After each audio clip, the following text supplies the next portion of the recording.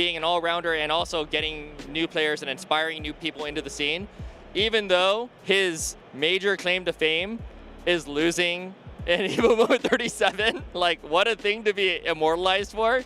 You know, you got to hand it to him. And he's come a long way too. Now he's a daddy and he's doing the fancy, nice YouTube stuff, so it's really interesting. But Daigo and Justin, you have your spot reserved on Mount Rushmore. Their EVO finals in 2009 got me into fighting games, and I'm sure a lot of other people, but also their EVO moment almost 20 years ago now, which is pretty wild to think about. That moment got a lot of people into fighting games. I'm sure some moment between them in the next couple of years will get more people into fighting games. It's one of those things where those two deserve to be it. Hey man, you want extra guac? もっとキックが欲しいな。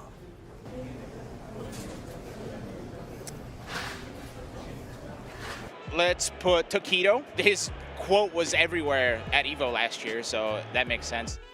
Fighting game is something so great. Tokido is just a legend. I mean, honestly, there's a lot of Japanese players, but Tokido in the last few years, I feel like, has had very impressive gameplay. He brings a really interesting, I guess, emotion to Street Fighter. Obviously famous for the murder face, but in Street Fighter 6, he showed impressive results. He jumped onto it. Oh, he baited the throw. That's it! That's it!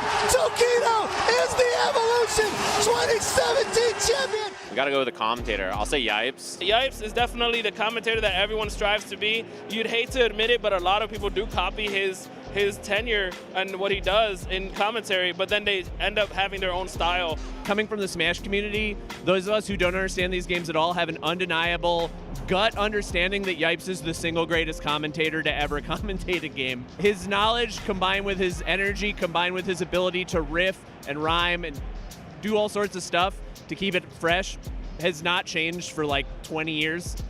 That's incredible. Yipes is Yipes, dude. I'm sure you've all seen the videos, past, present, future. He's someone in the scene who deserves a lot more work than he gets, which is wild because he's very busy anyway. But yeah, he's the GOAT. Yeah. Come on, dude. Yeah, well, on the bright side, I didn't deserve it anyways. This is very difficult. I know a lot of people that I feel like have really paved the way for me. All right, here I go. My Mount Rushmore would be obviously Alex Valle, one of the most popular TOs that we could ask for, Mr. Cali Power himself. Valle is very well-rounded, including tournament administration, organization, things like that, production, helping new players come up. So I would put Punk. So Punk, iconic, Punk and Pink.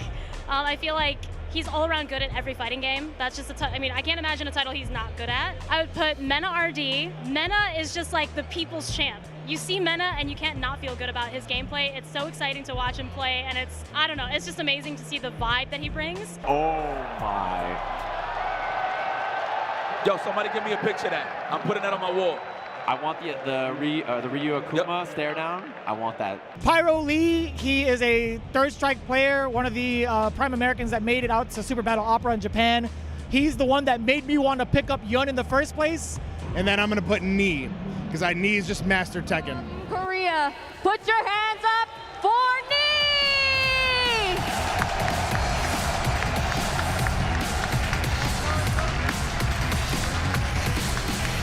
I would put Maximilian up there as well. I found Max when he had just started the Online Warrior, and I've been watching ever since. Made me love Street Fighter 3 and Marvel. The fighting game community is a lot smaller than a lot of other communities, and every community needs pillars. And Maximilian brings so many people in to fighting games. It's insane the impact that he's had on the community, and just how many people he brings in is just a genuinely positive force in the community, I think.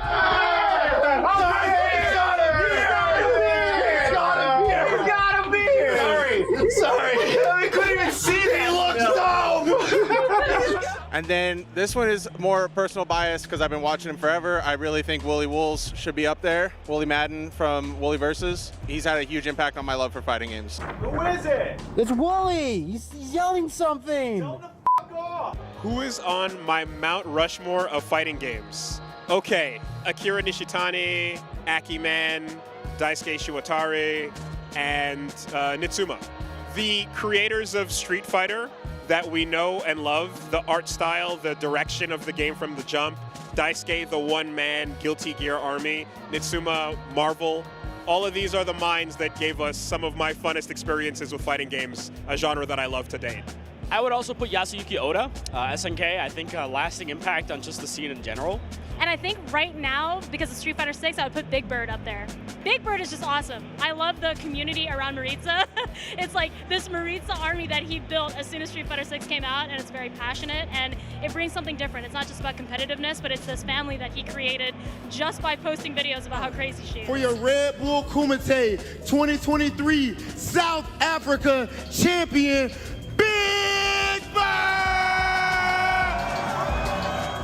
Mount Rushmore, greatest of all time, GOAT.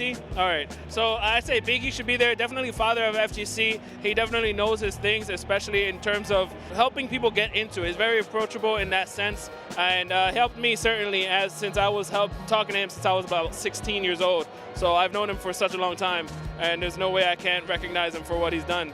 Team Spooky, Victor has been the stream example. Like, all of this almost can't be done because of what he's already accomplished so much from the start, and he's shown so many people that he doesn't have to be the only one to stream every event. It used to be wherever Spooky went, we would all watch back in 2011. Kudos to Spooky. I think he's doing a great job as well. We're gonna do Dominion. Dominion, huge face back in the Street Fighter 4 days. He hasn't been around for a hot minute now, but I know he put a huge impact in the scene a while back. He's already on stage, Dominion! No matter how many times I think of this question, I think it's still bullshit because it's very difficult. There's tons of different ways to cosplay. There's no right and wrong way. You might have a cosplayer who makes a look from head to toe. Everything's from scratch. They made the patterns, they sewed it. You might have cosplayers who buy pieces of clothing and they alter it. And then there's also a ton of online resellers who sell really amazing costumes. There's just so many opportunities out there to get into it. So it's a lot easier than most people think. So actually this is my first Evo, so I wanted to make it special by cosplaying as the character that I love, and this is actually the first fighting game I got into, Street Fighter 6. So I was like, why not? So for me, I would say my favorite personal cosplay is obviously Beerus. It's a character that I love so much, and the community has just been so warm and receptive to the costumes. This is my second Beerus costume. I have his default outfit that people just seem so happy to see, and I just really love making costumes that make people happy. I'm so passionate about it, just always pushing myself to get better and just learn more along the years. Oh, you already know, baby. I'm cosplay as Leroy Smith from Tekken 7. And why do I like him? Because he's the coldest mofo in all of Tekken 7. Shout out to Harada for making this character. You know what you did, bro. You was in your bag. To be honest with you, I feel like fighting game developers, their character design is so top tier. Because I feel like for fighting games, you have to have characters be flashy and be colorful. And I really think that's what appeals to cosplayers, is just having like a really cool look and a really cool flair. And I think a lot of anime fighting games kind of tie into that. So you get like a lot of anime cosplayers who might get drawn into cosplaying at fighting game events. When I first cosplayed at a major, I think it was just myself and my one friend were the only cosplayers. And it was very much like, oh man, I'm not sure if we're supposed to be here. But over the years, yeah, I feel like the cosplay community has realized like there's a really good community at fighting game events and at majors. And it's very warm and welcoming to cosplayers. And I just think people are starting to realize like, oh, cosplay is a thing, you can cosplay at these events. And I think it's just drawing people in because I love anime conventions and I love going to them, but personally as a cosplayer, I was burnt out. So cosplaying at majors like Combo Breaker and CEO, it's kind of like rejuvenated my passion for this craft because there's so many amazing cosplayers showing up. And I think it's because we've just established a cosplay community within the FGC that's just warm and welcoming, and it's like, yeah, you can cosplay here, like it's cool. Even just today being Friday, compared to how many cosplayers were here at EVO Saturday last year, that number has tripled. So I just think it's just word of mouth and people are realizing, you know, this is a really cool event to cosplay at. So it makes me very happy to see so many cosplayers here. I'm new to fighting games, so like she's a pretty beginner-friendly character, and I just like really grew to love her. Well, everyone, welcome to the finals of EVO 2023 Cosplay Contest. Woo! When you go to events, you might see there's costume contests, which are just a fun way to, like how everybody else competes here playing games, cosplayers compete with our work. Basically, you get judged by a panel of judges. They look over your work, your costumes. They might review your progress. And it's really just competing based on your craftsmanship and your skill. There's different awards and different categories, but it's definitely quite an exhilarating feeling to win. It's just a really good way to kind of bring the community together. I mean, EVO is the biggest show ever. It's where everybody comes to throw down, and what better place than the world's biggest stage to show off your boy Leroy Smith. So competing in cosplay is just, you kind of have to change with the times. If people are 3D printing, you got to look into 3D printing. If people are doing wigs a specific way, you have to look into it. You have to keep upgrading your game, upgrading how you do your work. And that's kind of how we compete with each other, is solely based on craftsmanship. Our grand prize winner is Rhinoceros Rex as Chun-Li. I am in shock, in tears, but that could be the dehydration. So this is Chun-Li's design from Street Fighter 6. You know, Chun-Li, she's been like the fighting girl, kicking girl all throughout the centuries. But when I saw this, I thought she was a grown woman. And, you know, I'm at that point in my life where I'm kind of in that same situation of growing up. And I just had this feeling that this was the design for me.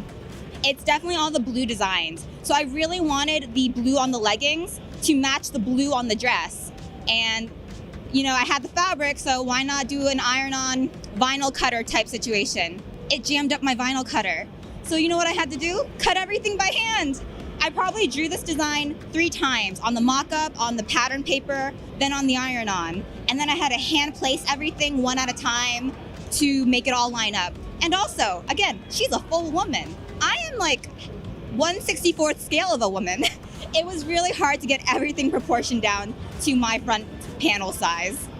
So for me personally, as far as the future of cosplay goes, I definitely want to see more contests. I think having costume contests at majors is a great thing. It really shows cosplayers that the events care about their costumes and the community. I definitely want to see just more cosplayers showing up to events. We've got a really great community that we're building here, so I'm really excited just to see more people show up and just to get it bigger, get cosplayers on stage, giving out medals, cosplayers, you know, walking out players, just make the cosplayers feel like more welcome in the community than they already do. And I think we're getting there. I think we're on the right track. So I really think for me, I just would love to just see cosplay like go to the next level at these events. Hey, what's up everybody? We're here in Los Angeles. I got asked by Evo if I would take Fudo around and eat some delicious food. And I have to say, it's maybe the easiest thing I've ever been asked to do in my life. Can you just show someone around, eat some awesome food? Hopefully you all enjoy it. Catch you guys at the first place.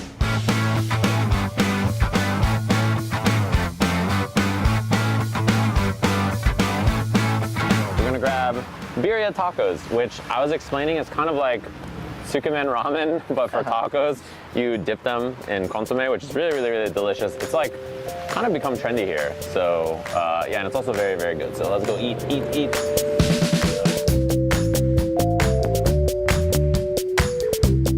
Howdy, can we get 2 of the tacos Dorados de birria? Would you like with cheese or without cheese or one? Oh, I would like cheese. Do you want cheese? Cheese. Oh, okay. Cheese. Cheese is great. Yeah. What do you have for drinks? Do you have? He's probably never had a Jarritos before. This is mandarin, tamarind, and pineapple. Pineapple. Pineapple. You know it's pineapple? Pineapple, yeah. Okay. Can we get a pineapple Jarritos also? You gotta do it. Perfect. Oh. Yeah. Yeah. Yeah. All right, boom. Oh, yeah. Jarritos. You can't really have this without having Jarritos. Is it open? Boom. Cheers. Oh. Yeah. Pineapple. All right, he's set. It's birria time.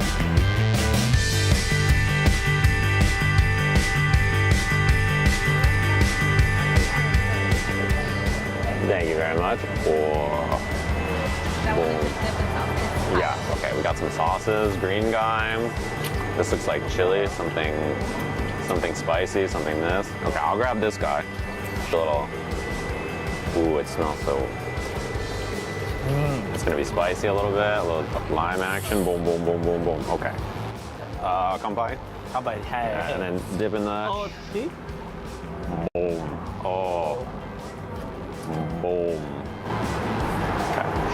Ready? Yeah.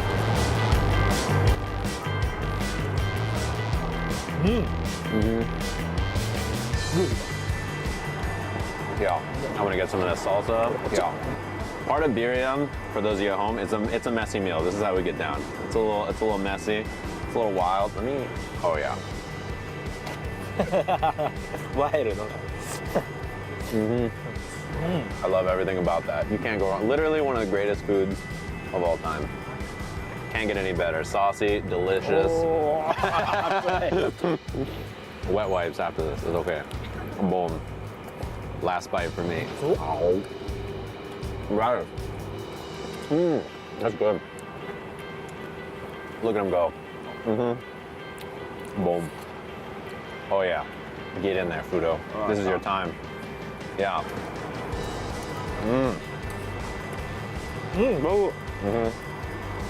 Little radish action for the palate, for the one time. No.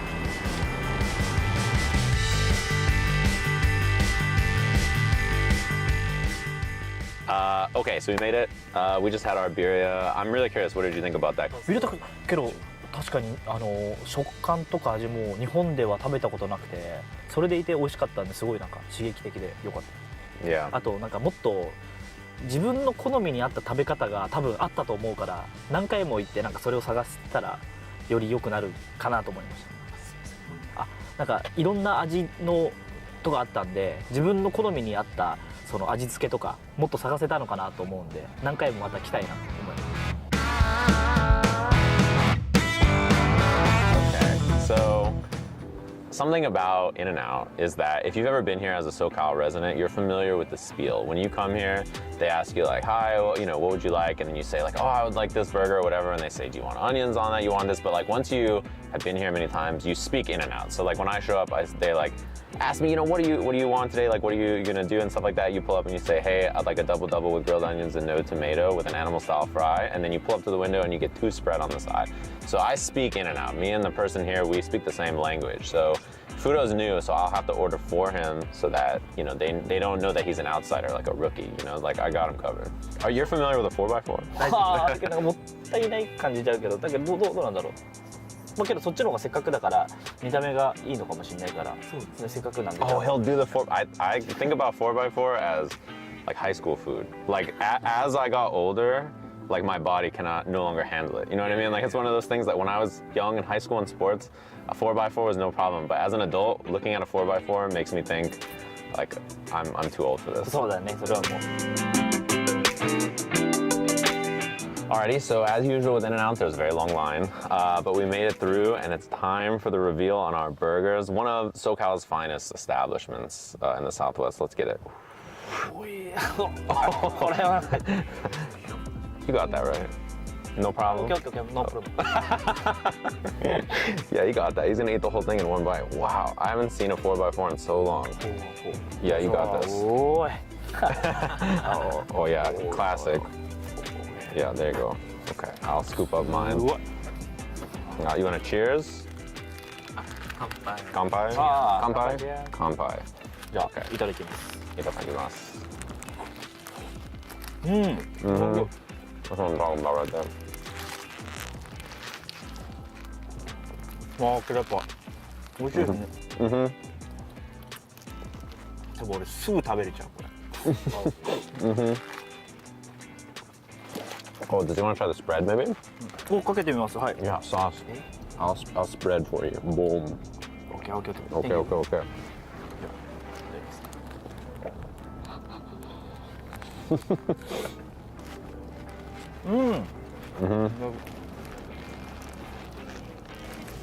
It's not In-N-Out if there's not a little cheese on the napkin.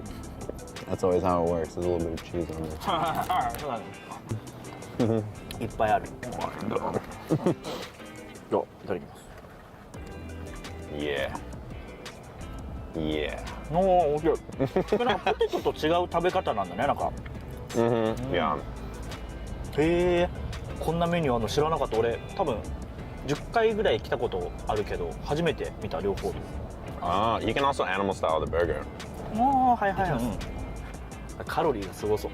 Yeah. We don't think about the calories. We just eat.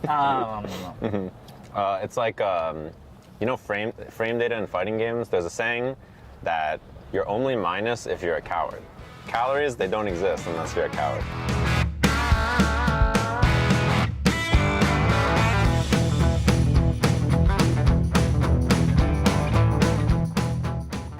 So what we're ordering is house specialties on the left, hidari, potato ball, in the first one, and then cheese and pepper potato ball. But one of the best things about being here, which we're doing now, is like when you stand in line, the lines are so long, you do a lot of window shopping, and then you end up buying things you don't even plan to buy. You're just like, oh, I think I need that.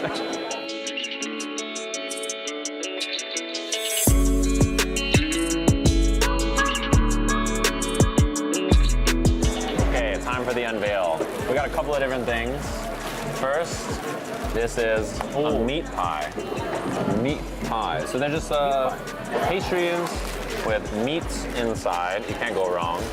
And then these are your specialties. So this is gonna be, which way? Oh, okay, I'll open it towards you.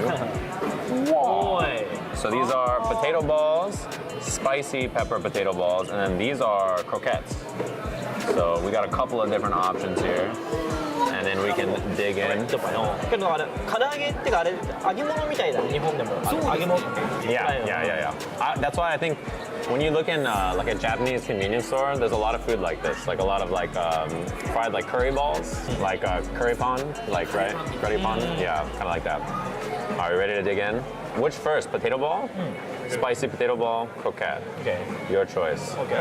Potato ball. Potato ball. Okay. Huh? Boom. Oh. Ready? Kanpai. Cheers.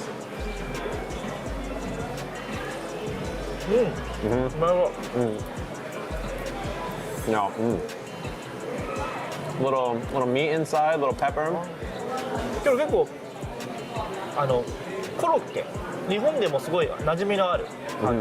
It's peppers. It's ooey gooey, delicious meat, savory, fried dough. All the things like a growing human needs, to be honest with you. Like you can't go wrong. This is like the perfect food. Like it's fried, it's got meat, it's got peppers. It's good.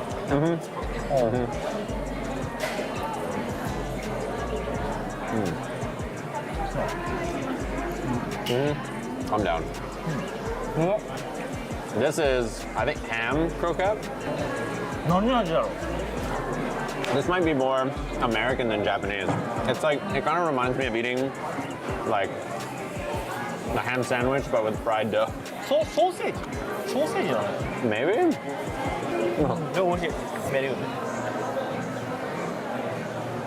So this, the potato ball is the most famous, but honestly, I think a lot of people like the spicy potato ball more, depending on who you ask. I'm a fan, so. This is the spicy cheese and pepper.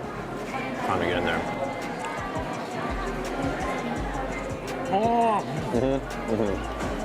You see it?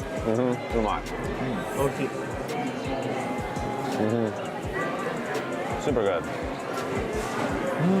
These are perfect for a party, or you buy like a dozen, you take them home, you throw them in like an air fryer, microwave, oven, convection oven, whatever you have. Heat them up, get them nice and crispy. 確かに温かい方が美味しそう。なんか出来たての方がね美味しい。You're right. Absolutely right. And boom. Are you guys gonna dig into the meat pie? Oh crap. 結構量多くなってきたよ。So these are savory meat pies, but me and Fudo, I think we're a little full. So we're gonna let the crew who's been working on this eat all these, and then we'll save our stomachs for whatever we have next.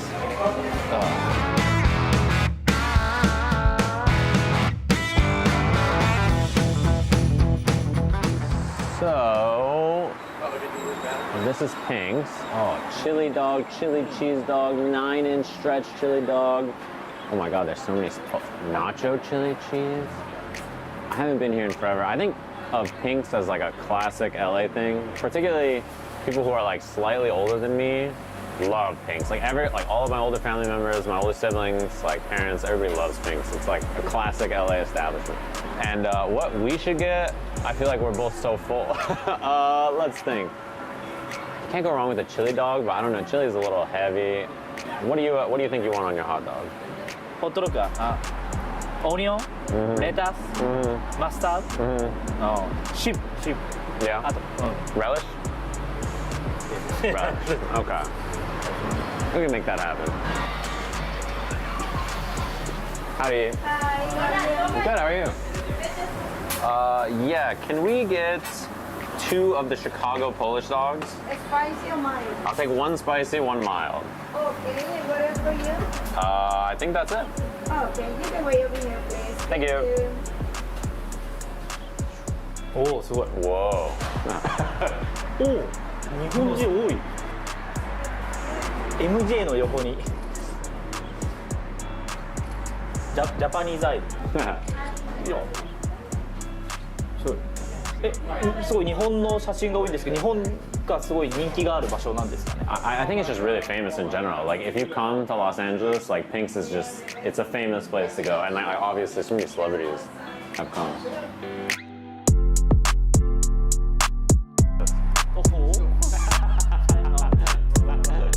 That's for Fudo. Okay. Are you ready? Okay. Oh. Boom.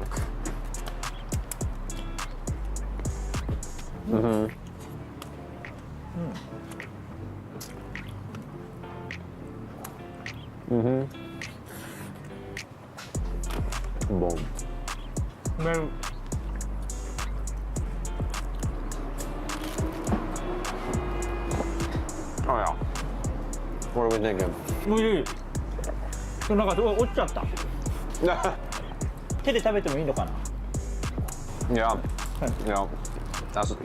You know, the fact that he asked that, I'm a fan forever. You're so right. I'll use my hands too. Yeah. Classic LA staple. You can't go wrong. If you're in town, eat all these delicious things. Not in one day. Don't do it all in one day. But you should definitely check them all out. No, I'm curious though. Having pinks, what do you think? Are you a fan? Does it have a nice snap? おいしい。日本ってもっとこの半分ぐらいの大きさでなんかこんなにジューシーじゃないんで、本当なんか来てよかったなっていうか、なんかアメリカのホットドッグをなんか初めて食べたっていう感じがします。美味しい。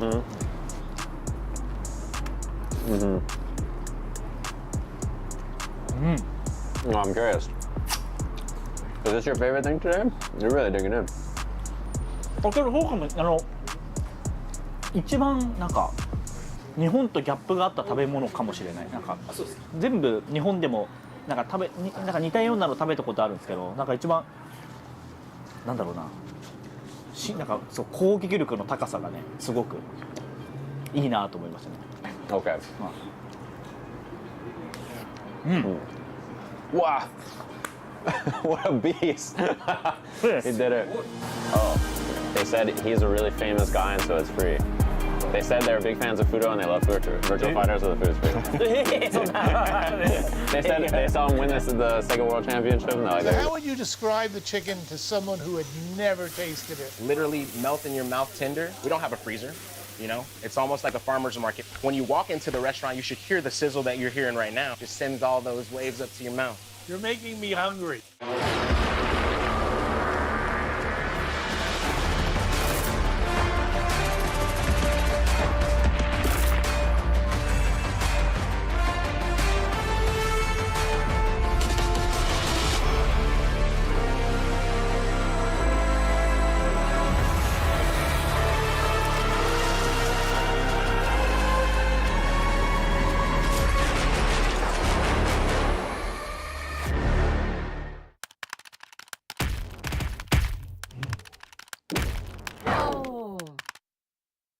Red Bull gives you wings.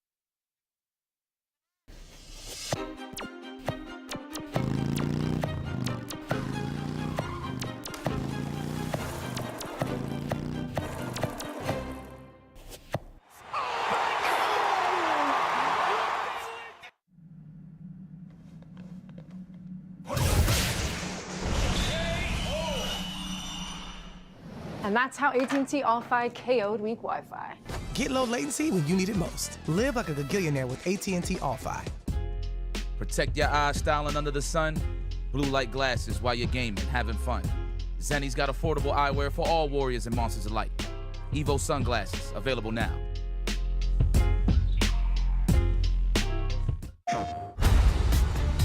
This crew will go anywhere. Take any job. Face any enemy. We're the free gunner crew of the North Star. And together, we're going to make our mark on this galaxy.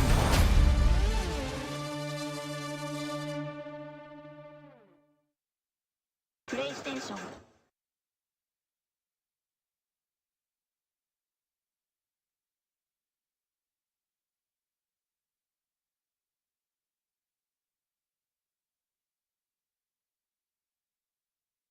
And that's where we're at right now, but it's a fantastic time.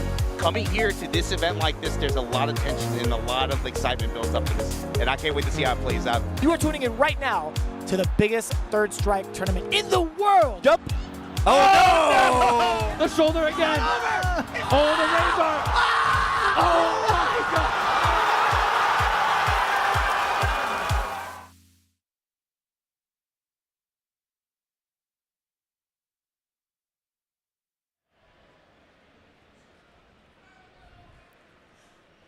Good evening, everybody, and Skyfarers all across the globe. It is Grand Blue Fantasy versus Rising at EVO 2024. The action continues here. We're not quite at round 2, but we are about to get into it. Zero here alongside Virum. How are you doing this fine morning? I am feeling great, feeling excited for the jam-packed Grand Blue Fantasy versus day we have ahead of us. We are going to be doing everything from the last bit of round 1 pools all the way up to top 24 to top 6. Yes. We have an absolutely filled day of Grand Blue action. There's so much. Yes, There's so much. The representation has been absolutely extraordinary across the board, especially in my block yesterday and watching throughout the day. Like, there's been so much character representation. Also, tons to do if you are a Psy Games fan, because they do have the Relink Challenge out here. Take on that Ancient Dragon, win yourself a t-shirt. They also have Resucia, finally playable here. Yep.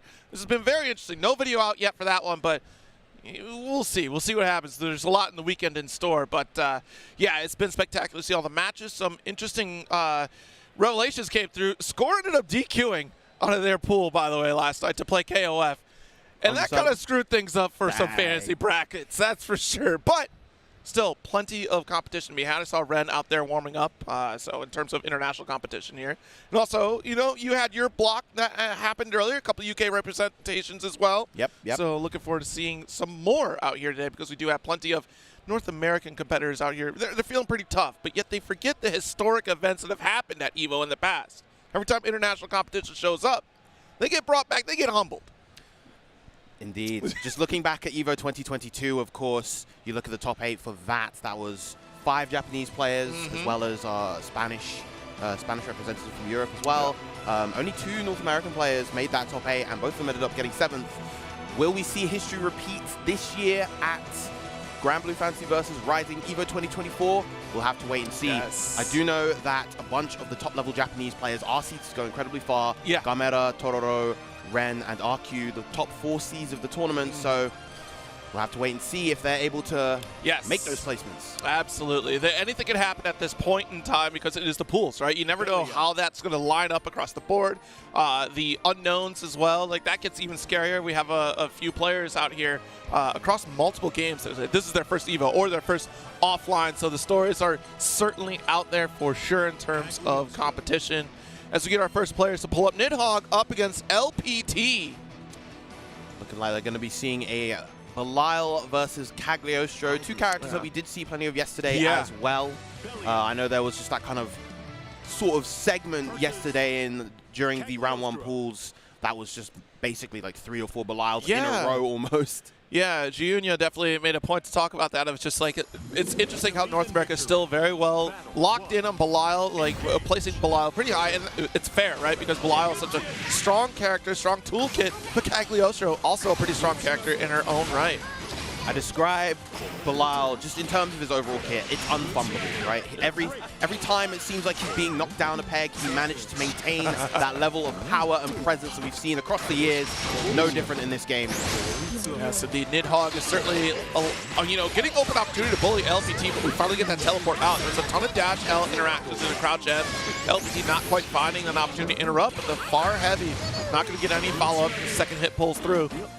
Against Nidhogg at the moment, missing a couple of those crucial links. Ooh. Nice safe jump to punish, but not too big of one. Yeah, I wonder if we were just concerned about how high it was, wasn't ready to route into it. You had the resources to go for kill there.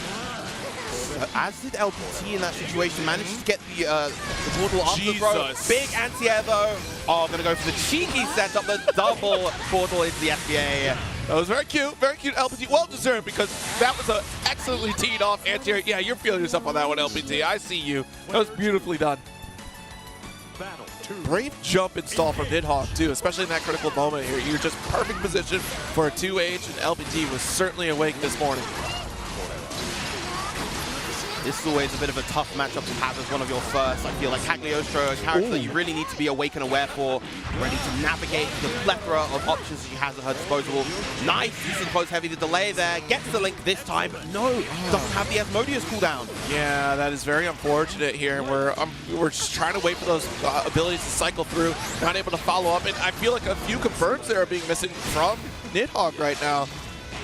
All right, that's our far L, but now Dylan, Spear, nice juggle. The way that LPT is setting up some of these hexes too, it's so preemptive on what Nidhogg is trying to do. It's excellent play, because even sitting right on top of that low hex is just a bait against Nidhogg there. Nice throw, but she's retreating. Yeah, just to back off there instead of maintain the pressure. Both players in a little last hit situation. So far, LPT has been getting the better in these neutral exchanges, however, he will be able to take the game. Yes. 5H, certainly a great button. It's a full stop sign here. LPT is just looking cheeky right now. It's just like, yeah, I know I'm cooking.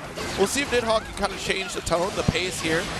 Nice poke here from the 5H. No Spear, good jump arc on that one. Oh yeah, so afraid of that low hex there. It's so difficult to navigate around. That's a commitment, you still got it. Yeah, he does keep walking after a while. No safe jump setup there. Nice anti-air with the 2H, but LPT challenging, doesn't want to stay in the corner here. Goetia, crouch and mess around and find out here the 2U into Asmodeus. And once again, trying to bait a delayed option right there. The pressure is coming out, looking strong. Nidhogg is doing a great job with the shimmying, trying to open up LPT with punishing here, but we got to convert to big damage out here. We're getting a couple straight hits, but it's not adding up enough to stop LPT. Life lead is certainly in favor of Nidhogg here, so a couple more stray hits will work out. That said, that the screen positioning is in favor of LPT. If they manage to get one solid opening near the corner, no, they forfeit that advantage. All right, but look at that low hex sitting right on top of it. Nice, using the rock to extend the airtime, but the ult skill still finds a way to snipe out. Yeah, not quite in range of that M calculated, so barely whiffed, and as a result, able to get whiff punished by the Goetia. Nidhogg getting our first round on the board. Ooh, interesting. Yeah, just at the recovery frames of that 2U. Gets the 60 down, nothing afterwards. Again, I think we're just seeing a lot of what this is coming down to now is who is getting the edge in neutral and who is winning more of these neutral interactions. Because we're not seeing these big damage conversions coming out. Said though, okay. Extension with the Raging Strike. There we go. Into the SBA. Lovely stuff. Beautiful. I feel like Nidhogg found their stride, and that one in particular. I love the course correction with the Raging Strike. We could have routed with a Goetia. We still had the EX one there, but yeah, let's keep it simple, especially since he had air juggle. Nidhogg now in a fantastic position. Went for the super jump. Regular jump, I believe, is the option to safe jump there. Goes for the Asa Bose. Daddy's not going to give you any sugar today. The bait on the DP. WT gradually making this comeback. Yeah, try to float as long as we can. Goetia still hanging out. I can't believe the 2H. That does make sense. That hurt box actually is shaped like that. Beautiful jump M from Bilal to avoid it, though. Yeah, Bilal having a fantastic set of jump normals at JM, reaching far, as well as being a good cross-up button. The JH, massive, massive button. And of course the JU to air stall if he needs to be. Lovely throw to bait out the BC. That's what we've seen so far. There we go, another one coming out. Crouch head, beautiful anti. Yo, you got this conversion, Nidhogg, I believe. Nice. Lovely pickup off the anti-air. Oh my goodness, getting so blessed by avoiding these two H's with these jump arcs here. Nidhogg doing an excellent job with jump installs. Now going to SBA. And we're seeing a lot more confidence coming out from Nidhogg's play. They're feeling a lot more solidified with their conversions. They're getting these big hits, big damage, and the pressure is layering much, much better. Lovely. Again, the anti-airs coming out from Nidhogg, both with the close heavies and the 2Hs. Really, really good so far. And taking that step back, that's been the one thing that's been very consistent throughout the set from Nidhogg, is taking that spacing. Max range, go for whip punish opportunity, trying to shimmy out against LPT. Excellent start for LPT, but Nidhogg still able to find that 2U. And look at this, we got the, you know, Nidhogg, you warmed up. That's what it was. You just needed a warm up. You know, it is early in the morning here. It is 10 a.m. Not every player has the chance to warm up. Sometimes just getting into that bracket match is the opportunity that you need. LPT finally answering back. Nice. Got our block here. Be careful. I can't believe we're jumping still like that. Nidhogg. But again, though, those jump arcs have been ambiguous enough against LPT that maybe it's that moment of hesitation, too, that I don't trust my own anti-air. Beautiful pickup after the jump in. Lovely air to air again. Now this is something that LPT could potentially make the comeback on if they get that big solid hit into SBA. That's right. Could see a turnaround, but it's looking tough. There, show that again. The poke with no confirm. Nidhogg closing it out in what was looking very scary for Belial there at the start. Ooh, no, it's a first to two. You're not. Yeah, we are running first to two throughout all of today at the very least, so that will be the end of the set. Nidhogg taking it 2-1, looking very, very confident towards the latter part of that set. Yes. I think one thing I wanted to see from LPT was challenging with low buttons a little bit more. Yeah, we saw at the end they went for the 2L but didn't have any real confidence in it. Using that 2U defensively, I think as Cagliostro would have made a big difference against the shimmies that we saw a lot from Nidhogg in the latter half of that set. But last, they did not come out, and as a result, Nidhogg was able to just run her offense and make her way through the bracket. Yeah, it was interesting to see the transference of confidence between the two players, because LPT started off very, like, the bravado was there. We already had the hex setups, like, yo, I can cook out here. This Belial can't do nothing about it. And then suddenly Nidhogg found that stride to get the conversions on bigger damage combos. Because, again, it was the stray hits. It was the position. They kept adding up. But to your point, like, those lows, we saw plenty of a couple 2U interactions, and then after that, we just abandoned it. Even abandoning like anti-air options because of the 1 or 2 missed jump install anti-airs. Like, there were opportunities there, and unfortunately, abandoning layer 1 so quickly kind of was the detriment for LPT throughout that set. But, you know, honestly, great showing from Nidhogg here, being very stoic throughout the set, and then just kind of reeling it back in, like not letting the set run away from you here. We saw last night too, Junior made a great point of just, you know, moments like that where it can run away from you, being able to recoup your losses and go, you know what, next round, it's a clean start, here we go. That's so critical here, especially at a tournament like EVO. Yeah, it's incredibly important to be able to adjust very quickly to what's happening in the situation, and I think as you get higher level players, as you get higher level, you get better and quicker at doing that. But even now in this this volatile first to 2 format, you know, if you're able to do that in that one game, that can make all the difference throughout the set. Absolutely. Up next, we will have Lag Spike versus Yoshimi. Both U.S. representatives here. We'll see how they step up to the plate, what characters they choose as they lock in this fine morning here in Las Vegas.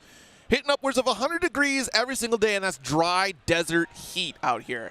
It's like walking out into an oven. It is quite the weather. The heavy, warm, weighted blanket of the air of Las Vegas. Indeed, indeed. Although I'm seeing an IN next to Lag Spike's name. Oh, excuse me. Yeah, that should be India then. My apologies. All right. So we do have more international representation out here, which is fantastic, of course. We see this is one region I enjoy seeing in particular, especially, you know, look at the story of Arslan Ash and how that, you know, blew up for Pakistan in particular. Just Middle East competition is like that additional layer that I really wish we had more like opportunities to check out those tournaments out there, those locals that they run as well. I'd love to see that because they are absolutely grinding, a force to be reckoned with in particular. So that's one region in particular I'd like to see. Also, Africa as well, another one that I'd like to see more of. We got the South Africa Red Bull Kumite a couple years back now at this point. But, you know, another region that I'd love to see, because, you know, I bring this up. There's one more region they've not announced yet for EVO, remember. So we're hopefully going to get information on that this weekend. We'll see. Still, the even for Arc World Tour, right, like the representation across the globe that they're doing well with. I mean, this is an Arc World Tour qualifier for Grand Blue, Platinum Guilty Gear, event. Platinum event. So big opportunity here across the board. So we get this button check going for these two players. Potentially a Siegfried and 2B by the looks of things, if they stick to their warm-up character. Yeah. We did see I always feel like if a player locks in a color as well as a weapon skin, that's usually indicative of them actually picking that character. It looks like, though, but yeah, I think both players are probably going to stick with the Siegfried and the 2B. Okay.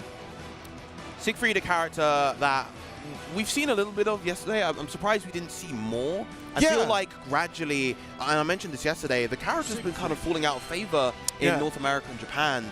Still very favored in Europe, but you don't see as many high-level Siegfrieds. Did you? I didn't get to catch the entirety of your block, but did you see a lot of 6s at all? Because I saw no 6, just one. RQ went 6 against one of the Materas that came up, which is mean. You play Neo already. Yeah, I was like, wait a minute, like, what are you doing?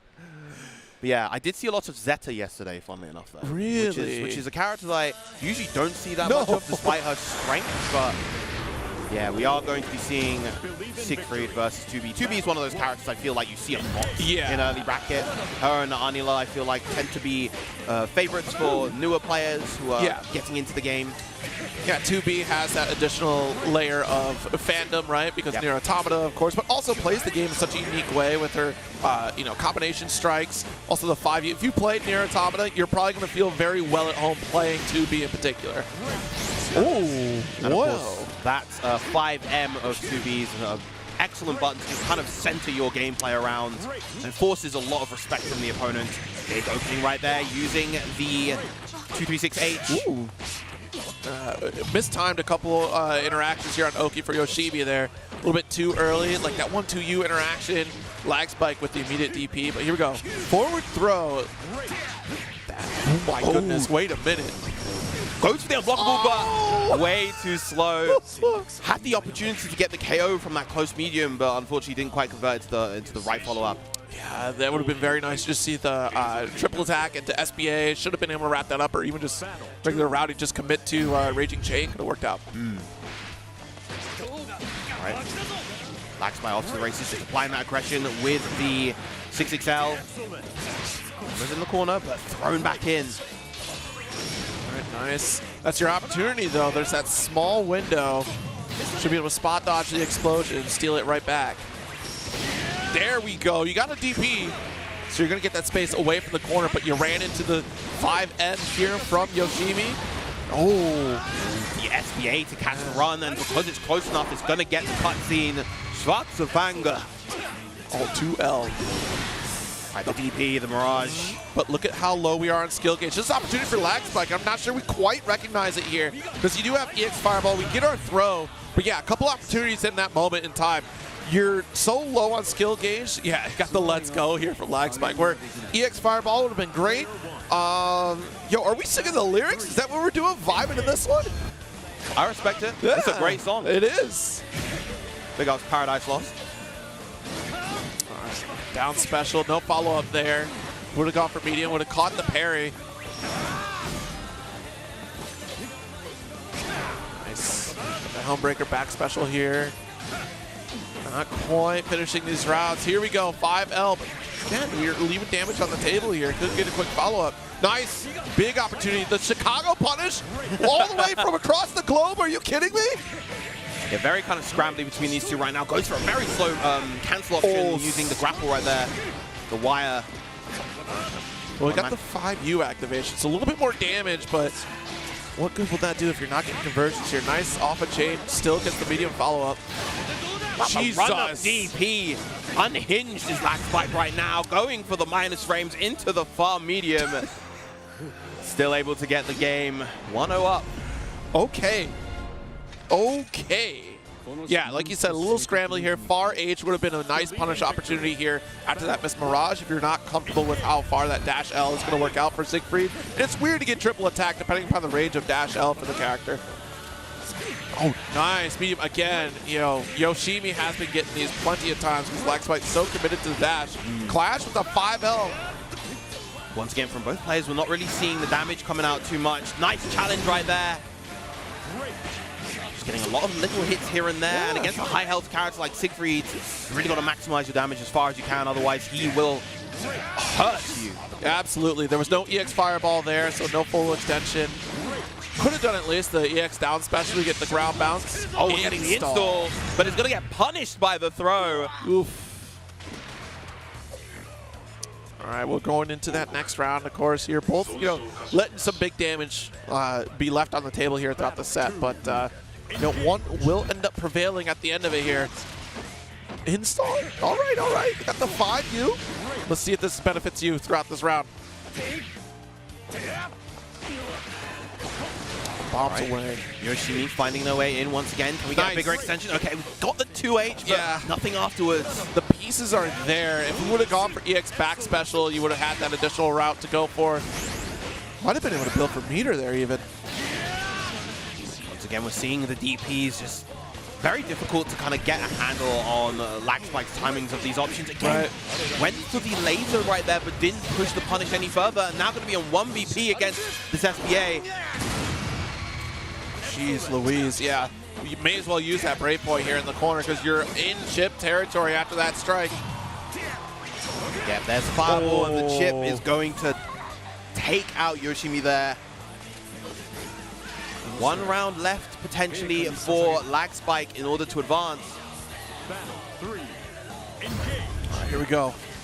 And that was such a tricky situation, even trying to spot dodge, because that lingering fireball, it's that slow advance, have to try to spot dodge it there, but the timing can be so weird in a high pressure situation. 5L anti-air, nice pickup, actually beautiful conversion, almost there from Lag Spike because it was air combo. That combo limit is coming for you fast. Yep, especially off of the close light as well. All right, that's your opportunity. Dash in, nice. Right, going for the U-Fireball. Lag Spike so far doing a good job keeping control, not quite in range to get the DP extension. Yeah. Oh no, medium. Opportunity for Yoshimi, tried to 2U on the run up here. Run up throw for the finish. Lag Spike taking it 2-1 over Yoshimi. Yeah, as we mentioned before, kind of very scrappy fight, and I feel like, you know, especially early on, you know, you're going to get a lot of players who are newer to the game, just getting a feel for things, trying to understand various ranges, how the toolkits operate, and so, you know, during the early rounds, you're going to get sets like that. But it's always interesting to see adjustments made from players, whether it be how they capitalize on their damage more or how they adapt to their opponent more. It's always nice to see those adaptations, even in these early sets. Absolutely. You know, watching the players put the pieces together is trying to figure out like how their opponent's going to be playing throughout the set is always interesting to find those adjustments here, even in those scramble situations, because having the ability to recover out of a scramble is such a strong ability to have throughout pool play because it's going to happen all the time. I mean, especially if you've been grinding out on ranked, you understand how volatile Grand Blue can get, that you have to try to control the situation as fast as possible before things get out of hand here. And before things get out of hand here in the venue, we're going to take a quick break before we continue on with more matches here at Grand Blue Fantasy versus Rising. Don't go away after this.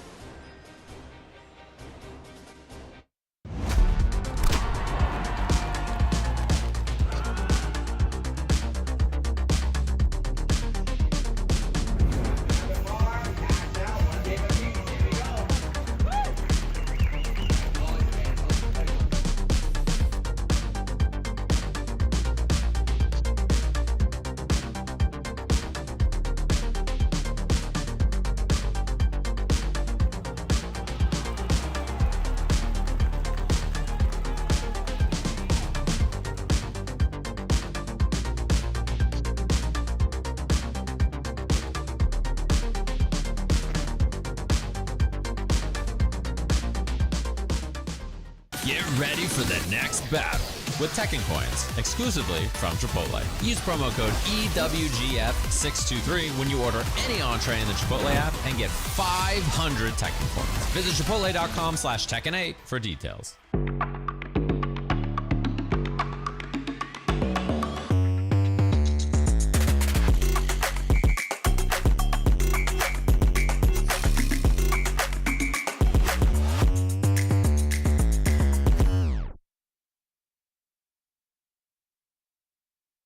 Hey gamers, does your room look like this?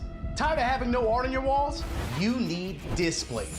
Made with high quality metal and customized finishes, with Displate, you can transform your room or office from lifeless walls into a stylish space. Check out the new texture finish. Flat is out. Come feel the difference of that sweet, subtle embossing. Say goodbye to hammers and nails with Displate's magnet lock technology. It never fails. It's as simple as snap and hang. Bang, bang, bang. Visit displate.com/Evo and order now. Use the discount code EVO at checkout. Rated E to M.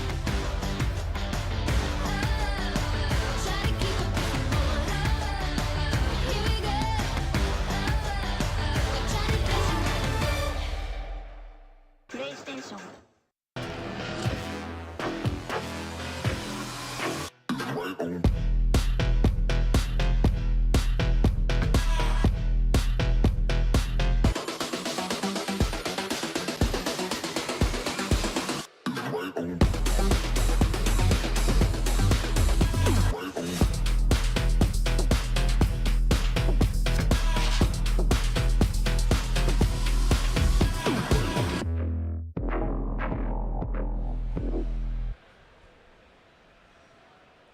Welcome back, everybody, to Grand Blue Fantasy vs. Rising here at EVO 2024, presented by Chipotle. And of course, our competitors are going to be fighting for one of these if they make it out of their round one pools. Thank you. I'll be getting that barbacoa beef later today. That's crazy. That's how you earn a Chipotle pass, folks. You don't even have to participate in pools to get one of those, baby. I'll give it back. I'm sorry. I apologize. I'll give you it. You earned that. More Grand Blue action is coming here in a moment. I get to star for the rest of the day because I didn't make it out of pools, and that is what's at stake here today. Yeah, that grilled steak is actually pretty good at Chipotle as well. It is, yeah. Pretty delicious. And we have our next competitors here, including a Testament. Just kidding. It's Key versus Fallen Asura here. Looks like we're hovering Lucilius. And Lucilius is an interesting one because here at EVO 2024, we have a demo build at the Psy Games booth, and one of the playable characters in that booth is Lucilius. It is previewing the 1.50 build, one that is going to be a particularly large one for the game. Yes. Going to have a ton of balance adjustments, as well as previewing the new character, Vesusia. Yes, she is absolutely interesting. Definitely check out the notes. I'll put them out on my Twitter if you want to take a gander here, sir, for some early look. But keep in mind that is out of context of the rest of the cast, though, because we have no idea what the rest are going to do. Gron is very interesting.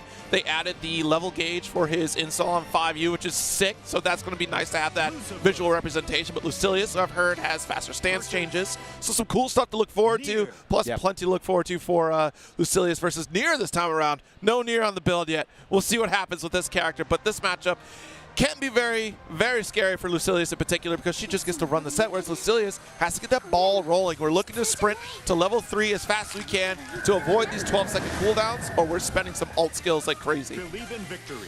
Yeah, I mean, honestly, that's kind of the story of Nia. It's always, it's an uphill battle for most of the cast versus this character. She is incredibly strong.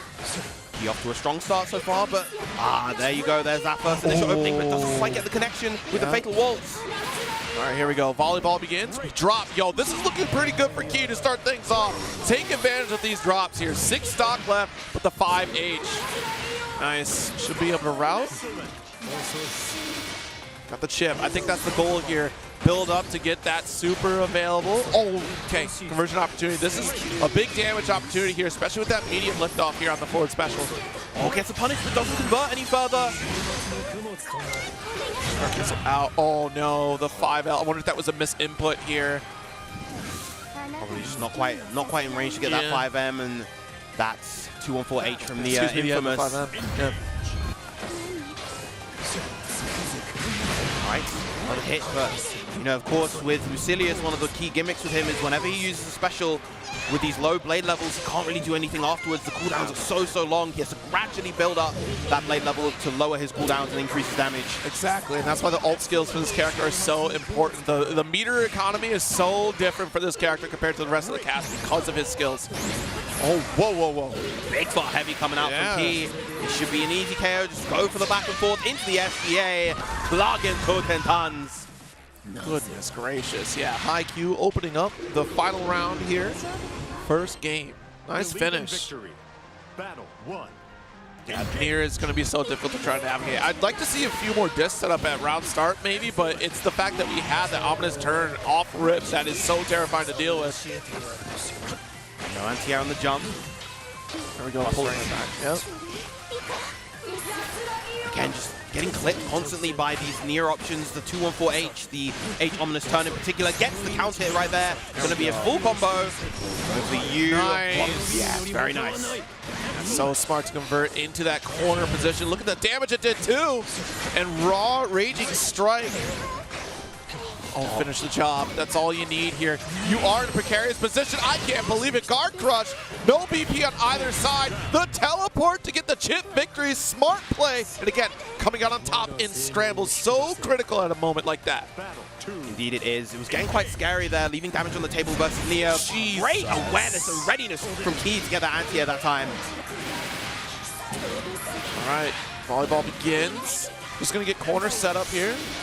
No guard cancel, but we will strip that guard break. Oh, that was a moment of hesitation right there. I think we thought the confirm came through, and the button input just dropped entirely for Fallen Asura. Back and forth we go. Key this time going for the 50-50. Fallen Asura tried to spot dodge, but of course the long active frames of that M Fatal Walt's going to catch that and put Key on set point. Ooh, nice. We got our start 2M. Again, just keep it simple. 7 stock left. That was a big install there for Key. Good stuff from Fallen Asura to BC right immediately there. That was potentially a setup into a raging strike that you can't get through with BC. Nice, off the wall we go. Bring it right back down, understanding the combo limit. Tries to go for disc setup, but too close because that guard cancel. All right, that's going to do a lot of damage. 0 BP. One more hit will do it for Fallen Asura. Throw a good block. Guard cancel one more time. Nice finish. Yep, take those plus frames after the BC. Fallen Asura looking a lot more comfortable and confident in that round in particular. Let's see if they can translate that energy through the rest of this set. Nice stealth to start off with. Absolutely. I love the pickups here, especially we're only playing within level 1, level 2 Lucilius. We've never really crossed that threshold into real Grand Blue territory for the character yet. Oh, nice. Lovely bait on the throw right there. Again, keeping it real simple, keeping it very effective, and that is going to be the round. Quick from Fallen Asura. That's very good indeed. Against a Nier, no less. Like, that is not an easy feat for this character to pull off, yet Fallen Asura certainly finding a way through. Again, this time beating out the 214H with that 6XL, but Key now answering back, getting the drop there.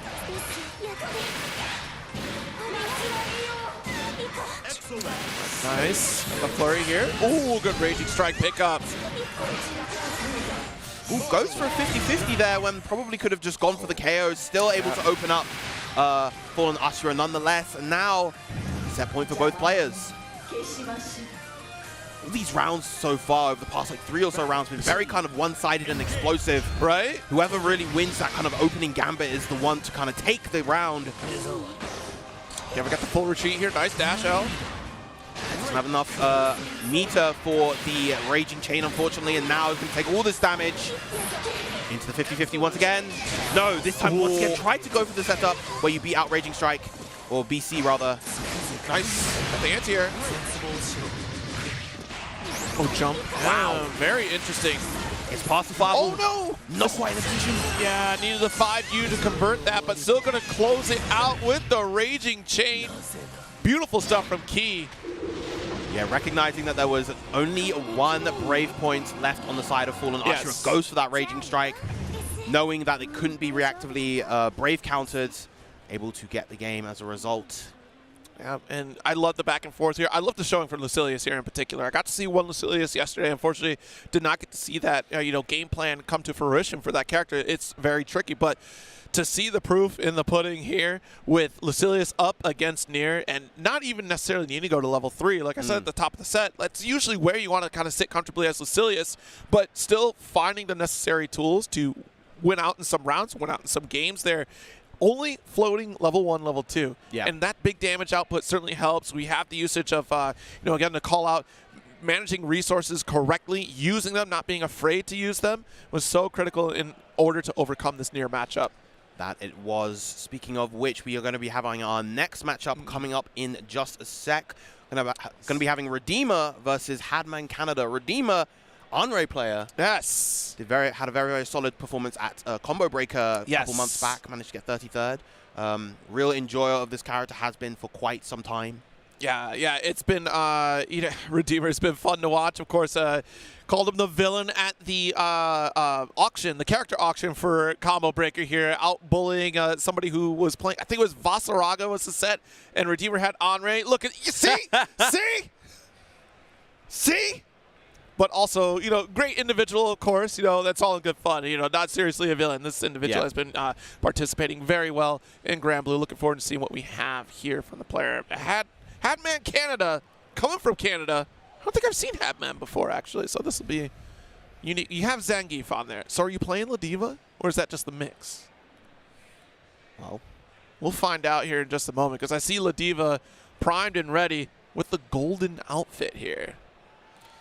I do feel like, wait, aren't those outfits banned? They are. Yeah. Someone let them know that is not a legal outfit, by the way. Redeemer not bothered by it at all. Very excited to get this button check going here, as we all are able to be excited about these upcoming matches. I'm looking forward to the next match on here. I'll also keep that in the works. Leave you surprised for the folks at home. That'll be another interesting matchup to see in particular here. But Andre is a character we don't get to see very often anymore. Yeah, I mean, we never got to see him that often anyway. He's never been he's always been among, if not the least popular character in the game. I mean, you've got this cast of, handsome husbandos and gorgeous waifus, and then you just got this tiny man with a mustache. And it's like, is Andre not handsome in his own right? He's an acquired taste. He's an Ewan McGregor, in my opinion. I'm an enjoyer. I like Andre. Okay. I wouldn't play him. Yeah, I like him. I feel that. Yeah. That's been the nice thing for Grand Blue in particular. Every time they reveal a character, and I've told you this before, but like every time they reveal, since I have no clue who they have in the base cast of the main game, I'm like, this is amazing. Like, this is really cool. And that's the thing. I saw the image of Andre, like, what is this guy doing out here? And then suddenly I see that this dude's throwing spears and able to create the holy light sword order, whatever. Like, this character's sick. Really fun to watch, and they do such an excellent job touching back to the base material to make these characters really shine. Yeah, I think, it looks like Hardman Canada is hovering over that Ladiva. And I feel like generally, if you play a big body, slow grappler in one game, you probably play it in almost any and every fighting game that you play. Absolutely. I love the color coordination. Green shirt, green Ladiva. No green hand, thank goodness.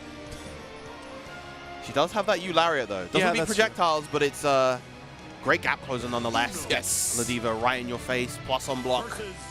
Yeah, she's in such an interesting spot in this game right now, because unfortunately universal mechanics don't really help her out a whole lot, especially in terms of guard cancels, right? Because you're putting the opponent back in a neutral position, far away from where she wants to be.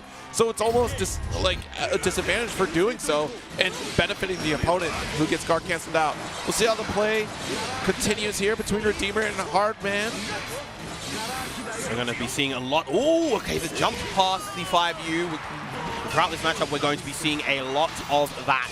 2-3-6 from Andre, the Rakshasa. There is the U-Lariat. Redeemer only on 1 BP already, and you don't want to be on low BP versus a character with Ladiva's damage output. Keep the combo short. It was an airborne hit. Yes, indeed. All right, nice dash L. Chain. No brave points here on the side of Redeemer, but you may as well spend it because, look, one combo is all it's going to take. Good Lord, the SBA. Maximum Love Bomb command grab version to beat out the frame trap attempts. First round going to Hardman Canada. Yeah. And that's the unfortunate situation that you earn yourself if you've overspent on resources or if you've been caught on the back foot. Hardman really forcing out a lot of that break point pressure here. Redeemer spinning early. There we go. 2L, but not able to get the finish. 2U reversal. The true reversal of Ladiva players everywhere. Yep. I think we're going to see a lot more alongside the Rakshasas. We're going to see the Spiral Spear coming out a lot more to catch these jumps. Yeah, I really like how we're playing the long-range game here against Hardman. Now we are close to victory, closing the gap, trying to build up a meter. Not quite going to get the 100% for SBA, unfortunately. Hardman Canada using at the no. 100 meter, the Raging Strike to beat out the 5U of all options. Yeah, that was definitely a preemptive BC. Yep, we were on the same wavelength for that one. There ain't no way you just pressed for that Raging Strike there. All right, jump L is the round start here for Redeemer. No anti-air from Hardman. Redeemer playing this a lot more aggressively now. Lovely fleeting spark versus the jump attempt. And already 2 BP gone from the side of Hardman, but Redeemer keeping up that offense, keeping up the pressure. Gonna go and drain that last BP with the SBA. Jeez Louise. All right, no brain. No shot. Wowee zowie. Redeemer looking at the wrong camera, but is feeling very devious out here for that one. That was spectacular. On Wake Up, such a bully this game. No punish on the 2U at that range, not with the 2U from Ladiva. Again, Redeemer, as we saw, once he decided to play this a lot quicker, it's suddenly become a lot harder for Hardman to get anything established. Ooh, try to go for guard cancel there, but the stagger's coming out in favor for Redeemer. Next set, but done. Huh? Huge, huge SBD from Hardman right there. I forget how high that one goes. Into the stratosphere. All right, going for jump, no roll. Oh, goodness, yep, nice. Redeemer pressing 5L here, able to get the challenge on the crosser from Hardman. Taking the cross range from the EX Spiral Spear with punishing that Raging Strike and gonna get the KO. Redeemer 1 round away from advancing. Yes. Feeling very good. Moving and grooving on this one. Player 1, win. Battle 2. And I feel like you see Hardman looking kind of perplexed maybe, like, how am I gonna stop this? EX headbutt there, nice guard cancel out. Redeemer wants to maintain the space here. It's been working out very well since Hardman's not really navigating some of these spear thrusts and also the, tossed out fireballs as well. Again, has been doing a good job calling out the fleeting sparks with that SBD and getting a lot of damage with the USBD as well. One of the higher damage U skills in the game. It's still our turn here as Andre. Ooh, does that catch the jump? No, just goes over, but doesn't block the last hit. Oh no, nice peak driver here, EX version. Not quite in range to get the follow-up after the counter hit. The 2U right there. A couple more EX headbutts, take the dunk. We're down on brave points here, but we're catching up very quickly. Oh, what a jump back, Raging Chain. You got 34 left, do it again. Yep. Yeah, that 214H, the mantra wheel in the air. Fantastic air tool. Baits out throw, baits out BC, and there's a guaranteed combo pretty much in any position. Very, very good move, but good stuff to Redeemer. Yes, absolutely. In a very scary situation to be into, especially against Ladiva. It takes a couple SPDs, and suddenly it's a nightmare scenario because, like we saw, one touch away from death. Unfortunately, Redeemer still saving on that final round with 2 brave points. Like, the resource game completely changed after that first game, right? Because that first round, no brave points, nothing to defend yourself out of the corner, was devastating. And Hardman certainly took advantage of that, as you should as Ladiva, right? Because once your opponent shows some sort of weakness, you're able to capitalize on that as quickly as you can. Indeed, indeed. I honestly, I just really like that change of pace from Redeemer, just opting for the more aggressive style of play to, instead of having to BC themselves, just went in and forced the BCs from Hardman instead in order to kind of maintain that offense and get the big damage in those situations afterwards. Yes. Once again, good stuff. We will be rolling onto the next set after the short ad break. Don't go anywhere. You're really making all of this by hand. Oh yeah. The avocados are hand mashed, the chips are hand tossed, and everything is made fresh. You make it fresh every day. Yes, every day. The Chipotle way is we make it fresh every day. Sounds delicious. Dude, why'd you put your new rig in the basement? Didn't you hear? Bill's a good gillionaire now. Basically, my new connection is so strong I can game anywhere. Check it out. We've got Gamer Rocker, Gamer Floaty, Gamer Couch. Whoa. It's got wheels. Gamer Bench, Gamer Throne, and Gamer Mower. What's that? It's hard to game while walking downstairs. I get it. That's smart. Live like a gagillionaire with low latency everywhere. AT&T Fiber with All-Fi. Do you want okay FGC merchandise by okay FGC artists? Well, you're in the wrong ad if so, because here at 10-0, all we got's the best FGC merchandise by the best FGC artists. Just look at all this great merch. You can make this your whole wardrobe. I should know. I have. Our 10-0 merch booth will be open all 3 days at EVO 2024. If you're not here in person, visit us online at merch.10-0.gg. Stuff this cool won't be around for long.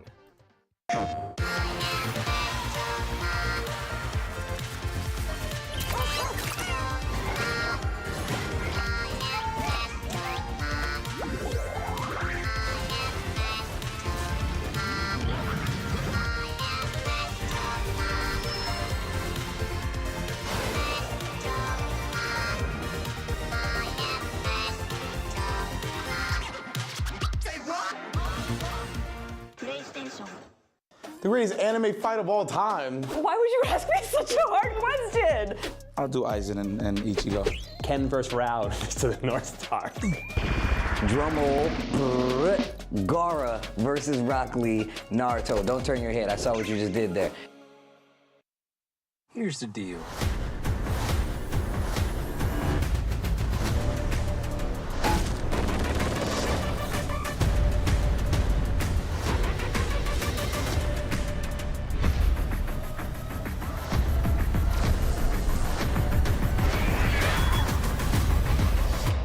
Excited. Oh, yes.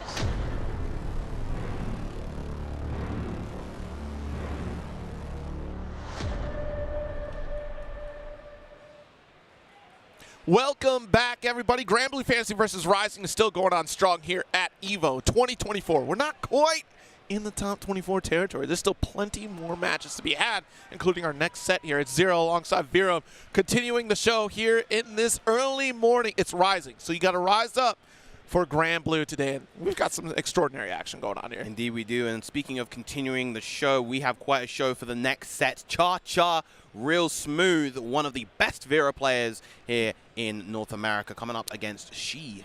Yes, yes. Char has had an excellent record across the board here, has seen a lot of growth this year, in particular for Rising. Vera has certainly seen a bit of love, especially with the changes for her ult skills, really helping her out here. So it'll be interesting to see what, kind of changes with the update. I think we're all eyes on the new August update that's coming on the way here with Versusia. I will get it right, I promise. I'm sorry, Fukuhara. I apologize. But, yeah, it'll be interesting to see how things change up. Char feeling pretty comfortable out there, was getting an excellent warm-up session alongside Useless Miwa. So we'll see how that plays out against She. Char certainly a well-trained player, very critical of their own approach to the game, and it certainly shows. It does pay off every step of the way here. I think Vera as a character, her kind of path through Grand Blue has been quite interesting, because back in base game, she was seen as one of the more wild characters in that game, one of the more explosive characters. But in the context of this game, I would argue that she's one of the more kind of tame characters. She doesn't have that insane, explosive mid-screen damage off of any hit. Unless she's in install and she gets that big 2U. The fact that she doesn't have the ludicrous meter gain that she had from base game, I think is quite a crucial change, particularly in the context of this game where every other character has much better meter gain. Now, as Vera, you're not getting 35% off of hitting a DP. Yeah, that's very true. It's so interesting to see how Char kind of navigates that space in particular, especially across the board, where there are some characters that, like you said, are far more potent than what Vera can be, but she could still be kind of a threat in her own right, because in the back of your mind, you're kind of always thinking, eventually you're going to go for 5U, right? Eventually you're going to go for this install, right? Are you? And then Char really capitalizes on that mind game, because you'll see quite often that Char will go for that run-up, and it's that feint. We see a lot of classic Vera players that will be going for that run-up style, try to dash up, go for buttons, make you think twice about 5U, but Char Char will kind of temper your expectations. Maybe go for it a little bit short, call out like a reversal opportunity that you have here. And the way that we play with ranges in particular, like she has excellent range. Even Dash M was insane for this character even. Like, she has some reach. Yeah, she does have just an excellent set of normals. You know, the far light, pretty much all of them really. The far light, far medium, 2M, 2U, good 6XL, good 6XM as you mentioned. Great far heavy, just really, really strong set of normals.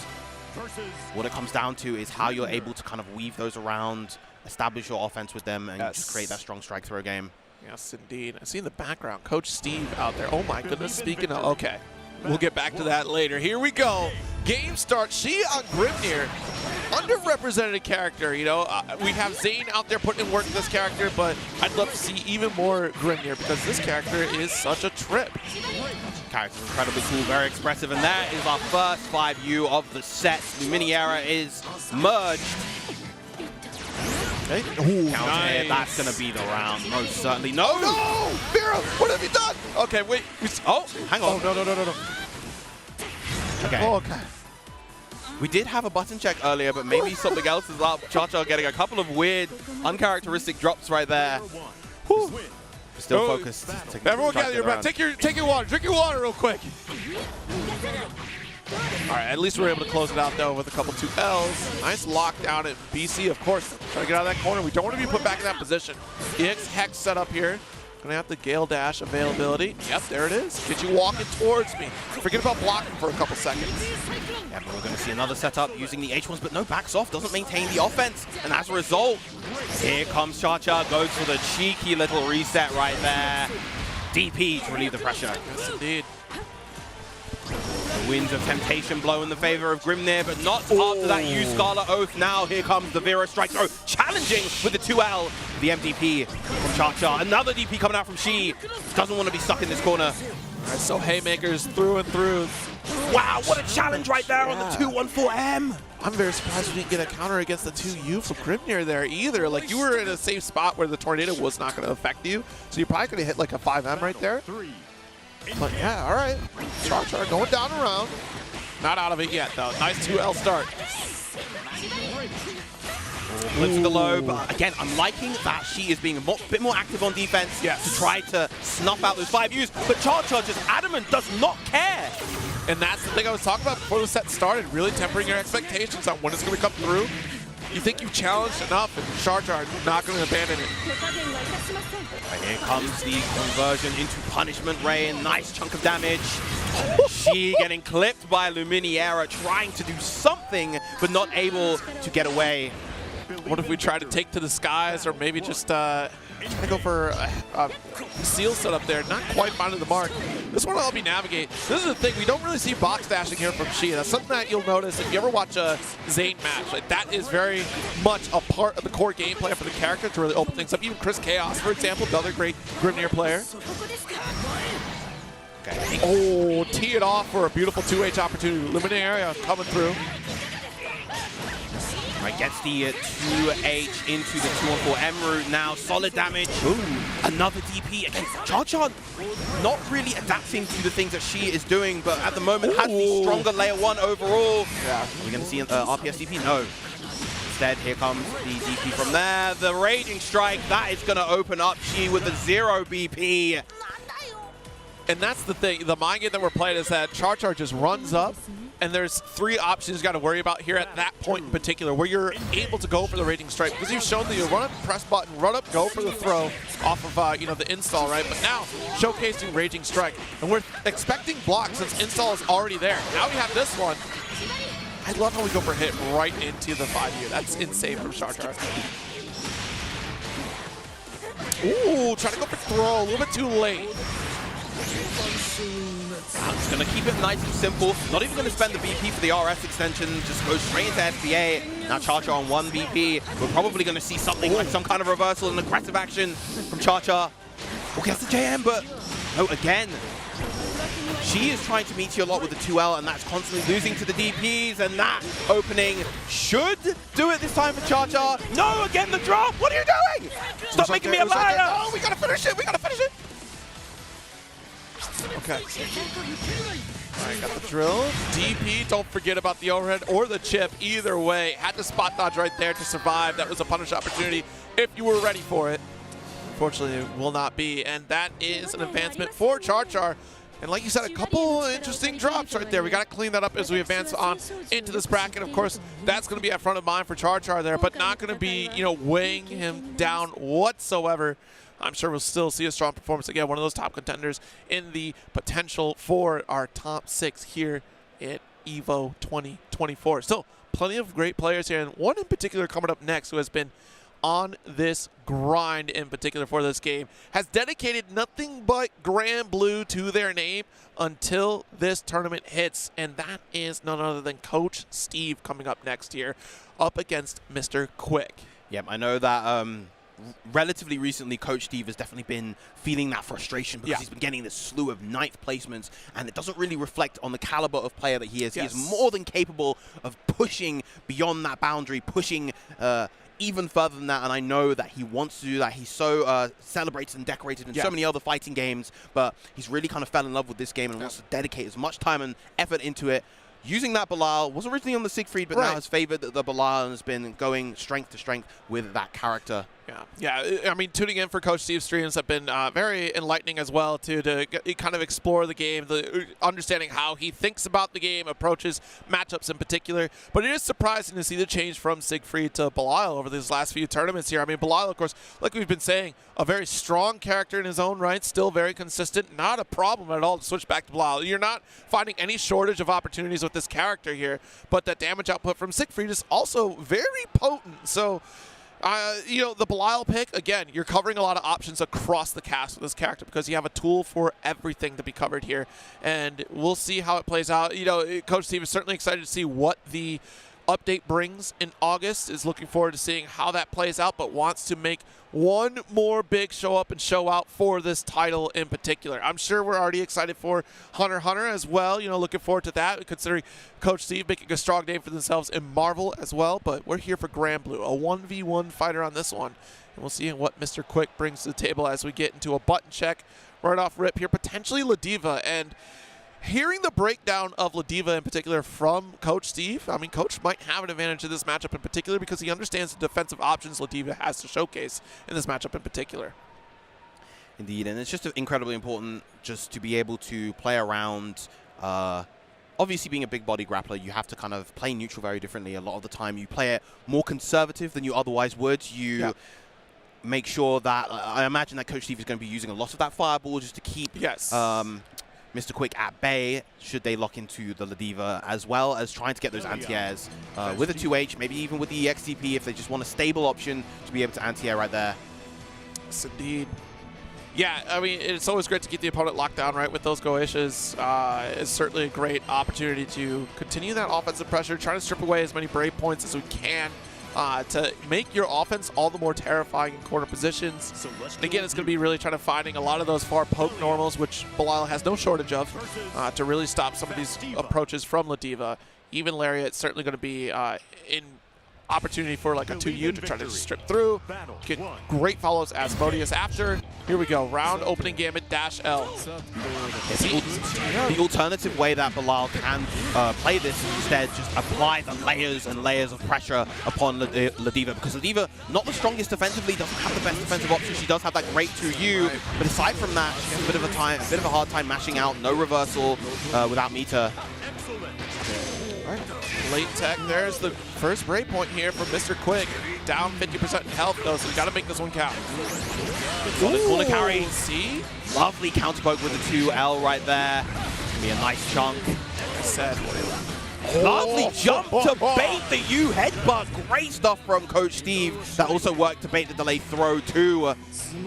He has been ready for this tournament. Coach Steve has been in the works, trying to make sure they go as far as they can. Going to round start, you can see all those counter pokes really paying off. Like I said, on these dash ups, 2M, 2L has been an opportunity here. We got to dash H to make sure we maintain corner. Nice. Oh, not quite in range to get the light there. It should be a nice solid chunk of damage. We'll probably convert all the way Asmodeus. RS close heavy into the SBA. beautiful routing here to optimize the damage output that we get in this corner combo as much as we can, even with 3 Brave points available for Mr. Quick. Crouch and cancel. There we go. Ooh. All right, very scary spot to be, but we've got the Raging Strike. No meter for a follow-up here. It's right after Super. Sometimes we forget, but already jumping.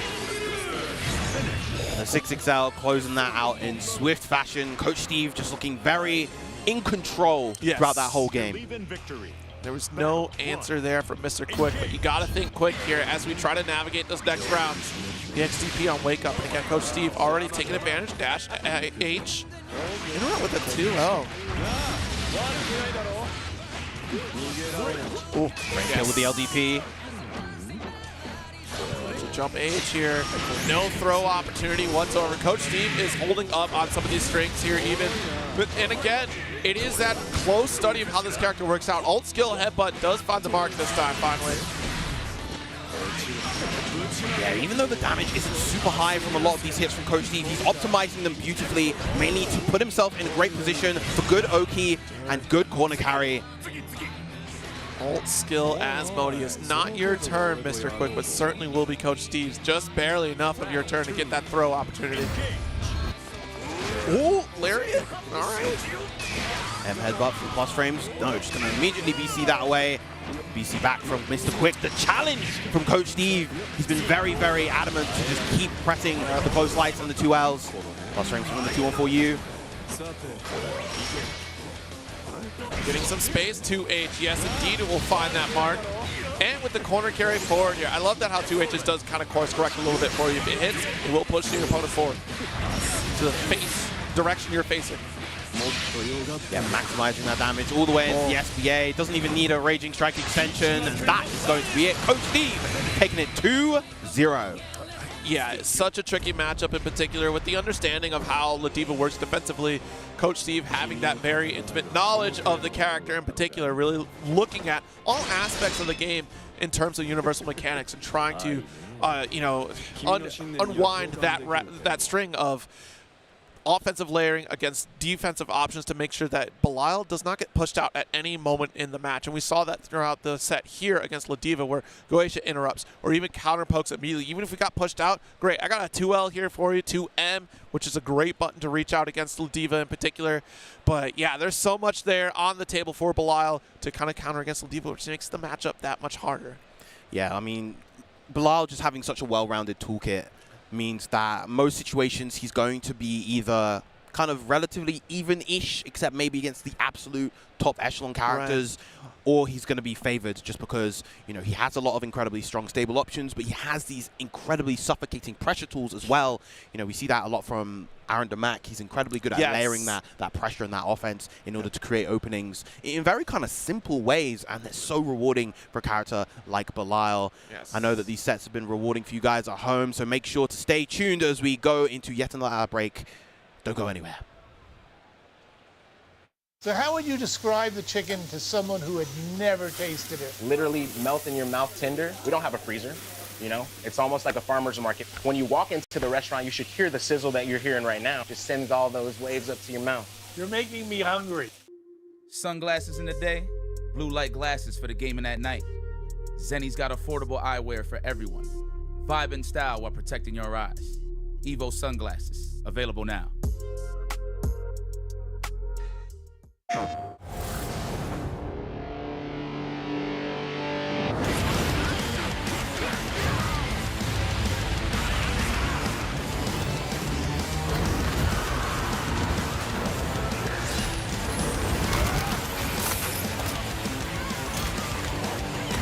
Beyond the battle. Get ready.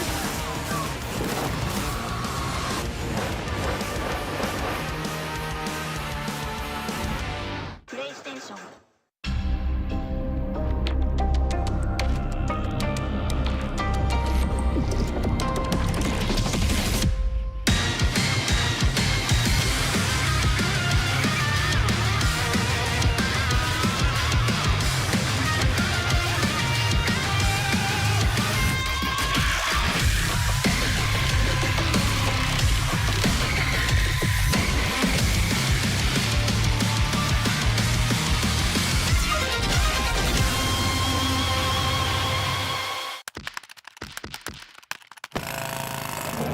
Who gives you wings? Fight!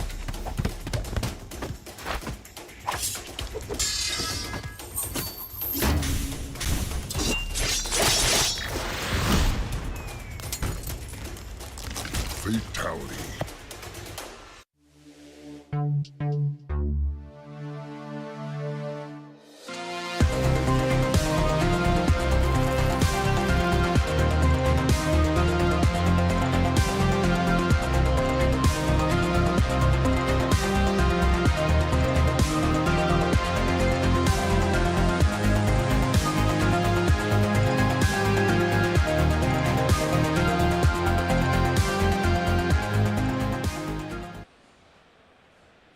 Welcome back, everybody, to yet more Round 1 pools Grand Blue Fantasy versus Rising action here at EVO 2024. We are going to be having a very well-known, very prolific player coming up next in the pool. We will announce them just in a sec. I'm Viram, and of course, with me, Zero. Yo, it's great to be here. It's EVO 2024, the culmination of the world coming together here to show who is the strongest in Grand Blue Fantasy versus Rising, who is the strongest in their respective fighting games here this weekend. There's so much to look forward to, so much to do here in the venue in particular. There are even folks that are just grinding out 2xKL right now. They're just literally going in line after line to play that, but so much to do and check out. It's been a great year of EVO. It's also been a great year of Grand Blue Rising. We have Merp coming up against Curdles out here.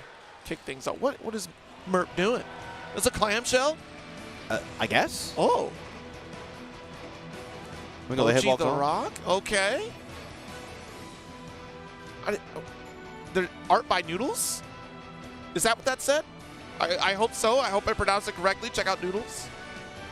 It was N-U-D-L-E-Z, I believe. But either way, good artwork showing off the fandoms out here. We saw the throwdown last night with, I'm pretty sure it was Rowlet. I'm almost certain it was Rowlet, but it was Duck Siegfried is what it was. So.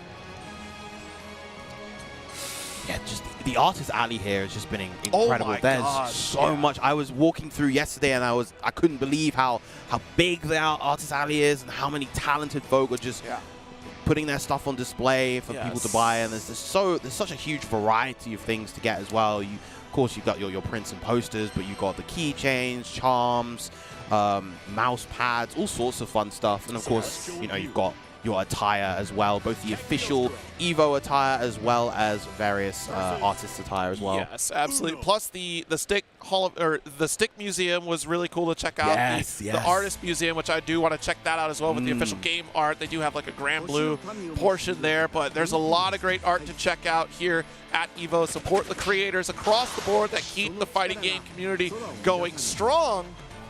As we go right into it, no button check. Merp versus Curdles. Should be Cagliostro up against OnRange. Certainly is to be expected with Merp on Cagliostro.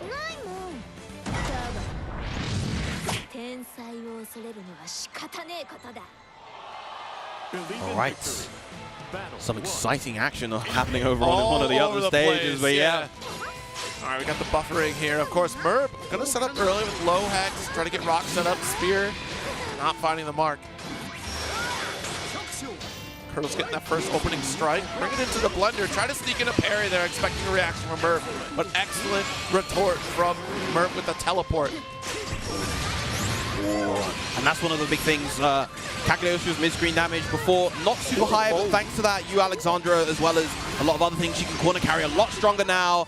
Has the resources to go all the way. Oh no, hits combo limit. Why did these people make me a liar? It was planned. It was planned. I feel like that was planned. The hula hoop to stay close, and then you got the 2L right there, but I get you. These people are really building up the suspense of the game here, but a player like Merp probably calculating that scenario in particular, understanding that it would drop out there. But still, that gives that fear of a potential reversal, but it's one of those situations where you have to know the setup is coming. Yeah, again, Merp doing a really good job kind of delaying his buttons a little against these RPS situations introduced from Curdles. The double teleport. Oh, yeah, I'm glad you got the Brave counter there because that would open me up like crazy. Nice, going for the H-Match rule in the air, but doesn't convert off the... Meter loss, big 2H from Merp right now. Has the meter. No, again, goes for the H teleport this time. Spear, tech. Nice interrupt.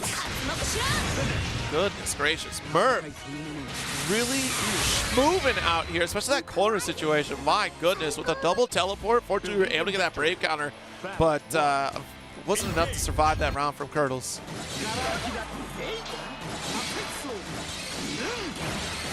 Oh, no 2U. Just out of range. Surprisingly, that is a big 2U. They're charging up that rock and just paving the way through neutral. Yeah, no kidding. Brand new Hollywood Boulevard at that. Oh, trying to dash up for a throw, and Merp with the reactions. Time and time again, we've seen that throughout the set that Merp is too ready right now. No sneaky stuff from Curdles finding success. Side swap. Set up the double trap, go for the throw, and trigger the next one. RSRC. There we go. Oh my goodness. Merp, cool, calculated individual. There's a plan with every single move that we're making here, especially that we're following up on those hexes in the corner to make sure that Curdles is locked in for a throw setup. I think one of the key things throughout this set so far is the timings of Merp's H teleports on defense. Yeah. Doing such a good job calling out Curdles' attempts to maintain offense. Again, there we go, the H teleport. Able to beat out the preemptive BC. Low hearted, yo, you're crazy. Merp showing me every single setup with Cagliostro right now. The thing about the 6XM is that it's relatively slow, but in that situation, it's something that you can kind of tunnel vision towards because blocking it is actually very rewarding. You know, she is punishable on block if you're able to block it there. So it is a bit of a risky setup for Cagliostro. And I'm glad you said the tunnel vision, right? Because the setup was there. Beautiful finish here from Merp. Setup was there with the high hex above you. That should be your warning sign that, okay, it's going to be that overhead. But the fact that you were locked in, that shows Merp all that they need to know to proceed with that 6XM. Because we know for a fact that you're watching CAG. You're not watching the setup around you. Situational awareness against a character like Cagliostro is so important because those hexes are there not only for a defensive reason, but also to extend combos after the fact. So having that visual confirm for Merp to know you're not looking at what I'm about to do to you. 6M is so free here, and I will get that conversion. Beautiful stuff from Merp. Again, Cagliostro players are on a different level entirely because they do have that long game set playing that 4D chess with hexes around the board. But yeah, good show here from Merp and Curdles.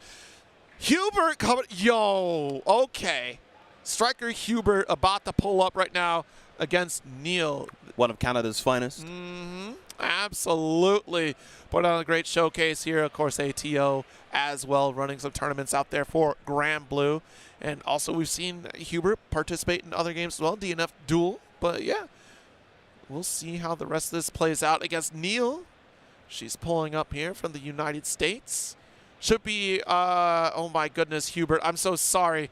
Belial from Hubert, right? Or we saw Belial last time I've seen Hubert at least. Yeah, so I've always seen them on Belial. Yeah, okay, then yeah. Unless there's been a recent character switch, I think that's a relatively safe guess. Yeah, I mean, it's been a little bit. Hubert took a small little vacation here to kind of recharge the batteries before we got back into the fray. So that is certainly welcome to see. Of course, you know, the Canada crew covered in strong out here for Grand Blue, of course. You know, like we said, global competition out here. EVO is the stop. It is, you know, we've heard before, the Super Bowl of fighting game community here. So that's always, you know, fun to see. So we get set up on the board here. Should be a little bit of a button check. And yeah, again, we've seen a lot of Belial throughout this weekend here. And again, I've not seen 6. Am I the anti-6? Is that what's happening here? I sit down, no 6, nothing? Maybe. That's it. That's it. Heard it here first, folks. All right, well, as they get set up here, of course, there's a lot to do. Like we said earlier, that Artist Alley was pretty dope to check out. Have you checked out any other booths besides because I know you play Versusia. Anything else you checked out this weekend? I've been meaning to check out. I still need to check out the 2XKO booth, and I want to check out the City of the Wolves booth. Yeah. I'll probably do so tomorrow. It's a busy day today. That line has been insane for City of the Wolves, like for sure. And that game looks gorgeous. I'm looking forward to checking that out. I did get to play, like I said earlier, a little bit of the Hunter x Hunter and Impact. As somebody who's never played Hunter x Hunter before, or not played, never watched or seen. Like really, I've seen the memes on the internet, but Those characters seem pretty cool. It's really fun if you're a fan of Marvel. You'll probably enjoy Hunter x Hunter. That is the closest thing I could give you here for that game in particular. Check it out. The Arc system works stream as well. Lots to look forward to there. Definitely should watch Hunter x Hunter. It's a stellar series. It's very, okay. very good. I've heard. I've seen a couple things. Like I saw the original anime, the line with who's the guy with the clown tattoos? Hisoka. Yeah, Hisoka. Saying I'll give you 30 seconds to survive. I'm like, oh, dude, what are you about to do, man? Like, that's all I need.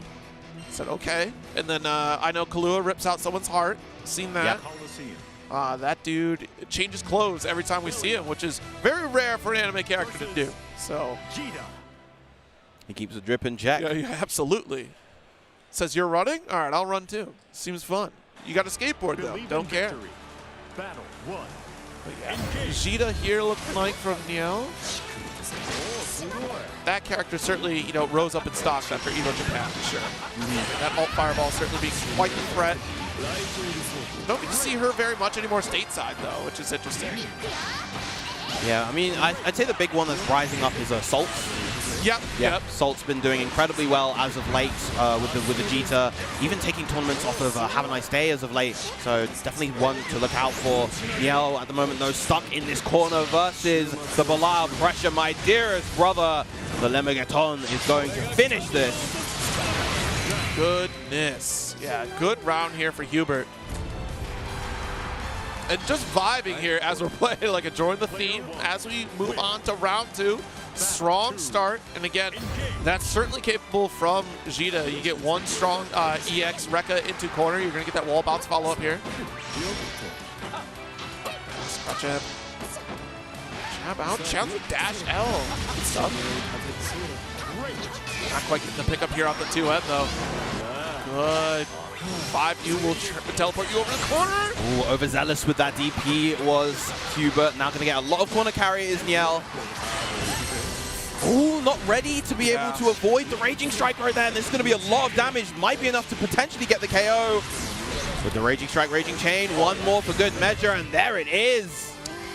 Excellent capitalization there from Hubert. And Niel try to, recompose themselves here. She's certainly caught in a problematic situation against Belial here, who's able to capitalize so well. Nice jump and avoiding Fireball entirely. Jump H will hit. DP. Let's wrap it up here. Old skill Goetia. That's a strip up Ray point here. Very beneficial here for Hubert. Finally gets another one of those openings in order to get a loaded corner carry, but it feels like Niel has been struggling to keep Hubert in that corner, and Hubert's more than happy to just wake up with those aggressive options. Yeah, with 2 break points down here, Hubert certainly going to try to be a bully. Oh my goodness, nice low with the 2M. Dash L not quite going to reach the finish line here. Goetia will certainly interrupt, and let's give a quick step here. All right, Hubert now 1 round away. Flash on Fireball here. Doesn't want to participate in Fireball War. Will let you waste that EX Fireball. That gives Hubert that opportunity to close the gap. All right, spends the EX as Modius, so gonna need to take a little bit of time before they have a strong opening here. Ooh. There's a Fireball, but no, doesn't go for the M follow-up, goes for the H crooked instead. Has the resources, goes for the SBA. Nice 50% life plus here. Lead for Hubert. Sitting very comfortable. Nice resources available. Raging Strike. No cancel out. Niel goes down for that one. That is tragic. Hubert, though, advancing. We're getting the pop off here for Niel. The cheer. She's still all smiles even after a grueling set against Hubert, which is great, right? You're having fun. That's the most important part here when you come out to these events.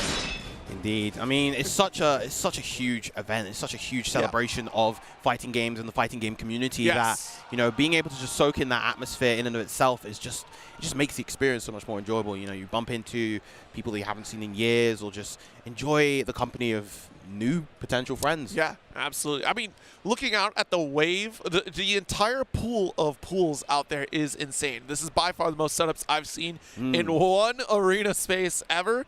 And also, if you've been paying attention to the Evo Twitter, I'm not sure if you've seen this photo yet. The arena. Yes, the tease of the arena. Arena back there.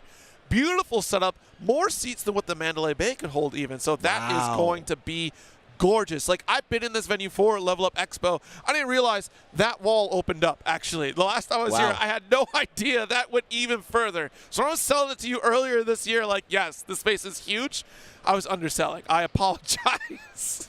Yeah, it is. And just the fact that even without that arena space, the space that we're occupying in right now is bigger than what we had last year is insane. Again, I mentioned the Artist Alley. Like, the Artist Alley space is so much bigger, and yet you're still able to kind of move through everything properly. The booths they all look fantastic this year. Just everything just feels like a huge convention and celebration and a great time for everyone here. Absolutely. Even the arcade area, it's by far the biggest I've seen an arcade area for any of these events. Like, I remember the 2021 EVO was last when I was here. Wait a minute. Oh my gosh. It's 2024 right now. 2022 EVO last when I was here. Yes. I don't know what you're showing me. I'm not sure I want to know what that is. Keep it blurry.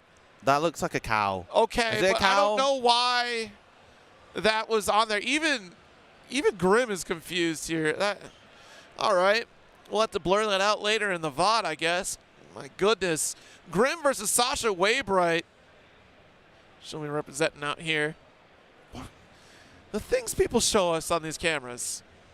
We need to vet you before you walk up on the camera doing that. But yeah, the arcade area is way bigger than what I've ever seen at an event, because 2022, it was pretty well contained. A large arcade, but this, double that, triple that maybe even. Gosh, yeah, I couldn't imagine being someone that just rolls up to the camera and shows people some weird picture. Who would do that? Wait a minute.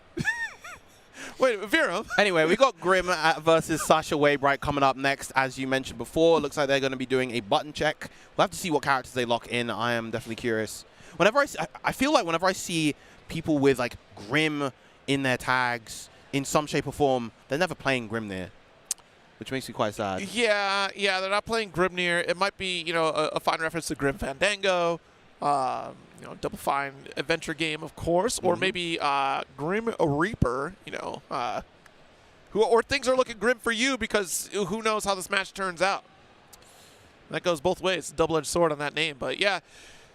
Things might be looking grim, but we're seeing the two 17K Beef Lords and Siegfried and Sorez being locked in. We haven't seen much Sorez. Not at all. Sorez was an interesting one because he was a character that I feel like was really popular at the start of the game. A lot of people were playing him. And then came the April patch. He was already kind of slowly fading away, but the April patch where they nerfed the distance of that insane 6XL, I think, was the nail on the coffin for a lot of players. And I think maybe just a decent number of the early Sorez players were just kind of older players that just wanted to dabble with the game for the first month or so and not really committed to it. So we haven't seen as much of this character, but he's always fun to watch. Yeah, absolutely. I mean, I think he's really blessed with some of these ult skills here to really help out the character. Having a reversal finally is certainly helpful for Sorez.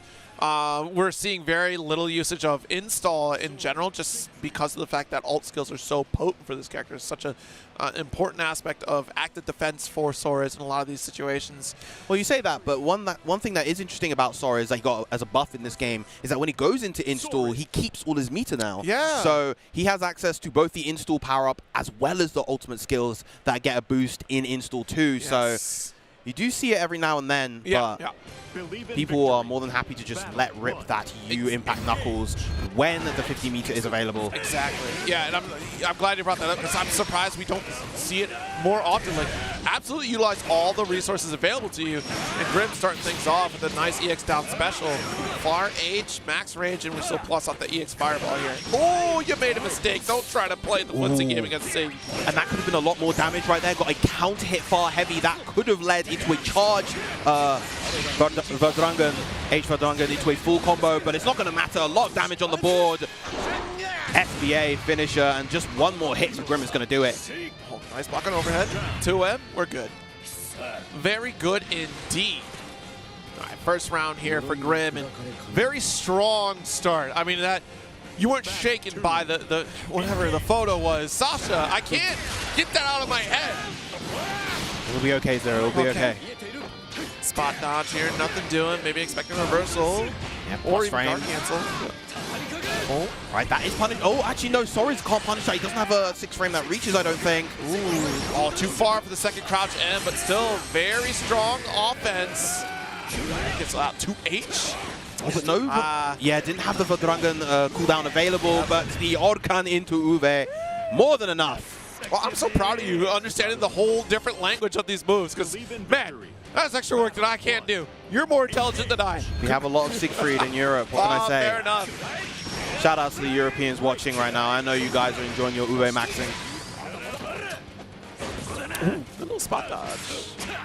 All right, income, of course. Oh, but doesn't get the close lights link afterwards. I hate when that happens. The ground bounce does not hit as high as you're looking for there. Really unfortunate. Nice 2H. Yeah, but again, we're not seeing the Dragon follow-ups. The 214M is such a good option after that 2H. You can easily react to it if it's counter hit or not and charge it in accordance. Follow. Oh my goodness. Love the use of the 623L. That is a very fast, high attack level option. Not going to see the BC try to go for a throw bait, but wow, okay, that was risky from Grim. That is actually plus on block. Another 2H, and this time the charged 214M Dragon is going to take it. Heard you. Remembered that there's a follow-up there to close it out, and certainly capitalizing on a moment like that is crucial. Continuing on here. Grim. Again, very much in control despite some stray interaction from Sasha. Say it with your chest. Oh, bait on the DP. Very nice from Sasha. No knockdown though. Missing that EX Fireball, allowing for full approach. Nice 2U, very good. Oh no, Sasha's got to start spot dodging these because they've been very, you know what, excuse me. Both of you need to spot dodge. Oh, but there it is, the U dash punch. A lot of damage coming out, goes for the 2-2U again. But again, Grim pressing there, probably not realizing that that is plus, but Sasha not pressing in accordance. There we go, plus frames there. Yeah, both have to be so careful here. There's SSBA. And it whiff punished and KO'd. The recovery just a little bit too long on that L impact knuckles. And the Twitch reaction did work for Grim, taking it 2-0. Well done indeed. Excellent reaction here for the Lariat to, seize victory, especially with the, 0 Brave points here. Where are the Dragon Knights? You just saw one, crowd. Unbelievable. The sign here demanding more Dragon Knights. I'm sure we still have plenty more on the way, but before we can even get to those, we got yet another commercial break for you here. Don't go away. More Grand Blue Fantasy versus Rising coming at you right after this. Get ready for the next battle with Tekken Coins, exclusively from Chipotle. Use promo code EWGF623 when you order any entree in the Chipotle app and get 500 Tekken Coins. Visit chipotle.com/Tekken8 for details. Hey gamers, does your room look like this? Tired of having no art on your walls? You need Displate. Made with high-quality metal and customized finishes, with Displate, you can transform your room or office from lifeless walls into a stylish space, featuring officially licensed posters from your favorite IPs like Street Fighter, Tekken, Mortal Kombat, and more. Say goodbye to hammers and nails with Displate's magnet lock technology. It never fails. It's as simple as snap and hang. Bang, bang, bang.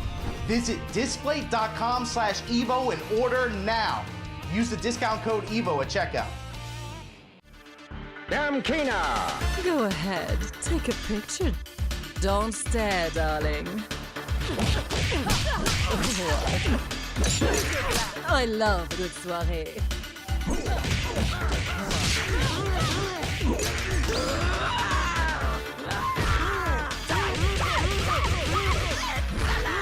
Looks can kill.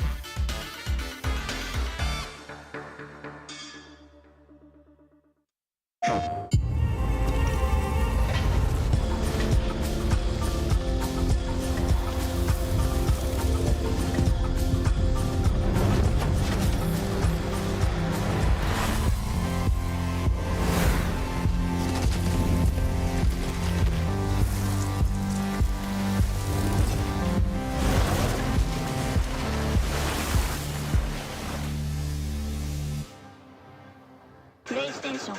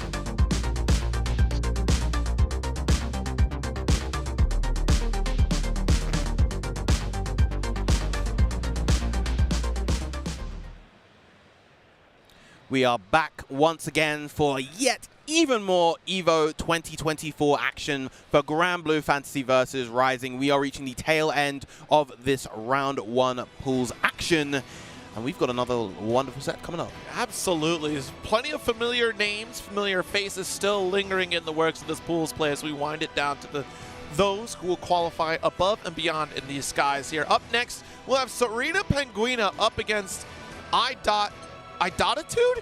I almost said Idiot-tude, and that is not how it's spelled, so it's Idotitude. That is a great costume. Yes, great indeed. cosplay. I believe, isn't that her VTuber cosplay? Oh, very nice. Yes, because Serena, of course, VTuber extraordinaire, runs her own tournament series, a VTuber tournament series as well for Grand Blue. And yeah, does of course play the Charlotta versus Vera, another Vera coming up. Charlotta, wow, it's funny. We're going to be seeing, we're most certainly going to be seeing Charlotta both here and in the near future. But overall, not a super common character. I was saying yesterday that I think a lot of it is just come down to other characters kind of do what she's trying to do, but better. Yeah. You look at a character like Beatrix, for instance, playing that kind of aggressive, rushdown oriented style of play, and it's just able to kind of play that sticky degree of gameplay a little bit better than Charlotta is, I would say. So Sanguina off to a Serena off to a strong start so far. Not quite going to build the 100. The restand. Oh, you thought you could 2L while I'm demon flipping? Noble strategy indeed from Serena as you spend this SBA for a round. For a perfect, no less. It gave the thumbs up to say, okay, yeah, I got cooked. Hey, that acknowledgement is important for being able to move on to the next round. Oh, beautiful counter poke. Yep, combo off of the light ball. That was something that she gained in Rising. Counter hit light ball now plus enough to get the far L afterwards. Was pressing in that situation and is going to die as a result. Another perfect. Are we getting a double perfect here, Zero? That we are. Serena cooking right now. She's been on quite the climb with the Charlotta. We've seen her plenty of times here on online brackets for Tampa Never Sleeps. But yeah, the fact that she's cooking here is no shock right now because goodness gracious, she got the fork ready to serve. This little potato looking a little bit more like a snowball right now. Serena looking really, really nice right now. Dash L trying to get these counter pokes here. You're not going to be able to run in for free against Serena. IDOT understands the situation that they're in. Guard cancel out, get a little bit of breathing room, but the EX Holy Ladder. Oh, a little bit too preemptive on that DP right there. And now, once again, Serena has you in the position to end with the Brilliant Moon and get the KO. At least it's not perfect, though. That's, yes. You rest on your laurels with that one that you did not get perfect the 3rd time in a row. You're doing good. 2. Engage. Jump in here, all right, but Holy Ladder, what a call on here from Serena. Answering back as Idotitude with that DP, gets the hit right there. All right, finally the first real sort of lead that they've had throughout this set, but Serena immediately answering back. Doesn't choose to go for the RS extension right there for the corner carry. All right. Jeez, that was a run up. That could have been 5U. Serena's motivated that was the 5U. right now. That was the 5U. Okay. Right, plus frames once again. We're not seeing much in the way of the DP baits from Idotitude. Serena has gone for those DPs in those situations a lot.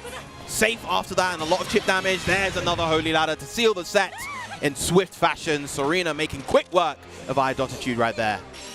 Serena cooks. That's why we picked the fork as a weapon. We are cooking right now. And she's certainly put on a show with this Charlotta here, especially right at the end.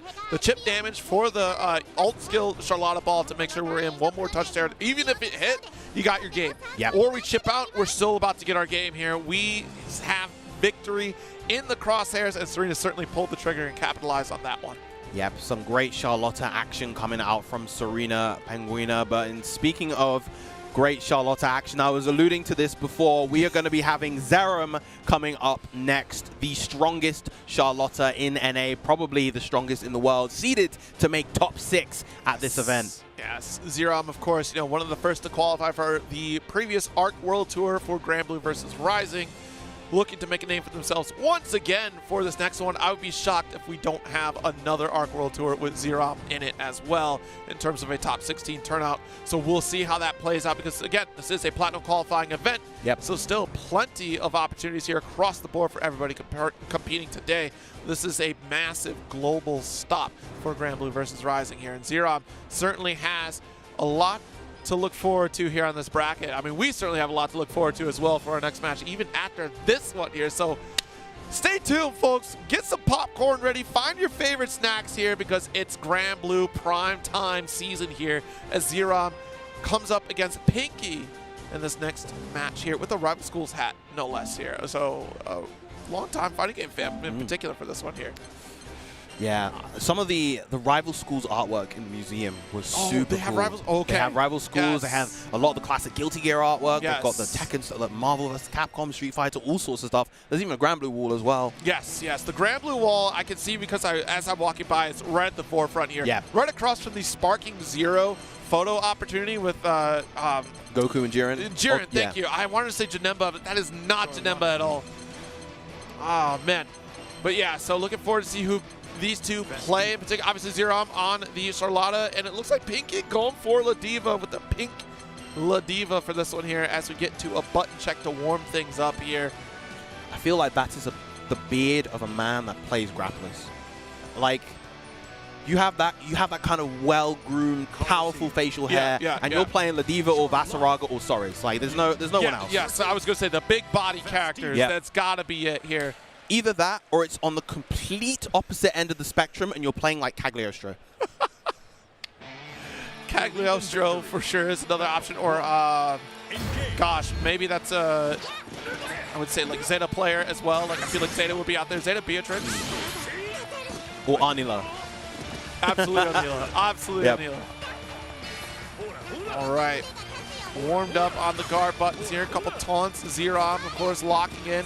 Yeah, so this matchup here is certainly going to be another bully session potentially because of how Charlotta would like to play in this matchup. Of course, you are within the reach of La Diva in a range that she would like to be at in terms of Charlotta, since she doesn't have that projectile to kind of help carry her across the screen. She has to kind of play her mix, especially with the noble strategy opportunities here. She is the projectile. Yeah, exactly. Once Charlotta ball comes through, it's going to be tough.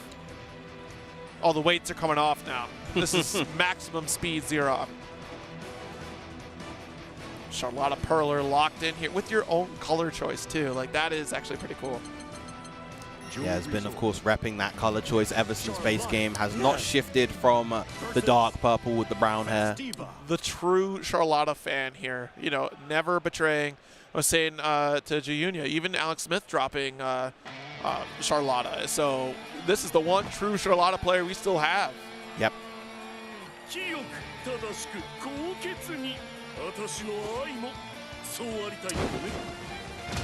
And of course, the mutual respect. Yes, indeed. Love the swag on the mask here from La Diva too. Yeah, she's rocking that with the gemstones. Yeah. So here we go. Round one start. Nice. Got the low. Overhead two. We're showing all options. You have to try to block high and low. Now the tone is set, and you're guessing on each wake up now. Yeah, Zerum already relentless with the offense. Gets clipped there by the Shining Onslaught. I'm going to get the double. Goes for the reset, but no, not going to get it. I think we got this one. Nice finish. Very quick work from Zero. Yeah, just getting Pinky straight into that right-hand corner and keeping him there the entire time. Oh, the 6XM. Yeah. The overhead. Not to be confused with that 2U, of course. It is also a drop kick. It's a little bit higher than 6XM. Just a smidge. Oh, you stood up versus the Demon Flip. You never want to do that. Just take the overhead. The plus frames, that time, it was high enough such that it wasn't plus. Good challenge from Pinky right there. Oh, trying to get the big boot, but unfortunately ult skill comes through back to back with the third one. Stop it. Zero too clean with the finish. Saw the killing shot in their eyes, and again, nailed it. Yeah, that triple U skill sequence, of course, as you'd imagine, does a ton of damage. And of course, Charlotte has a full combo afterwards as well. Another 6XM coming out from Pinky. Using these far mediums to keep Zerom at bay. Nice dive. Jab. My goodness. Nice run up throw. More stacker pressure again. Nice. Got the far poke off the wall.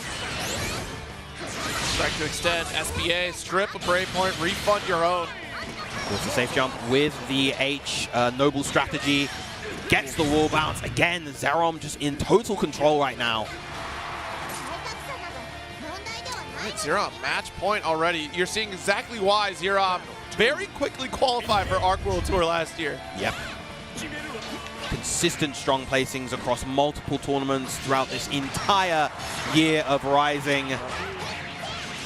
Gets another opening right there with the 2M, a button that you don't often see on Charlotta. Plus frames. Well, the rollout this time from Pinky. Great adaptation. Jeez. The dash M coming through, the drop kick. Challenge, plus big plus frames. It's still willing to challenge Zerom right there. All right, good block this time and able to get a punish. Is in the position to potentially get the KO, but no. Goes for a cheeky little reset instead. Zerom feeling himself. He's having fun. No kidding. My goodness. I'm surprised that we didn't start cycling in 2U here from Pinky because of how often we go for 6XM. Start to, you know, mess around with that visual cue of that drop kick activating and thinking, oh, that is the overhead coming out, right? Because you've only done overhead and eventually try to sneak in low. Would have been big risk, not a lot of follow-up, right? Because this is an initial knockdown, but still quite the opportunity here for Pinky. But yeah, it's so difficult to deal with Charlotta as La Diva for sure.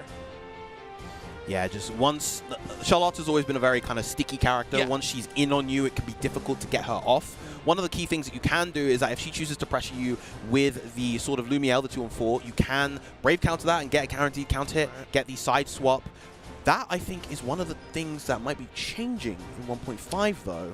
Counter hit, Brave counters seem to send the opponent further, which makes it harder to get those side swaps. Yeah, that'll be very interesting to see how those change. I've been slowly paying attention to Twitter as far as like the universal change in particular. I know we tried a little bit of like what those look like as well. And yeah, it's fascinating to see how BC is going to be changed in this 1.5 patch. We do want to note, however, that everything, of course, is subject to change. Everything that we see in this current development build here at EVO is not final for the build that's going to be released whenever in August, I believe, later in the summer. So, of course, take everything we say with a grain of salt when it comes to the 1.5 build. But speaking of an absolute titan of the game, we had Zerom before, but we have next up the #1 seed of the tournament, a man who is no stranger to taking many a tournament. We have Gamera coming up with the golden Grand Blue Fantasy versus EVO stick that he earned back in 2022. That's mental damage immediately. You sit down, you know you're sitting next to the previous EVO champion of Grand Blue. Indeed. That's a ride already. So, hey, by the way, can you plug in my stick for me? Oh, this? You know, this whole thing, I'm going to replace it this year potentially. Don't worry about it. Yes, our EVO 2022 champion, EVO Japan 2023 champion, came second in EVO Japan this year to rookies. Yes. And I'm sure he wants to get another win under his belt this year. Going with the Beatrix this time. We're seeing a button check, but I know a lot of people know, most people know Gamera for the Jita, but as of late, he has been hard grinding that Beatrix. He is by far the #1 ranked Beatrix on ranked right now, and if you look at his match history, it's almost all Beatrix. So I honestly think throughout this entire bracket, this is the character that we are going to see. This is the character who could potentially win this tournament. And this is certainly going to be quite the treat here. I mean, despite being slightly nerfed, right, and favorably so, because she did have that massive damage output. I think that made her leaps and bounds, you know, shine above the rest because of that output, but doing just enough to her to kind of normalize her across the damage pool for other characters, kind of make her a little bit even, but she still has great tools. This matchup in particular will be very interesting because she does have some excellent counter pokes, a little bit of approaches here. They both have that 5U interaction that is kind of similar, but more of a commitment here from Beatrix. We'll see how Gamera kind of plays through this. Of course, Gamera on, you know, he's very known for playing those kind of dark color palettes on the black and red alt costume Beatrix. Thanks to the fact that we have all of that content available on this build. Lovely anti-air with the far heavy. Oh! Yeah, Raging Strike just to normalize the anti-air and get closer to this corner. Oh yeah, wrap that one up. Yep. Lovely manage of the resources right there. Hits the combo limit just when he goes for the DP. There's the U-Star Chaser. Tries to whip punish. Call out too. Oh, what a strike here with riding free. I want to call out too the just guarding here, the perfect blocks from Gamera just to get that little additional resource for doing so well. That is how study Gamera is in this game. Yep, getting that little bit of extra meter just allows you, especially in this game, access to so much more. Every single interaction has been just block here. That's insane. Not this one. Nice. Lovely spot dodge, but still, Cairo having a little bit of trouble dealing with that offense from Gamera. Gamera going for the Sapphire slash follow-up, choosing to go for that follow-up so he doesn't have quite a strong Oki, but the throw is going to come out. It's going to be a lot of damage. Oh yeah, absolutely. Spend the SBA? No, not yet. Combo limit. Okay, okay. Oh, that is punishable. Yep, the Aged Arcana, whole -9, I believe, on block, so definitely punishable. Gamera going to take that game. Oh my goodness, that was terrifying. I don't know if you saw the look up from Gamera here as we rise up to the next round. Like, that was murderous intent that was coming into this next round.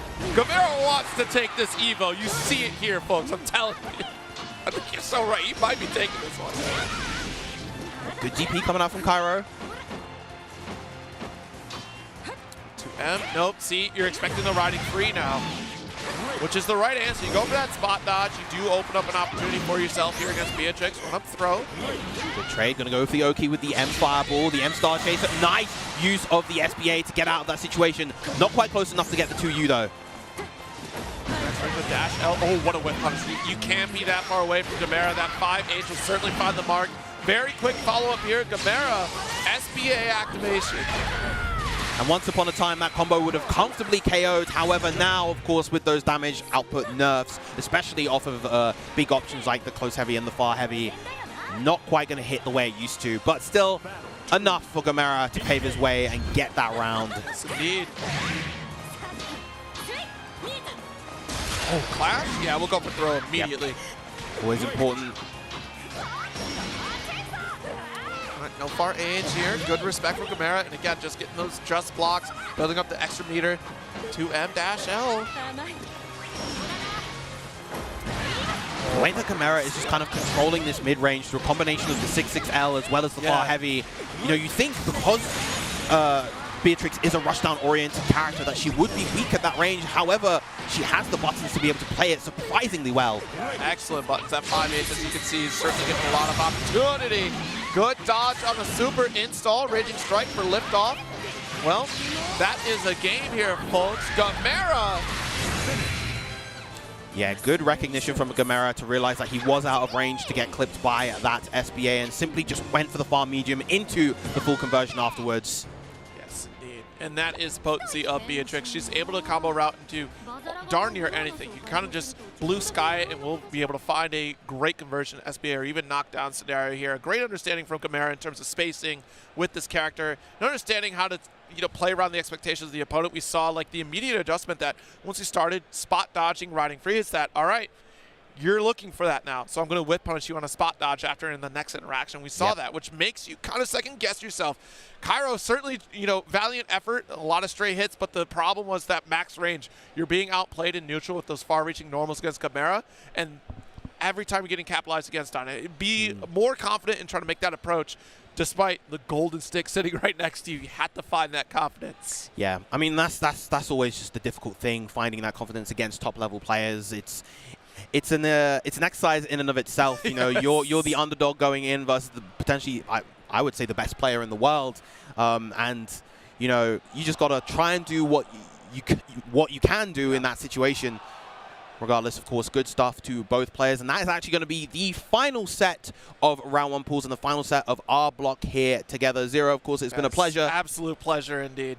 Thank you all for hanging out with us. And again, more Grand Blue Fantasy versus Rise continues right after this. Don't go away. We'll have Maverick and Proxy on deck with commentary after this. Get ready for the next battle. with Tekken coins exclusively from Chipotle. Use promo code EWGF623 when you order any entree in the Chipotle app and get 500 Tekken points. Visit chipotle.com/Tekken8 for details. Hey gamers, does your room look like this? Tired of having no art on your walls? You need Displate. Made with high-quality metal and customized finishes, with Displate, you can transform your room or office from lifeless walls into a stylish space, featuring officially licensed posters from your favorite IPs like Street Fighter, Tekken, Mortal Kombat, and more. Say goodbye to hammers and nails with Displate's magnet lock technology. It never fails. It's as simple as snap and hang. Bang, bang, bang. Visit displate.com/Evo and order now. Use the discount code EVO at checkout.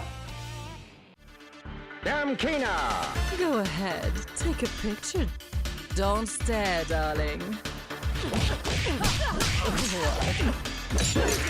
I love a good soirée.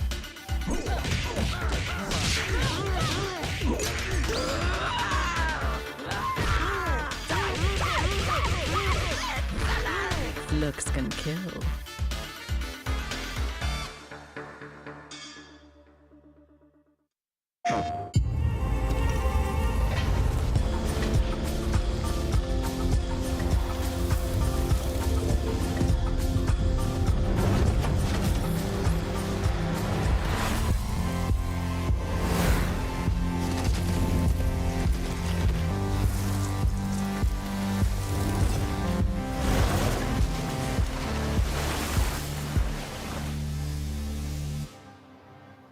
PlayStation.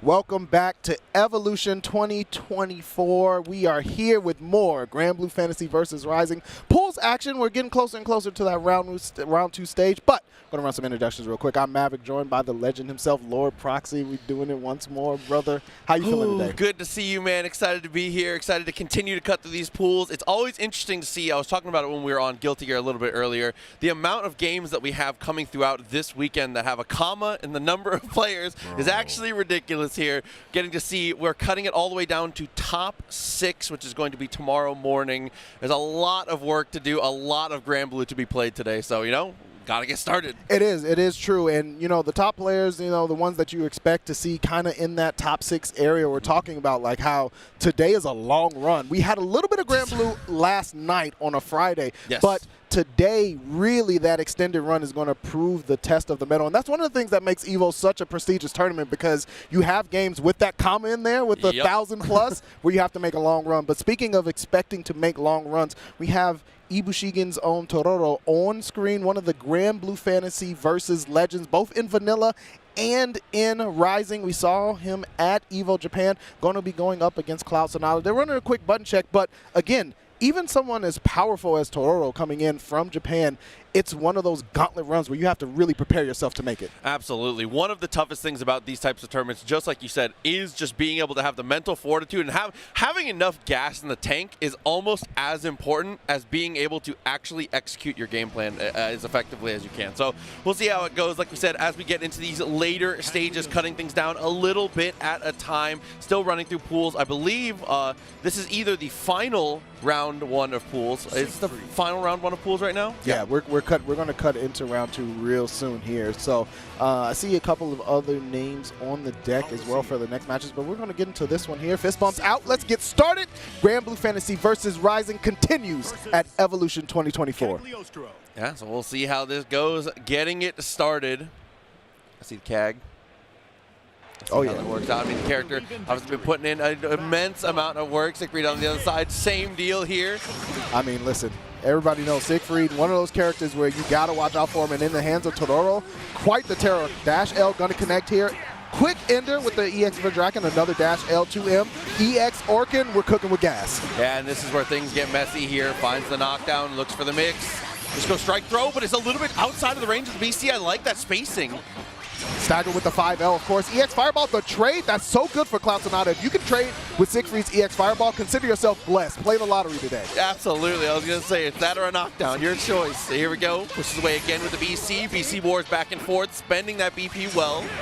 Cloud Sonata, good stand dodge on the Fireball as well. Trying to fish a little bit of 5L action, but the nice 2L challenge from Tororo, that should be enough. Cycles through the Raging Strikes, and Tororo keeping it cool, calm, and collected for round one. Great confirm to be able to get into the Raging Change from that distance as well. Recognition of the spacing, because that's something that can get a little dicey with Siegfried, because it is a blessing and a curse to have that long range of normals, because sometimes you can be a little bit outside your normal range for combos. It's true, and especially against Cagliostro. You know, she's got the far 5H that you got to be super careful for. Tororo navigating that space. I like cleaning up the Hex on the ground after the EX Fireball is out. Big combo here in the corner again. Gonna go for the reset dash. Nice back throw from Cloud Sonata. Oh, potential incident coming out. Nice tech, gets away. BC tries to push back and gets the counter hit. That's actually massive. Big, heavy damage coming through with the heavy counter hit. Gonna set up the side switch as well. Go straight into the Skybound Art. Has the seal on the ground for the continuation. Cloud Sonata navigating the skies perfectly. Gonna have to look for one more touch here. Little standing reset, but actually mashes out of the pressure. Runs it all the way down to the opposite corner here. Now, east to west, everywhere in between. Gotta find something. BC to push away and looking for that pressure. Anything will do it. There's the Fireball. You have to respect it.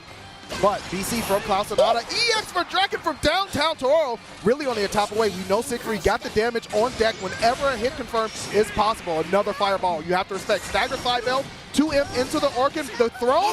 Nice punish. Cloud Sonata tried to go for the okie doke, but Tororo just hit the brakes, waited, and then sized up the curveball perfectly with the dash L. Yeah, from so far away. Again, we talked about the curse of the spacing when it comes to these normals from Siegfried, but there's the blessing. So far away, not even close to the threat territory of getting stomped on by the chair. Not even close. Not even close, and I love that from Tororo, being able to play this character to such a powerful efficiency, knowing when the challenge. Cloud Sonata had some flashes of brilliance here. This is still going to be a super close one.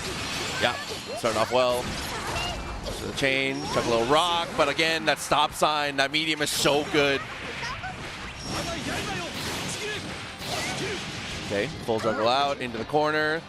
For a little bit more strike on the throw, takes a step backwards, ultimate seal, and dash up, triggers it, and actually doesn't get close enough. So smart, and then able to get the EX Orkin afterwards. Goes for the light confirm on the juggle, going to go straight into the Skybound Art as well. This does so much damage. The big man is ready to rumble. Not enough to kill Cloud Sonata in a tough scenario. Chip is available. I love this step back too, being patient, no reason to overextend here. A lot of players get antsy when they're one hit away, but it's as easy as throwing a fireball. Listen, rule number one of any Siegfried guide should be EX Fireball is up, use EX Fireball. No reason not to. Another great scenario to come through here, looking to potentially lock this thing away. Gets the dash normal. That, I feel like we've seen that movie before. That has been the starter of almost every single round. It's such a powerful tool still. It has been adjusted, obviously, in this version of the game. But when you're rocking a character like Siegfried, being able to get any kind of plus range with the 2M that he has is so good. We see it being repeated here. There's the reversal from Cloud Sonata, going to spend 50 meters just to get a chance to play the video game. Just like that, even after the spotlight there, still gets caught with a dashing light. All of this pressure coming straight off. Raging chain for the follow through, straight into the super. Should be just enough, and it is. Yeah, didn't even need the last hit of that Skybound. Now Tororo doing what is necessary, and you spoke earlier about how you need to preserve the gas in the tank. Seriously. Let me tell you something. Siegfried is a tournament character. 100% agreed. Absolutely. I mean, he's just super solid. Obviously, like we've said, the fireball is amazing, being able to apply great pressure. You can jump scare people in later stages, potentially, when you got the unblockable type of stuff. There's a lot of interesting things you can bring to the table with the character. I'm glad to see him continuing to do well, moving even farther forward. Dude, Pool's looking good right now. Pools is looking extremely good right now, and it's going to continue to look good. We have Artorias coming up. Speaking of Siegfried, a NA Siegfried, a US Siegfried, who has just mopped up many, many online brackets. Proxy, I know you and I have commentated a few online brackets where Artorias done some damage. Going up against Bob Dole. Yo, shout-outs for the name. I was going to say, bro. Oh, my God. Coming up strong with it. We'll see how they go when we get them up. But I do want to say once again, thank you for joining us. Appreciate you guys for being here for EVO, and specifically here for Grand Blue.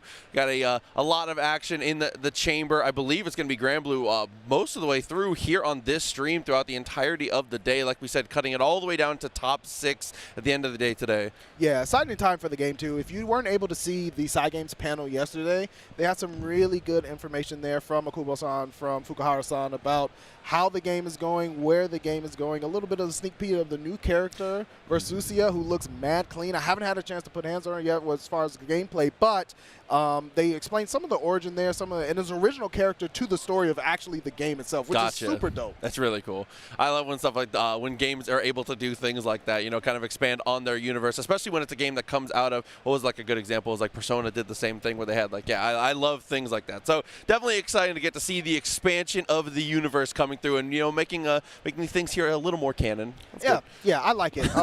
The story is wild too. Like Versusia is apparently the goddess of Versusia took over Gran's mother's body. Like it's kind of it's kind of brutal. Like it's kind of wild. Like can you imagine that rolling up to a battle and you're like, Mom? And it's like, yeah, time to throw hands. Like, oh, what's going on?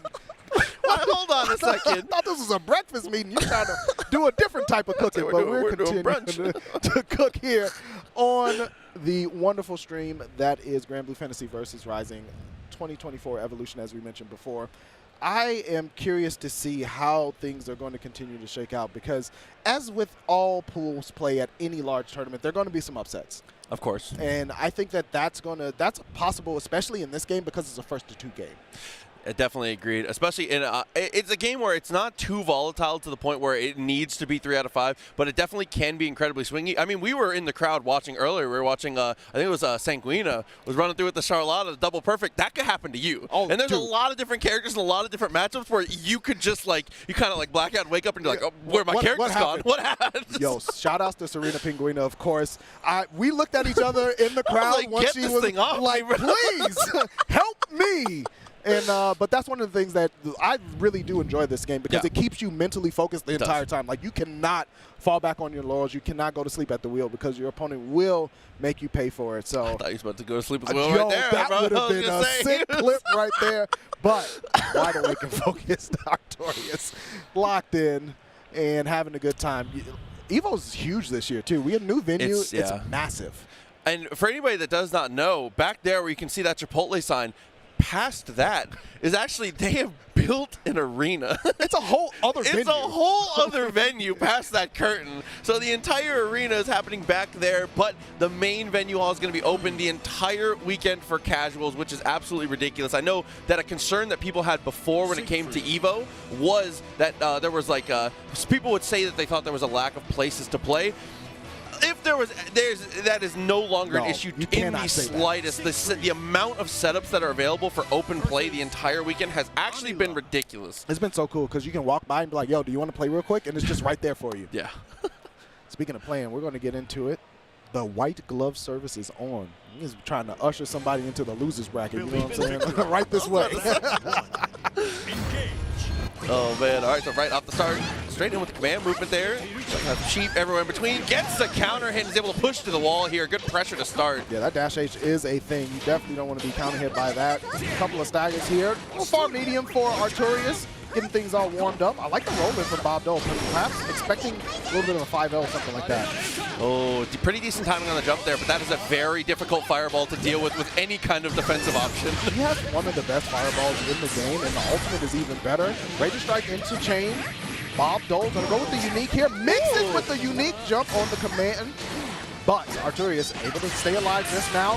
Far light into the Raging Strike, into the chain, fireball, plenty of damage. This character going to work against Hop back 2M Artorias. the cooking has begun. Dude, good way to spend all that meter. Keep yourself involved, keep yourself active. All that BP spent for what? Very nice to take the first round. Yo, you see Bob Dole just not like say that is a character. Yeah, all right. BP a little too far. That's okay though. Nice punish on the medium. Dashes up for the strike throw. Ends up blocking the BC, but a good press afterwards. Stagger again. Oh, I like the idea just a little bit outside. Dash in from Artorias going to get the knockdown, but there's the sheep. Geki, as I like to call it, the hop over, nothing doing. Orkin goes for the medium parry. I knew you were going to press. Oh, okay. Pushed away again with the BC. Dashes up. Takes that step backwards. Was expecting some kind of reversal. Instead, the ultimate dash in. Little toe to Geki action. Yeah, just, the Sheep Express. No BP, though, for Bob Dole. Going to have to be super careful because that extra damage and a 6-read, you really cannot afford to get hit here. There's a hop over. Very nice. Oh, what a reaction! One of the best skybound arts in the game. I've seen it whiff maybe twice in my entire life playing Grand Blue Fantasy versus Rising, and Artorias recollecting, focusing. I was like, yeah, man. Yeah, you got it, boss. The look, the nod, bro. You've been there, bro. I've been there. Oh my god. 100%. Dash in start. Nice spacing from Artorias too. Keeps it safe. Bob Dole stuck in this corner at the moment. Gets the poke out though. Does manage to fight out of the corner just a little bit. Again with the dash low in the anti-air is wonderful. The spacing is perfect too for great damage. Look at the red, brother. Only seeing it a bull. Dashing through, trying to get to the objective is Artorias, and a super again, caught the extended arm. Artorias saying, not for free. EX Fireball right back at you from Bob Dole. Yep, straight back through it. Buster Wool. Oh, the hop over and finds a touch. Okay, checking him. Not going to go for the follow-up. Hey, listen, refer back to the guide. If it's up, you need to throw it. You don't even put the title first. Nope. It's just EX Fireball. Welcome to the Siegfried Guide. In this essay, I would like to explain to you. Dude, showing why is good as we say. Coming through again, looking for the DP, not quite finding its mark. Artorias getting that big punish again and straight back into pressure with a throw. Listen, like the namesake, just cool, calm, and collected right now. Not phased by anything on this set point. Nice punish on the DP with the 2M. Recognize the spacing. Going to go for the Raging Strike to stabilize. Has the super and spins it. Bob Dole in a whole lot of trouble here. I don't know if this is going to do it or not. No, okay, the scaling did kick in. EX Fireball dashes forward, uses the command movement, does get out of the corner, but what is that going to do for you? Unfortunately, can't deal with that pressure. Artorias is going to move on forward, doing it.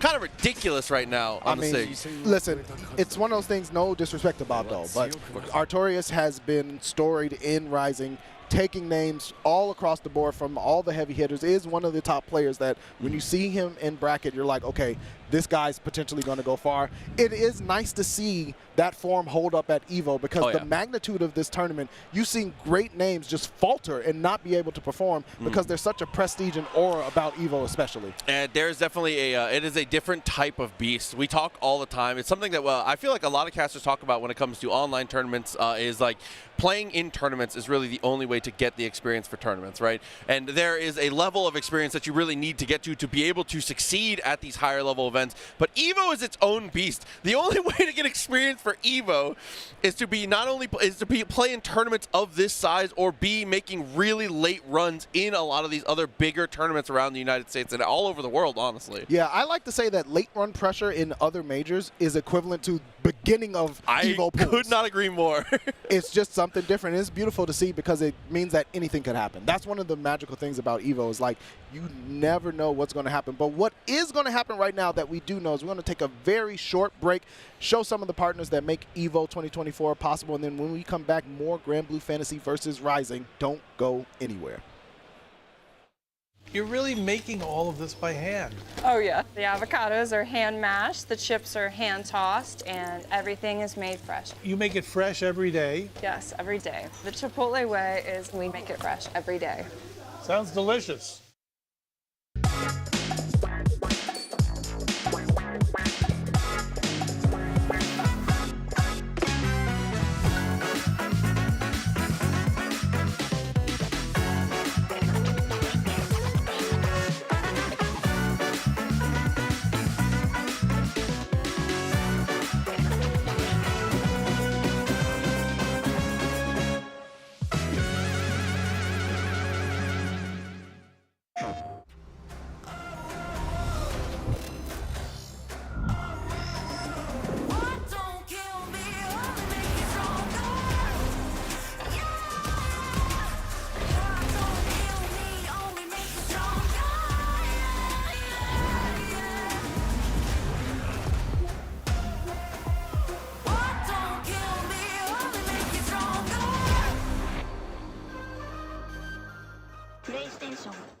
fighting game playing style and an anime character. Damn, Bleach, we're gonna go Ichimaru again. Yeah, fast speed. So personally, I would say I'm some type of Uchiha clan, you know what I'm saying? Sasuke, Itachi, somebody with a Sharingan. I would probably be like the most evil character you could think of. Probably be somebody in Hunter x Hunter.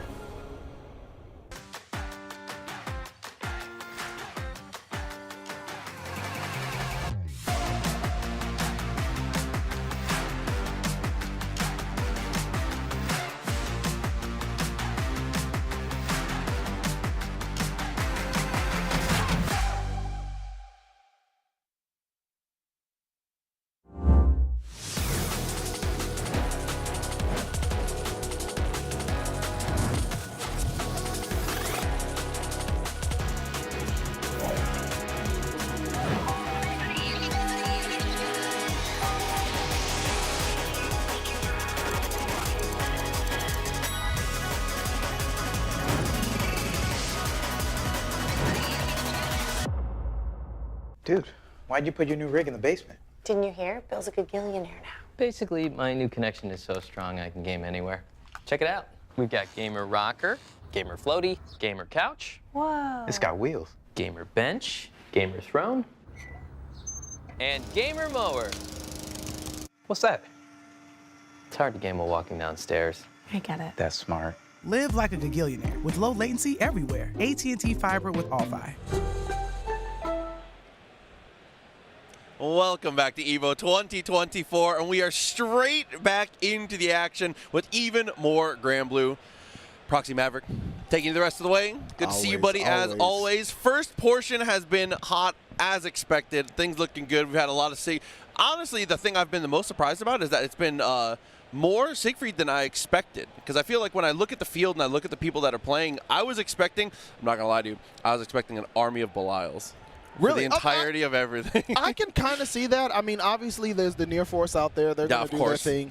I definitely am interested to see how many Belial. You know what? Belial usually shows up at the end. Like, once you get to the top cut, I feel like the Belial players, they slide through. You don't really get to see them. They're in the shadows. Covert, you know, and then they show up. Their chest is out. You know how Belial gets down. So, you know what it is. But I expect to see more of them later. Obviously, Aaron DeMack is here. Coach Steve is here. Yeah. So I'm expecting to see Belial there. The Siegfried, I am a little surprised about because as many people say, like, yo, this character is cracked. Yeah. You really don't honestly see as many as you think you would for the conversation that happens around him.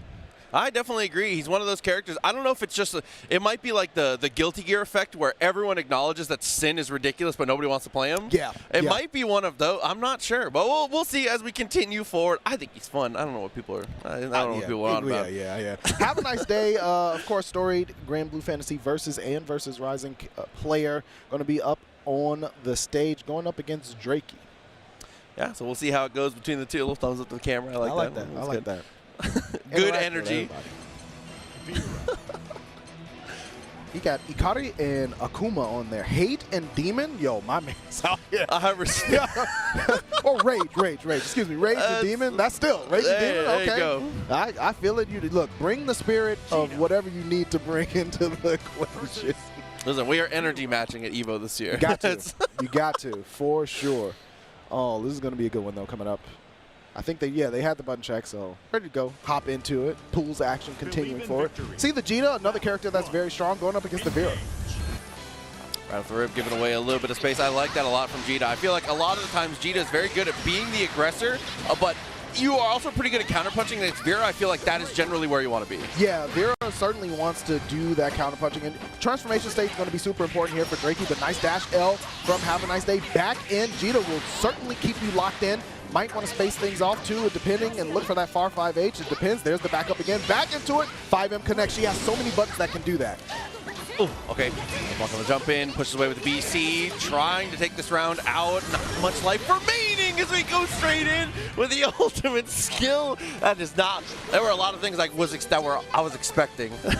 Listen, not on the list. Spend money to make money. You know what I'm saying? Drop that 50 on there, get a bunch on the dividends. Tried to dash in for the L. I like the interrupt from Drake. He said enough is enough. Yeah, that's one thing you have to be really cognizant of is when they are throwing out that fireball from Vera. A lot of the times, most people's answer is to very confidently try to press something to try and interrupt it here. So the Vera players, that's where that counterpunching comes in. They're very ready for those situations. Have a nice day finishing the combo here. Also ready, dash L, taking the plus frames. Just backing up, looking for a whiff punish here, hoping Drakey swings into nothing. I like to interrupt there. Drakey decided to take offense, but an immediate jab back from Have a nice day, back into the corner you go. Yeah, punish is big. Gonna get combo here, gonna hit that combo a little bit here in just a moment. And again, is very patient on the mix-up game. Ooh, I like the roll too. That from Drakey showing a couple more defensive options here. Oh yeah, that was definitely not spaced properly, and Have a nice day will take it all the way. Having a great day right now. Has the super available. Going to go straight into it. No need to do anything fancy, and Have a nice day going to end up with game 1. Yep, close that one out in a hurry. No, like you said, no reason to extend. Tournament combos. Yes. I preach this so much, and I'm so glad to see it executed. And the top players will say the same thing, right? They're like, yo, in tournament, especially in pools, like, I'm trying to make sure this combo is clean. I want to get to my next match. That 2% extra damage is not worth it, dog. Not worth the 50% you take for a drop. Absolutely. Math don't math, but you know what? Have a nice day. Adding some plus frames in for the math on their side. Big jump from Drakey. I like the jump and stall over. Sets up. Unfortunately, the fireball a little misspaced, just a touch behind. Was in that awkward dead zone between the two variants of the fireball. Answering back, Drakey waking up with some aggression here. I like that, taking things back into their own hands. Good jab check, though, from Have a Nice Day. Back into the corner. Vera is going to really need to press here because Have a Nice Day, a little bit lower on life. Drakey does have meter available, too. Maybe some of the ultimate skills could help out. Looking for the jump back light there, trying to find something. Dash, almost connects again, but no confirm from that distance. Pushes away with the BC, and now the setup. Ooh. Finally finds the transformation with that unique command grab. Sets up the Lumia as well. BC from Have a Nice Day, not wanting to deal with any of the mix. No diamonds left, though. Jacob took all of them. Okay. Yeah, using that command hop. Definitely big. Looking for chip at this point. Wakes up with a super. Gets the hit. There's no BP. Yo, this is going to do a whole lot into the finish with the Deadly Raven. Deadly indeed. Down. Wow.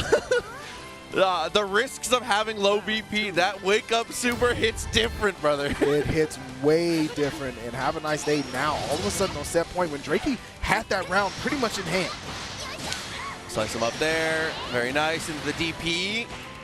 Combo limit coming up. How do we set up? Just dashes up for the strike. Nice little reset there. Good trade. Favorable for Drakey. However, BC for Have a Nice Day. BC plus, so Have a Nice Day has to respect. I like the reset into the command grab. Change it to them comfortable clothes. Oh, but the back throw. This is actually good for control here. Continuing with dash normals, dashes up. Excuse Ultimate me. fireball. Oh, you're just, all right, listen, you're better. You got it. Yeah. He was like, big bank check, little bank. I'm going to put the stack on there. And you know what? I respect that. Like I said, you got to spend money to make money. And Have a Nice Day was not afraid to drop a couple of cash down on the Drake. The dash up ultimate fireball. Listen, man, I learn new things every day. That's something I'm going to add to my repertoire here. Because, you know, when I'm watching Gita play, all I'm here to do is to steal the tech. I'm going to be real with you. I've never seen that before in my life. That was some very, very powerful statement stuff there from Have a Nice Day. Continuing to smile on and move on in pools. Great stuff. And we're going to continue with the great stuff here. Of course, I see another fantastic Grand Blue Fantasy versus Rising player, Proxy. Look. I try to be as unbiased as possible. Let it out, brother. We're between matches. Let it out. I reserve a special right to be as biased as possible for my Midwest homie, B-Paul, one of the best Grand Blue Fantasy versus Rising players in the country, hands down.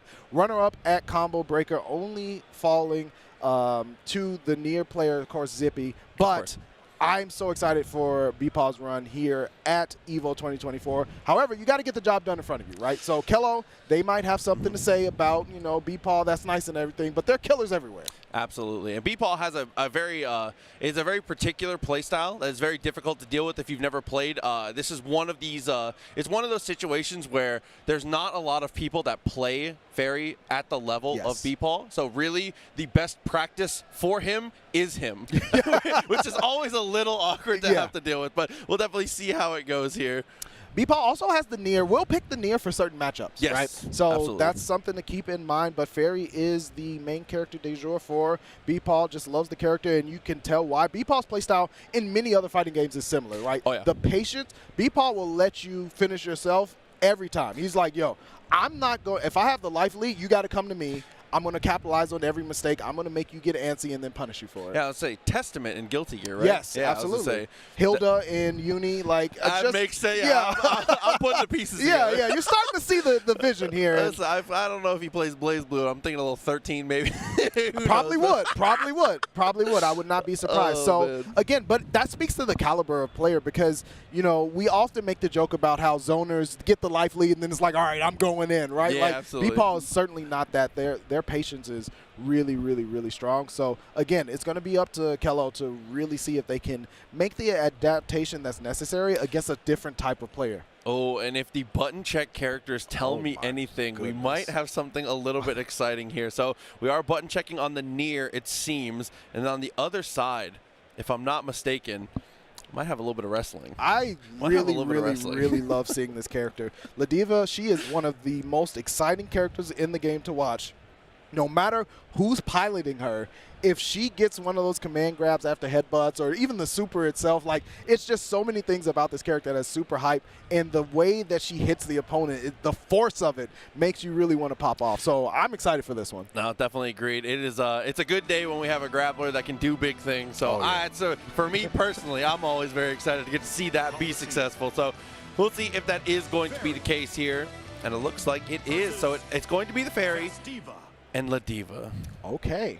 So, listen, this is a story of patience. Ladiva has the extra health. She has the ability to take a little bit more time because of that to find her way in, but then you have to stay in. You cannot allow yourself to get pushed back out. So, Kello has the burden of getting in on B-Paul in front of them. However, B-Paul on the other end, you don't want to see any parts of Ladiva anywhere near you. Definitely agreed. But listen, we got the whole farm here to help protect. Yo, the Ghost Squad, Ghost Trainer on deck. All the animals of the forest. B-Paw going to have to, you know, make sure they are working in full tandem in order to keep Kello out.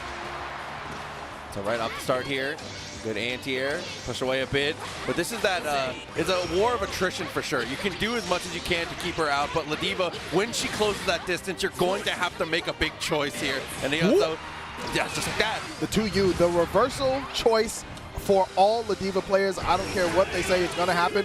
Nice BC on the ultimate lariat. Does not want any parts of that. B-Paw gets the bounce as well from the GG. Going to go straight into super, take away a BP, and set up some scary stuff in the corner. Sets up GG once again, pushes away with the BC. Definitely a good decision.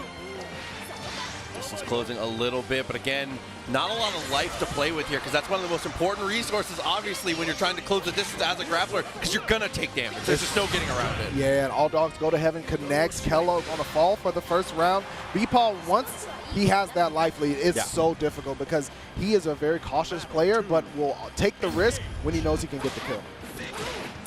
Oh, okay, good counter poke already off the rip into the corner. This is where things can get messy, but he's able to get the counter poke and push away.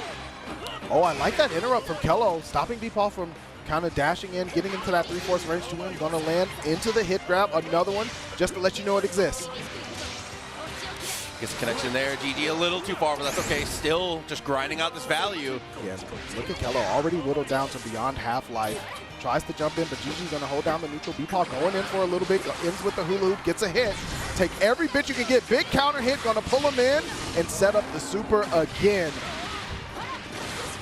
Wow, and a great extension there on the empty jump to be able to actually just value out just enough damage to be able to take the kill and the game. The best players only give you so many chances to beat them, and B-Paw taking many off the table, able to put game one in the pocket. Yeah, and so far the name of the game really has been that when Kello does get those opportunities, has been able to brute force it occasionally. BC has been the answer every single time for B-Paw, and they've all been connecting to send back to full screen. Yeah, it's a tough one to be able to really anticipate. You can stagger to force BC to turn into a Raging Strike and punish from there, but again, you have to bait your opponent into that, and Kello really hasn't had enough offense to be able to do that. Good stand dodge on the ultimate lariat, saw that one coming from a mile away. Once again, adding things up with the block here, pushing backwards, tries to go for the dashing normal, not quite there. B-Paw continues, and you can see has the inches forward, takes all that real estate, finally lands into the corner for a full confirm. Oh, the reset jab, no confirmed, evaded the 2U, smelled it coming, and B-Paw going to put themselves on set point. Yeah, things working out incredibly well right now. Ladiva gotta get these chances. Oh, okay. I like the idea with the dash attack. However, Deepaw answering right back again. GG, hold down my neutral. Yeah, trying to be preemptive with the spot dodge there, but it's so dangerous. Because the recovery allows that 5M to come across and punish you for it, and Deepaw's ready. Continuing with the hit grab, just doing so much damage. Just trying to kick GG, relax. Yo, she's doing her job, she's following orders. It's just an animal. The sweep into the GG setup interrupts the lariat. Deepaw feeling brave. Yeah, and the anti-air with the super as well, just barely connects, gets a trade actually, which is more than good enough.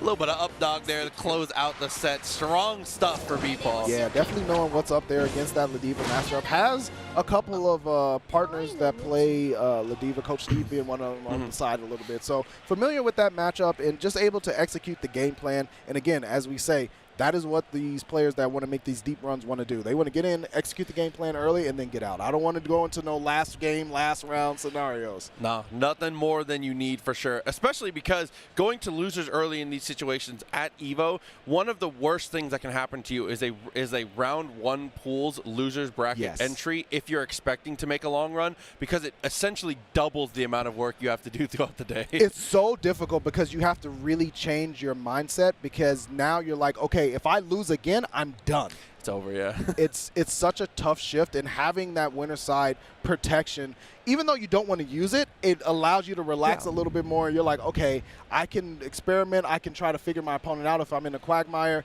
and then continue to move forward. So, again, shout outs to Beepaw for getting the job done. That's what it's all about. We're going to continue to get our job done here on commentary here at EVO 2024, Grand Blue Fantasy versus Rising. We got Ouija +1 up against another Japanese powerhouse, RQ. All right. I'll have them coming to the stage, getting ready in just a moment. I want to touch on one thing that you said, too, was the protection of the winner's bracket, the pressure of the loser's bracket. One of the nicest things about the FGC is getting to see all these different tournaments. I love watching invitationals. I love watching all of the big tournaments like that. I love watching the world championships for each game. But there's something different about the open bracket, and that is part of the magic of EVO, is that we have this many people. It could be Johnny 2x4 could show up and could just be the one this weekend. And straight out of the woods. Like, where have you been? You've never signed up for any bracket, online or offline, but you've been grinding and you're just a monster. The open bracket format is such a blessing to watch, because you never know who's going to show up and be like, yeah, I was him the whole time. Yeah, I was going to say, I mean, that's it's happened across multiple games, too. I mean, what's one of the ones I think of is for Mortal Kombat, it was Ninja Killer, I believe, a few years ago, that just like showed up out of the blue and was like, I'm nice with it, what's up? Especially with specifically how good netcode has gotten. Yes. We have the ability for these players to get that good in remote settings, to be able to apply it on like when they get to the offline stage of things like EVO.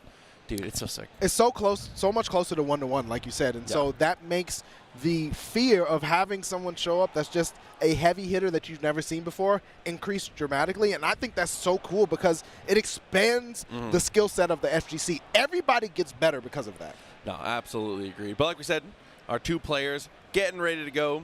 Ouija +1 is a great name. It's a fantastic name. Like, one of the nicest things about pools, we got some of the best names. You get so many cool names. I've seen a few that I probably can't repeat on this broadcast, but we'll talk about it offline. Ouija +1, though, safe, nice, family friendly, but also pretty good. I like it a lot.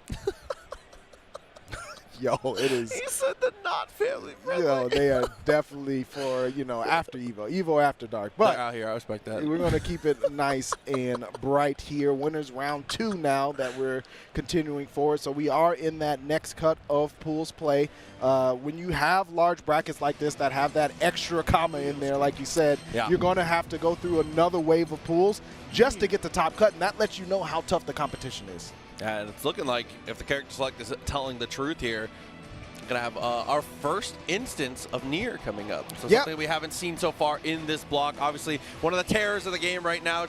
I feel like she's in a good enough spot to where she is a very, very strong, but it's not too overwhelming. It's not like, it's not unhealthy, I don't think. So I think it depends on who you talk to and who they just lost to, but I feel that, they have adjusted this character. She was even more powerful than she is now in a previous version of the game. However, you have seen a lot of people try to make the adjustments here. I know they're hoping for more changes to Nier, but you got to fight what's in front of you. So it's going to be up to Ouija Plus to get the job done. Nier is a strong character, a puppet character too. So you have to deal with both Nier, who has great normals herself, and you have to deal with Death, who also have very, very powerful skills. But the Cagliostro stroke coming up on the screen, I feel like Cag is one of those characters that actually can deal with Nier because she's so elusive.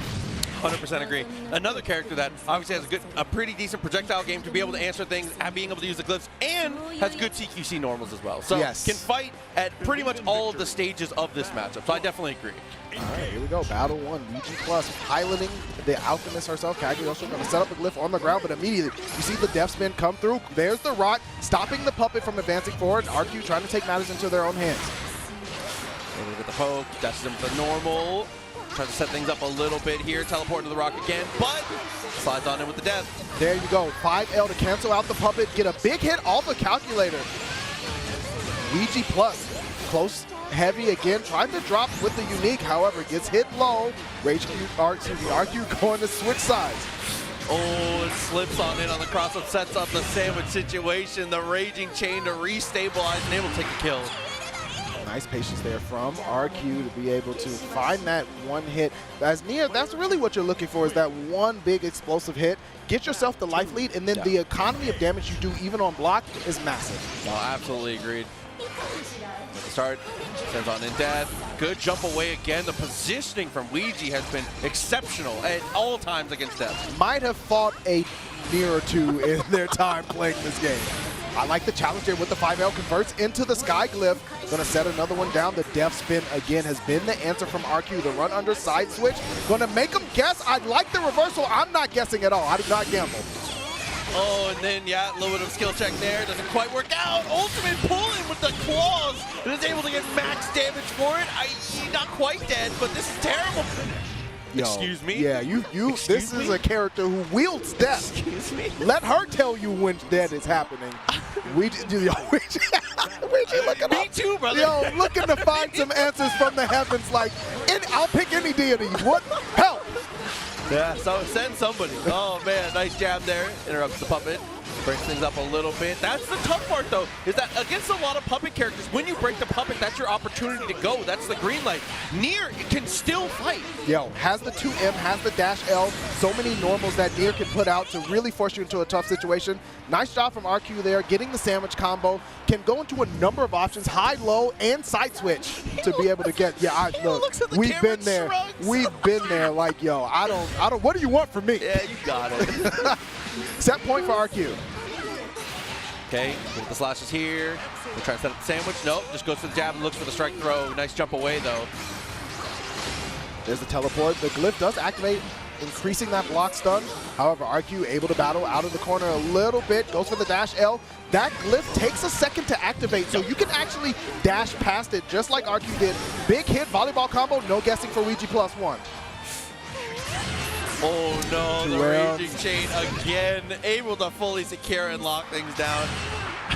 Ouija looking for answers, but there's no answers to be found. RQ moving on forward. Listen, maybe that Taiko no Tetsujin can help you out there. I love that's a fantastic plushie, but listen, RQ dancing to a rhythm of his own. Again, coming over from Japan, one of the powerhouses, so obviously no disrespect to Ouija +1, but that is a tough draw to be able to have to go through in winners round 2. It definitely is. I mean, being able to fight through. That's one of the things that's the most important, though, is when I was looking over the pools, I looked at the first pool and I was like, oh, that's brutal. And I went to the next one and was like, oh, it's all of them. It's all, it's just, oh my God. What is happening? This is so tough. And we're going to keep it nice and clean for everyone here. Take a little short break. Yes. And then when we come back, more Grand Blue Fantasy versus Rising here at Evolution 2024. Be back in a few. So how would you describe the chicken to someone who had never tasted it? Literally melt in your mouth tender. We don't have a freezer, you know? It's almost like a farmer's market. When you walk into the restaurant, you should hear the sizzle that you're hearing right now. Just sends all those waves up to your mouth. You're making me hungry.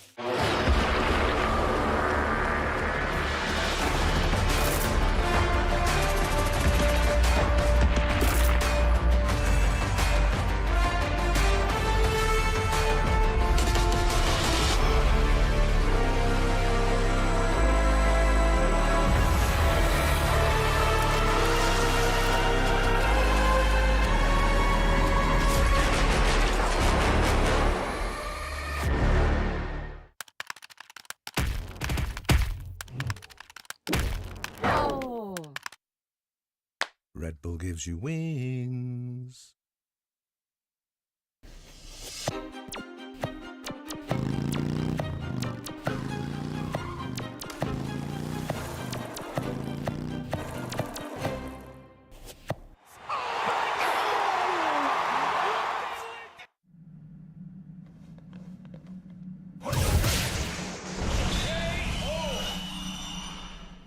And that's how AT&T All-Fi KO'd weak Wi-Fi. Get low latency when you need it most. Live like a gagillionaire with AT&T All-Fi.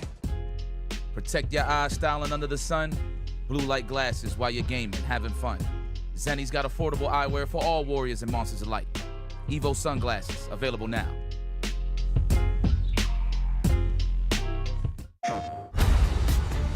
This crew will go anywhere. Take any job. Face any enemy. We're the free gunner crew of the North Star. And together, we're going to make our mark on this galaxy.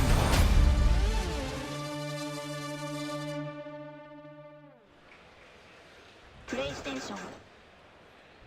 Welcome back to EVO 2024, Grand Blue Fantasy versus Rising action. We're now in winners round 2 of the side of pools. Maverick and Proxy, of course, we saw some incredible stuff. We saw people looking for answers, and we saw powerhouses getting the job done. Absolutely. I mean, it's the big day. We're at the big show. If you're looking for the answers now, you gotta already have them, man. It's a little too. You can take notes on the hand. You know, you can still look back to the notes a little bit, but you gotta be ready. You're gonna get a pop quiz in a hurry from players like that. It's dude, it's tough. You got to be ready for the near. We've all been there. We've all been there. You just that is part of the exam if you're playing Grand Blue Fantasy versus Rising. And you know what? It's going to continue that way in the Death Show. We have Elsa coming up.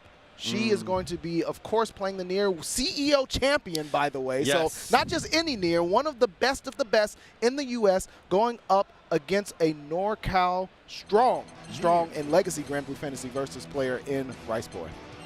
Yeah, so I heard an interesting statistic that so far going through the pools, NorCal kind of been cooking.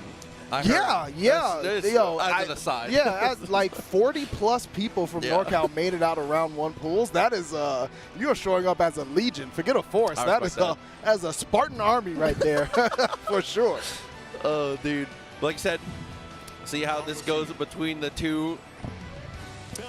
There's the Belial that you're looking for. Yeah, Rice Boy, one of those Belial classics. Been playing them since he dropped in the original. So, again, one of those characters that will start to show up as now we're getting down into the later stages of the tournament. But, again, Elsa, she is one of the best Nier players in the NA space. So, not an easy task. No, absolutely agreed. Can I just say, by the way, the cosmetics in this game are fantastic, are super funky. Yeah.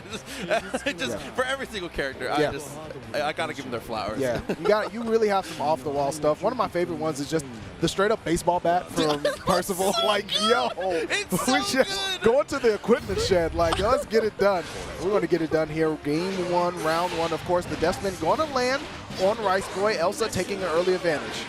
And not setting up for the sandwich, instead opting for the corner here, which I definitely do like. Pulls back to mid-screen, though. That was a funky little confirm. Ends up working out with the BC to the corner. Right back, but had to hold the plus frames. You saw the startup for another BC, but Rice Boy a little early on it and getting a full combo, though. Yeah, there's the spin. You're going to see Belial do that so much because he has moves that don't really rely on the ultimate version, so he can actually spin on Skybound out in the corner, and now took away the BP from Elsa, the last one. Elsa has to be super careful. Yeah, having to block Belial in a situation like this without having BC available is definitely tough. Almost takes the kill! Yo! Doesn't get the full combo. Looks for the command throw. Nobody home. Nice jump. Yo, Rice Boy got the Raging Strike, but didn't have the meter to go into the chain. That was unfortunate stuff. Elsa heads up gameplay, being able to jump out so smart. Oh, and checks death right away. That's definitely a good way to start off things. Yeah, the far 5M, really good button to be able to do that for Belial. One of his better buttons. I mean, all his buttons are good if we're not lying. That was a disgusting same side overhead from Elsa. It's getting nasty. That is a great case example of why the block button is not optional. No. Because the things like that are just unbelievable to deal with.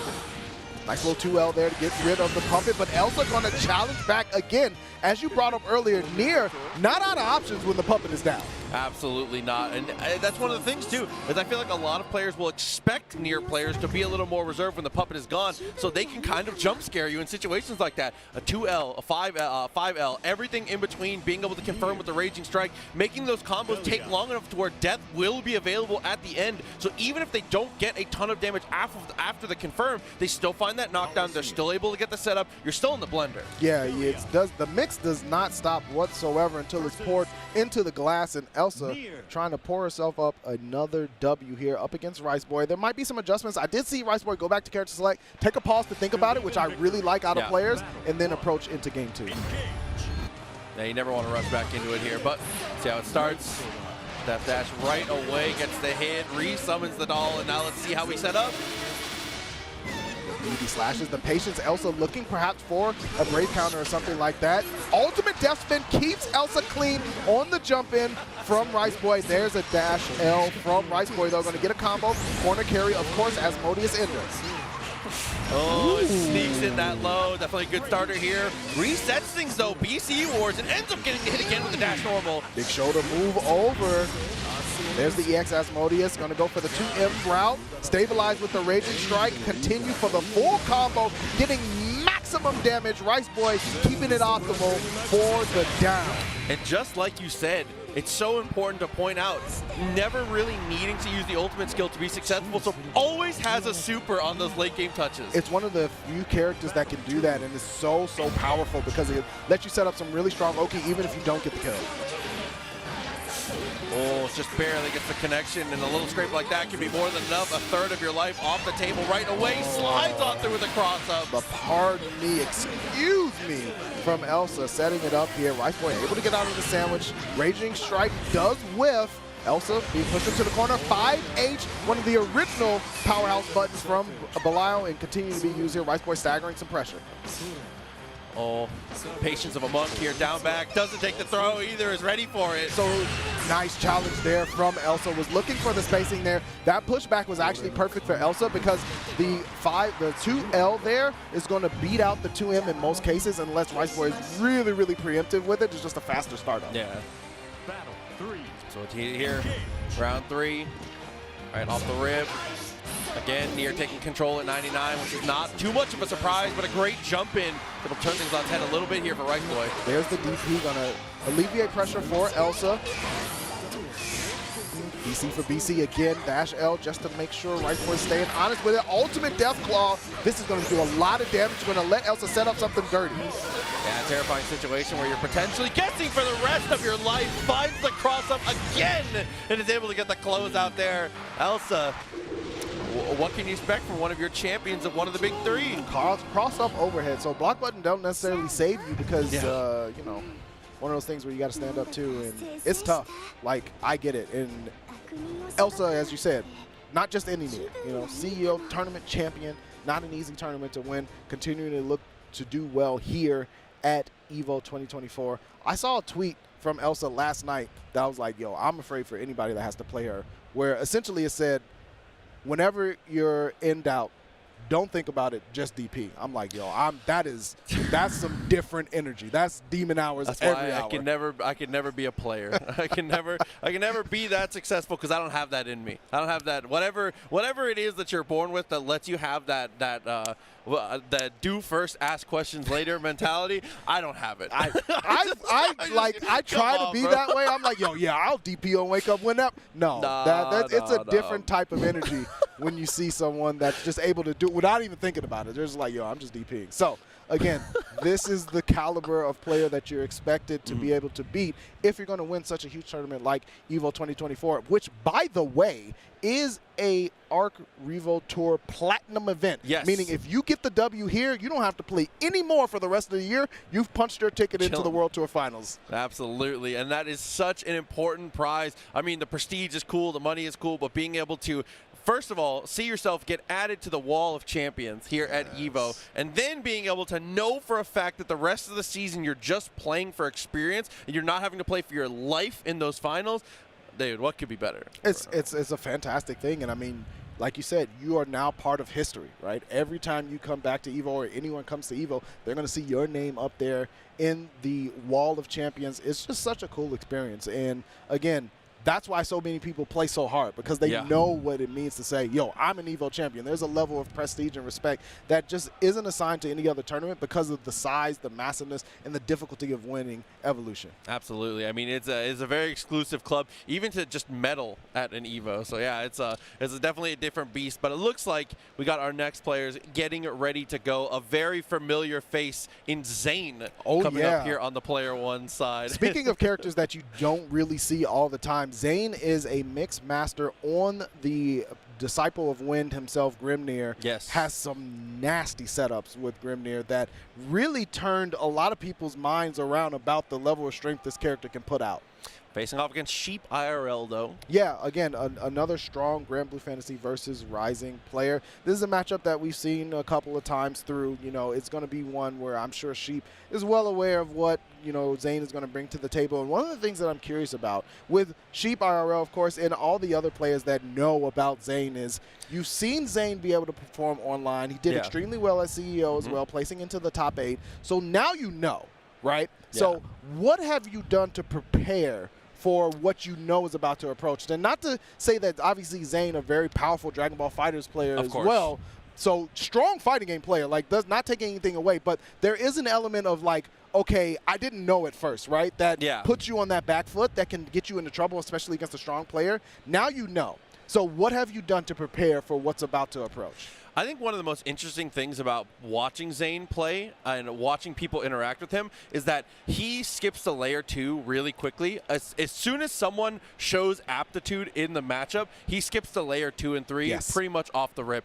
The amount of misdirection that he's able to apply in the way that he uses his glyphs to get around is ridiculous, because a lot of the times it seems very predictable. You'll see your opponent jump, you think they're going to go for the glyph. A lot of the times he will go for some of the it's shenanigans at best, I've got to say.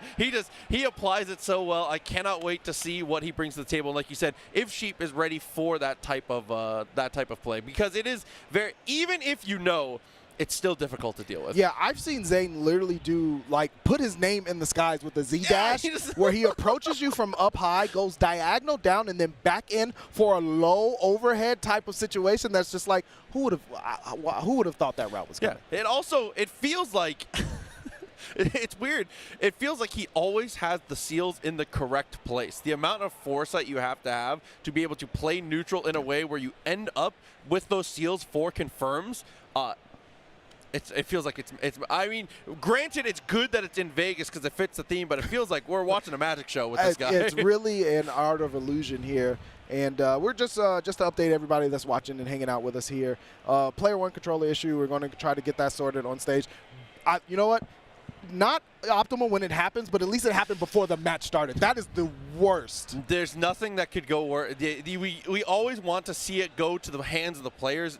Hardware never needs to be a factor. It's definitely good to get to see. So having that locked down, ready to go. It's huge shouts to the EVO staff and production, everybody involved. Definitely some of the highest caliber people in the entire business. So making sure everything's running as smooth as possible. That's one of the things about EVO that you know, right? You get the best of the best players, obviously, but behind the scenes, you have the best of production. Hands down, these people are the all-stars at every other event. They've combined to come together like Avengers and X-Men, hell, Justice League 2, and they're all here to really, really put on a fantastic show. So shout-outs to them for being able to recognize, assist the players, the people at the command center, too. Like, if you have not seen how EVO is orchestrated behind the scenes, then you really don't understand the level of coordination that's needed to be able to run not only a tournament this size, but there are 3 other games that have massive amount of entrants as well that have to be run. And then there are other games beyond that that have hundreds of entrants, and then there's the community stuff. There's like 30 games here. It's actually ridiculous. And again, like you said, huge shouts to the TO staff, everybody at that command center. There is a ridiculously large group of people that are running the entirety of this event, as well as the volunteers, everybody in between. If you see somebody, if you're here in the, I don't know why you would be watching on the stream if you're here. But if you are here and you are watching, make sure if you see somebody in one of those Evo vests, buy them a drink, buy them some food. Absolutely. Get them something, man. Treat them because they're doing God's work out here. It is super, it is stressful to be able to take an event like this and be able to keep things completely on the straight and narrow. But somehow they just manage to do it every single year. Every single year. So, yeah, like you said, even a thank you, just saying like, hey, I really appreciate everything you're doing. My Evo experience was great. Like, that goes a long way. So, again, shout outs to the TO staff, the production staff for getting the job done somehow every year. It's like magic when you think about it, or you're just like, bro, there's so much that they have to do, but every year it gets done. It looks like we're going to swap matches a little bit while we figure out potentially what's going on with the controller. So, hey, again, one of those scenarios where that's okay. Rather have the swap than run the match and be like, now we're stuck into it because you have to resolve it. Absolutely, yeah. No, but it looks like, I believe we're going to be moving on to the next one, which is going to be Romantic Cancel and Autumn. Yeah. Is where we're going to head instead. Yep, Romantic Cancel has definitely been playing Grand Blue Fantasy Versus and Rising. They have been, again, one of those legacy players that you see play not just this game, but many other games. And that's one of the beautiful things about Grand Blue Fantasy Versus is that you have so many players able to kind of transfer over, pick this game up, and continue with a different game. And some players say, I love this game so much it's going to become my main game.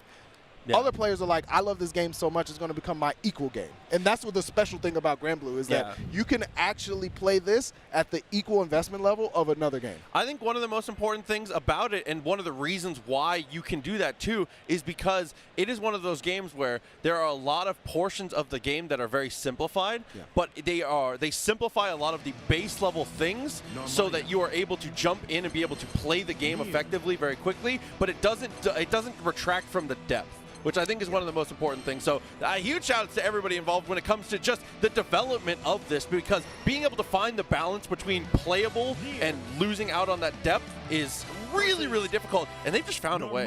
Yeah, absolutely. And speaking of finding a way, we found a way to get Narmaya on screen. Of course, Romantic Cancel going to be going up against Autumn in representing the Nier, of course, from Romantic Cancel. Autumn working with the Narmaya, who has the ability to teleport on a couple of ultimate moves. Could potentially get tricky for Romantic Cancel. However, Autumn stuck in the corner at the moment. Okay, push away with the DP, very nice. Couple good connections, a little bit of damage. Nice anti-air, and then stabilized with the Raging Chain. Very smart. I like that from Autumn. Gonna run the pressure. DP right back at you, though, from Romantic Cancel. Spacing things out. Looking for the far H, but no one was home. Romantic Cancel getting a huge whiff punish. Okay.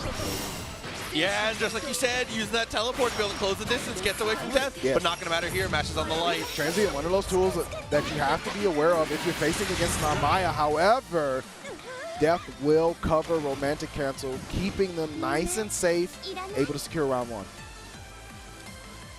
See if we can keep that same kind of energy, same kind of momentum going into the second round. Straight away tries to be the aggressor, which I definitely respect, but unfortunately, it's pushed out. Autumn in unshoe stance, just buttons on the dash-up challenge for Romantic Cancel. Works the nasty mix, landing onto Autumn. Romantic Cancel stabilizing with the Raging Strike in the chain. Going to send Death from the skies. Autumn has to be super careful. Did dispel the puppet, but Romantic Cancel taking things into their own hands. Oh, and again, same situation, just a different stroke of the card, but unfortunately, it's not going to matter. Even with that strong play, it was just a little bit too much of a deficit. It's one of those situations that's super tough because you really want to build your momentum against Nier at the beginning. However, Nier typically has the advantage in the round start. Yeah, absolutely. He can get out of hand for sure. Okay, slides on through. Nice teleport through with the transient. Unsheath stance. Good anti-air from Autumn. Going to be able to get some corner carry action. Might have been looking for the DPs. Slid up into the block, but Romantic Cancel not taking the bait. Slides on pass. Gets the hit again, but again, just that active defense, bro. Waking up with the light. Pushes away with the BC. Oh, the transient actually did not find his mark. Usually it hunts down the opponent on the screen. However, Romantic Cancel will gladly take this as an opportunity. Good press from Autumn. Going to be able to push themselves out. The side switch into the low. Getting tricky, but didn't finish. Oh, looking for chip at this point. Don't need to overextend. No BP remaining. Gets a hit as we land. The chip is good enough. Yeah, that Crescent definitely going to be able to do the job. I like the response there from Autumn. Okay, tricky stuff, and is able to block the DP. Starting to get a rhythm here for this for the defense. Finding out the defensive options for Romantic Cancel has been so important for Autumn. Getting a 5L connection here, a little bit of a confirm. 2M slides in, puts the sword away, gets hit by Def. Romantic Cancel finding an opening. She's back on, gets the hit. Gonna hurt Skybound hard for Autumn. Building that life lead, teleports through, does not have 50 meter though, cannot use the ultimate version of any of these skills, does have a DP, decides to go for the Brave counter, alleviate pressure, the step back, reversal super from Romantic Cancel. Wow, was just so ready for the situation, able to answer the attempt, just a pixel of life left, slides on through and is able to take the hit. Dash M going to work again, so close but so far away for Autumn. That is super tough. It's one of those things you have to remember that Nier does have that counter super, and it does a massive amount of damage. Try to sneak it with the low right away. Ain't good, knowing the gap there. Good matchup knowledge, but it doesn't matter. Clean jump in. There's the depth spin again. Nice DP though on the attempt of pressure from Romantic Cancel. Autumn swinging away with the 2M, finds the far edge counter hit as well. Wow, the ultimate, lock him up, very nice. Dashes forward, it answers immediately. Great match on the transient. And it makes so much sense because Romantic Cancel has been using 5L to stop Autumn's approach. 5L will get that job done as well, but that ultimate crescent does land. Autumn looking for a DP, but not finding it from Romantic Cancel. It's tough. Oh, check the legs. Again, it's really good. Goes for the EX, actually stops short and catches the low. That's the second time that's worked out. Autumn digging in the heels, finding a win in game 2 and extending the set into game 3. Dude, exciting one as we continue to press on. Both of them straight back into the rematch. No time to worry. No, we're throwing hands. It's going to be that way, huh? Let's box. Okay. Doing well, the position dashes up and just DP, what an answer. Oh, finally finds the DP bait. Autumn has been so patient with it and gets the, ultimate crescent was such a beautiful starter. Able to pick it back up with the 2M though. Raging Strike, gonna save it because the wall combo extends it with the ultimate unsheath. This is gonna be so problematic. No! Oh, problematic indeed. Back to the corner now, this is tough. Yeah, this is gonna be quite a bit here, even with the scaling. Yeah, just barely gonna live this one. One more interaction, potentially. Cycle through. No shot! No shot! Dash M twice. I'm coming through. I'm coming through again. That is disrespectful stuff. But you know what? If it works once, why not do it again? If they're not gonna block it, send it again. Definitely respect it here. Tries to look for the EX straight off the rip. Not quite gonna find its mark. Again, death spin. Yeah, it's such a good ability to be able to death spin, set up the cloth. Look how much damage Autumn took. Autumn was blocking. Finally finds the mash out though, and going to be able to run some pressure here. Stagger into a late throw, but the death spin again from Romantic Cancel. Oh, ultimate does actually get through though. Finds the throw into the corner. A little bit more control, but it's not gonna matter. Again, active on the defense. Finds the hit and is able to initiate that. Romantic Cancel going in with the dash L2M defensively in the unsheath stance from Autumn, working really well, but gets blown open, has to use the Brave counter. Side switch into the low again off of the transient. Oh, had to reset in an awkward situation. I think that might have been a BC, but it ends up just whip punishing.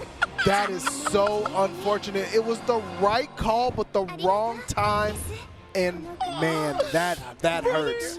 That hurts so bad. I feel like Autumn just had so many. You started to see the answers put themselves together, and the puzzle started to be solved, but just unfortunate at the end. That's it's one of those situations that just comes up when those clashes occur. Things can get really messy really quickly. That's when the chips are down, it's when you find out what kind of player you are. It's true. It's so true.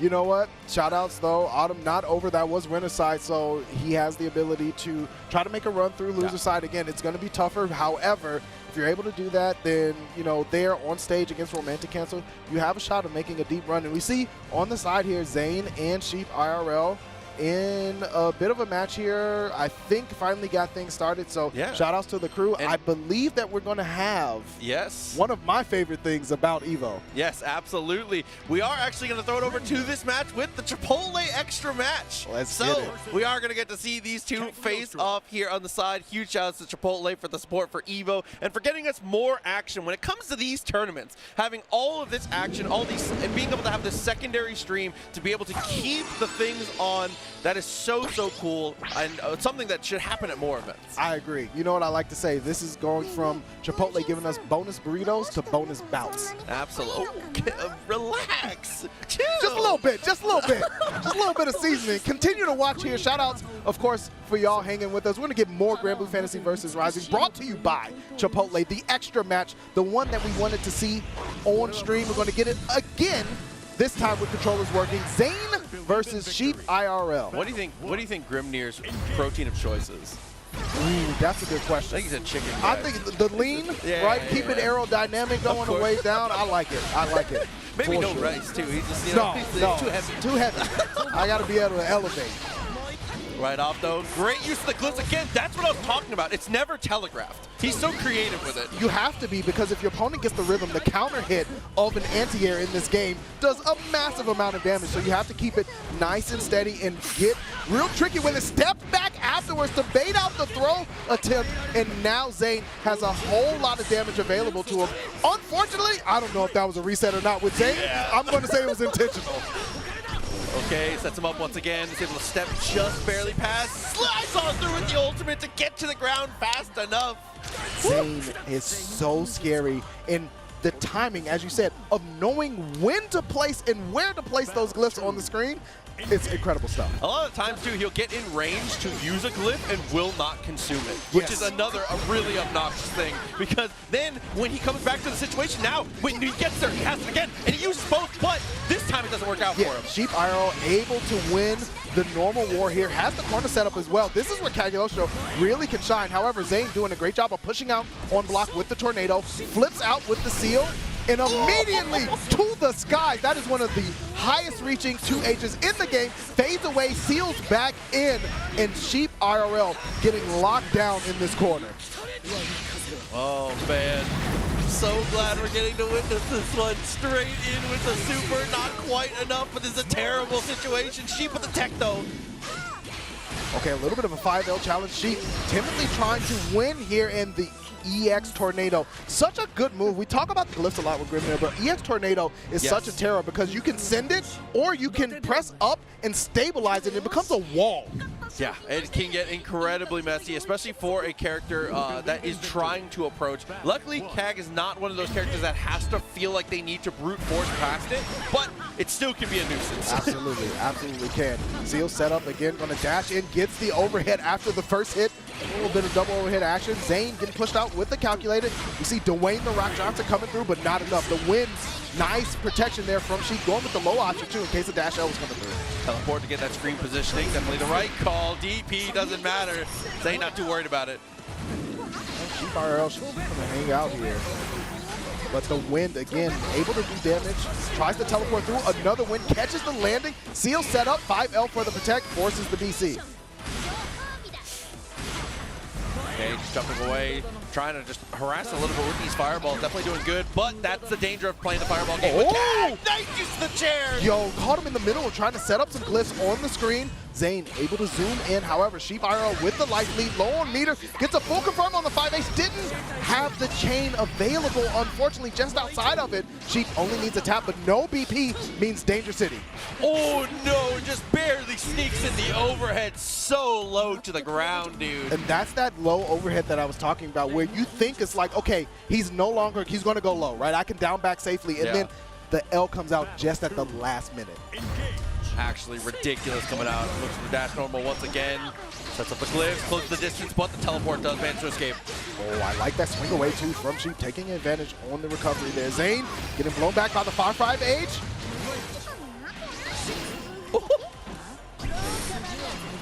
Ultimate reversal. Listen, you got to get this person off of you no matter what it takes. The tornado goes up as well. Can arc through. Zane catching Sheep IRL out of the sky. Full combination here. Nice BC again. That was such a sick combo route, and I love the ender to be able to actually get the pressure with the multi-hit. It's so good, the JU on the ender for the multi-hit. Zane trying to catch Sheep IRL again out of the skies. Ultimate seal, no, the 2H after the dash in. And it's just like you were talking about, those seals do have a slight activation time, so he knows that he's safe to go for that anti-air. Guess for game here, sets up the seals with the EX. Nice BC. You're all out of it, but the HP is so low, it doesn't matter. In your face teleport from Sheep, getting brazen with it, and you kind of have to because you tried to play the traditional game, and Zane is not respecting any of it. No, absolutely not. Back into it though, no time to come up for air, around a piece. Zane's actually threatening the set now, but Sheep still in this. Yeah, Zane looking to claim all of the oxygen right now. Sheep needs this so badly to continue this set. However, Zane cooking right now. EX seal set up and close to that meter again. One of the things that Zane hasn't had to do is use the ultimate seal set, and so has had Skybound Art to be able to do big damage to trying to confirm in the corner. Almost gets it there with the tornado, aims it up, definitely good, slides in for the low, wakes up with the normal though, Sheep not the turd. Has to be bold here, turning the Sheep into a wolf. 5L into a Raging Strike, chain, continuation, side switch. I like that hula hoop for the ender. The patience from Sheep RL is going to pay off. BC sets up a double seal. Can't get tapped, but I mean, we don't have HP anyway. No seals, how we consume these. He's going to decide a lot. Still has it, but barely gets clipped on the legs. There's the calculated. Again, Sheep kind of going back to that. Went for the anti-air. Got countered. Was not confirmed. And whoa, the back draft from Zane closing out the set 2-0. Dude, slipped on in. What an amazing set. And huge shouts to Chipotle for the extra match here. That's the type of stuff we would have missed that. We would have missed it, right? We had an opportunity. It was like, oh, well, we got to keep things rolling. Obviously, it's a huge tournament, so we got to keep things moving. But thanks to the extra match from Chipotle, we actually got to see it. And imagine missing that. Dude, actually ridiculous. Again, we cannot praise them enough for their support, not only of the FGC, but of EVO in general. Thank you so much to Chipotle for helping us not only bring more actions to the streams, but helping this event be as great as it has been. But it looks like, for now, we are going to take another very short break. But right afterwards, we're going to move straight back into even more action with Grand Blue. Stick with us. EVO 2024 will be back in just a moment.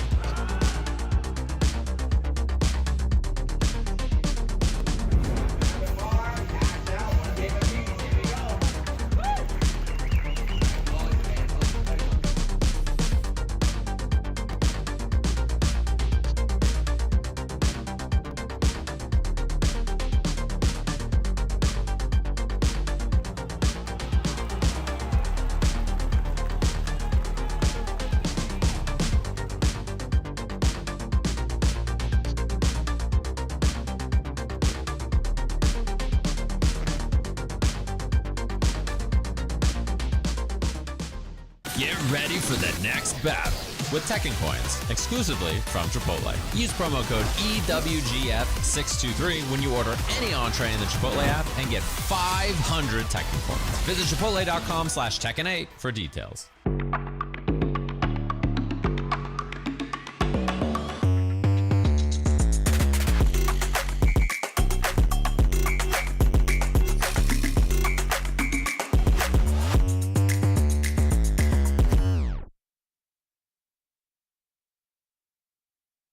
Hey gamers, does your room look like this?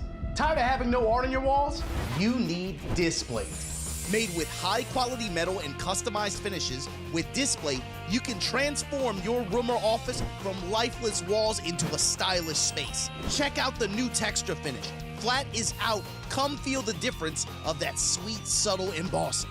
Say goodbye to hammers and nails with Displate's magnet lock technology. It never fails. It's as simple as snap and hang. Bang, bang, bang. Visit displate.com/EVO and order now. Use the discount code EVO at checkout. Rated E to M.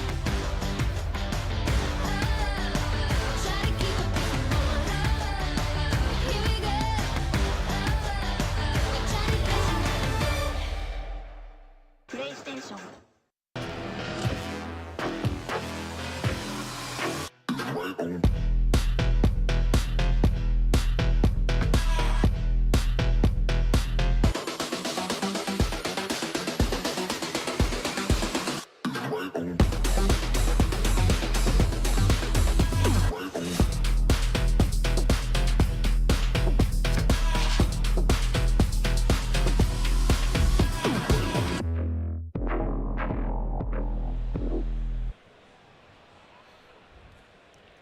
Welcome back, welcome back. I told you, it wouldn't be too long. Short break, straight back into the action here. Grand Blue back at it again. Proxy and Maverick to continue to walk you through as we're going to get another very familiar face to the stream right off the rip. Yeah, I mean, it's getting to that time of the day where you start to see all of the heavy hitters walking up the stream to give us some fantastic matches. Of course, it's going to be Diaphone coming up to play against Crocell. Diaphone, multi-talented fighting game player, just an absolute monster. You might have seen him wrecking shop at record pace at the Hunter x Hunter Nin Impact exhibition. Dude. Like, he only had 3 hours with the game, and he just, like, it was terrifying to see. So shout outs to Diaphone, also fantastic content creator as well. Of course. Putting in the work, doing so much education for the community, and just a good dude. One interesting thing also that we always have to point out when we talk about him is that we saw his name pop up, and the first thing me and you both said was, what character do you think he's going to play? That's it. Because the guy can kind of, one of the things he does for content is that when a character comes out, he will enter a bunch of online brackets with the character. He is extremely well versed with a multitude of characters. I would say the things we were expecting is we both said 2B or Grimnir, probably. Yes. But has can really play anything. Yeah, I mean, I've seen him on Jita, I've seen him on Grand, long, of course, the Zoe, like a lot of people, I think he's moved away from it. I love some Diaphone Zoe, but we may not see that. However, again, that's what another thing that just makes him so much of a threat. I do see the 2B here, does say button check though, so we might be getting a little bit of a check of button, but it might just be the 2B. Crocell, lock it in on the Luane, who I still think flies under the radar. Luane is so good, and I'm so glad you said that. That character is really, really good right now. I definitely agree. Yeah, he just has so many options to change the flow of the game, and he's one of the only characters in the game where if he uses Skybound Art or Super Skybound Art, everything stops. You have to respect it. Whether it's a human pyramid attack or Yggdrasil, you have to respect it. If you try to just be like, I'm just going to do whatever I'm going to do, the super armor from HPA is going to blow you up, or Yggdrasil is just going to destroy your HP bar. Oh, no. No, don't get mixed like that in game. I saw it. Diaphone gave him a thumbs up. He thought it was a fist bump. Oh, the whiff. No. There it is. There it is. Oh, right you there. should have left him hanging. That was your redemption. Oh my God. That would have been the best. That's my fault. Oh, man. All in good fun here. Round 2 winner's side of Grand Blue Fantasy versus Rising. Going to be the Anila versus the 2B. Anila, another character that we don't see too much. You know, I think I've seen Gamera on her still for a little bit here and there, but I think is a strong character. No, definitely agreed. But like we said, 2B coming out for Diaphone, definitely the expected pick. In the most recent online brackets, that's what he's been playing mostly, so I assumed he was just trying to get in fighting shape. Makes sense. I mean, you want to go in with what you know when you're playing here at EVO, and Diaphone knows this combo route for sure. Goes with the cheeky little jump stall there. Gatling for the safe ender. It sets up the perfect timing for the parry. The frames work together so well. Jump in, ends up finding the throw. Damage really starting to add up. Gray used the ultimate DP. Yeah, get off of me. Side switch with the jump over you as well. Baits and punishes 2B, one of the best characters in the game. With that advancing normal of the 5M, it can whiff punish at ranges where normally you might be comfortable against other characters. 2B's in there. And that especially fits Diaphone's playstyle really well because he's the type of player where he knows when to overextend, but a lot of the time he's very comfortable with that like one character length. That's like that's his realm. Yeah, it's one of the things that he does purposefully, sets it up on block strings. He's such a scientist of the game as well that it's really dangerous when pressing in unknown spaces against Diaphone. Ooh, the little shimmy back and forth, ends up going for the dash, clean jump in, knockdown, looks for something, and ends up finding the low. Yo, the gauntlet over into the low. I did not know that setup was actually going to work that way. Diaphone showing some new stuff, goes with the pizza cutter again in the JH, big combo. Okay, knockdown here. Ends up just sticking the low, and again, just standing at that perfect spacing, that like 1 to 2 character length, not only where Diaphone thrives, but where 2B thrives, is able to work out the normals there and is able to find the hit, closes out the game. And the scary thing is just a little bit further back, and 5H will blow you up as well. So it's one of those things against 2B where you really have to put her on defense. But again, when you are errant on your attempt, that 5M will swing around. Baited out the Brave counter attempt and ends up punishing Diaphone, working on all cylinders. Okay, combo limit is reached. Went for the stall. Nice block. Ends up getting the counter poke here, but doesn't get anything for it. Gets out of the corner, but BC to get some room. Oh, again with the jump stall. JH Diphone working really well. Crocell with the BC here, trying to slow things down just a little bit. Yeah, that's going to be a punish there. The close range sheep ejection, not safe whatsoever. Diphone is out of BP. However, Crocell needs to find a hit to get it started. You saw the flip back in the parry attempt. There's a throw, going to do extra damage because no BP. Yeah, throw back into the corner is definitely big too. The positioning, no matter a lot here. Looks for the slide on in, tries to check the legs, not quite there. Diphone, not asleep at the wheel. Good blocks. No, not at all. Just kind of locked in. No emotions here, just focused on the match. And like I said, don't expend that energy. No. There's no time to be happy, man. There's really no time for it. You're right about that. I like this from Crocell, from Diphone, going with the beam to deter Crocell from using the sheep projectile. Oh, yeah. I mean, it's really a game of patience and sizing right now. I like that 2L fight out from Crocell. Oh, spot dodge after whip DP, definitely good. Command movement ends up just landing and going straight for the mid. First full confirm we're going to get to see here. Ends up setting with the meaty fireball, but doesn't get much afterwards. Gatling Ender does work out for Diphone. Dash in 5M. It approaches so quickly. You have to be super careful. There's a stagger again from Diphone. Going to set up the lightning pulse for some plus raise. Fake them out. Goes for the low. Yep. Tyson to stand up there. Definitely a tough one here. Potentially guessing for your life on this next interaction. This is going to do a ton of damage here, but you are just barely going to live it. There's the low again. Diphone in a great situation as far as the life lead goes. Crocell does have Super Skybound out. Uses 50 for the sheep projectile. Diphone not wanting to block any of it. Knows how good that move is. Okay, just like that, spending that last BP. Ends up just taking the space backwards. Yeah, at that point, you might as well just backdash. You have a character with superior range. Use that room and just doing a great job. Diphone moving forward in the bracket. And I'm excited to see if he sticks with 2B the whole time because it's looking incredibly well practiced and very clean for him right now. Yeah, very methodical, you know, just planned out, execute the game plan, make a little small adjustments here, there, and then move on to the next one. So good stuff to Diphone. Yeah, we'll have to see if he can keep that momentum going. It's difficult, especially for someone like Diphone, who is, like we said, a great content creator. Has definitely been involved with a lot of different like pieces, doing like the Hunter x Hunter stuff, things like that. But in his heart of hearts, you know he wants to compete. Oh, you know he's here to try and take a victory. He doesn't just enter these tournaments for funsies. No, so we'll see how he does, man. Being able to maintain that type of focus while also doing some professional work is incredibly impressive. It is. It's super impressive. So, again, fascinating to see how his run's going to play out through the rest of the day. And we're going to continue to move forward in our pool side of things. We've got, of course, Bisu sitting down, another storied Grand Blue Fantasy versus and Rising player, going up against Robert Wario from Japan. Okay.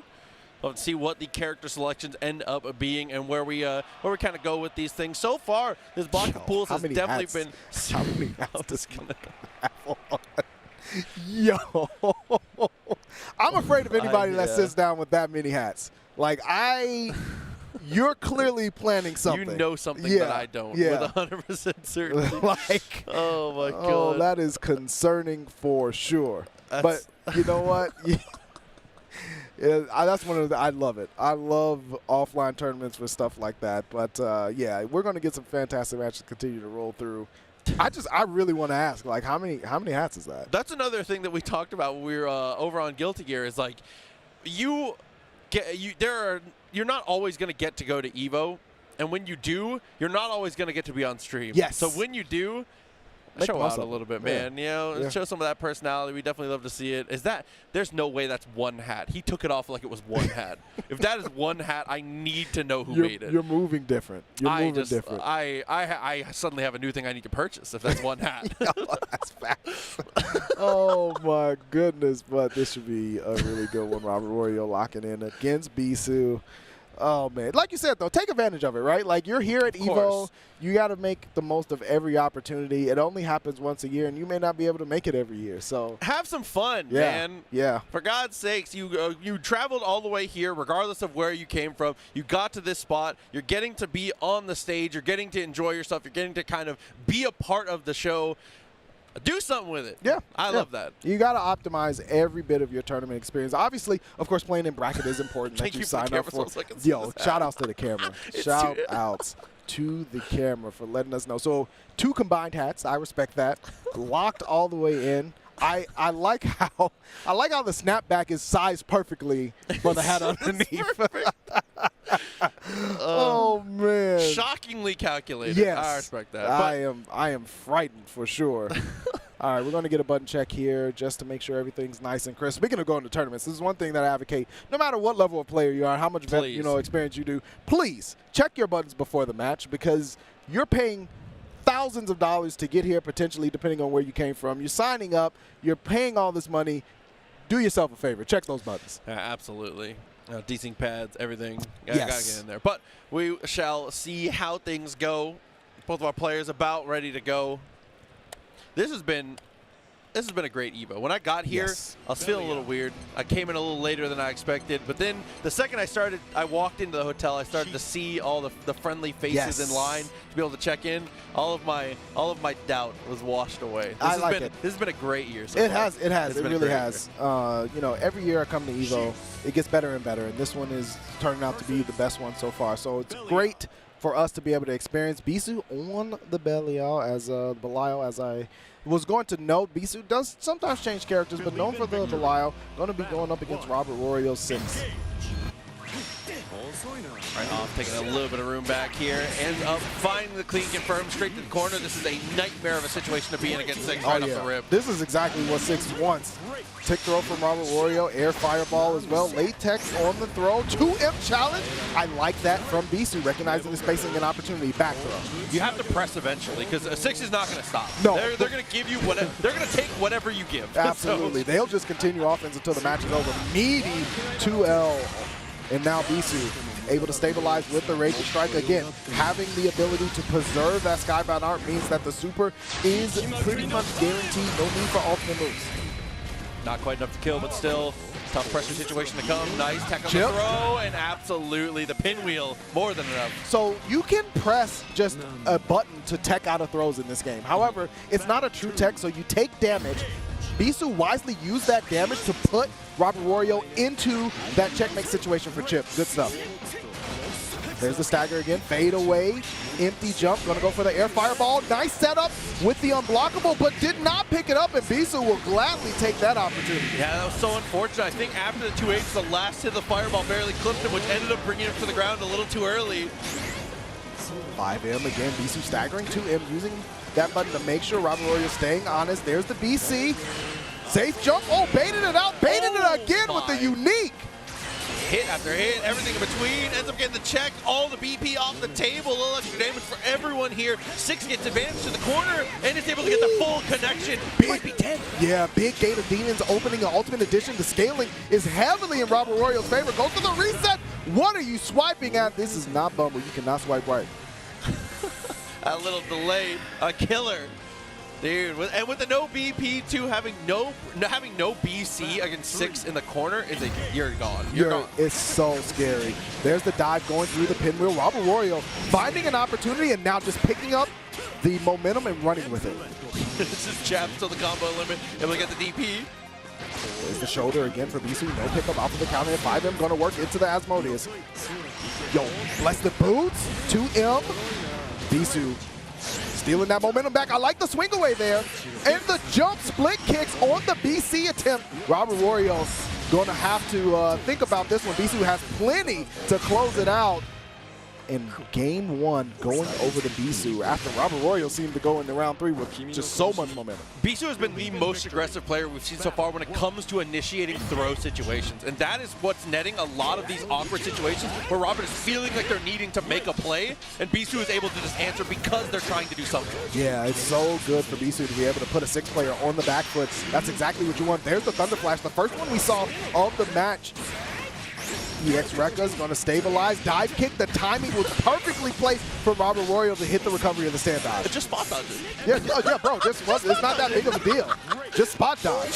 What could go wrong? Listen, maybe something like that. Yeah. Off the wall, the ultimate skill, gets the connection, able to take the kill. Listen, I'm not, necessarily a 6 proponent, but that ultimate skill looks so cool. It's very cool. I understand why 6 players play 6, is what I'm saying. Ooh. Oh, I thought we were going to get a confirm. If he went Raging Chain there, I was going to flip my chair. There's this jump stall, though, from Bisu with the unique to be able to full corner carry. Another thing that makes Bilal so strong is any confirm pretty much puts you in the corner. Wake up, Thunder Flash, get off. A little too far there. Couldn't quite get the confirm. He was looking for max distance on that one. Limber. Bisu. Nice confirm here, too. DP Ender at the combo limit. Going to set up some ulti. Base the Thunder Flash. Went to the well one too many times. Bisu going to capitalize, build plenty of meter. Didn't even need the Skybound Arc. Bisu on set point. Yeah, setting up well for this. 99 seconds here is going to decide a lot, because if Bisu is able to get that pressure and is able to establish a knockdown early, things are going to get messy very quickly. Jump over with the M. Bisu looking for an opening here, wants to steal away any opportunity for Robert Royal to really try to build up those engines and get 6 revving. Nice jump over the throw bait attempt, and now Bisu with plenty of opportunity here, has that meter again, going to cash out, take away a BP, huge life lead. Things are looking really well for Bisu. And that hit again is just a symptom of how aggressive Bisu has been with the throw game, setting up for it once again and tried to look for that delay again, but 6 going to go for the swing, active defense. It's time. Air Fireball again. Robert Royal getting a chance to press some buttons here. Bisu going for a neutral jump, fading back, dash L, respecting the plus frames. There's the BC from Robert Royal. Bisu in the corner, tick throw from Robert Royal. Oh, that EX Fireball timing was really nice. Goes up the wall and gets the punish. Caught the 5H's. Robert Royal doing plenty of damage here. Bisu gonna really only have one more chance. Robert Royal goes for the reset. Any strong hit to confirm, and that's a dead Bisu. Oh my goodness. There's the ultimate skill and finish with the Raging Strike. Robert Royal hanging in there against a set point. Dude, taking it on to a clutch Game 3. The back and forth has been ridiculous here, and I feel like a lot of it has just come down to Robert doing a better job of not falling into these traps that Bisu has been able to set so aggressively throughout the entire set. It's so good. That's what the second hat is for. I got to put on 2 thinking caps. The thinking caps? Oh my God. Big brain activity from Robert Royal. Clean touch on the jump in, goes for the pinwheel. Another thing about both of these characters is they both leave you grounded for so long in their combos. So they go so extended, combo limit, not even in their vocabulary. Yeah, what is that? I hit him as many times as I need to. 2M challenge there. Oh my goodness, the Thunder Flash immediately. Air Fireball connects, not able to pick it up, but still has the momentum here. 2M, just, I'm fighting you in this neutral space, but immediate 5L from Robert Royal. Yep, straight through with the chain. Able to get the counter hit, can't quite get it confirmed, but that's okay. EX Fireball, too far. 1 hit into the super. I respect that. Sweet Chin music, I will not pass the eye. Bisu playing the song he likes the most. Oh my God. And there was 0 scaling. So just maximum damage to come through. No BP, no scaling, no hope. Round 2. Bisu, again, a set point opportunity here against Robert Royal from Japan. Fade back, nice dodge, but again, the timing is so specific. If you mess it up, this is your fate. Bisu in the corner. Okay, DP, get stuff out of there. Get some more room, looks for the dash light, ends up finding the jumper once again. That button has been money. It's been so good for Bisu. The split kid's going to work once more. Didn't get the Asmodeus Ender, but you know what? Neutral jump over the gated demons, baited out a BC, and Bisu will certainly take that. There's an ultimate pinwheel, and I like this to reset the situation. However, Robert Royal fighting back. Okay, chain. Good damage here into the corner. Going to be one more situation, potentially 2. Finds the throw. Grinding things out. A little taste of your own medicine here. There's the stagger. Oh, man, that 5H. Again, another 5H lands. Raging Strike into chain. 2 times, 2 chains in 2 rounds for Bisu. Dude, the back and forth between those two, the adaptations that we got to see was so incredible. Dude, we are really starting to get into these later stages, and we are really starting to get into the super high-level stuff. If this is like any kind of show for what is going to be coming later, I'm so excited. This is still pools. And this is pools. Like, this is pools, bro. Like, this is what I can expect moving forward. Again, EVO being that different type of tournament, I can't even fathom how this is going to continue to play out. But we're going to continue to push forward. We've got another match coming up. It's going to be Junior Junes versus Appear. This is another round 2 winner side match. Again, preserving your life in this type of, you just saw what Bisu was dealing with up against Robert Rorio. So, like, listen, if you can stay on the winner side, be there. Yeah, please, absolutely. I mean, that's just like, that's one thing you always have to think about, too, is that when we're watching these winners matches on stream, yeah, every single person that you're watching is still in this tournament. They're just getting relegated down to the most dangerous, the most shark-infested waters you've ever seen. It's one of those situations where if you're in loser side and you're going up against one of those players, you're like, who put you here? How did you? Why are you here? What are you doing Why here? am I so unlucky? You start having conversations with yourself. You're like, dude, what did I do? I should have requested a pool change, bro.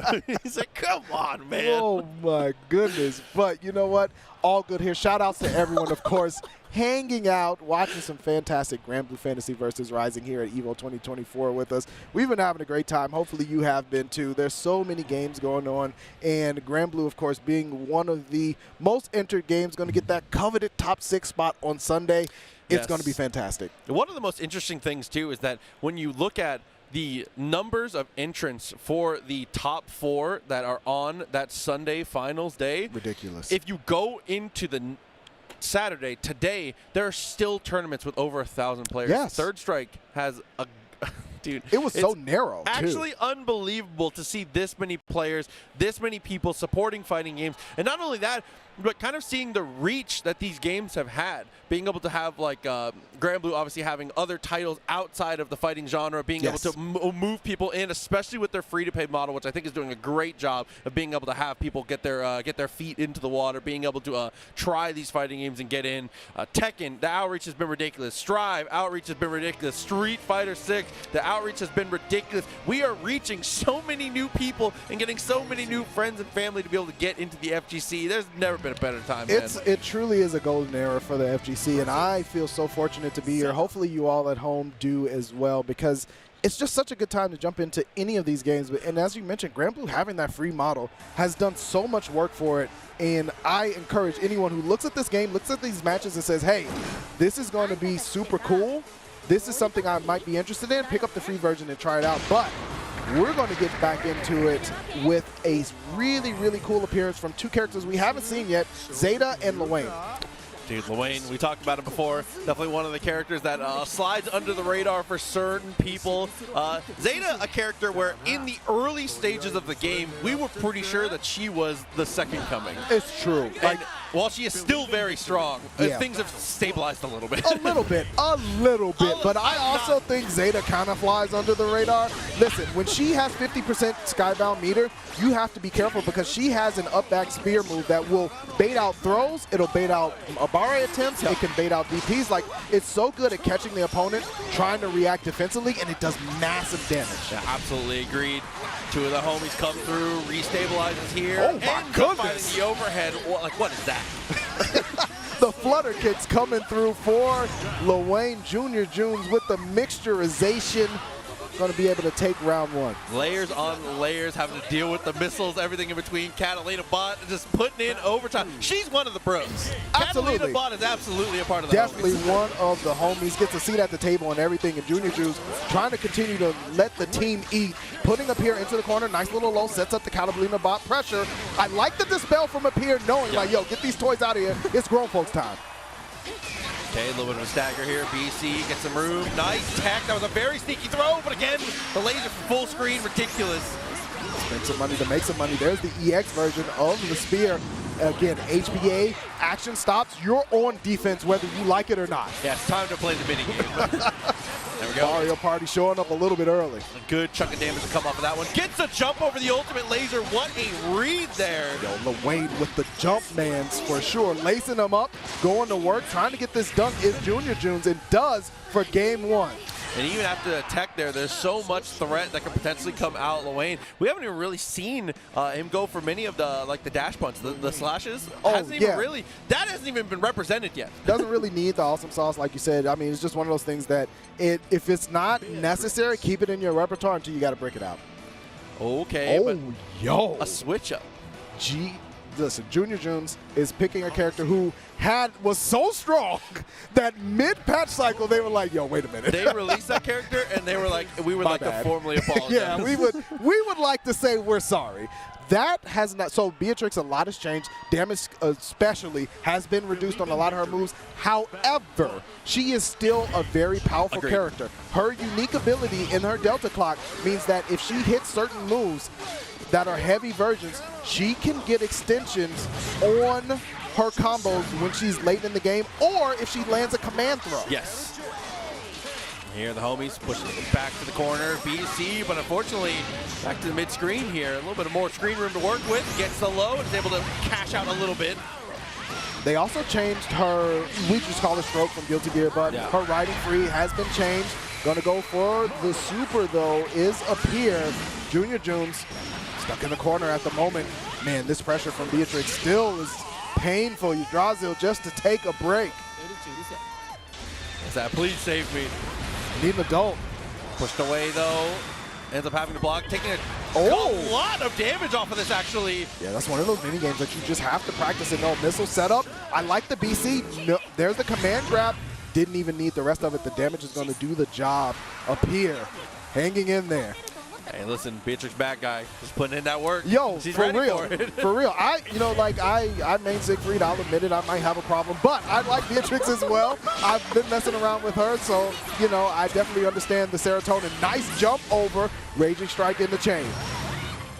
Ooh, the back hitbox on that was kind of nasty. Hold on, wait a minute. Up here has shown up to cook on the grill. Oh, backdash is there. Willing to get some room. Ends up going straight on through. Listen, stroke, vortex, riding free, whatever you want to call it, it's here. It's here. And it has appeared. Showing up in this set, tying things up. One game apiece. We're going into the rubber match. Oh, dash L extension. Going to use the EX Thunderbird as well, of course. Keep that combo going, hit the reset limit, the fadeaway. Junior Junes finds a throw, but immediate ultimate DP, get off of me. Wow, and whatever side that was. What a jump in, crazy work. Find the block button and believe in it. Thunderbird gonna catch the throw tech attempt. Junior Junes all of a sudden now looking at 2 set points to defend against. Yeah, a tough situation. 2 in a row is such a difficult thing to have to deal with here. Right off the rip, straight away to the throw. That's degenerate. No punish though. So you know what? I'll do it again. I wish I was that confident about anything. Oh my god. Yeah, just out there like in life. I was gonna say. Oh, BC came through, ends up finding the low with the homie missiles and another great tech.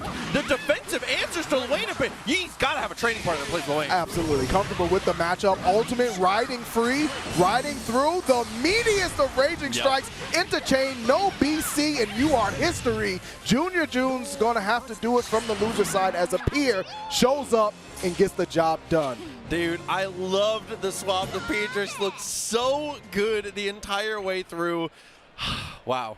And I'm so glad we get to see the character because even with the nerfs, it's still plenty strong. Yes. And I'm glad that we have players like this to be able to show that off. Absolutely. I mean, it's one of those things where obviously if a character comes out and the developer themselves says, yo, we got to tone this down, it's a caution sign to anyone to be like, oh, I don't know if I should invest in them anymore, because you never know how the nerf is really going to affect it until you see it out in the wild, how it works against the rest of the cast. But I think that Beatrix is still a very viable and strong character, especially in the first to 2 environment, when she can do things like you saw with the riding free, just going underneath these mid and high attacks. It's mad scary. Yeah, the answers are definitely clutch.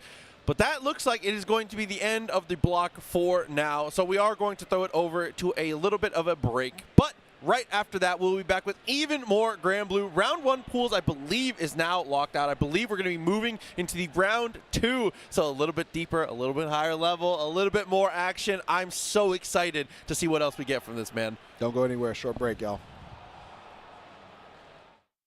You're really making all of this by hand.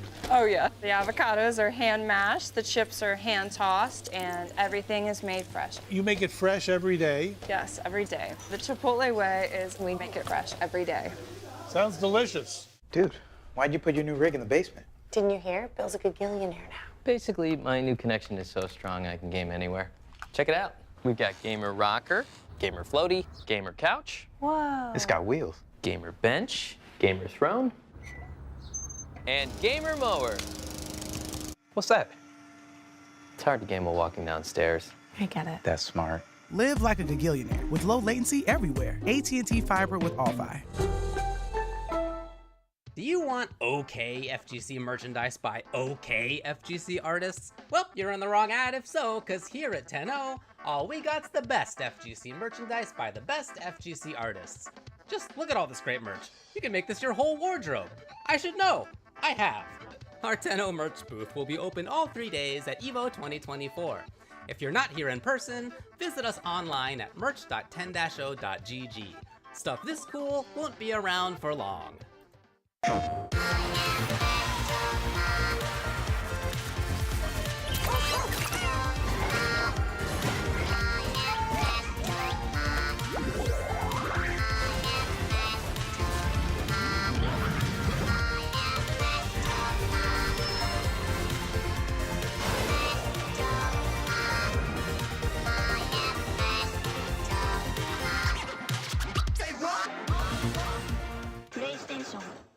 The greatest anime fight of all time. Why would you ask me such a hard question?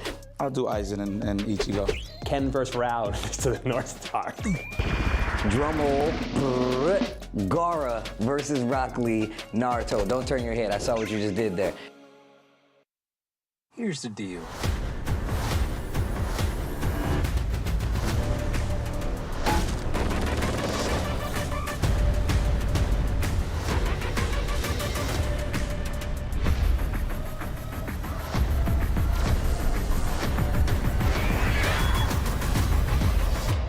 Excited. Oh, yes.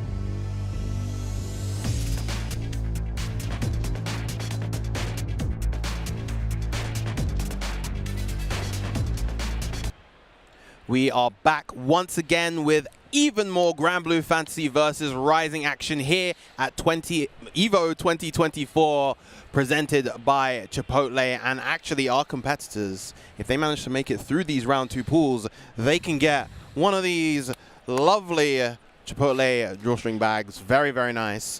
I, of course, am Viram, and with me once again, doubling up the blocks, is Proxy. Dude, there's no better way for you to have flexed by it. Congratulations, by the way. Thank you very much. I've gotten to show off the bag. Listen, man, not just a commentator out here cooking. That is amazing to get to see. Dude, like you said, competing for, you know, the glory moving forward in this bracket, trying to get to the point where you earn yourself a bag, earn yourself a little bit farther in, maybe earn yourself a little bit of a, you know, a different kind of bag, potentially, if you can make that top 6. Yeah, it is going to be definitely a stacked weekend. The Sunday, managing to make Sunday finals as Grand Blue, just managed to get enough entrants. A huge, huge kind of comeback story for the game. Yes. After, you know, what we had to deal with in 2020, just Rising has really revitalized the community and the game as a whole. So it's been very exciting times this entire year. But speaking of exciting times, the first set that we're going to be having up is Coach Steve versus Bweens. One of my favorites. Coach Steve was originally playing the Siegfried, has found his home on Belial, and has been looking incredible. Definitely a very aggressive player, and it shows in the not only in the character selection, but in the kind of the way he approaches the game. I love to get to see it. Absolutely, absolutely. And of course, you know, you being a man of Marvel background, of course, well acquainted with Coach Steve across the years, being a man of many talents across many different fighting games. And it's been really, really amazing to see his commitment to this particular game. It's clear he's enjoyed it a lot. He streams the game a ton, trying to learn as much as he can, both about his character and the game as a whole. I'm so glad you said that, too, because I think that's one of the standout things about Coach in this setting is that he obviously did very well in Marvel. Was a great Dragon Ball player, did really well in Street Fighter, and was pretty actively doing well in all of them. But he specifically said, I'm stretching myself too thin. I want to stick myself to a game that I really love. And he ended up here on Grand Blue, so he is locked in for the long haul for this. So that's so good to get to see him focused in. Meanwhile, on the other side, we got Bweens locking in the Gran, a character that saw a bunch of buffs coming into the 1.50 patch. Actually, with a preview patch, I know that they changed his 5U, for instance, and Bweens off to a strong start with the jump in. Yeah, definitely a good call out there to be able to get over the pinwheel. Pressure from Steve, DP on the first opportunity. I love that. Set the standard. Yeah, we were talking about how aggressive Coach Steve is, but Bweens is already looking to be quite aggressive themselves. Yep, the Raging Chain goes through. Great damage and corner carry, as always, for Belial. Ridiculous. Yep. Belial, just kind of a paragon of stability in this game. Tries to go for a preemptive BC, but Bweens slightly delayed on their offense. Manages to get big opening and gets the hard knockdown. Ooh, that was a little bit too late on that safe jump, actually. Yeah, mistimes it, and it's going to take a grip for this huge damage to come through. No BP remaining as well. So even if you do live this, you are in for a nightmarish time. That said, though, Coach Steve still has to be careful. This is range to potentially die to a UDP, but he gets baited out. No, but he doesn't get the kill. This is a tough situation. Goes for the dash light again, continues to be the aggressor even in this spot. BC, a great timing. Too early on the throw. And already we've got a nail bite of a first round between these two, and the gap between the fireball able to catch Bweens, moving. Coach Steve taking the first round. All right, shake the hands out. Listen, both of you, shake the hands out. Keep it together. Looking good at the start, though. Right away, is able to get that dash light straight in with the staggered mediums. Good defense. Yeah, Bweens just choosing a great time to contest there, but a good DP coming out from Coach Steve. Plus frames galore, of course, that is the name of the game for Belial, but also for Gran if Bweens is able to start that 2M pressure. Absolutely. I was going to say, the way he's able to stack his plus frames definitely ridiculous here. Looks for the stomp, DP in response. Yeah, both these players, great punish with the U-Fireball, able to get a conversion as well in the middle of the screen. Yeah, restabilizing with the Raging Chain, definitely good. Dashes up, uses the U skill, and is able to find the throw. Not enough, but looking for chip potentially. Slowing it down, keeping it real safe, real tight, but Bweens able to get the BC. Oh, patience kills. Got to be careful. Running out of time here. Straight away tries to check him. Has to spend the last BP and can't quite get through. Inches off of Belial's face with that U-boot. It was a good try, but unfortunately that fireball was just a little bit too quick. Oi, in the neutral jump to be able to bait that out. Tries to go through the boot once again. Not quite going to work out. Yep, taking the plus frames from the 668 as well. Nice and meaty. Oh, I love that. Calling out the far medium and whiff punishing beautifully with that far heavy. Going to get the full extension into the FBA. Yeah, specifically the ranges he's standing at, he's enticing whiffs so well a lot of these times. So, let's see how it comes off the mix here. Yeah, that's kind of one of the weaknesses of Graham. What a bait on that DP. The backdash sublime by Coach Steve. I'll say, but yeah, like you said, one of the weaknesses of Grant is those types of situations, right? It's a little bit committal in those types of spots. And while he does have some long-reaching normals, a lot of the time you are susceptible to those. That's how you start. That's how you Just ran right up, no fear. That's true protagonist energy right there. Okay, back in with the pressure, the dash light. Yeah, spot dodge a little early, trying to be preemptive, which I definitely respect, but unfortunately in that spot, not going to work out. Yeah, most likely tried to spot dodge the potential far heavy. Spot dodging there is actually very good against the far heavy, but Coach Steve just delaying that 6XL instead and going to get another combo into the FBA. Not quite going to take Queens out just yet, but you're living on a prayer. Yeah, this is one of the things we were talking about for Belial as well. We're going to go for that last mix. Straight in, looks for the chip. BC Wars looking for anything now.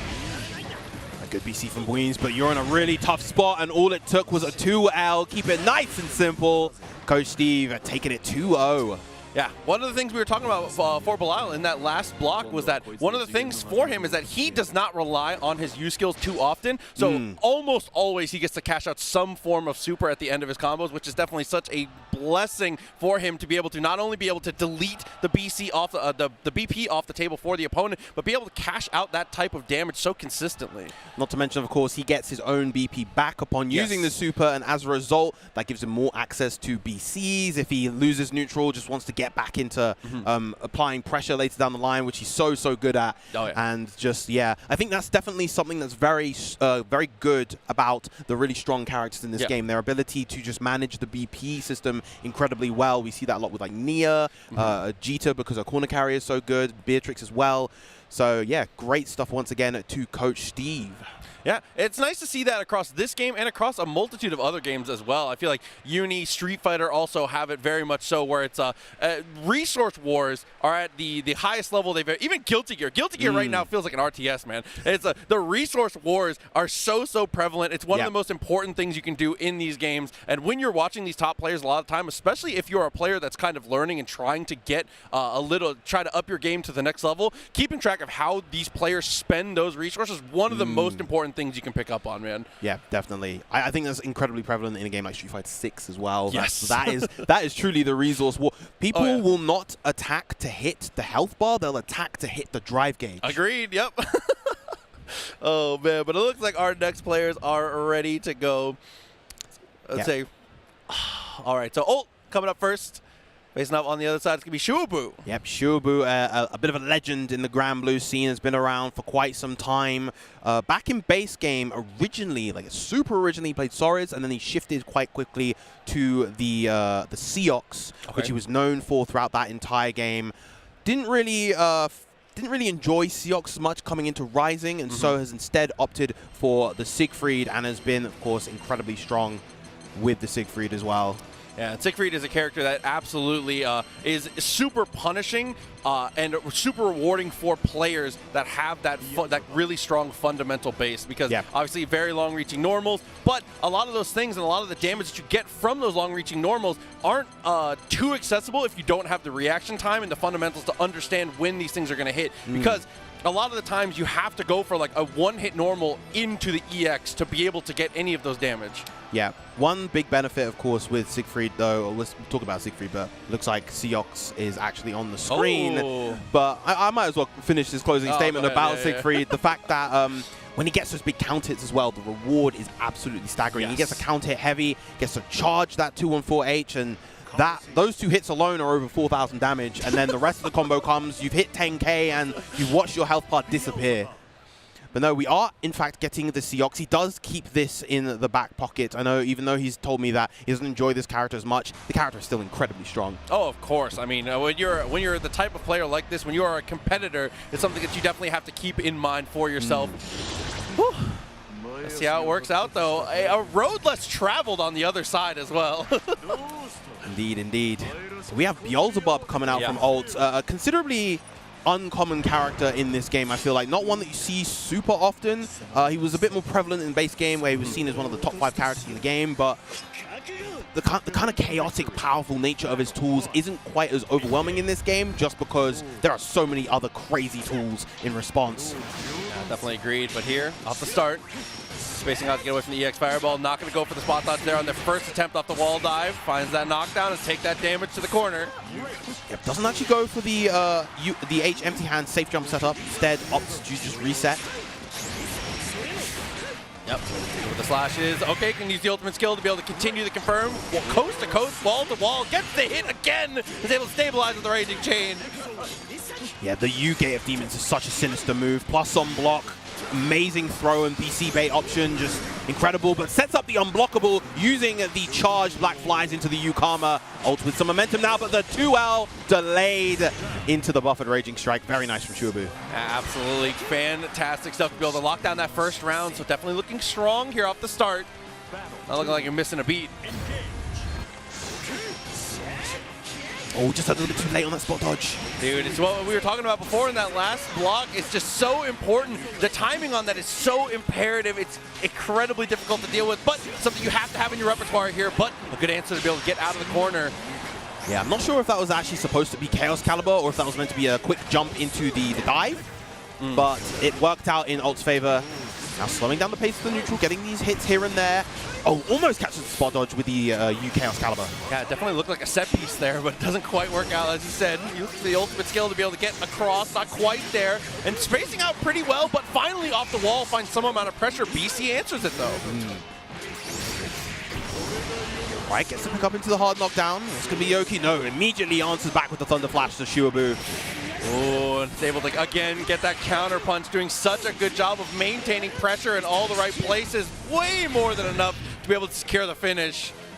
Yep, even from near the middle of the screen, the corner carry of the Seox execution, the 236H, is so good that, you know, you're still able to get those corner combos from a lot of positions.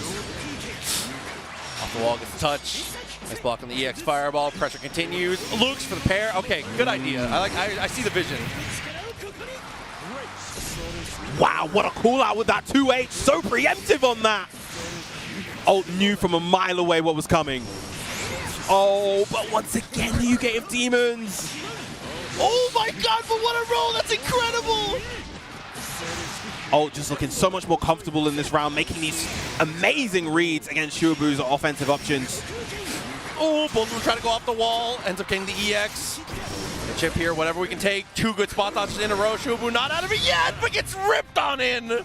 Caught him out of the skies. That is, of course, unblockable. Even against airborne opponents, if you've committed to the jump, then you are screwed against that move. And honestly, U-Karma is not a move that we see all that often, if just because outside of, you know, that unblockable setup, it is kind of a slow, easy to react to, a bit of a gimmicky move, but oh, just a little bit off on the timing for the throw.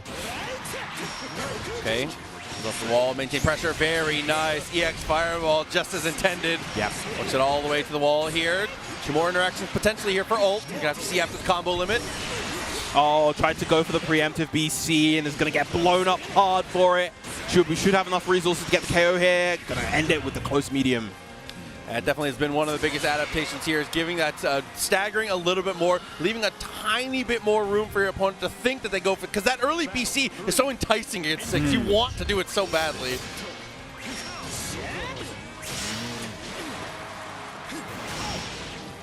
Wow, didn't get the full hit of the Chaos Caliber, so didn't get the knockdown. Okay, with the throw, maintaining pressure here. Okay, managed to just be able to get out of the wall. Chips in the knife, but that's okay. Wow, Shuabu not ready for that teleport. Ult now with the positional advantage once again. Oh, not outside the range for that to be safe. Shuabu recognizing that. Okay, good block this time from Ult. Pushed away though, mistimed on the EX Fireball, it's okay. Great neutral jump, but BC ends up being forced. Doesn't fall for it this time, the reversal! Very nice from Ult. That's going to be a lot of damage from that command grab.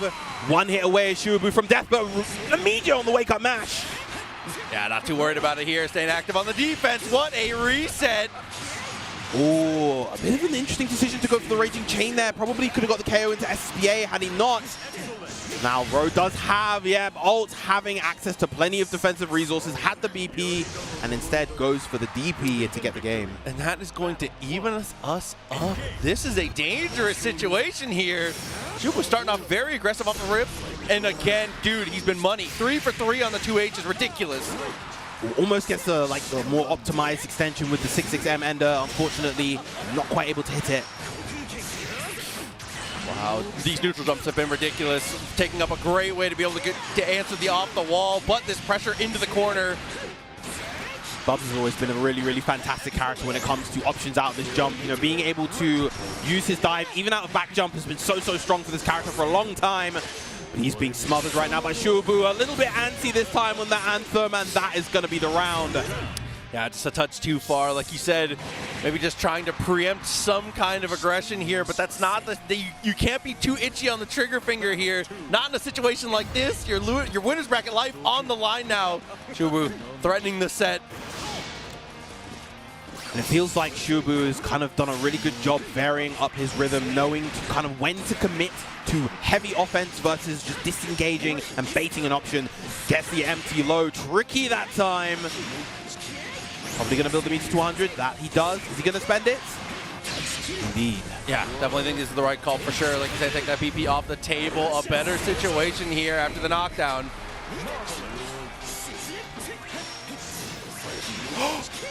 I like the vision with the 2H. Just a little bit too far.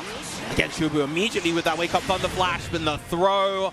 Untechable, catching the delayed option and getting Shubu the set 2-1. Yeah, strong stuff. A scary situation that you got yourself going through, but Shubu going to continue to live through this winner's bracket side. Surprised a little bit to see the 6, like you said, not a character that's preferred, but maybe that's just a particular matchup. Maybe just he knows something about that he's was a little more worried for. Yeah, either that or just a particular comfort pick versus a certain player, or just maybe he's just kind of in the headspace to play 6 through these. That's true. These round 2 pools. We'll have to wait and see. I'm sure Shubu is going to continue making his run through the bracket as we progress onto the. As we continue to progress through round 2 pools, eventually to round 3. We'll be getting more round 2 pools action, though, after this quick commercial break. Don't go anywhere. So how would you describe the chicken to someone who had never tasted it? Literally melt in your mouth tender. We don't have a freezer, you know? It's almost like a farmer's market. When you walk into the restaurant, you should hear the sizzle that you're hearing right now. Just sends all those waves up to your mouth. You're making me hungry. Sunglasses in the day, blue light glasses for the gaming at night. Zenny's got affordable eyewear for everyone. Vibe and style while protecting your eyes. Evo sunglasses, available now.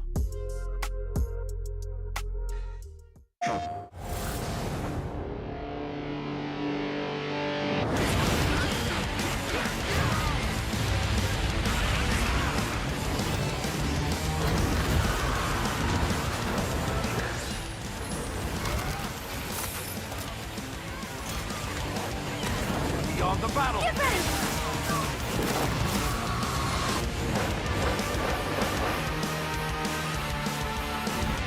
PlayStation.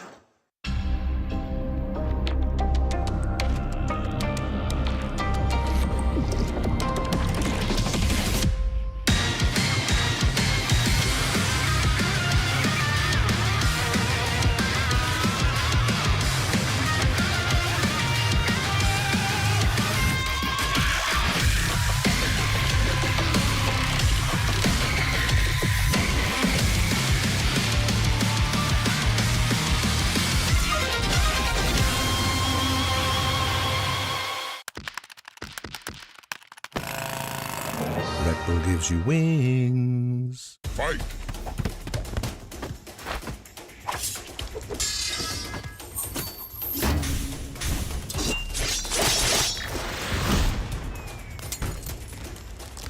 Fatality.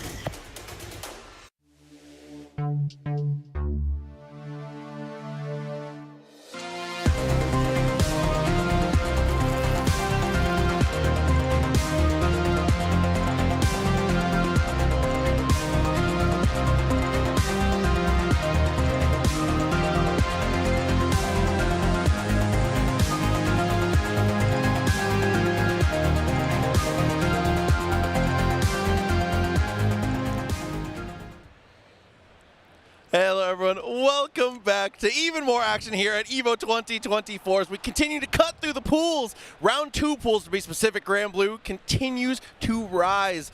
Proxy and Virum continuing to move us forward. Feeling good, bud? Indeed. I am feeling great. I'm feeling great about the day, the weekend, and the upcoming sets we have in store for you lovely people at home. Next up, we're going to be having Slash GG versus Weeb Wagon. All right. Excited to get to see. As we get, like we said, further and further into this bracket, the talent is going to continue to get even better. And it's absolutely ridiculous to see, again, with the amount of entrants that Grand Blue was able to get. It's so cool to get to see.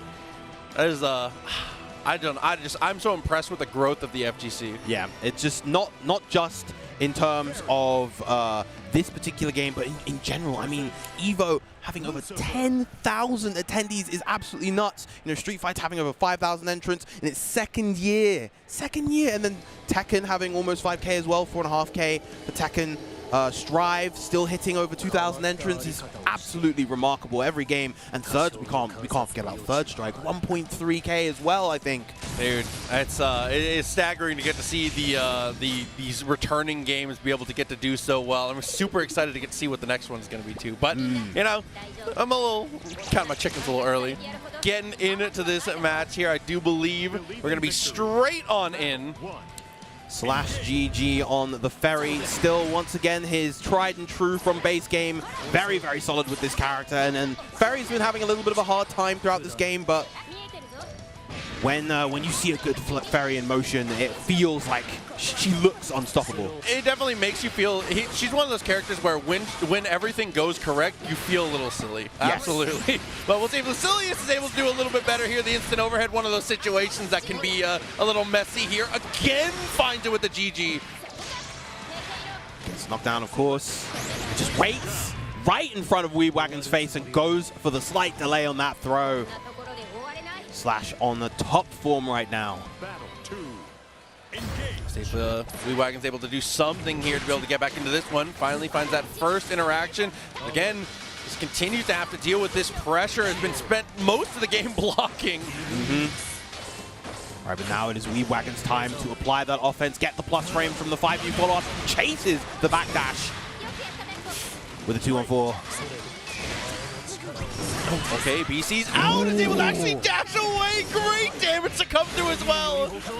Yeah, there's a pretty substantial disparity in damage output between these two characters. You know, Ferry definitely a character that gradually whittles you down, whereas Lucilius one that could just tear you to shreds in seconds. Especially as the meter gets higher, was all the way up to 3 at that point. Things starting to become a little bit messy.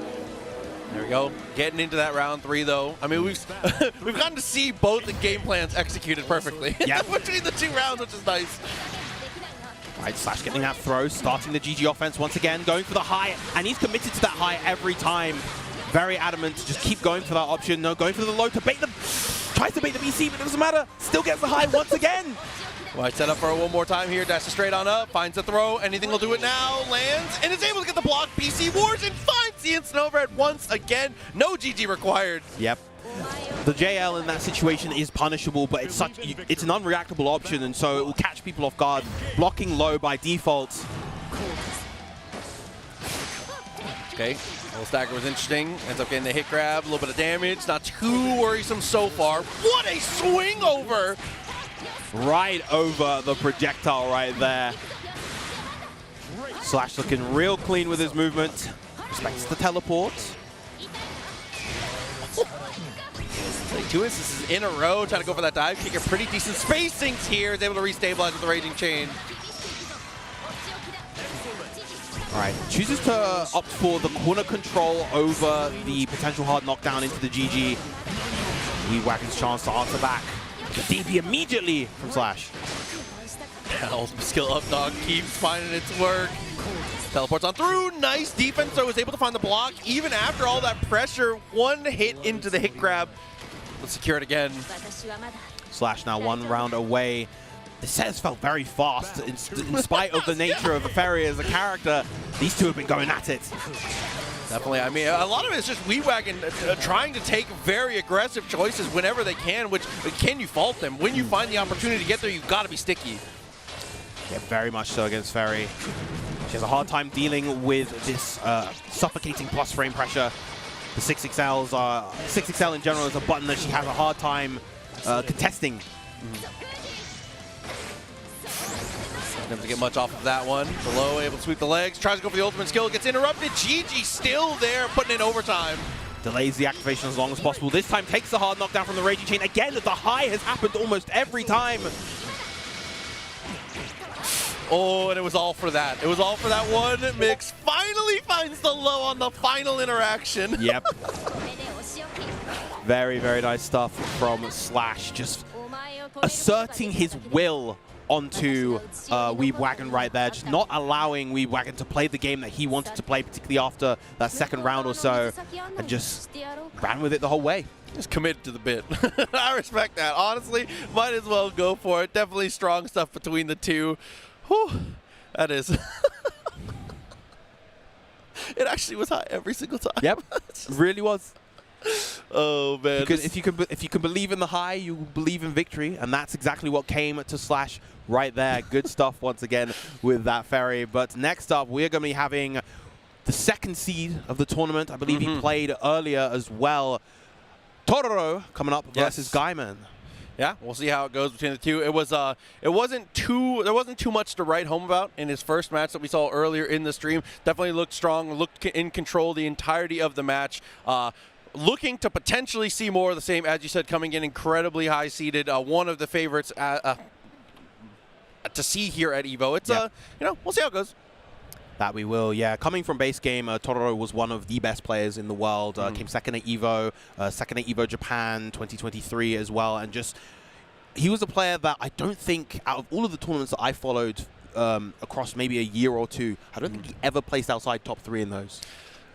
Actually ridiculous. The results, the consistency, and I feel like that is one of the things that is a hallmark of a good game to me, is that seeing top players consistently be top players, because it means there's a variance is good, because we love the open bracket, we love seeing people be able to, any given Sunday type of moments for everyone, but being able to see people be stable and have these types of results shows that there is consistency. And for Granblue, I mean, when you look at every single region, they all have their champions, right? That they do. So we saw the Siegfried coming out from Tororo last time, but this time he is locking in the signature blue Percival against a Guyman Siegfried. Yeah, maybe just doesn't want to play the mirror, it seems, which I definitely respect. It's depending on which character you play and depending on which game you're playing, mirror matches can be some of the most frustrating things you can experience in fighting games. So definitely respectable, especially with Siegfried. It's just going to be EX fireballs everywhere, it's a lot to deal with. It's that kind of strange dynamic with some mirrors where you realize that your character's tools destroy themselves. Yeah, absolutely. Dude, I was going to say, because I know that happens in this game a bit. In like Guilty Gear, that's like a very prevalent thing. Like a lot of characters are very bad at dealing with their own kind of BS. It's interesting to get to watch. But for this game, one that comes to mind immediately is the Diva. How is the Diva dealing with her own offense? She doesn't have the tools. Yeah, you just be a BC in a dream, I guess. Yeah. Oh man, but we shall see. I believe, at least in the blocks that I've gotten to commentate, this isn't the first time I'm getting to see Percival onto the stream here. So very excited to get to see the character come through. He's had some ups and downs through the life of all of Granblue. He has been the highest of highs, the lowest of lows. I feel like he's found a really happy medium right now. Feels like he's in a really good spot. Yeah, as a Percival connoisseur myself, and as someone who looks up to Tororo as a player a lot, just absolutely love the way he plays the game. Yeah, the character is in a really kind of interesting spot where I think he's one that requires a degree of dedication. Yeah. Usually, you're not going to see this character as somebody's sub to be able to deal with certain matchups. If someone plays Percival, they're in it for the long haul. Say, but right here, dastardly whip punish to get us started here. He's able to secure a little bit of a charge though after the EX Fireball.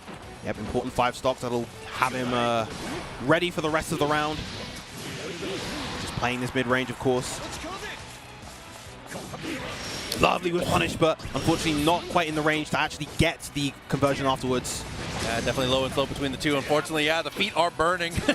Has to go for the jump away, try and get out of there. Spot just looks for the throw, not quite there. All right, confirmed straight into the Emzoraisen.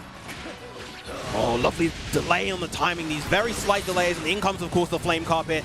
Dealing that gradual damage, going to convert straight into the RSRC and take the round.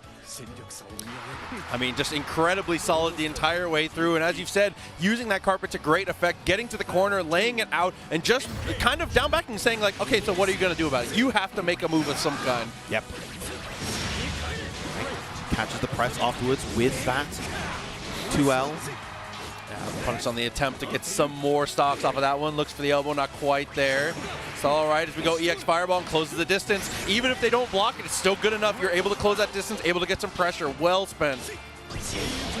Yep, okay, using the Flame Carpet just to relieve that pressure. Great whiff punish versus the Far Heavy. Totoro absolutely familiar with Siegfried's tools and ready for anything. We'll fall through a little too far. That's all right, though. Still turn back a little bit. What a reaction! Very, very nice. Even with the low recovery of the Flame Carpet, still able to get that opening. Big back throw in the corner. Probably going to go with safe meaty. Yep, you can't even DP that. You DP and that's not going to matter. Gets the opening with the Schneiden and gets the game.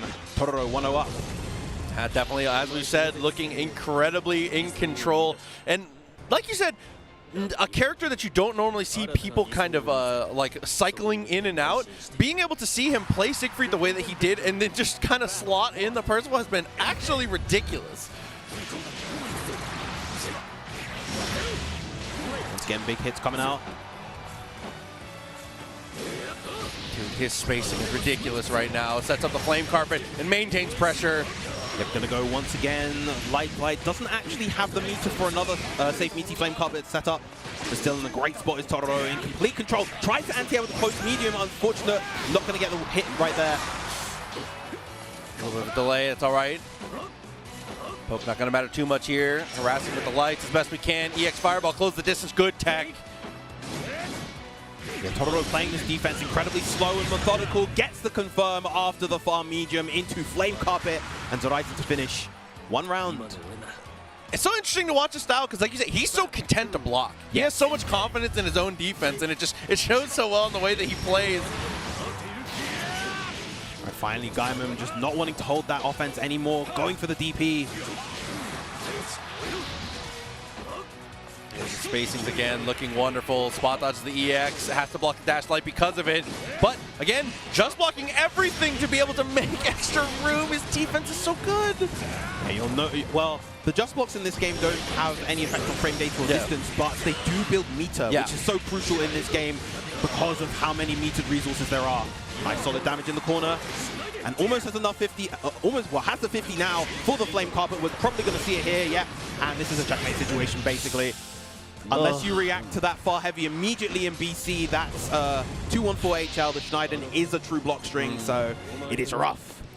Yeah, at that point, just absolutely cooked. Not much to be done. Another strong showing from our potential future champion. Yes. Very, very nice. Definitely securing a side in a spot in winner's side round 3. And ever closer to making that top 6 is Totoro. Yeah, I actually, do you know how many rounds are put? Is it going to be it's round 3 and then top 24 after that, I believe. Yes. So, yeah. So, I mean, making it through to this point, having to battle through one more round of pools and then getting into that spot where you can potentially just be 1 away from that top 6. Very, very close from being able to put yourself into a spot, especially if you were able to secure it on the winner's side. Tomorrow morning is going to be... It's going to be special, man. I cannot wait. It is going to be quite the trip. It is going to be an incredible time, an incredible sets to watch in the morning in the arena. In the arena. And I think one of the things that I want to praise the players for the most this weekend is that the Granblue players are playing a lot today. They started early, and they're playing all the way through until their top 6 tonight. So everyone who is performing well in Granblue is running a marathon today. So huge shouts to them. It is the mental fortitude to be able to be on the top of your game for that amount of time is genuinely unbelievable. Yeah, it's rough. It's rough. And it's not even like it could have really been distributed any better because round 1 pools started yesterday and they covered the whole day because they needed to. We needed the time, and there's so many entrants here that, you know, we needed all of that time to get everything done. All right, but coming up next, we are going to be having Vermilion versus Proteus. Vermilion, I know, 2B player, one of the people that really stuck in with the character, even post-nerfs back in April. Still really enjoying and performing very well with the character even now. Yeah, we'll see how it pays out. I mean, we've seen a couple 2Bs today, and when you're watching a lot of online tournaments, whether pretty much in any region, it's a character that definitely occupies a lot of the space. The normals, kind of ridiculous. Does a great job of being able to play at good spacings, and is, to some degree, in certain aspects, kind of playing their own game, which is very difficult to deal with. Yeah, so she's very interesting. This game is largely very explosive. Characters get hits and deal a ton of damage. She doesn't actually deal that much damage per hit that she gets, even off of, like, she'll hit a 5H, and maybe she'll deal 4,000 or so damage. Yeah. Which in this game is like a quarter of a life bar. But contesting her tools is really scary. They're so big. There's so many different timings that she can use in terms of how many of her combo sequence normals are she going to commit to, and what specials is she going to cancel into? Is she going to use the 5U, the parry, in order to create an RPS situation? So there's a lot to think about. She's very good at overwhelming that mental stack despite her relatively low damage output. Yeah, we shall see. The neutral control is definitely more than enough to, like you said, entice players to be able to stick onto that one. We shall see on the other side. 2B. Proteus. Didn't quite see what we had. Okay. Back once again. See how it goes here. Obviously, name of the game with Siegfried, when you see him a lot of times, the use of the fireball is very, very important. Generally, we were talking about with Mav a little bit earlier. Generally, when it's off cooldown, you want to see it. Well, yeah. You know, I was saying yesterday that I feel like the Siegfried population has been kind of dwindling a little in North America and Japan. But I guess the players today are trying to prove me wrong, because we've been seeing plenty of Siegfried today. Proteus off to a very strong start, getting Vermilion into the corner. Yeah, I mean, he's just like he's just so stable. He's a tournament character. It just makes a lot of sense. Oh, very nice use of the wire right there. Going to get the full corner carry combo, but no, a little bit off on the timing that time. Oh, a little panic, little SOS on the tech, but that's okay. Doesn't get punished for it. Ends up back to mid-screen and gets to hit again. Wow, just run up throw the Kai Kisuke just all the way across the screen. Vermilion not biting on the shimmy, though. Oh, throws the landing.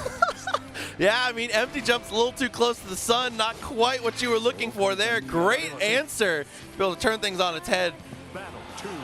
And usually I feel like throw in that situation is rather risky against 2B, just because she has the double jump, she can float to bait the throw. She has great throw baiting options across the board.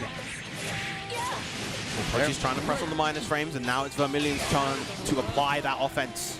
BC in just a straight jump over, doesn't swing a thing. Is able to get the landing here, steps back a bit, steals back the turn with the BC once again to maintain corner. Oh, big 5H right there. This time again going to go for the extended combo. Yeah, doesn't spend the skill that time on the grapple, the wire, in order to get in. Okay, follow through. Again, can't get the KO here, doesn't have the damage output. Wow, from max distance, the very tip. That UDP is absolutely massive, but that UDP from 2B is enough to take the round. Yeah, a strong answer in return. One good DP deserves another. I love the tit-for-tat type of attitude we got from these two going into the round 3. A big jump coming out from Proteus to get around that.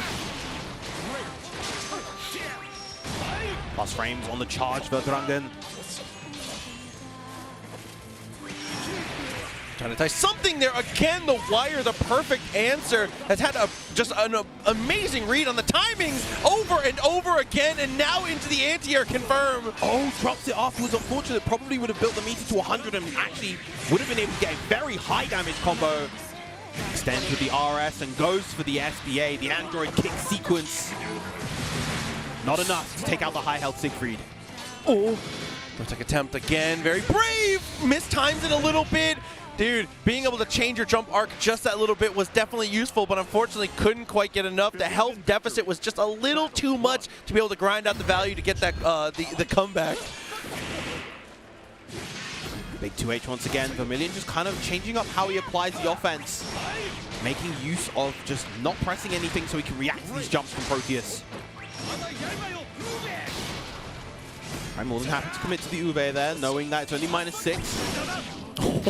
Once again, DP. Straight out of there. Able to find the throw afterwards as well. Proteus playing this very aggressive, goes for the close medium on the plus frames. Does not care right now, just wants to be in Vermilion's face and deal all that damage. beautiful bait on that DP. Dude, the entire round there, like you said, how correct can you be? Just hit after hit. Going into round 2 here, definitely looking very strong. Yeah, we mentioned this in the Shuabu set, just being able to play that incredibly aggressive playstyle and then choosing the perfect moment to disengage it's a mental breaker. That definitely is. Clean jump in though.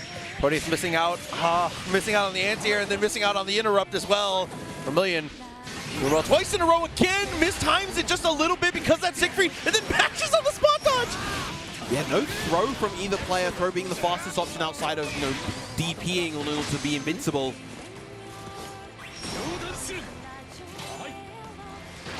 Oh, right, attack on the throw. Again, another DP, and it's able to, because it's frame 8, it's fast enough to be able to punish in that situation. So regardless of if 2B commits to the follow-up hits, it actually does work as a punish. Oh, throw mistimed a little bit, just barely gets to the corner, is able to get the pickup, able to get the full follow through, and it should be just enough. Extermination Blade on the SSBA. Another round for Vermilion. Now it's set point. Yeah, got yourself in a much better spot here. Siegfried kind of on the ropes, that's okay. Again, I feel like a lot of this has just been like, EX Fireball's been taken off the table. Vermilion's doing a great job of kind of mistiming, kind of retiming how they've been jumping, as you said, to be very good in those types of situations. Proteus just got to make some adjustments on defense. The offense is there, clearly. Yes. All right, spot dodging the pod A. Nice, another good jump coming out from Proteus. Oh, just a mistime on the 2M. Oh, doesn't get anything after the crumple though. Yeah, mistimed the dash or misexecuted the dash, but another huge anti-air coming out from Vermilion. Oh, it looked like Vermilion almost wants to bait that, but was just a little bit too, ended up committing to that too well. Yeah, but the multiple staggered lights work out beautifully. Gonna cut it early into the super. Another huge DP. I think he's been 100% on those DPs. Spot dodge is good as well. Can't take anything at this point here. Commits to the jump once again. This could be it. Yeah. So normally that move, the Vault, isn't particularly stellar. It limits what 2B can do in those situations quite heavily. But in that chip point situation, it's incredibly ambiguous as to when she's going to release it. And it just becomes incredibly difficult to deal with. Good decision by Vermilion at the end right there. Yeah, I think that's really important, is when your opponent is in that range to where they have to make some kind of, like, you want to make them make a, what is the best way to describe it? A lot of the times, if you can kind of overwhelm them with the amount of decisions they have to make, even if they're easy decisions, a lot of the times you can get kind of, you can fumble up. Yes, so that's really, really good, like you said, to be able to overload your opponent in that kind of spot and utilize, as you said, something that potentially can be lackluster in a moment like that can be the ace in the hole. Absolutely, absolutely. Yeah, it's just, it can be very scary because you know you're at chip point, you have to make some kind of play, and as a result, your opponent can play around that idea so well. You see this a lot in a lot of different fighting games, and of course it comes into play here in Grand Blue. Once again, good stuff to Vermilion, but we will be taking another short commercial break. Make sure you don't go anywhere. Get ready for the next battle with Tekken Coins, exclusively from Chipotle. Use promo code EWGF623 when you order any entree in the Chipotle app and get 500 Tekken Coins. Visit chipotle.com/Tekken8 for details. Hey gamers, does your room look like this? Tired of having no art on your walls? You need Displate. Made with high-quality metal and customized finishes, with Displate you can transform your room or office from lifeless walls into a stylish space, featuring officially licensed posters from your favorite IPs like Street Fighter, Tekken, Mortal Kombat, and more. Say goodbye to hammers and nails with Displate's magnet lock technology. It never fails. It's as simple as snap and hang. Bang, bang, bang. Visit Displate.com/Evo and order now. Use the discount code EVO at checkout. Damkina! Go ahead, take a picture. Don't stare, darling. I love a good soirée.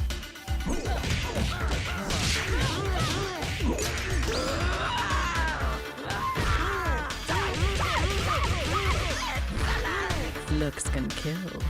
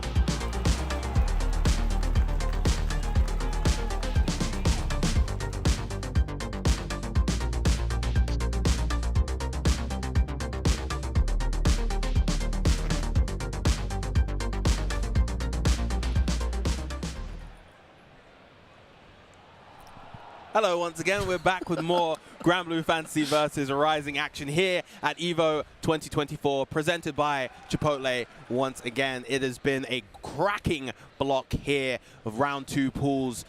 We're seeing some incredibly high-level action already, and we're just going to keep getting higher.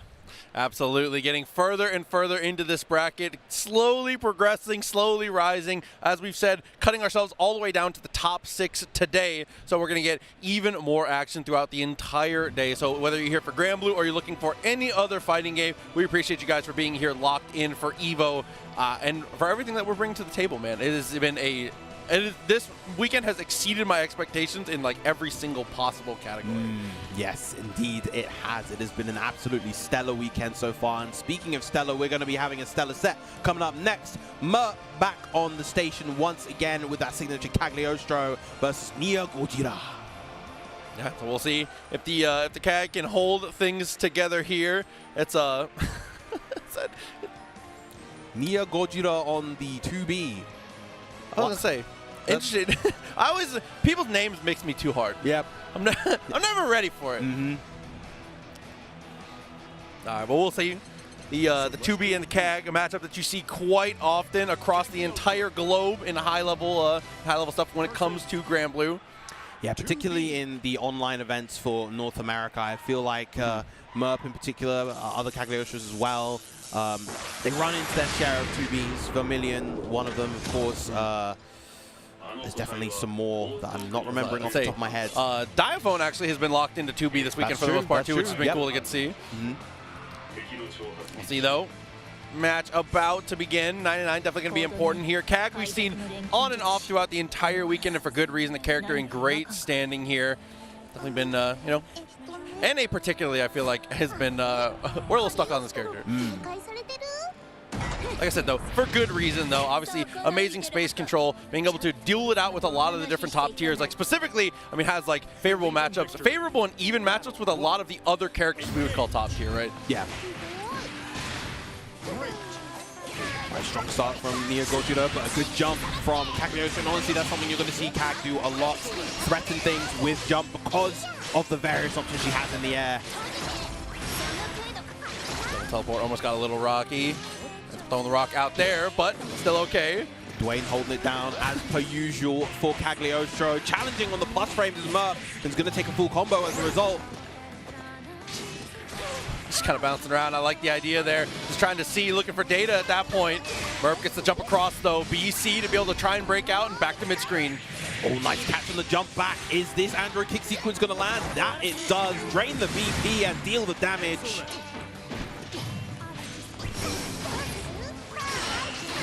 Lovely BC bait, and it's a perfect opportunity. No drops out of the U Alexandria. That was very awkward for Merp, but still able to get the round.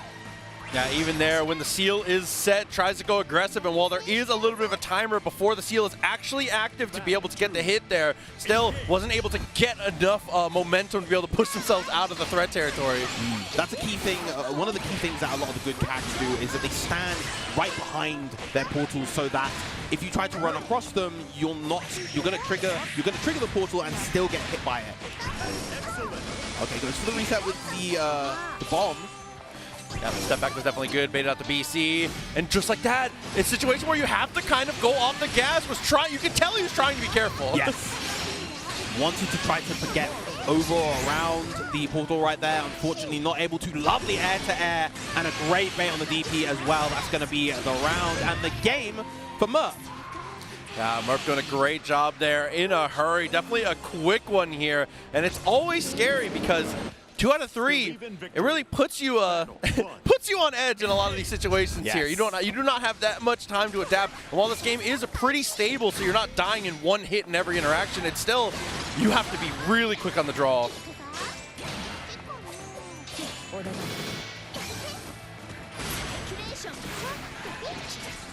Okay, there's box frames. Neo Gogeta working their way in. Oh, big punish from Murph with the JL, but doesn't convert any further. Ooh, went for the run in. A great check there. And again, restabilized with the Raising Chain. Goes for the teleport, and a good amount of damage to come out, but steps back a little bit. Yeah, I'm not sure if Murph actually wanted the 2-2U right there, the U spare body. Instead, probably wanted the U calculated. Nice use of the laser from Neo Gogeta. With the defensive jump into the teleport. A classic defensive option for Cagliostro.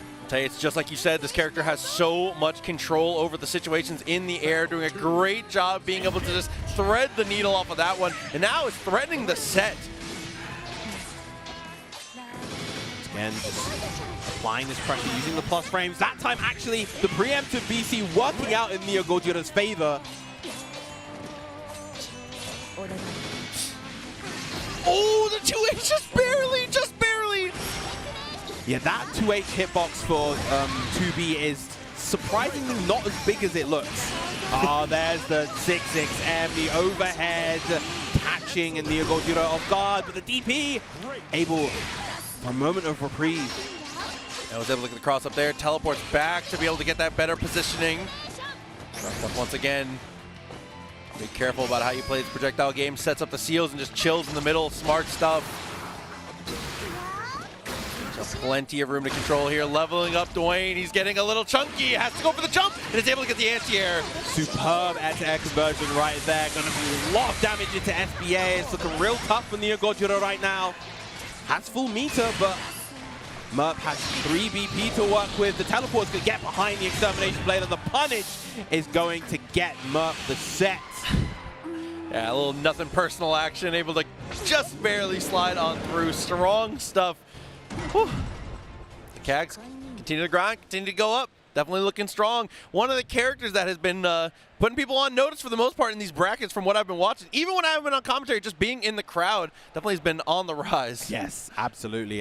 CAG is, honestly, particularly as you mentioned in this region of NA, CAG has always been a strong strong presence, particularly in base game. She was incredibly notable in a lot of tournaments for base game, but still pulling up even in Rising as shown through Murph's performance so far. Probably going to be advancing onto the winner's side of the top 24 with that performance, most likely. Or no, with round 3, sorry. Round 3, yeah. Yeah. Good stuff once again to Murph. And next up, we're going to be having Redeemer coming back, as well as our #1 seed, Gamera, with the golden Evo champion stick. Is there a harder flex in the whole world than coming through and bringing it out? I feel like a lot of people would, to me, that is a trophy case heirloom. But you know, when you just show them, try and get the repeat, that's ridiculous. That's, I don't know how people do that. Because I watched, what was another player? KBR played a set on his, and I was like, what? Why? Put that thing away, brother. I was like, oh my God. Because I'm confident I can get another one, and that's the statement I believe that Gamera is trying to make today. Oh, man, I definitely respect it. We'll see. Well, I got to say also, there's huge shouts to Evo and for being able to provide that kind of prize, because as far as things go, trophies are cool, medals are cool, but having something as like close to your heart and as particular as that is absolutely ridiculous. So huge shouts to them for you know, kind of pushing the envelope when it comes to what we're providing for players when it comes to the win. That is something. Well, medals are great, but there's nothing more memorable. Yeah. Yeah, it's always lovely to see incredibly memorable prizes. I'm a big fan of specific kind of custom bespoke trophies as well. Ones that really kind of embody the tournament event. You know, stuff like CEO's belt. Of course, that's a big one, and just like various sorts of trophies that have their own unique flavor rather than just your standard like glass plaque. Yeah, I was going to say, it's the true energy, especially because in the FGC, not only with just like our top players, but with the community in general, I feel like we have a lot of really interesting, really strong personalities. Yes, so in these spots, being able to show off that personality, even when it comes from the top down, people like Rick, Jabali, Tong, all the people that are running all these major tournaments, being able to provide that kind of thing, how cool, man. It's so cool. And of course, that extends to the players as well. Of course, a lot of players try to play with their hearts and they inject their own personality into their characters, whether that be a kind of slow, methodical method of playing or an aggressive, stylish way of playing. Lots of people always try to put themselves into the game. Speaking of slow and methodical, you are going to see that in spades with Gamera. Yeah, we'll see how it works out here. I definitely love the low and slow type of play style, so it's going to be interesting to get to see if it continues to work out here. Now, this matchup in particular, really tough for Anre. He's, I was talking to one of the European Anres, Brugri-san, earlier today or yesterday, and he was saying that this is super rough for Anre just because of how Beatrix can apply this pressure and low profile under a lot of the options that he wants to go for.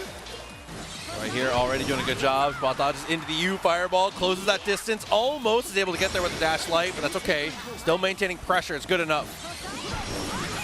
Once again, using the U fireball just to quickly get that knockdown, close that gap, and look at this, backing off, doesn't even feel the need to apply pressure incredibly heavily.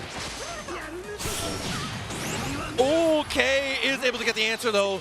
It's out of the corner just a little bit, slowly working their way forwards. Nice spot dodge, tries to go for the same situation again, but there's the answer with the spear.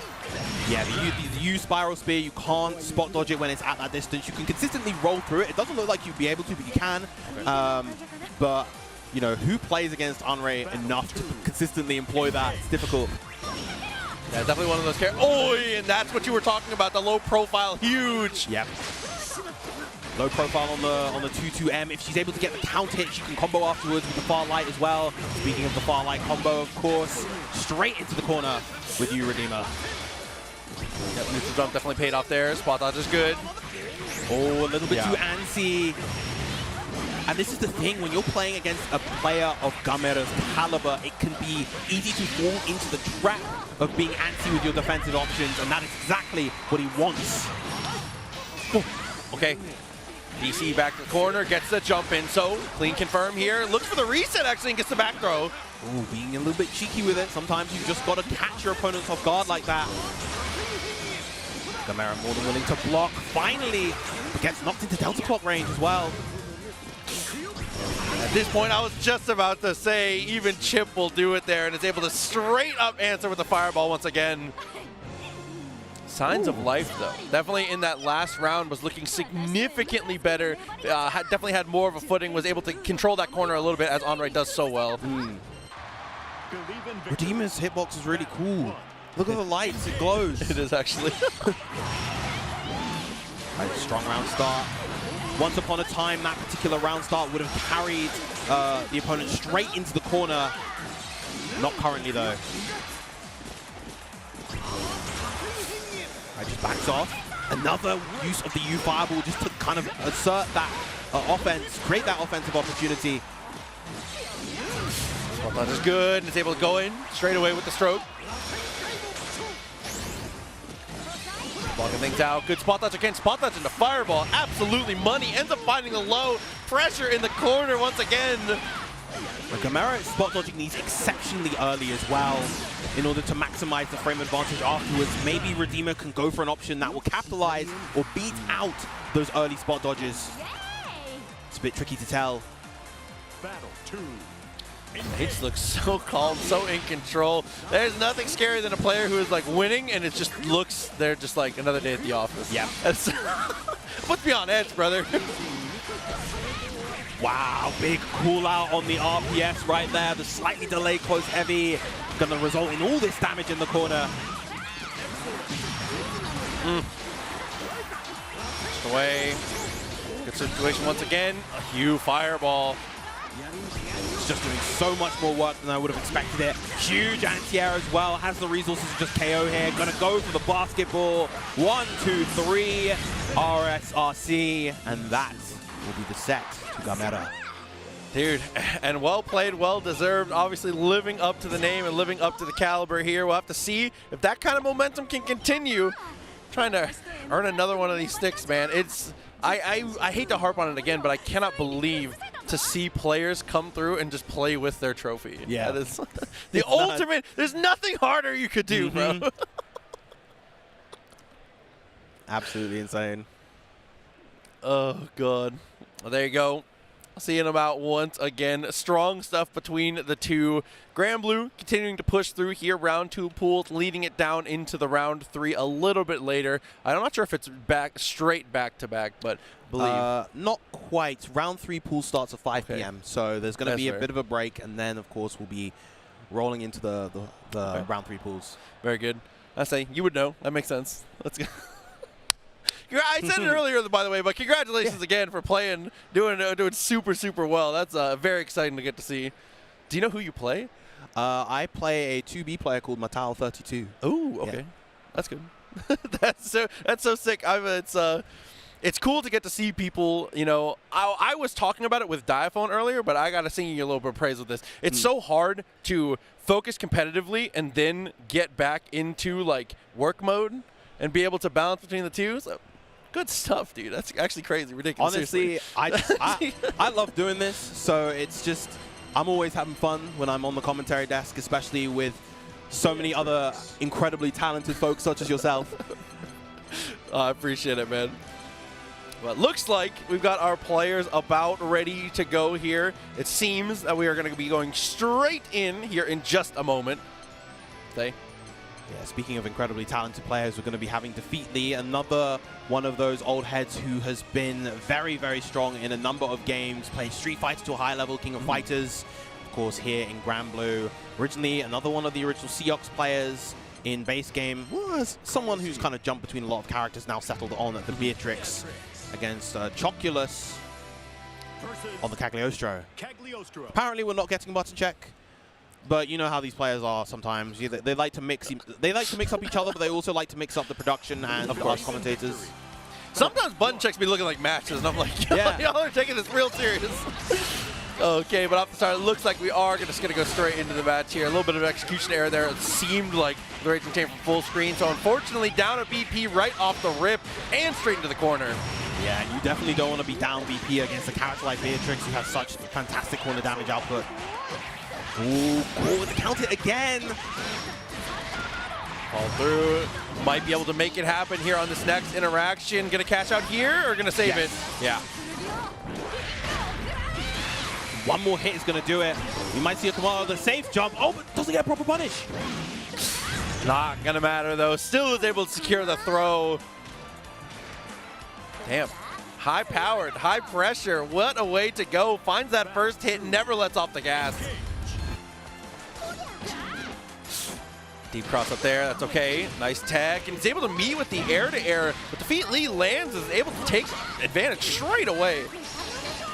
Tries to get a command grab though, but Choculus retreating.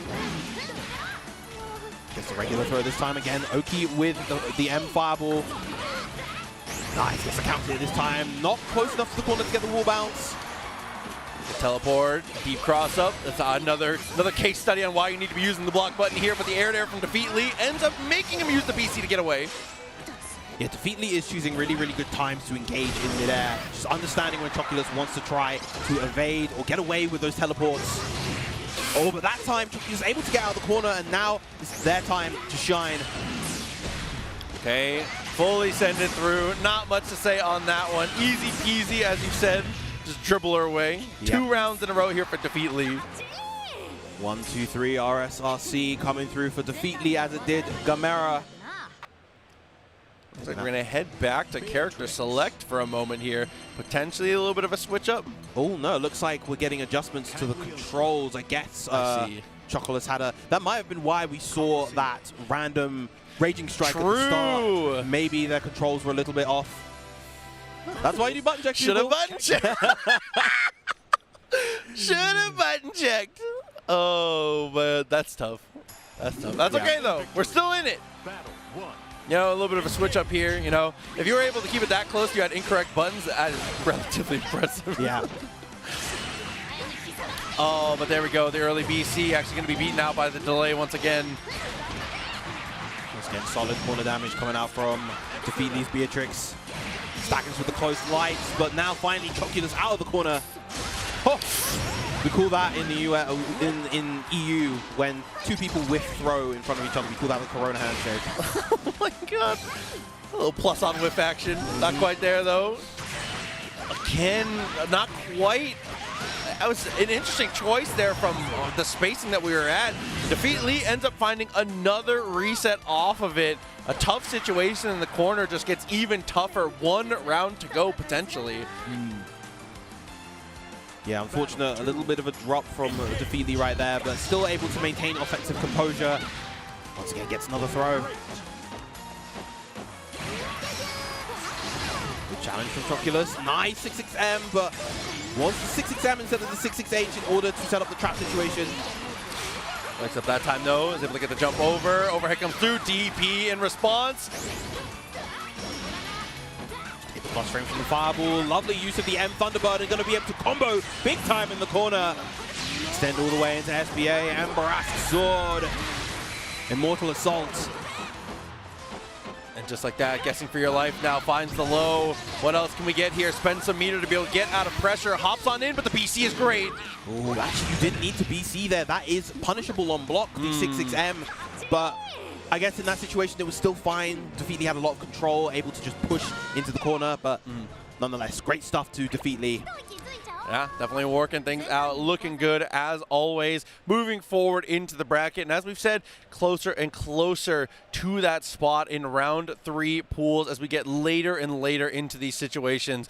Dude, the play just continues to stay at such a high level too. I cannot sing enough praise for these players for being able to stay focused for this amount of time. It is, EVO has been ridiculous across every single stage, man.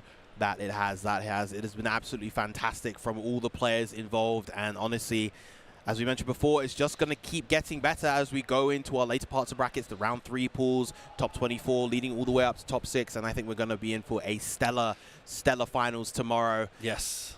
Hey, the morning is always definitely a good time. Excited to get to be in the arena and see everything for what it is. But for now, we're going to take another very quick break. But right after that, even more of round 2 pools as we continue to cut things down. Keep it locked here. Grand Blue at EVO will be back in just a moment. You're really making all of this by hand.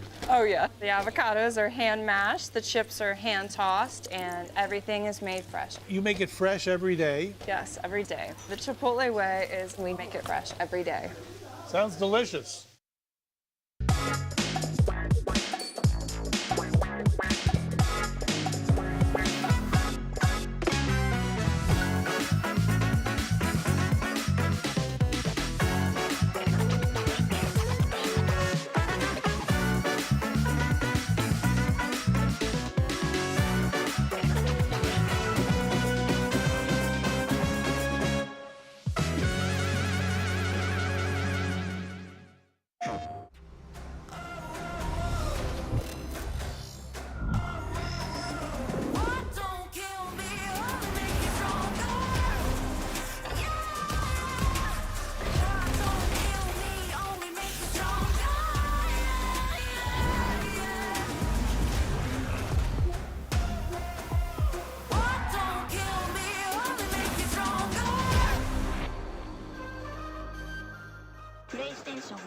Fighting game playing style and an anime character. Damn, Bleach, we're gonna go Ichimaru again. Yeah, fast speed. So personally, I would say I'm some type of Uchiha clan, you know what I'm saying? Sasuke, Itachi, somebody with a Sharingan. I would probably be like the most evil character you could think of.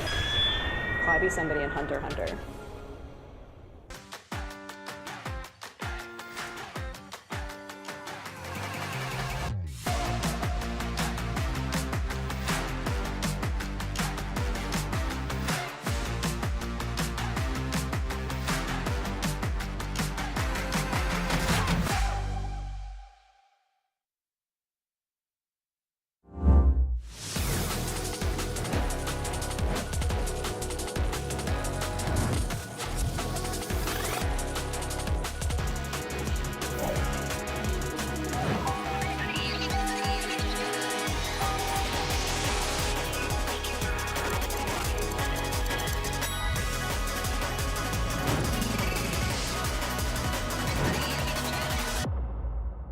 Dude, why'd you put your new rig in the basement? Didn't you hear? Bill's a gagillionaire now. Basically, my new connection is so strong I can game anywhere. Check it out. We've got gamer rocker, gamer floaty, gamer couch. Whoa. It's got wheels. Gamer bench, gamer throne, and gamer mower. What's that? It's hard to game while walking downstairs. I get it. That's smart. Live like a gagillionaire with low latency everywhere. AT&T Fiber with All-Fi. Hello, everyone. Welcome back to EVO 2024. Continuing to move through our Grand Blue pools. Round 2, continuing to go hot. Round 3, a little bit later in the day. As we've said a million times, I'm going to keep saying it. Sorry in advance. Cutting it all the way down to the top 6 today.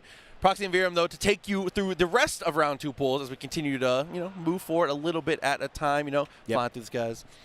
Indeed, we are. The skies are to be believed in, and we're going to have some more incredibly strong players. This time, we're going to be having the 3rd seed of the tournament in PGE, Ren, versus, of course, Hubert on the Bilal we had a bit earlier today. Absolutely. We'll have to see how it goes between the two as we're getting them up in just a moment. It's so I wanted to ask you, we haven't really got to talk about it so far. Have you gotten to stop at any of the booths this weekend? How's been your exploration of the venue? Aside from a little bit of time at the Psy Games booth, not really. I'm going to kind of reserve a lot of that for Sunday, I think. Gotcha. Okay, that makes sense. That makes sense. But yeah, I have at least wandered around. I had a nice look at the Artist Alley, which is incredible this year. Yes, it is. Just so many amazing booths and amazing artists. I definitely want to try out 2XKO. I want to try out the main two. I want to try out 2XKO and City of the Wolves. City of the Wolves definitely looks good. It's the only one I haven't hit yet. I'm going to plan to do that's going to be my Sunday one. So that's definitely, I'm excited to get in the line for that one. Oh, I will and say Dragon Ball Sparking. Dragon Ball Sparking also looks ridiculous. Yeah. Definitely was a lot of fun when I got to sit down and play it a little bit. It was a really good time. I'll tell you guys, the hack is when you go in line for 2XKO, even if you don't play stick, play on stick.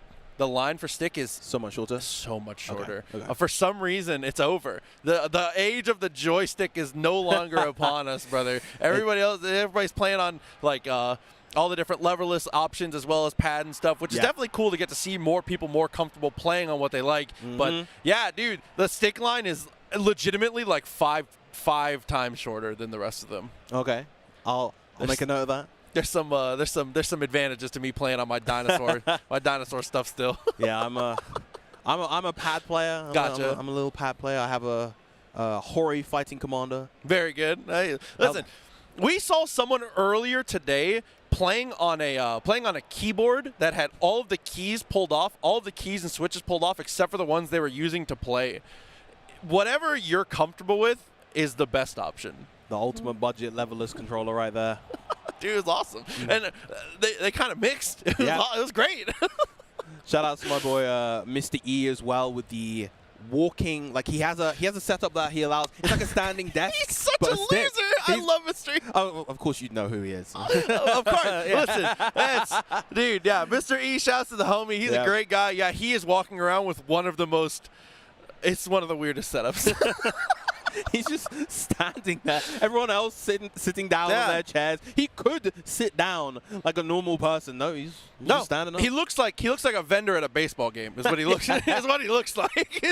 So it's not an arcade stick. There's just a little thing with hot dogs on it. Yeah, nachos. Easy peasy. But like we say, refocus a little bit. Got our 2 players coming up. Definitely going to be a good one. High level stuff here. Ren and Hubert. Yeah, I'm having a good time.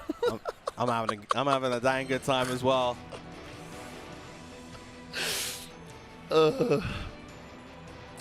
So, like we said, Hubert, the expected pick, definitely going to be the Belial. Now, this is a bit of an unexpected pick from Ren, coming out with the Beatrix. Obviously known for a long time for the Seahawks. Going further back, he was on the Charlotta, but he hasn't really played Charlotta that much in this game. Beatrix was not something I was expecting from Ren, however. Yeah, I mean, so far from all the Beatrix that we've seen, character's been working out incredibly well here. But Hubert doing pretty decently to be able to stifle some pressure early on. Oh, lovely use of the 5U. Daddy, give me some sugar to get the punish right there. Oh, that time went for the U command grab. So one way that you can tell with that is actually the voice clip that he does. He has specific voice clips for 5U and specific ones for U command grab. Nice out here, try to close distance a little bit, but ends up taking a decent chunk of damage for it. Running out of time and running out of resources, and officially out of resources. Life bar down to 0. Ren looking great on the confirm there. Yeah, just playing this kind of close mid-range beautifully so far. Huber having a hard time dealing with the buttons that Ren is introducing.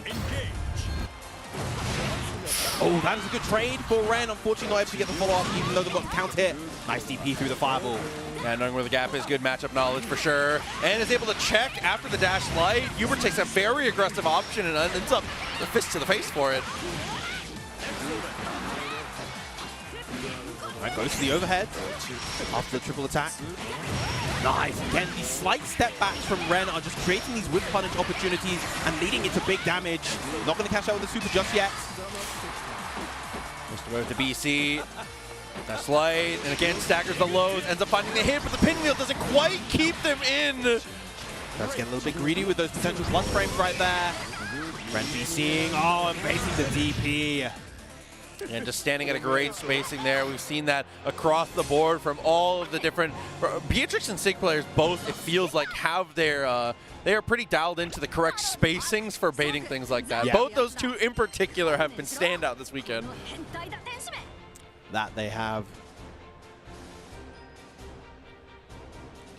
And I think a lot of it just comes down to a good number of the people playing those particular characters are just some of the best players in the game right now. We're coming off of Gamera and Ren, literally the number 1 and 3 seeds of the tournament. You know, we have, I think you had Artorias from one of your boxes as well, incredibly strong player. Totoro on the Siegfried as well. Lovely U5 coming out from Hubert right now. Wow, sets up for it again after the EX fireball as well.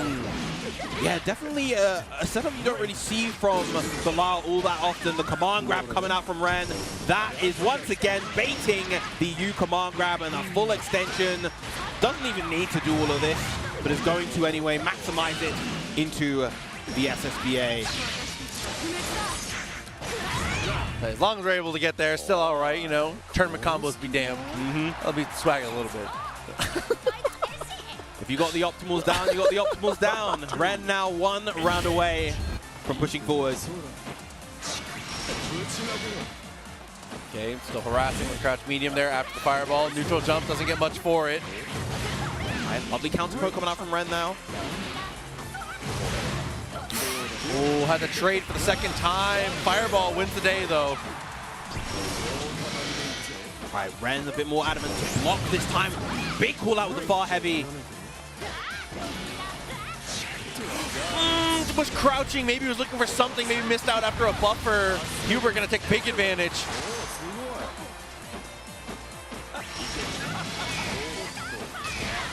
Right, Hubert just maintaining that corner control, doing his best to keep Ren locked in, but Ren escapes with that 2-2H.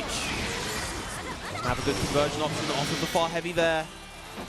But Hubert now completely down on BP. Has to be very careful. And that jump straight into the SSBA from Ren, but it's gonna miss. Still in there. Gets the dash normal though, is able to reconfirm. Very smart, very strong. Those are the worst situations too, when the chips are down, things don't work out your way. How you bounce back from there, that's a very telling of you as a player, man. Yeah, even after that big miss on the SSBA, Ren just maintained complete composure and still recognized he had the corner control and just kind of continued with that offense regardless, knowing that Hubert had no BP remaining. PGW Ren. Definitely putting in the work there, looking strong as always. Moving on forward as we continue through our bracket here. We're going to have another familiar name in just a moment as we have our players coming up. But, dude, so when you got to the Side Games booth, how was everything when you were able to, you know, check things out? Because that's one of the booths that I also have not gotten to see yet. That's another Sunday stop for me. Yeah, so it's obviously being right next to the 2XKO booth, it's not quite as populated, but there's a good amount of traffic going on. Yep. It has the 2 sections. There's the Rising 1.50 build with Grand Lucilius and the new character Vesusia, and then there's also the new the Relink special build where you can win I think you can win a free T-shirt if you're you're able to get in a group and tackle the challenge that they have there for you. So it's been a lot of fun. I know that they have a lot of other stuff there as well. There have been exhibition matches with Kizzy and Mike Ross. Okay. Yeah, all sorts of fun stuff. And there's going to be watch parties as well. You can watch with those guys on YouTube. That's the official Side Games accounts. Oh, I didn't actually know they were going to do that as well. That's super sick. So, you know, they got a lot of stuff going on. That's cool. It's been nice to get to swing by a bunch of the booths. I will say, for me personally, after just visually looking through and seeing everything, I got to give it up to NetherRealm's Mortal Kombat's booth visually is actually incredible. Yeah. Their whole setup is like, they have like, it's almost like a temple. It is, it's different, man. Yeah, it's super gorgeous. Just wandering around and seeing all the different booths and like everyone has really kind of gone all out in terms of the presentation of their booths because they know that's so important for bringing people in. Absolutely agree. Things have been definitely popping off for sure. It's been nice. And especially because since we're in this bigger venue here, obviously in the Las Vegas Convention Center, having more room, it gives people more freedom to be able to do that kind of thing. Because before, in a little bit of a smaller space, we maybe couldn't have had these booths be as big as they were, which leads to them having the amount of setups that they're able to have. There's just, I don't know, so much upside. Things have been really, really good so far this EVO, and I personally am really liking our new home here at the convention center. Yeah, it's a fantastic venue, and I'm looking forward to future EVOs. Hopefully here once again. I'm just so excited to finally, once we get into the arena later. I mean, we're going to be having. I believe there are already finals running in that arena, right? So KOF. Today has been finals all day in there, actually. KOF started at 10 a.m. I believe it's Mortal Kombat and Uni are going to be there as well. And then capping off the night, they're going to have Third Strike, as well as a viewing party with Yipes and Steve. Oh, that to be able to so fun. check out. Yeah, it's going to be really, really cool. But looks like our players are both about ready to go here. We got Coach Steve back up here once again, facing off against Denshu, I believe. Yeah, Denshu, another one of the Japanese players playing Nia, and little is scarier than a Japanese Nia coming through all the way across the pond, repping the strongest character in the game. We'll see how Coach Steve is able to deal with it here. Obviously a very well-practiced player of his own. Like we said, been dedicated to the craft when it comes to this game. See if it pays off here, or if maybe we're going to have a little bit of an earlier loser's bracket run from him than we'd expect. Yeah, I know that Coach Steve definitely wants to push as far as he can. We mentioned before that he's had this kind of slew of 9th placements in this game. That he wants to really break that curse. And if he could do it here at EVO, I know he would be over the moon. So you got to try and secure that medal. We'll see how it goes for him here. Another very tough draw for him as he straight in with the death claws. A big 2M, and that is a button you're going to see plenty of from Nia. It was so rewarding. Ooh, good defense, though. Is able to find the BC as well. Gets that throw. Okay, a little bit more. He uses the close line not as a meaty, but as a frame kill in order to get that throw.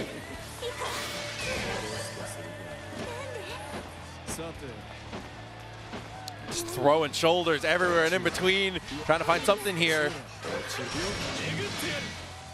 So he's playing like he's at the combine, goes for the cross-up, ends up looking for the low, not quite there. Twice in a row he didn't get the confirm. Yeah, just... Oh, but no more Love Redemption left on the side, and no more BP left on the side of Coach Steve. Great recognition right there from Denshu. Definitely the jump scare in a spot like that. Big jump in coming out from Coach Steve, going to get the full corner carry. Lovely spacing, and goes for a little bit of a trickier cancel with the Visago. Keep those resources on deck. A huge round coming out from Coach Steve. The 7 golden letters. Dude, paying off wonderfully, too. I mean, planted the seed with the amount of throws he was going for. Finally ends up leaning into the strike, finding everything that he needed, takes it to that round 3. Oh, he said you and your boy. Yeah. You calling her? Sit down, sis. It's time for Bilal pressure. My dearest brother, you're stuck in the corner, but if there's a character that can fight out, it is Nia. Good catch on the jump, using the close heavy. Keep that combo nice and short. Ooh, that was interesting because the pin wheel went right above him. I thought we were going to actually try and sneak in a sneaky little throw there, but that's okay. Oh, tries to go for the US Modius right there to apply an additional chunk of pressure, and now you're going to be out of BP in the mercy of Death's Embrace. Oh, looks up at the light. I love that. Was still able to block in time, but look at the amount of chip you take with no BP. A good challenge of Death right there. Scary situation for both players. Now it's time for Coach Steve to try and apply that pressure. That's just running up. That's 6XL crucial, but no conversion afterwards. Didn't have the Asmodeus cooldown at the ready. Oh no. Ultimate. It's able to step. Dodge is great. Keeping that pressure up. Gets the block. Is able to bait it in the end. Whew. Superb composure from Coach Steve at the end of that round. I think any lesser player would have probably gone for like an RPS DP to try to chip, but Coach Steve just waiting it out and getting the KO as a result. Dude, what a nightmare. See, I was going to say, I saw them both get water, and I was like, you guys are so right for that. Me too. Straight back in, it seems, though. Coach Steve up a game, gets the anti-air. Doesn't get too much for it, though. Unfortunate drop combo, but answers Death. Right, big count hit to M this time. A good amount of meter, probably not going to reach the 100. Oh, goes for the unblockable setup. Denshu not ready. You have to either BC that will take the hit from the 214, or reversal, of course. You're going to die because of it. Just like that, putting things on notice. 1 round away, potentially. Dude, he's so high damage, too. He keeps you on the ground for so long during his combo, so combo limit, just not something he has to worry about when he's structuring. And I love the timings of these jumps from Coach Steve. He's choosing a really good opportunity to go for these jumps, to apply that pressure. Lovely jump again! Timing on the offense, definitely ridiculous here. Plus Dr. Denshu, how are we going to spend it here? Still just having to block out. Superb with punish once again, just outside the range of that 2U, and this is going to be it. After a bit of a shaky start, a completely dominating Game 2 from Coach Steve. Wow. Strong stuff from this guy, being able to just secure it. And as you said, a very scary start to the set there, especially against Nier. It's the type of character where you can't really give up ground. If you start to fall behind in momentum, you start to feel like you have to be able to make... One of the scariest things you can have to do in Granblue is feel like you have to make big plays. Because there's so many characters in this game that are so good at not only being able to counterpunch, a lot of the reversals in the game are very terrifying, and being able to play defense is incredibly scary, because even with your guard cancel, it's a very baitable option. So you have to be able to stay ahead of the game. And like you said, Coach Steve just masterfully being able to get back into that space in the later stages. Yeah, beautiful, beautiful stuff from Coach Steve. He'll be continuing on to the winner's side of round 3 pools. We're going to be taking another quick ad break. Make sure you don't go anywhere. So how would you describe the chicken to someone who had never tasted it? Literally melt in your mouth tender. We don't have a freezer, you know? It's almost like a farmer's market. When you walk into the restaurant, you should hear the sizzle that you're hearing right now. Just sends all those waves up to your mouth. You're making me hungry.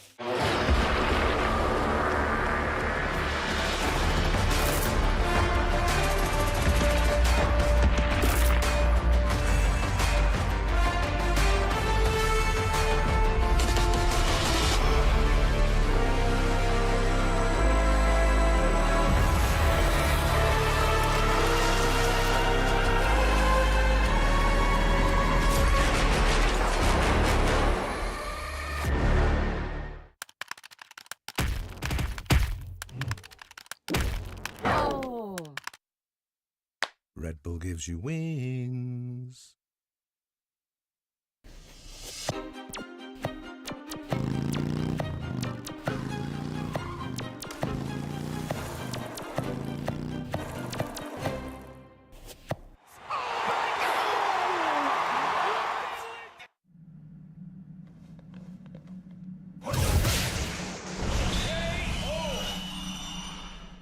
And that's how AT&T All-Fi KO'd weak Wi-Fi.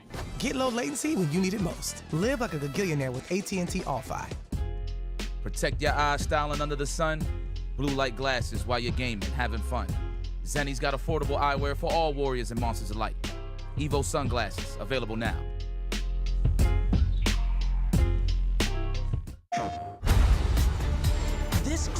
go anywhere. Take any job.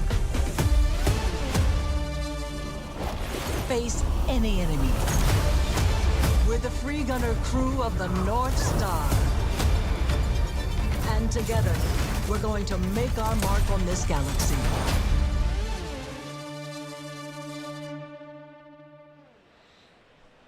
PlayStation. And we are back yet again for even more round 2 pools action for Grand Blue Fantasy versus Rising here at EVO 2024. Virum and Proxy back again to present the action to you guys. We have another couple of sets. I believe we're nearing the end of the round 2 pool sets. Getting closer and closer. They're going to have that 1 little hour break to cool down, and then it's going to be straight back in for round 3. I'm so excited to get to see how this turns out, how these players continue to, you know, manage themselves, manage their emotions, manage how much gas they have in the tank, because it's been a long day already. A lot more games to be played as well, especially for these players. There are a lot of players that play Grand Blue, like you said, that play multiple games too. So it is a truly a test of mental fortitude at this point. Indeed it is. Coming up next, we're going to be having K-Tang versus Kamome. K-Tang, one of the best Narmaya players in North America. Absolute treat to watch him play. Very lovely guy as well. Super nice, super chill to speak with. Kamome, I think, on the Luane on the other side of things. We and Mav talked about this a little bit. How do you feel about Luane in the state of the game? Okay, I hate this character. That means you have the same opinion as me. He feels very good right now. Character's great. I love him. He's annoying. Yes, absolutely. So annoying. I respect. I love that you said that with your chest too. I respect that. I have hated this character for 4 years, and that has not changed in this game. If anything, it's gotten worse. That said, though, I will not allow that to affect how I commentate this set. Kamome was off to a good start, but K-Tang now reversing the situation, and here comes the HPA. This is one of the hardest things to deal with about this character, is that the way he interacts with meter is so different from every other character. You just have to stop what you're doing in so many situations. Wow, anti-air the Crescent Moon with the awesome source. Me and the boys, goes for the body slash, the cross up. Same situation again, but doesn't get the punish. Doc wasn't quite there. Right, here comes the pressure. Oh, that's throw punishable. K-Tang could have got a throw there and put Kamome in the corner. Parfait getting the 30% meter back, and here's the runaway gameplay you're going to see from the Wayne. Getting out the 6XL. Spaghetti getting a load of HP back. Oh, maybe not quite enough, though. This is a dangerous situation here. K-Tang going to need one more touch. 2 supers in 1 round. It should not be, 2 supers in 1 round. That said, though, K-Tang's defense against HPA was very good, and his defense against Iggy is looking really good as well. Beautiful roll, gets the punish here as well. Immaculate gameplay, counterplay versus the supers of the way. You can't test him with the mini games. He's ready for it at every single stage, nasty with it at every single turn. Ooh, misses the punish versus the 6XM right there. That is one of the worst low-hitting 6XMs in the game. Ooh, expects a committal to the approach, but it doesn't come. That comes through. Actually, he's able to push away with the BC. Me and the homies once again. Gets the back throw, though. Turns it on its head. Of course. And this is the frustrating thing, you know, that's frame 1 invincible, and then the onus is on you as the attacker to deal with this. It's kind of unfair, to be honest. He said, your mix-up, our mix-up. Yeah. Right, but another BP on the BC. Sneaking in the low, tech comes through once again. Same exact sequence as last time when we got in that same situation. Yeah, because the recovery of that parry is so low, it's not actually working as a bait right there. Gets the hit with the U-Setsuna. Nice! Oh, excellent bait on the BC, able to dodge and get the throw afterwards. K-Tang taking the first game. Looking incredibly practiced. Everything coming up his way right now. Right, looks like we might have a little bit of a control issue. Yeah, one of the controls not properly assigned for K-Tang maybe, or? Potentially. I mean, if it was, then good stuff to be able to still win, secure the W. He said that was only form 2. You didn't see nothing yet. See, though, hopefully it's not too much of an issue here. Definitely, like we said before, nothing you want to see. You always want to see it be in the game. Hardware is the last thing you want to look at. Oh, you know what it was? Absolutely. He didn't have technical commands on. So he was limited in the specials that he could do. He was trying to input certain specials and they just weren't coming out. That's probably why he was missing some of the conversions here and there. Where everything makes so much more sense. Wasn't any kind of controller issue. Yeah, it's because certain characters actually prefer not to have technical inputs on, particularly the charge motion characters in this game, because it interferes with their 6XL usage. Yeah. But Namaya definitely not one of those characters. I was going to say, so K-Tang back to full power now, having access to all of his special moves. See how it turns out for him here. Already, like you said, was able to take the W here.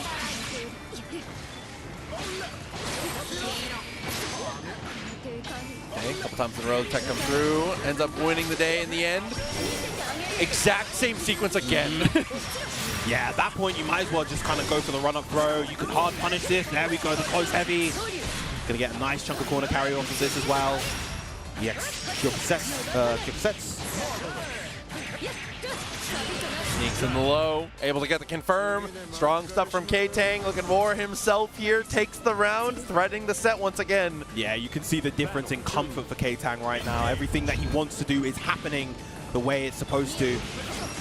Big 6M, big 2M as well right there. It's going to be a nice solid opening. It's probably going to, build the meter into the U-sets and extend the combo. Ooh, misses a little micro dash in order to be able to get that throw. But another opening again for K-Tang. Yep, set up the same situation this time. Doesn't quite get the connection, but that's okay. Is still able to find the reset. Yeah, has the BP to spend, but no, uses the U-Setsuna instead. Probably gonna, no, doesn't go for a Raging Strike, but it baits the BC. Clinical and easy. Beautiful composure from K-Tang in that game too.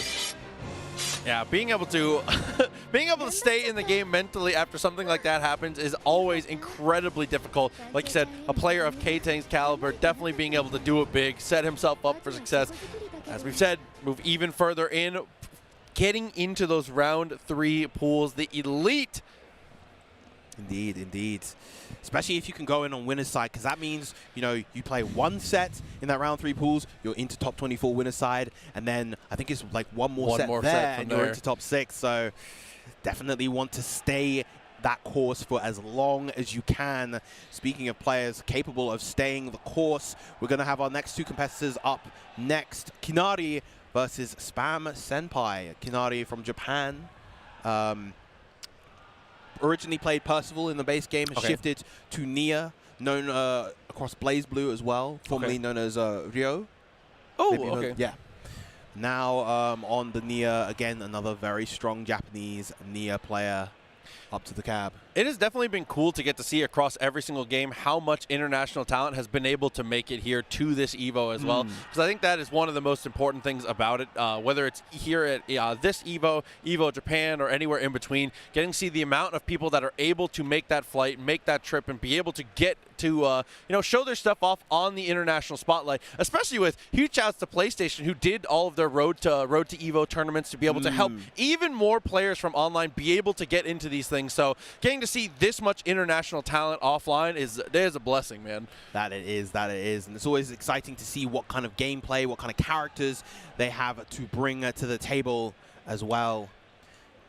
I'm glad you said that too, because gameplay I think is one of the most important things, simply because across a multitude of games, for anyone who has ever been at a higher level or has been able to kind of analyze higher level play and stuff, regional play styles are so interesting to observe, because I feel like that is definitely a big thing across every single game that you see. So that's it's always a cool thing to get to notice, is how the different regions handle different situations, what they favor, what is important to them when it comes to character strength, and how they kind of apply stuff. Indeed, indeed. Now, Kinari does this annoying thing. It's annoying to me personally. He goes into these button checks with Percival and then picks Nia. Why are you playing with my heart, man? He's like, come on, brother. He does this every time. Look at him. There's a smirk on his face. He knows what he's doing. He knows what he's doing. He knows exactly what he's doing. Baits you with the hope. Yep. Oh, man. I'm hoping. You know, I think for both of us, it would be great if these button check characters stuck because I see Vasaraga. Yeah, we haven't seen much Vasaraga so far this weekend, I feel like. I don't think it's for lack of strength either. I think the character's actually in a really good spot. It just... I think a lot of people just don't want to. You have to have the patience of a monk to make that character work because getting across the screen is so difficult. But when you get there, the armor, being able to apply the pressure that you do, being able to use the stance and be able to kind of ignore a lot of the options your opponents go for is massive. Yeah, he's a character that requires a very kind of specialized game plan in order to fight effectively. You can't go in with your general one because he has various tools in order to beat a lot of those sorts of options. You know, you go for like a safe jump and you down back to beat a DP, while his reversal is a command grab, so it beats the down back. You have to be a bit more proactive in terms of how you fight that. You have to be wary around armor as well as what to punish, and acknowledging the ranges where you can actually take your turn back versus stuff like tackle. Yeah, absolutely. It's just like you said too, another one of those characters where you don't really see, you not see people secondary this character. If you play Vasaraga, you're committed to the bit. Yeah. Right now, unfortunately, kind of getting in the meat grinder here, but just like you said, the reversal command throw is massive. Oh, the 2-2-U, a devilishly destructive move coming out from Kinari. Not skipping a beat, even after getting clipped at the start from Spam Senpai. Yeah, being able to maintain your composure against these big bodies when they're able to get that pressure is massive. Yeah, and again, just when you're able to kind of understand the ranges where you challenge versus Vasaraga after that shoulder tackle. Good tip on the throw. Ooh, big step. He's into the command throw. Close to the distance now. Uses that BC. How are you going to get out of this corner, though? Not like that. Oh, big follow-up coming out from Spam Senpai. Gets the armor back, but a huge jump out the corner from Kinari. Oh, and he answered straight away. Has the 100 bar. Definitely just going to catch out and close it out. A very quick follow-through for Kinari to start us off. Great response as well, just acknowledging when they got the hit confirm and then just dialing in all of those specials in order to be able to continue the combo. Sign of a very, very experienced fighting game player.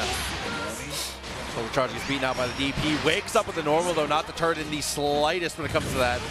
Oh, good challenge from Kinari, not allowing Spam Senpai to get that armor up for free, if at all, in fact. He gets clipped by the M Fatal Waltz. Here we go, though, into the corner. It's a big situation. BC, what after? Tries to jump back to maintain the space and is able to push back a little bit. Kinari being incredibly aggressive on defense so far, and aggressive on offense too, playing this neutral very close to the chest, out of Love's Redemption, but it's not going to matter when you have the BP remaining for Raging Strike. As we said, just the deep breath out there, trying to stay stable. Oh man, excitable. I like that. Excitable indeed. Oh, okay. Big steps once again, not able to find much off of it. Low, is able to get the clip. Now, time to guess here for Spam Senpai.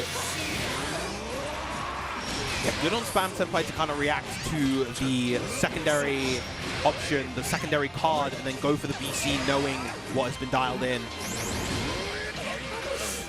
Oh, once again clipped, and you're at 1 BP. Even the high health of that is not going to save you from the supreme damage that's coming out from Nia. And look at that, just shredded to pieces right at the end. Kinari going to take it 2-0 with the swiftness.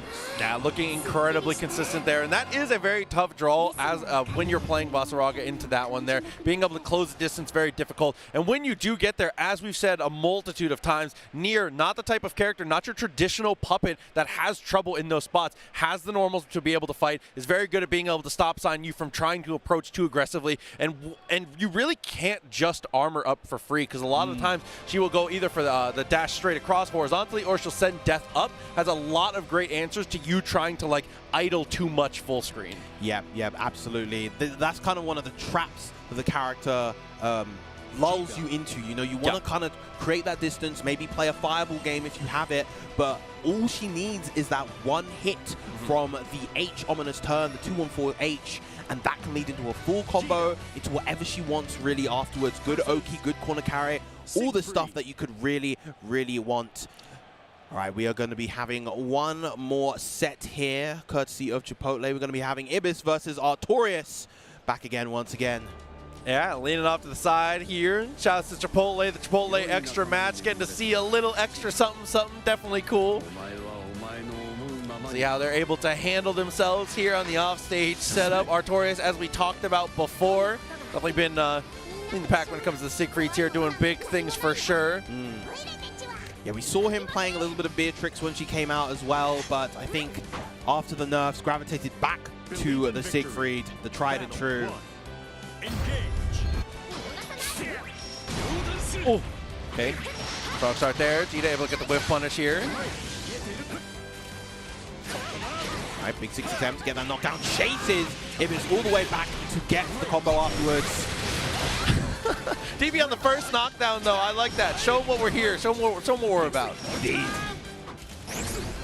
Spacing is definitely a little dangerous here. EX Fireball into the throw. Definitely strong stuff. Very late on the overhead. Ends with spending the BC to get some room. Oh, no whiff punish on that big far H. Not quite ready right there was Ibis. All right, nice pick up with the 2L, and going to go for the U-Vorpal Blade to get all that corner carry. Big jump to bait the throw as well. A lot of damage to come out here. Gonna have to guess for your life off of this situation now. Oh! After U Fireball ends up going for the block, it's just destroyed! Oh no, the tech attempt gets you obliterated! And it's funny because that was a guard-crushing Raging Strike, so it actually could have, if they were able to react in time, could have spot dodged it. Yeah. Unfortunately, though, that is not the game that we are currently playing, but it's all good. It's all good. We are seeing the game come back. Ibis versus Artorias. Ooh, okay. Ends up catching the low, straight through with the Rekkas. Definitely smart. Big 2M coming through. Charges the 5U, tries to maybe bait an option. Oh, that's going to sting. Doesn't commit any BP, though. The big boot, man. That dash L, so sick. Tries to shimmy something out there with the backdash. Ends up finding a throw for his trouble.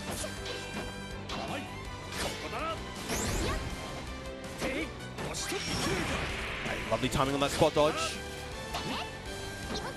These two just looking for that key opportunity, and that Raging Strike, that dash L even is going to be the first one for Artorias.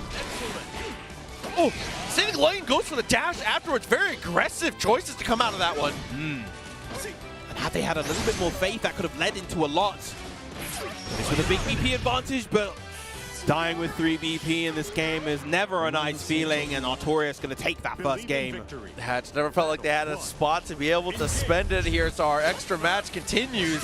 Able to get that whiff punish there straight away. Dashes up straight into a DP, though. Oh, that's huge. That's going to be so much damage. Oh my god, look at the life total just dwindling here. Potentially one more guess, but yeah, stops the shimmy.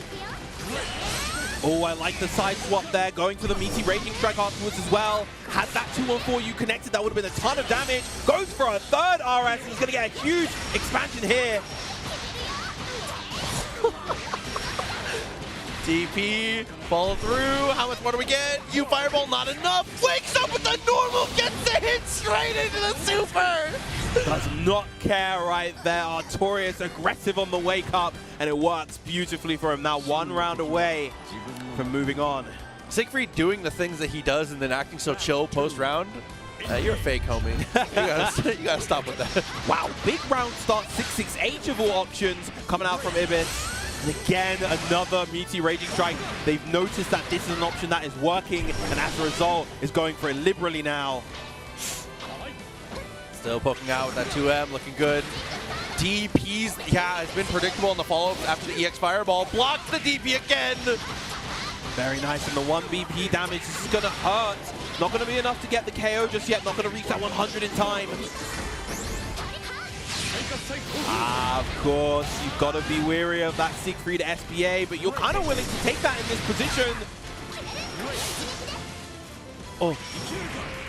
The X-Fireball chases it down, tries to sneak in the low, ends up blocking, looking at Chip potentially here in the future, and ends up finding a throw. I like the decision to spot dodge there. He was definitely looking for a DP and trying to bait that, but Ibis instead just going for the throw. Very nice. I mean, on Ibis's track record, like you said, well-informed spot dodge there for sure.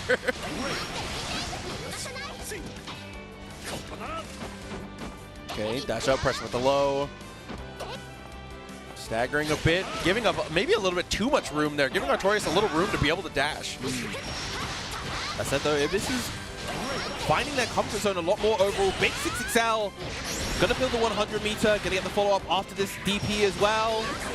Oh no, the drop after the Vorpal Blade. Oh, you might be able to SBA through supers, but so can I. The fireball reaction, Ibis looking really strong in this game.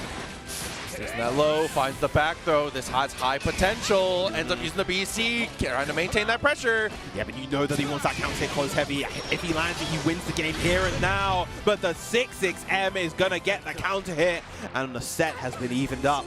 Like you said, was definitely, you could tell what he was there for. Was looking for that, trying to end it all in one fatal swoop for sure. And now taking a moment before they get back in. Once again, a little offstage action here for the Chipotle Extra match. Huge shout out to them for helping us keep even more action here on the stream. Definitely big shout outs.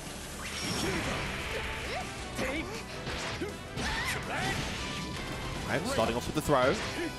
And another one, and this is all obviously conditioning to try to eventually get a big counter hit close heavy. If it's not biting right now, just taking the throws. Gets the match on the 2U. So you try to give him a little taste of his own medicine there. Ends up swinging out. Good active defense. Goes for the BC right there, just to guarantee the counter hit mid U Vorpal Blade. Nice far medium. Oh, Corona handshake coming out. But the one hit confirm into the SBA. Artorias looking real solid in this game. Potential for the finish here. One round already down. And Ibis has looked down the barrel of a match point already, though. So has been able to, you know, bounce back. Oh, very vertical hitbox there, but not quite horizontal. Yeah, Ibis is doing a really, really good job with these spaced empty jumps to get around that 2H beautifully. Great challenge as well. Yeah, has been honestly and truly been getting a lot of these hits just off of having a better kind of understanding of the timings that we're going for these 6XLs. We've been interrupting them very, very well.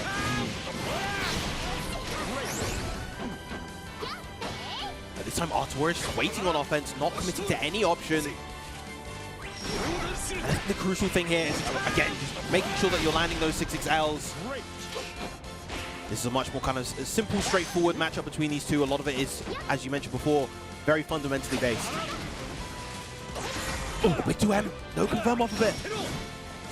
So blind good pressure lets him jump away. No attempt at the anti-air there, which is maybe wasn't comfortable with the positioning. What a whip punish. Against the wall bounce as well. This is going to be a huge combo coming out from Ibis.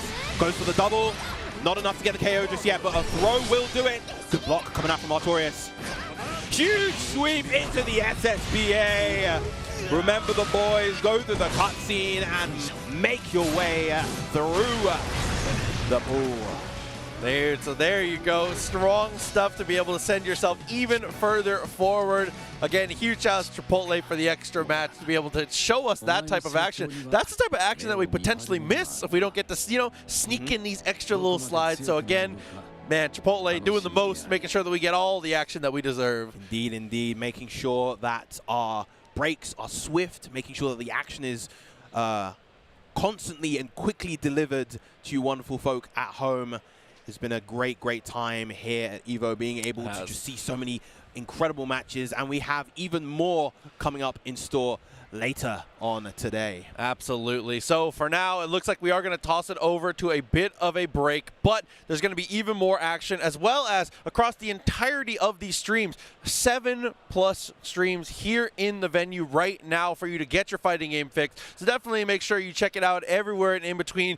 But as we said here on this stream, Grand Blue Round 3 will be starting at 5 p.m. Yes. So make sure, a little over an hour from now. Make sure that wherever that ends up, you need to be there. You need to be locked in for it. That action is going to be, you can't miss it.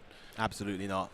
Well, of course, once again, it's been Virum and Proxy holding it down for this block. It has been an absolute pleasure, my man.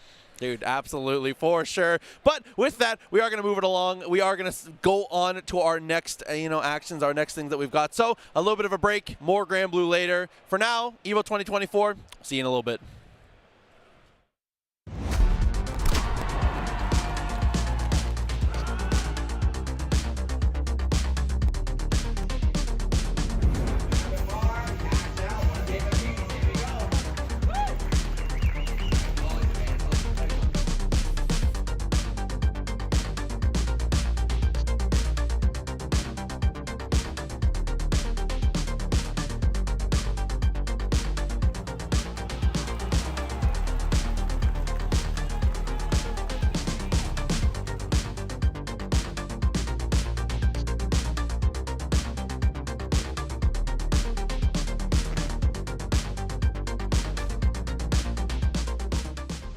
Get ready for the next battle with Tekken Coins, exclusively from Chipotle. Use promo code EWGF623 when you order any entree in the Chipotle app and get 500 Tekken Coins. Visit chipotle.com/Tekken8 for details.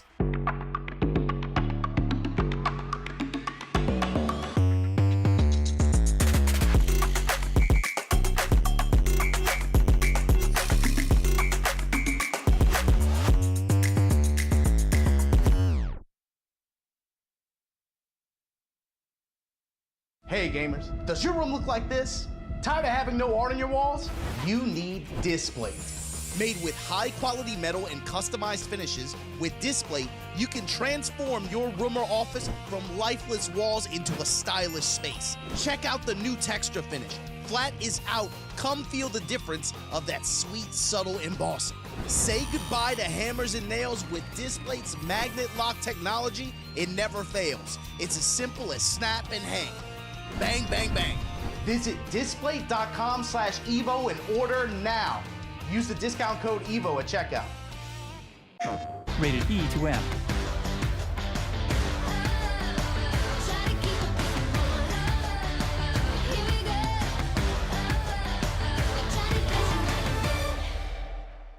PlayStation.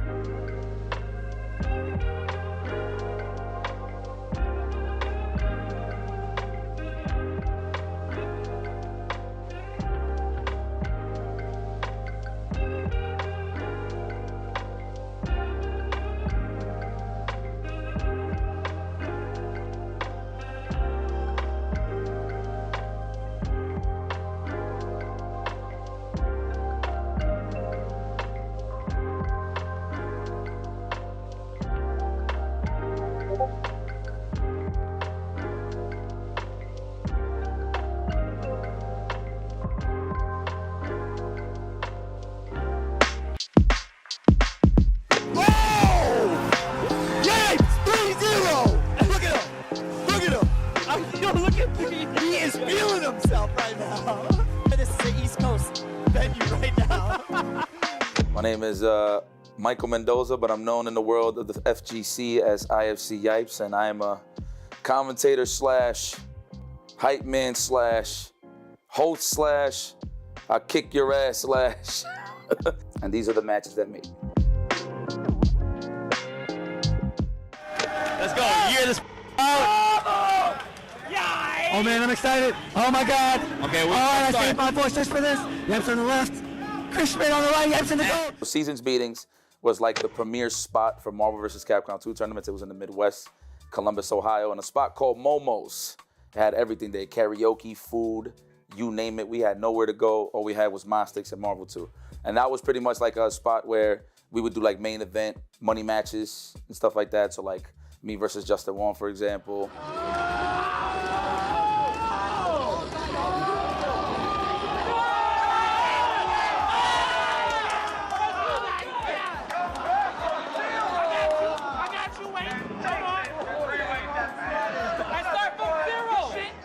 So Chris Schmidt is a godlike Marvel 2 player at the time. So you know how it was heavy back in the day with like East Coast versus West Coast? He was one of those guys we had to worry about on the West Side every single time.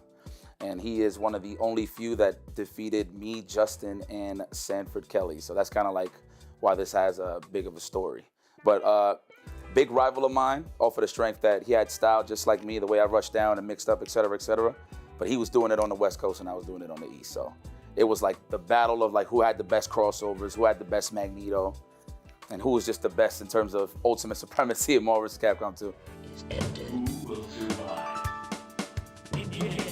So it's a bit of a long stretch of a story here, nothing too crazy, but we first battled it out at EVO 2005. I actually beat him in top 8. So that was the first time I ever got to know Chris Schmidt. Now in between time, like he was getting stronger and stronger, better and better, leading into Seasons Beatings 2008. And he was just like the talk of the town. I remember he won EVO West as well. Like he was just like really strong throughout that whole season. So coming up to Season Beatings 2008, I had a big money match with Justin Wong and he whooped my ass. It was like 10-4. Took a little bit of cash as well. So, but that actually like fueled the fire in me throughout that whole tournament. And I was just like washing everybody until I bumped into him in the finals, which is Chris Schmidt. And he whooped my ass silly, like it was pretty bad. And then what made it even worse was that he was doing it with my team and he was kind of doing like the same tactics that I was doing, so.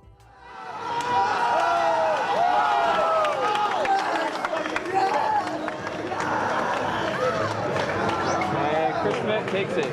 He's known as a bit of an ex-copier from what people was telling me on the West Coast, so it was kind of crazy that I'm getting hit with like my own mix-ups. I'm like, shit, is that cheap? I didn't know, yeah. So it was like that one. But yeah, he whooped my ass. And I had to hold that L for like 2 years. It was one of the harshest L's, I will say that. It's generally because, you know, the East Coast, West Coast beef was like so serious in terms of the rivalry. And the fact that they took that championship home and like I had to hear about it back home, it was pretty, it was hitting my pride a little bit, I ain't gonna hold you. So that just gave me motivation to stay sharp until I bumped into him again. Pretty much. So I need reasons like that because like people was doubting me like, man, you won't beat this guy when you see him next time. And that actually gave me like that hype, that put that battery on my back to whoop his ass next time I saw him. So like that was 2008, then 2009 came along, Seasons Beatings. He didn't show up, so I didn't enter the tournament. And then he came back in 2010 and that's when I got my redemption.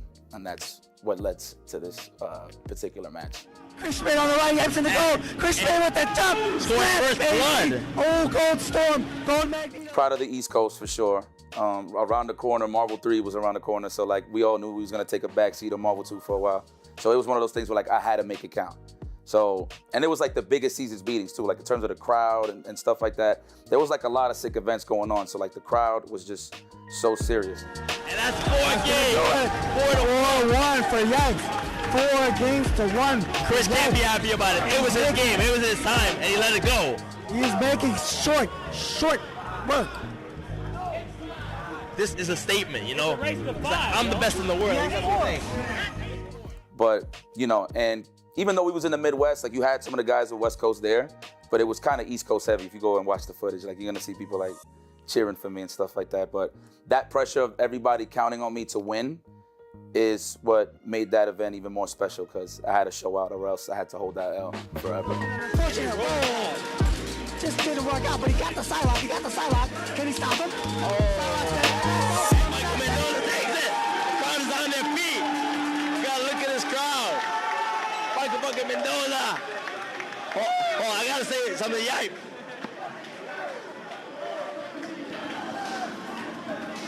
Redemption. It is redemption.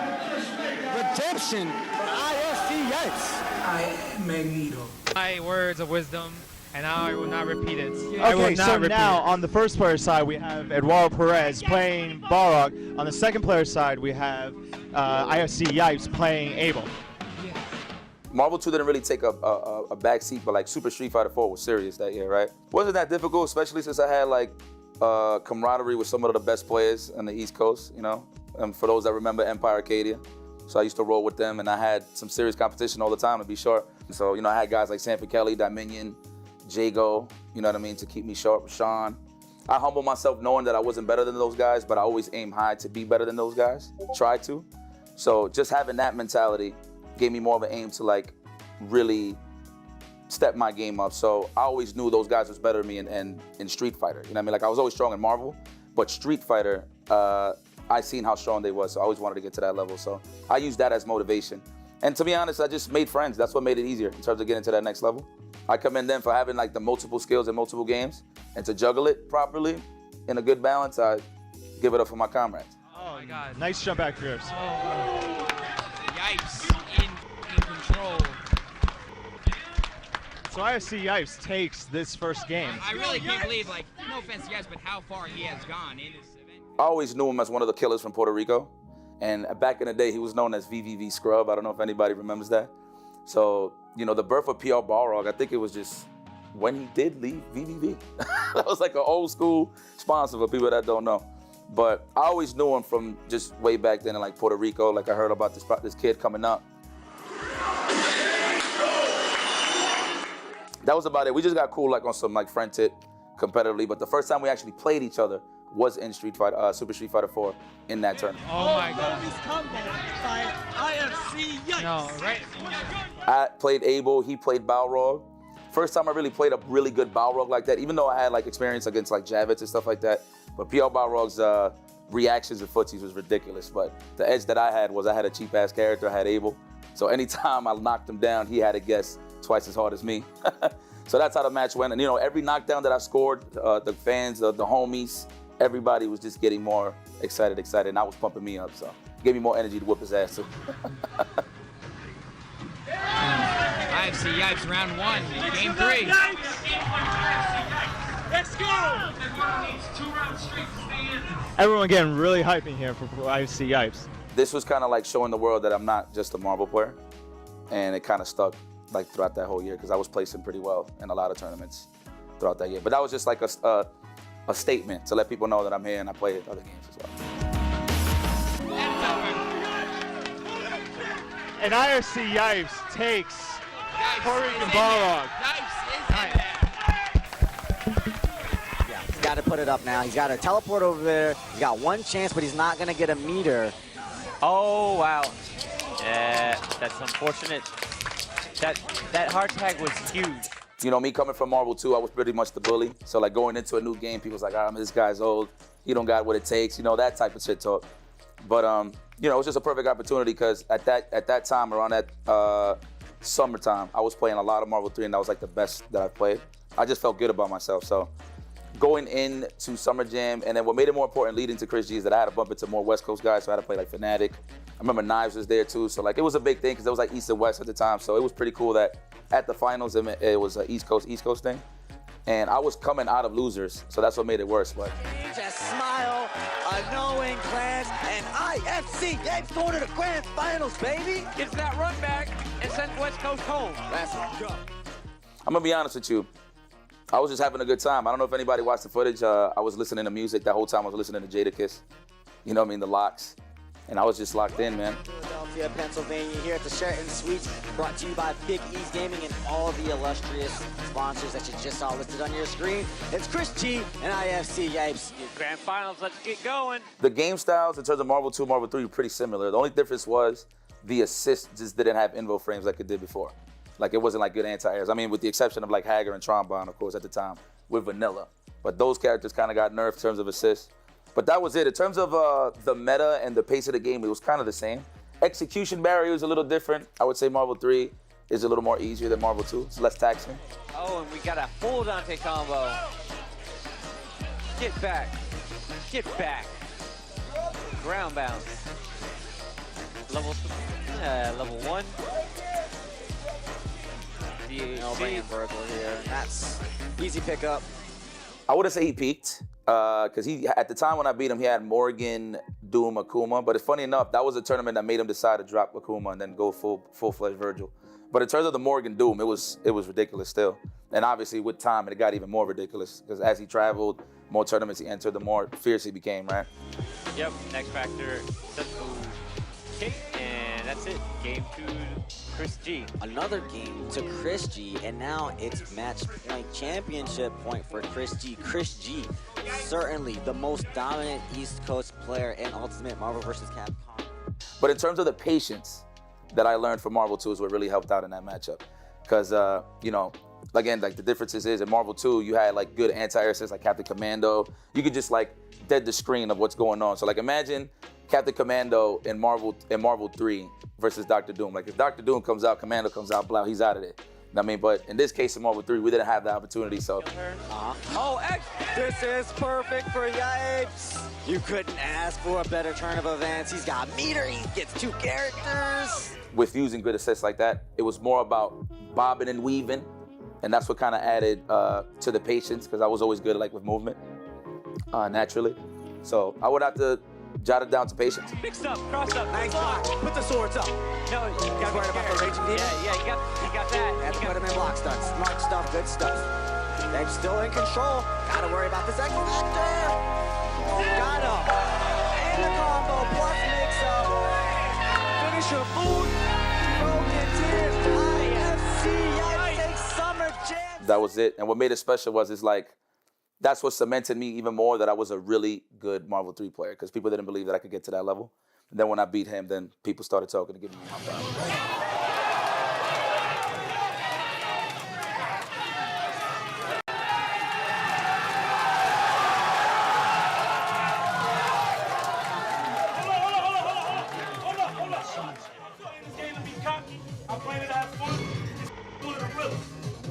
I can't be let y'all know right now. It's playing hard. So you have me sweating.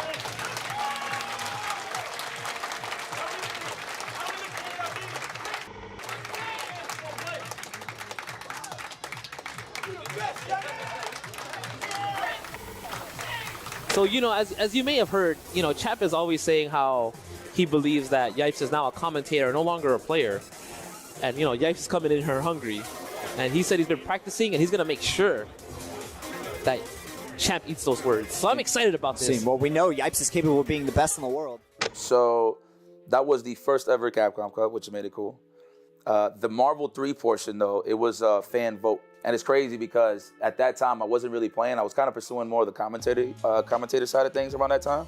So I really wasn't putting that much work in terms of practicing and entering tournaments. So I was kind of down on myself at that time. I was like, man, I don't want to get voted in there. And plus, Flocker, you know, he just won the Evo Championship that year, so I felt like he should have took the spot. But no, people was actually rooting for me, man. They was like, hey, we want you in here, no matter what. Like, we know you guys, you haven't been playing, but you're one of my favorite players. And I'm getting this, like, great reaction from, like, all the supporters out there saying that they want me in there. And I got voted in. I think I got, like, 4th in voting, but that's what locked it in. And of course, you know, Combo Fiend was running things at the time, so, you know, he wanted to see the drama. And Champ been talking shit throughout the whole freaking year. Saying that same exact thing, like, hey, Yipes ain't a competitor, dog, you know what I mean? Like, stuff like that, so. You need to take off the headphones. Okay. And place them right in front of you. Okay. Right here, see this TV, right here? Yeah. Right here, let's just place it right in front of you. How can I talk, though? You're the player, you're not supposed to talk. No, I'm both. I'm dual. I could do both. I'm like you could just only do commentary or run events. You can't play and do the same thing. I do the same. And, you know, there was more shit in between that was getting me upset, you know what I mean, to hype me up. But, yeah, Champ's Combo Fiend set it up for me. And I know the people been waiting for that matchup for, like, the whole time, especially, like, watching from the curly mustache pop-offs to just, you know, FGTV shenanigans. Set it up first round, and I whooped his ass, and it felt so good. Phoenix down. Yo, come on, talk to me, guys. 1 or 2. 1 or 2. Who do you feel now? Very 1 or smart 2. of Yipes to pick this team, even though this is not his go-to. He's done his homework. Because like now I had even more ammunition to just talk shit, you know what I mean? Because I've been just letting them yap. I'm like, oh yeah, I'm like, okay. He lost the game. I didn't even see that. Okay. Of course you didn't see that. You're not a player. You're a commentator. I'm the specialist. That's why I got specialists like you Yeah, here of with course. me today. Yeah, that's why I'm very vital to this stream. We're gonna when I get my shot, I'm gonna give you some problems, some work. Those numbers, guys. Come on. Yo, that's what I'm saying. 1 or 2, man. What do you guys got? Let me see those Did you guys numbers. vote for the wrong person? Uh-oh. Oh, look, the votes are swaying in favor. Because all the people that was involved in Marvel at the time, I felt like they just deserved it more than me. Like they was putting in work, they was traveling more than me. So I just felt like at the time, they definitely was well suited way more than me. But just the fact that the fans wanted me in there, you know, it kind of made me feel like, all right, I still can do this. I can still compete and kick their ass, you know. I hate Phoenix with a passion. I think everybody knows this. And then he had the best Phoenix in the world, and I kept losing to that guy. So, but I will never take away from his hard work, like in terms of what he gained with like Magneto Doom and the knowledge that he's gained and shared for Ultimate Marvel Capcom 3 for the community. So I'll never take that away from him. But him beating me with Phoenix, yeah, that was ticking me off. You know what? I ain't gonna lie. I was looking forward to in terms of like those pop-offs because I was calling him a fraud, and it led to a lot of things. They know it's 2 for Yipes, 1 for Champ. And he refuses Who do you to go vote to for? Dormammu. He's sticking with Phoenix. I don't think this is a good choice. Well, what was the bonus to Whoopin' Champ says was it was all NorCal in the building, and it was all rooting for me. X back to what? No missiles. Oh, wow. This is huge. Uh-oh, the crowd doesn't know what to do anymore. Oh! Yipes, 3-0. Look at him. So that made me feel even better. So it's funny, if you see the video, I actually got up and I went to Champ and I told him in your hometown with a combination of curses. And I just got up and got the hell up out of there. Oh, I'm sorry that Yipes got in there. He should not have made it. How could he have been voted in? That's why he got voted in. You're right. Well, that's why he got voted. He's so sick. They had a, you know, and pardon my language, but they had a lot of fire under his ass. And when you vote somebody in, you know, it's like, okay, now show us why we voted you. Oh, he got his storm. That's the one you want to kill. Bow, bow, bow. No more storm. Here we go. 2004 was supposed to be my first one, but I could have called the days off. So 05 was my first one, and man, I had a great time. You know, first time I'm really meeting some of the West Coast cats, whatever the case may be. So I'm just, in that mind frame of me just relaxing and chilling, I had no idea that I was gonna make it far into that tournament. Maybe, could you maybe tell us a little bit why you like to play Marvel so much? Travel, meet new people, new friends. A lot of crack, man, a lot of Marvel. You know, play money, there's money involved, so why not? Like, I was just chilling, no worries. I had no expectations. I'm just a young kid in Vegas, you know what I mean? Just vibing with homies that I was talking with in IRC and SRK, right? I kept making farther and farther in the tournament. The Candace was like, okay, you're done for today. You will play tomorrow, Sunday. You're gonna play in the top 8. And I was like, okay, cool. You know, I'm running through the bracket and I bump into Justin Wong. And mind you, this is, I'm very innocent to the tournament scene at the time. I didn't really know about brackets and stuff like that. I remember when they put it on top of the projection screen, you just see the bracket and you see it like lining up. And I'm like, okay, wow, I'm about to play Justin. Get on the stage. First time I ever played this guy in tournament. Now, mind you, in Chinatown Fair, he's been kicking my ass for like the whole 2 years that I was there. Because I originally got to CF, Chinatown Fair Arcade, in 2003. So all that in between time, I had all that training or whatever. And then first time I ever seen him in tournament was in 05, and I beat him.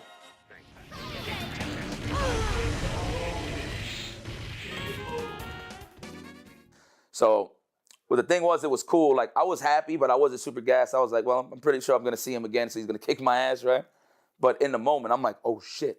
Like walking off the stage, I'm like, oh shit, I actually beat this guy, right? I am Magneto. And then, only thing is, unfortunately, I could have finished the job because I lost to Duck Dog.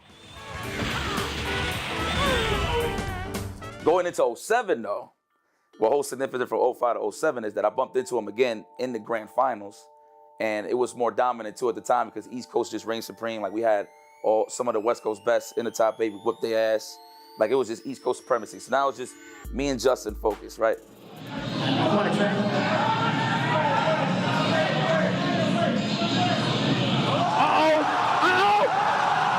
Justin Wong!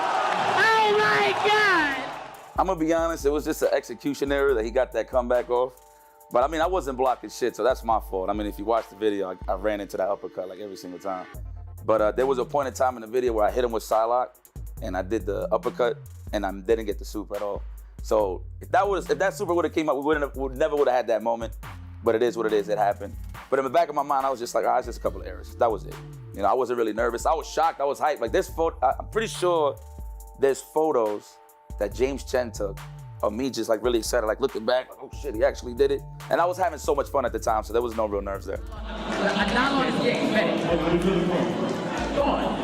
Bump into Justin Wong once again. Again, I don't really have no expectations, but I see all the homies very happy for me, right? So I'm like, you know what, I'm gonna try to make the homies happy. Got rest in peace to my man Remix. He was like hyping me up the whole time. Like, yo, you can do this, man, you can do this. IFC takes first game. It's all on me. Like, as long as I feel like I don't have nothing to prove to nobody but myself, that's when I get into that zone where, you know, I won't get nervous, because then I could just look back at the win or the loss and be like, okay, I could have done much better. You know what I'm saying? Or even if I did win, I'd be like, I could have won in a more, you know, dominating fashion or whatever the case may be. But it's just more so as long as I'm proving it to me that I can still do it and I can hang, then that's when the fun factor comes in, because I'm playing at my best. So if the guy's kicking my ass, I'm not gonna feel a certain way or anything, or be nervous or anything like that. And it happened. Beat him, very, very happy with that. And then what made it even more icing on the cake is that Justin Wong congratulated me. He gave me that, yo, congratulations.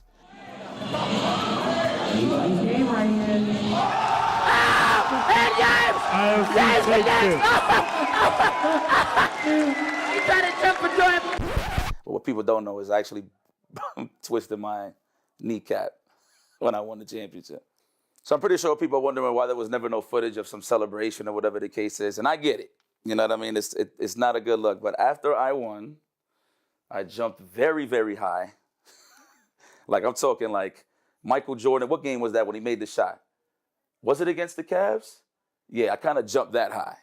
And I landed and I twisted my ACL. And then I was getting carried off. Shout out to Mike Ross. You know, for a minute, people thought I twisted my ankle. No, I just caught a football injury playing Marvel vs. Capcom 2. I was so happy with the adrenaline of winning that I didn't feel anything until I got to the hotel room.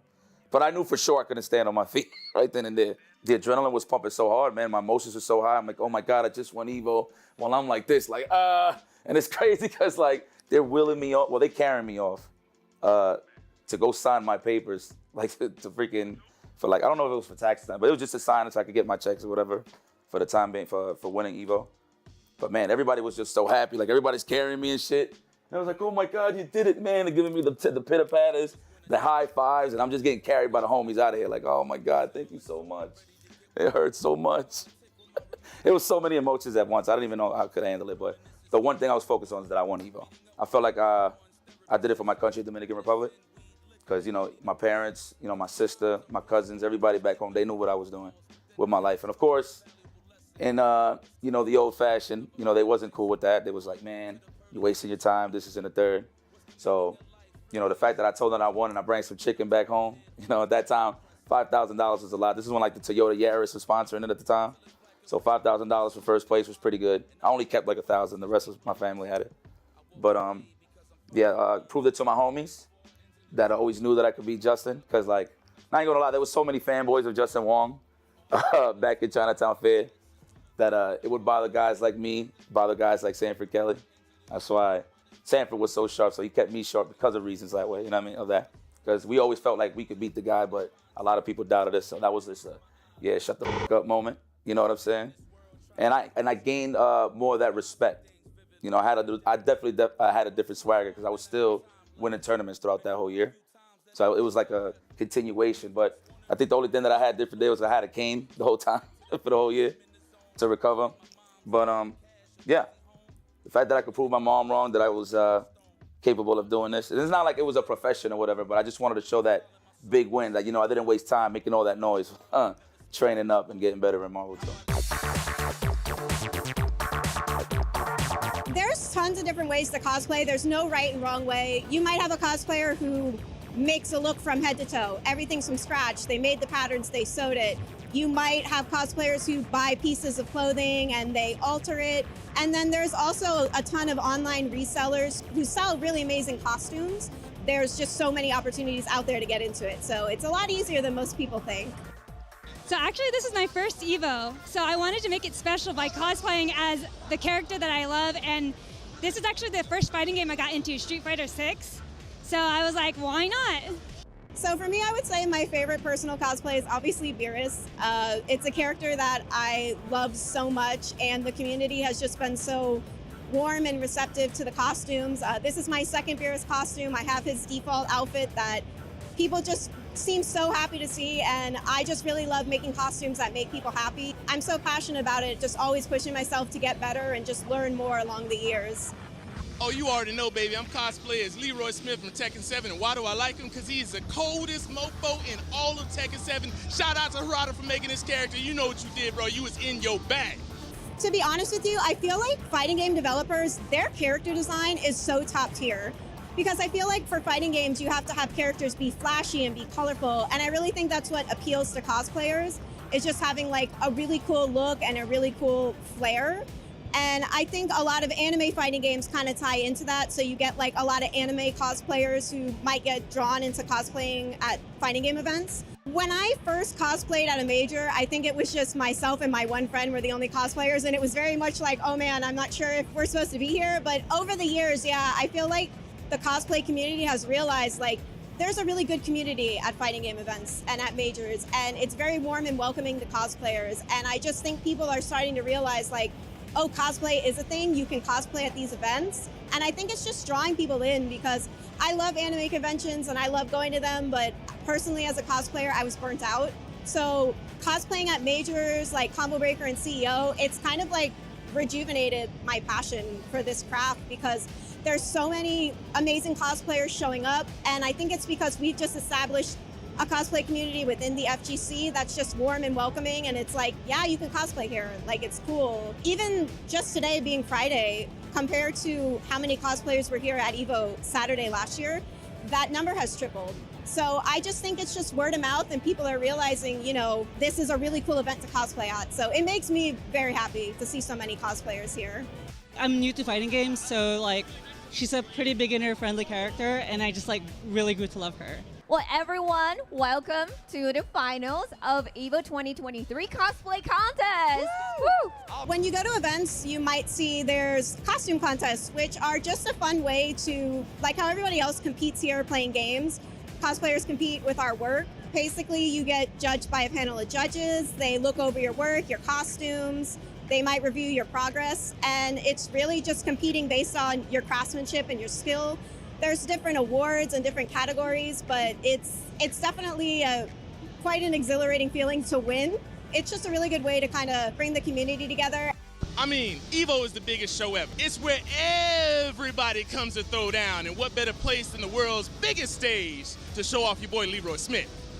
So competing in cosplay is just, you kind of have to change with the times. If people are 3D printing, you got to look into 3D printing. If people are doing wigs a specific way, you have to look into it. You have to keep upgrading your game, upgrading how you do your work. And that's kind of how we compete with each other, is solely based on craftsmanship. Our grand prize winner is Rhinoceros Rex as Chun-Li. I am in shock, in tears, but that could be the dehydration. So this is Chun-Li's design from Street Fighter 6. You know, Chun-Li, she's been like the fighting girl, kicking girl all throughout the centuries. But when I saw this, I thought she was a grown woman. And, you know, I'm at that point in my life where I'm kind of in that same situation of growing up. And I just had this feeling that this was the design for me. It's definitely all the blue designs. So I really wanted the blue on the leggings to match the blue on the dress. And, you know, I had the fabric, so why not do an iron-on vinyl cutter type situation? It jammed up my vinyl cutter. So you know what I had to do? Cut everything by hand.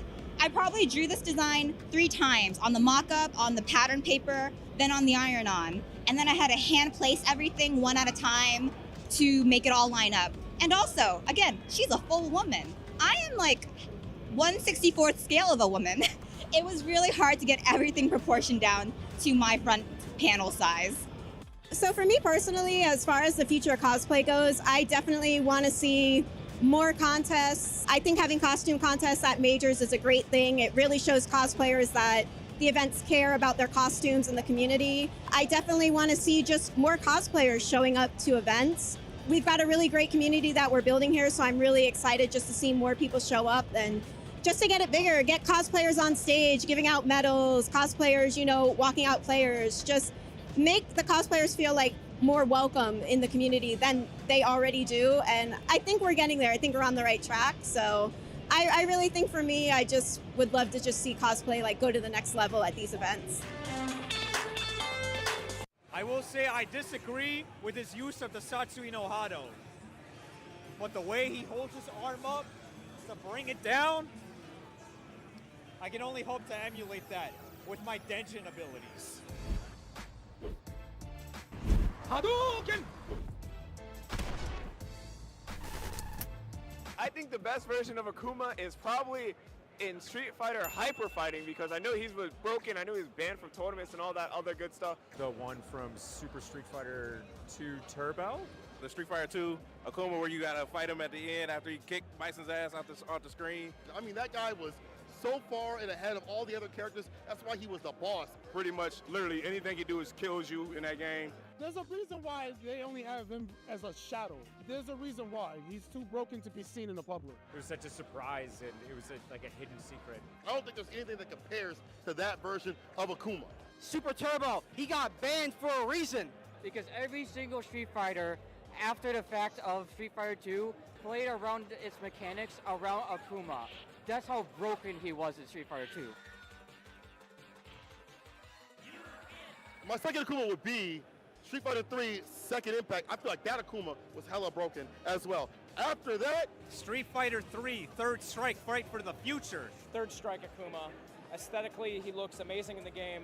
He's very good, a little busted. There's just nothing best than just beating your opponent with a Car-Raging Demon and finishing a round with that. Akuma super arts in that game. KKZ especially, if you know, you know. Crazy pressure, crazy mix-up, crazy damage, low health like every Akuma. Third Strike, the quintessential Akuma. He's got the demon flips, he's got the mix-ups, he got everything. You are really getting this mileage out of the Hurricane character. My number one is the Street Fighter 4 Akuma. 100% gotta be vanilla Street Fighter 4. I'm biased. I like the Street Fighter 4 version of Akuma. Jump back, air fireball, those plus normals combos. The back air fireballs, all like being able to do air fireballs whenever you wanted to. I thought that was cool about it. So, and you know, when you're getting into the scene with Street Fighter 4, watching Tokido, it's tough to beat.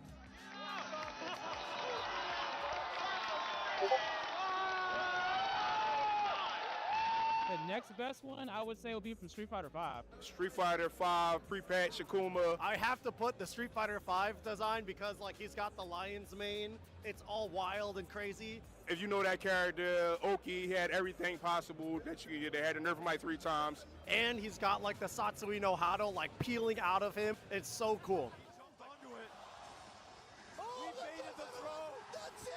I think Street Fighter 6 is looking decent so far. You know, just started. Not sure how it's actually going to be, but. So with Street Fighter 6 right now, I think it's going to be like an Air 2 since it came out.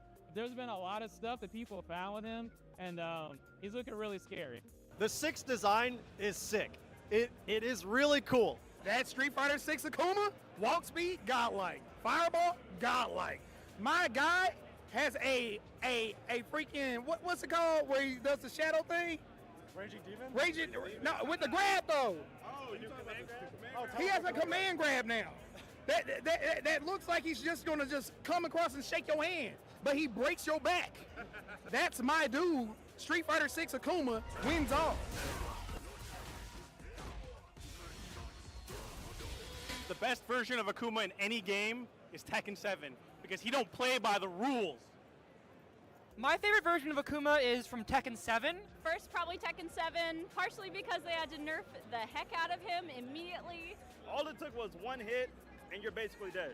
Oh my god, I hope he does not come back. Definitely think the one clip where Super Akuma just chunks the hell out of that comeback kind of lives in my head as emblematic of Tekken 7. Let's go. I can't believe what we're seeing here. Look at the life bar. Oh my goodness. He probably has this a sliver, is right? Almost a He full might bar have a sliver. combo. Oh my God! Oh my! Let's go! Don't get me started about Tekken 7 Akuma. He was so good, he got nerfed 4, 5, 6, 7, 8, 9, 10 times. He's still top 3. He required no brain, no thought. Just do whatever and you basically win. He's a pay-to-win character. Like he was doing touch of death like out the wazoo. He was doing touch of death like it was flat cakes. Street Fighter could keep him. I don't want him. He was not fair in my opinion. So come over to Tekken. That's my game. And please do not come over to Mortal Kombat.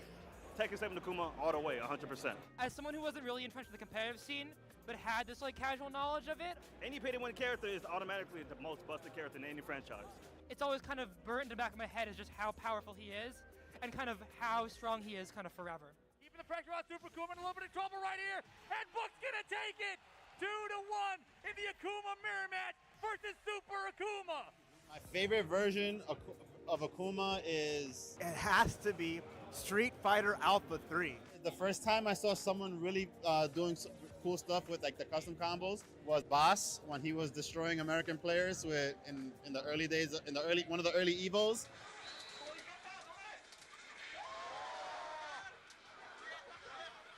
That version of Akuma is so cheap and so good in a game that's already nasty. Akuma just looked so cool. He was doing like all the demon flips into the grab and he could like restand you and all that. So The-ism custom combos with unblockables, with amazing normals. I thought that was like the first time that I saw that Akuma was like a super cheap character. There is like nothing he doesn't have, but that one's one of my absolute favorites. Street Fighter EX Akuma, the very first one, so broken I didn't see him in 2 or 3. Puzzle Fighter Akuma, guaranteed no one's talking about Puzzle Fighter Akuma. He comes in, as soon as he shows up, he's already kicking Dan's ass, and then he kicks your ass. You know what? There is no best version of Akuma because he's going to destroy me in every video game. But my personal favorite best version of Akuma is gotta be Marvel 3 because he's so sick. He has some of the best symmetry in an entire game. There's a little play that some of you guys might have heard of. Justin Wong! God. Okay. Last game, you guys. Oh, the ass! launch! Raw ass! The launch. Jabril did not want to respect him this time. Jabril, not like this. He made him pay. What's he gonna do? Push blocks the launch this time. Okay. Oh! For the Raging Demon! For the win! Justin Wong! My favorite version of Akuma definitely has to be Justin Wong with no X Factor, solo, and low health. Justin Wong won Evo with Akuma Wolverine. Justin Wong had some of the sickest Akuma comebacks in that game. Round trip, there we go. Yeah, he's got great supers. The supers that'll keep you honest.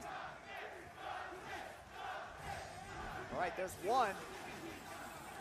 6 seconds though, he can super. No, he doesn't. Nice, nice, trying to buy some time right here. Got it. Oh my God, 3 seconds on the clock, Chris G. What's gonna happen? Chris G's down on life, he needs to land a hit somehow, he can't do it. Justin Wong! And Justin takes He it! takes it, Justin Wong! Wong! He is going out, he is dancing on stage right now. Oh my God, Justin Wong! Definitely didn't come from the most privileged background, so I like to say I'm from the dirt, you know. We had like Super Nintendos and stuff like that, but our house kept getting broken into. So like we had a Super Nintendo once, somebody broke in our house and stole it. Had a Sega Genesis, broke in our house, stole it. I got a little older, high school, PlayStation, book full of discs, broke in, stole it. So if that's any, you know, indication, that's where I come from.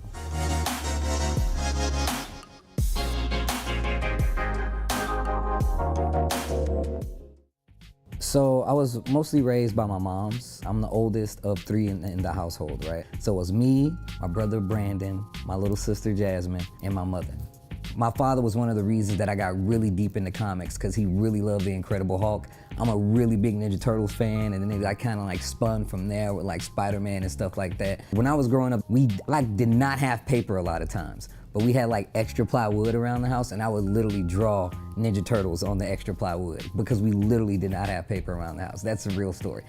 My mother was one of the people who really kind of like got to like the side of me where she was like, yo, Steve, come watch like Seinfeld with me and come watch like Murphy Brown with me and all these old shows. And it really kind of like, I didn't really trip off of how much it kind of like, I paid attention to it till I got older. And all these references were being like called back to me. I was like, why do I even know this? Or why do I even know this music? Or why do I even know this person? And it was because all those things kind of come back like full circle.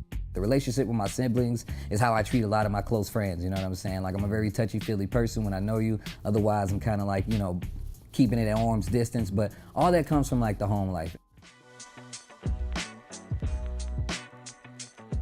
So I would always play like fighting games and stuff with like my uncles and stuff like that. So when we would go to family hookups, I would be like, yo, I'm finna smoke everybody here. But that didn't happen with my Uncle Chad. So my Uncle Chad was like a cheater, bro. Like I remember the first time I played him in Mortal Kombat. So we were playing Mortal Kombat and I had Scorpion and he had Sub-Zero, right? And like, it was like he beats me and then he did the old trick. If you old school, you actually know this. Where in Mortal Kombat 1, you throw with Sub-Zero and then you input the fatality instantly. And I was like, what the? I was like, what? I was like, whoa, what is that? And I was like, how did you do that? He was like, I don't know. And when he said that, it unlocked. I was like, well, he does it. That's bullshit. He just did it. He has to know. That was the first time that I was like, I actually want to be able to do these things.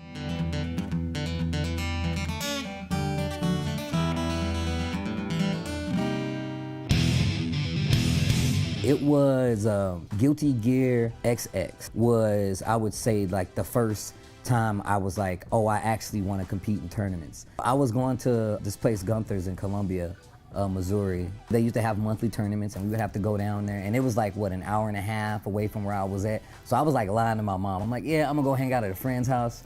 I'll be back on the weekend. I was definitely not even in the city. I was gone. Please don't lie to your parents, kids. I thought I was nice. Like, I think it's the funniest thing ever. I feel like everybody's story starts like this. Like, bro, I'm nice. I'm gonna smoke anybody that touches these controllers because I was beating my friends 4 blocks that way, 4 blocks that way, 10 blocks this way, 15 blocks that way. Nobody touching me in fighting games. I was known around the hood. I was a legend in the streets. And one of my friends picked me up and he was like, yo, Steve, man, these guys are like really good. I was like, bro, I'm finna beat all of these guys. And I saw those guys. Shout outs to my homie Aaron. I see him. And I'm literally talking so much shit to this dude, right? I'm like, and I just met him. That's what's I literally met him. Within 15 minutes, I'm like, yo, you know I'm gonna body you, right? Like, I'm gonna destroy you. He was like, what? And I was like, yeah, you don't know this, but I'm the best, and I'm gonna destroy you. And he was like, bro, you don't even understand like what's gonna happen. And he's just laughing. And I didn't even get it, right? I entered this tournament. It's a small tournament. It was like 20 people for Guilty Gear XX. I'm playing Chip, can barely do combos, right?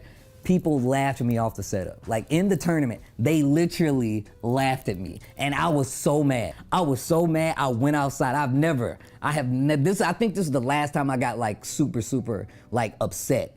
Cause I was like, bro, they were laughing at me, right? So what happened was, I trained my ass off. I'm playing Guilty Gear day in and day out. I'm looking at CPU versus CPU matches. I'm playing with my homie Rob. I'm playing with my homie Greg. But I go back to that tournament, and wouldn't you believe it, I got second place. I got second place and people they was like, hold up, wait a minute. And they was like, bro, what happened? I was like, y'all laughed at me. Y'all laughed at me and it literally motivated me to get that much better. And after that, I was kind of hooked. It was no turning back after that.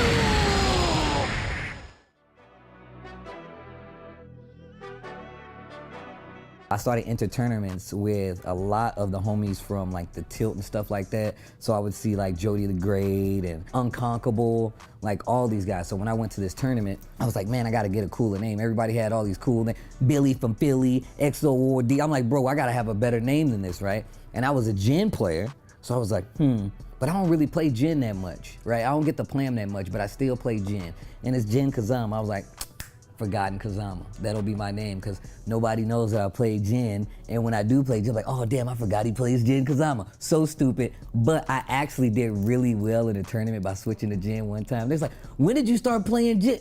Forgotten Kazama. I was like, there you go. It's only one time, right? It was only one time where it really helped me out. So then after that, right, I got like a little more adventurous, you know, we started like playing more games. I'm like, damn, you know, it's a sick RPG series. yo, Digital Devil Saga, bro. Like those, like that whole atmosphere. Like I'm all about like the emo, the devils, the demons. Like I love that kind of stuff. And I was like, damn, I am playing a lot of video games and devils, digital, man, I am kind of like a digital devil. Like Digital Devil Forgotten, cause I'm a Digital Devil 4GK, boom, that's what we're going with. And that was my Twitter name for literally years, right? And obviously I'm not thinking about like the influencer side of this. Nobody even knows what an influencer is at this time, right?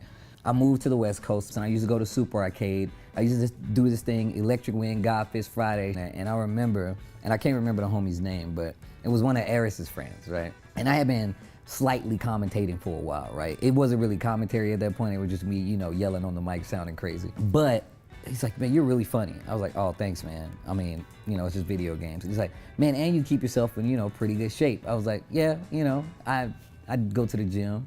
And he was just like, no, man, you kind of nice with it, man. You kind of good. He's like, Tasty Steve. I'm like, I'm not gonna let you call me. I'm not. You cannot.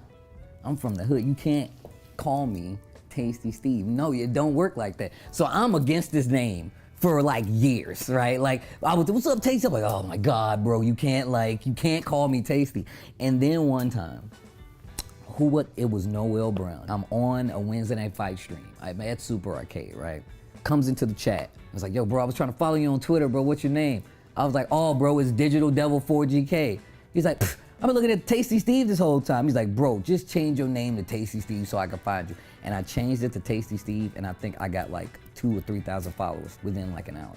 And now it's kind of stuck. Like, it's funny because like people who don't know me, like they just like, yo, Tasty.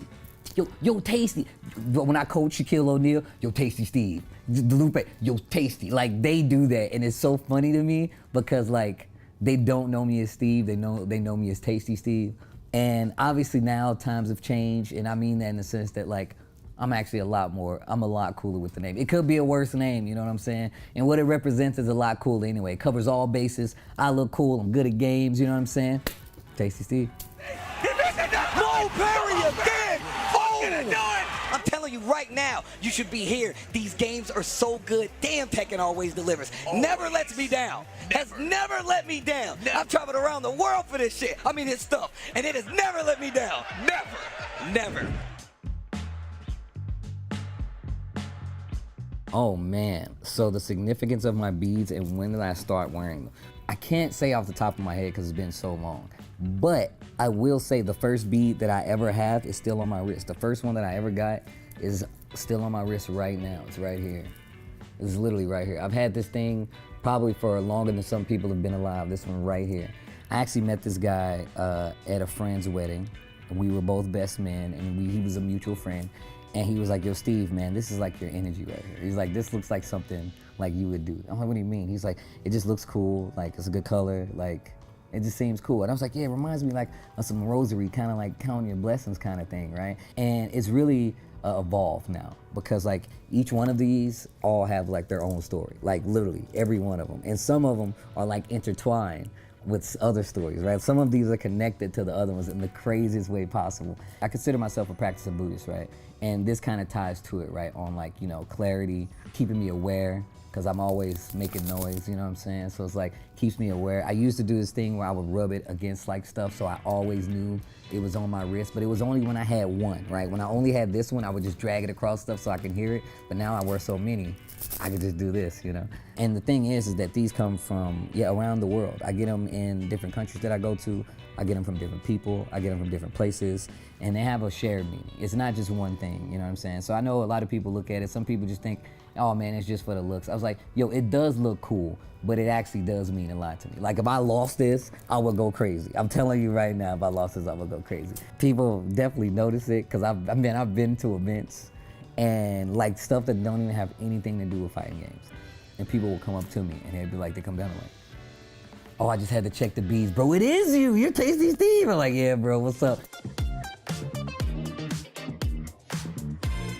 People always tell me, like, bro, you like everything. I'm like, one, I don't like everything. I was like, I only put my energy to the things that I like, right? Like that's how I operate. And if I like it, then I like it, right? And it's not, and this is varying degrees of like, obviously, right? Not everything is on the same level, but if I genuinely enjoy it, I really, really get into it. And like people are like, bro, you can't be that hype about a game. But a lot of people don't know I went to school for multimedia game design. I wanted to make games at one point in time. And like for me, like I have a strong appreciation for not just fighting games, but just games in general.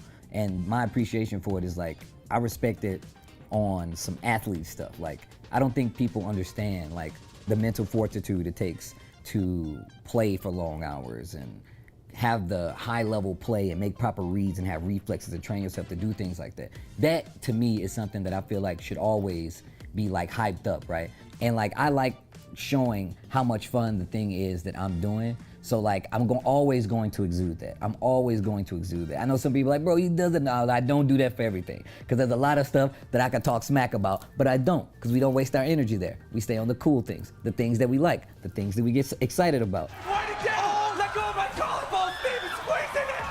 Let it go. Oh my God. Final round. Losers final. Go. When I'm cool with you, I'm a very touchy-feely person. So it's like, for me, it makes it a lot easier for me to get excited. And a lot of times, I just grab people that I know who are also enjoying the same thing that I'm enjoying. Sometimes they're not, you know what I'm saying? Sometimes, you know, it's not that easy. I've grabbed some people a little too tight before. An arm or two, an eye or two, you know, but not intentionally. Obviously not intentionally. It just comes with the excited ground.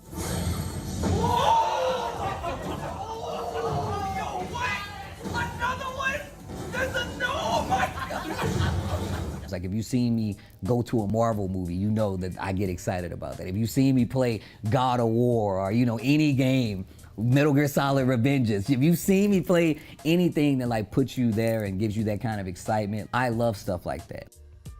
I'm gonna tell you right now, I never even thought I would leave the country, let alone do a fraction of the things that I have done in the last 6 months. You know, like, I'm still wrapping my head around the fact, oh my God, like, I'm in Street Fighter 6. That's crazy to me. Like, I literally was in Singapore and I woke up and I just started screaming. Because that's not an exaggeration. I woke up, I was like, oh my God, I'm in Street. Like, it was literally like that. And like, it hits me sometimes that like video games has taken me literally around the world. I've met my heroes. I've met these people now. My mother told me, she was like, yo, Steve, she called me one day and she was like, yo, you got your dream job. Dream job.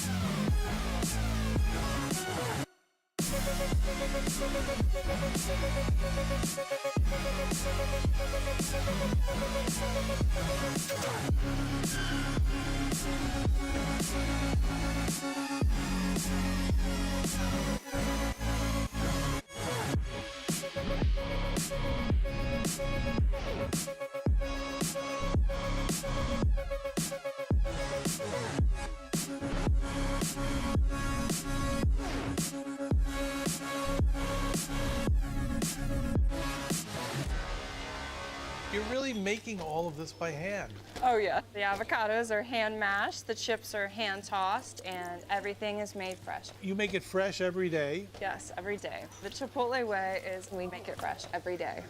Sounds delicious. Dude, why'd you put your new rig in the basement? Didn't you hear? Bill's a good gillionaire now. Basically, my new connection is so strong I can game anywhere. Check it out. We've got gamer rocker, gamer floaty, gamer couch. Whoa. It's got wheels. Gamer bench, gamer throne, and gamer mower. What's that? It's hard to game while walking downstairs. I get it. That's smart. Live like a gagillionaire with low latency everywhere. AT&T Fiber with All-Fi. Do you want okay FGC merchandise by okay FGC artists? Well, you're in the wrong ad if so, because here at 10-0, all we got's the best FGC merchandise by the best FGC artists. Just look at all this great merch. You can make this your whole wardrobe. I should know. I have. Our 10-0 merch booth will be open all 3 days at EVO 2024. If you're not here in person, visit us online at merch.10-0.gg.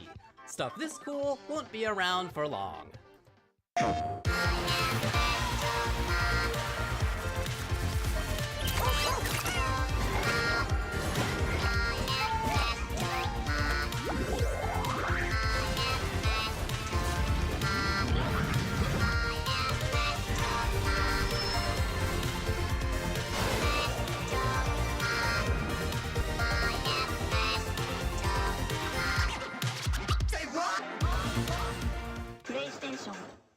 The greatest anime fight of all time. Why would you ask me such a hard question? I'll do Aizen and Ichigo. Ken versus Rao to the North Star. Drumroll. Gaara versus Rock Lee, Naruto. Don't turn your head. I saw what you just did there. Here's the deal.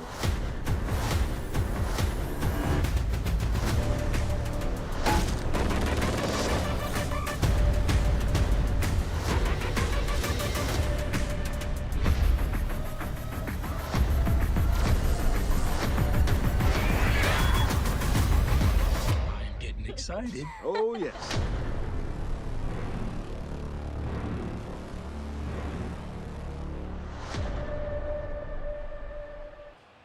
What is good there, gamers? Welcome back to EVO 2024. We got the Grand Blue pools action out of the way and even the Phase 2, but now we're heading on into it. This Grand Blue Top 96 coming right to you guys. And who else to bring you the action but myself, Jatsu, and the homie Viram. How you doing, man? I am doing great. I was actually part of this Top 96. You but were? I had to DQ to bring you guys the action here at home. It is going to be an absolutely incredible series of sets, and we're going to be starting off with a real heavy hitter, Ren versus Shuabu. Ooh.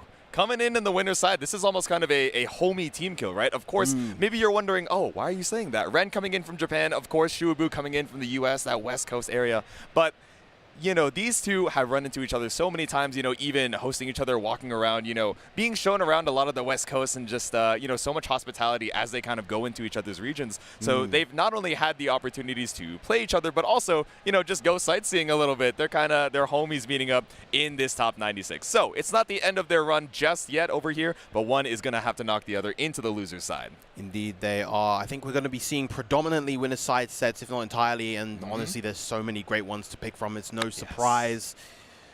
Ren and Shubu, of course, both known for their Seox play, but we saw actually Ren earlier on the Beatrix. Yes, and we know that, of course, Shuabu has been playing a lot of Siegfried as well, so we may not see either of those Seoxes coming out.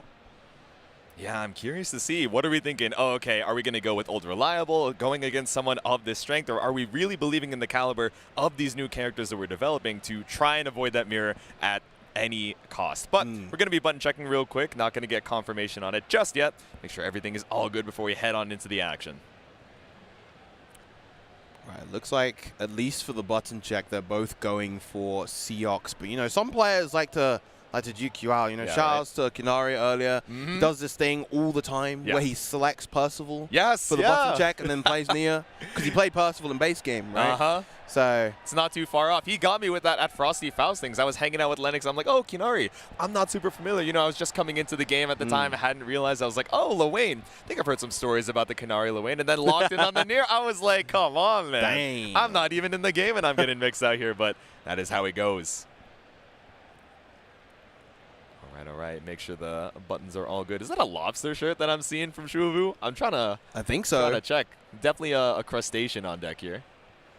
Is that a fish on the T-shirt beneath? That's what I'm trying to see. I thought it was a Snorlax or like a Munchlax at first, and now I'm realizing I think maybe that's not quite. I think that's like a little cat with a bow tie. Oh, okay. We got the whole zoo ready to, you know, fight back here. But Lewayne we were talking about for Kinari, but definitely not an idea that we were thinking about for Shuabu. But yeah, locking in for game number 1, I guess. I don't think I have ever seen the Shuabu Lewayne ever, so this is quite the surprise.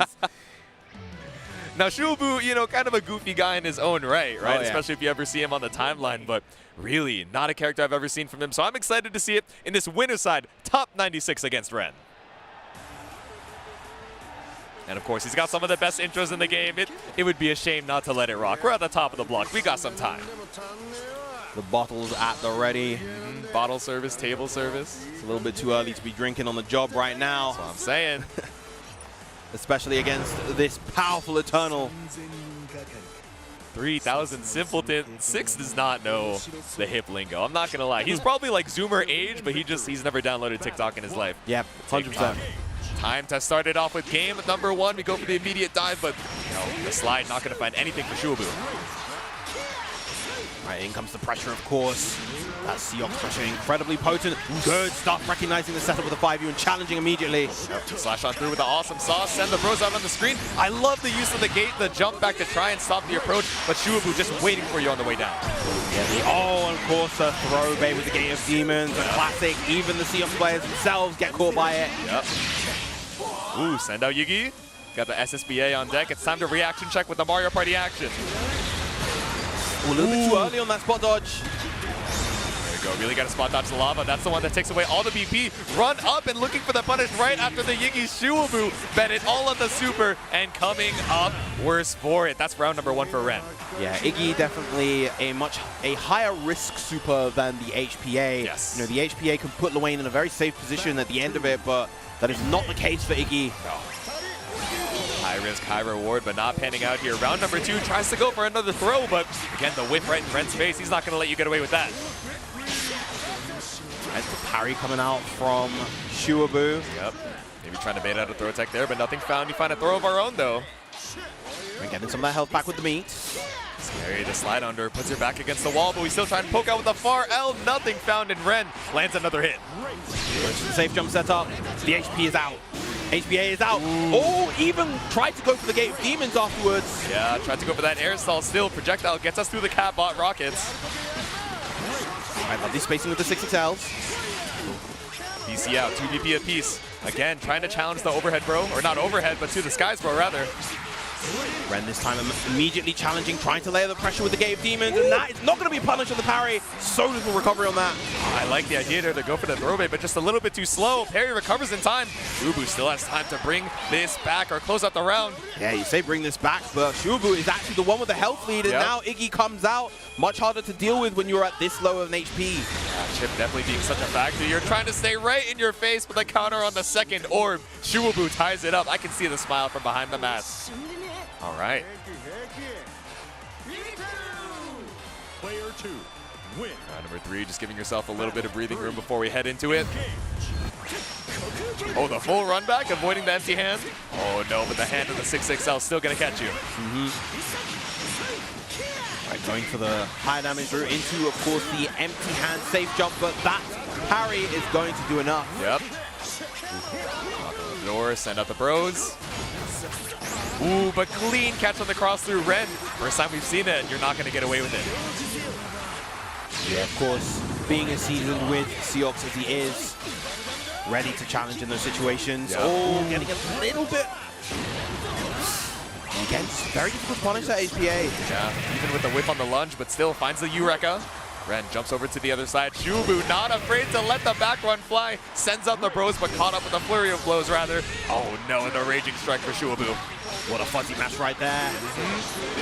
Oh, not ready with the block button, and Shubu actually taking the first round with the Lwane. Yeah, saw a little knowledge check, a reaction check from the cross through and said, oh, you're right, I do have a setup similar to that one. Let's see if you're ready for it on that final hit. Okay. Wonder if Ren is going to continue locking in with the Seahawks, or are we going to see a potential character switch? Yes, we're going to the character select screen.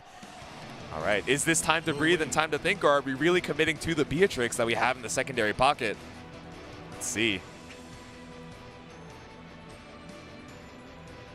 Taking a second to think here. Do I want to stick with old reliable, or do I want to try something? You only have one more game to, lose here.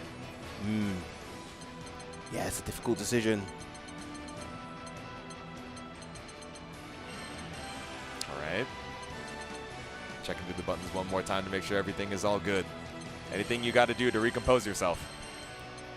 Yeah, turning on technical inputs have been turned off, but the back dash macro has been turned on. Interesting. Okay. Shubu checking his buttons too. He's like, all right, we got some time here. Charlotte. Oh, the real throwback. The Ren Charlotta is something that I don't think I've seen since the base game. Oh, wow.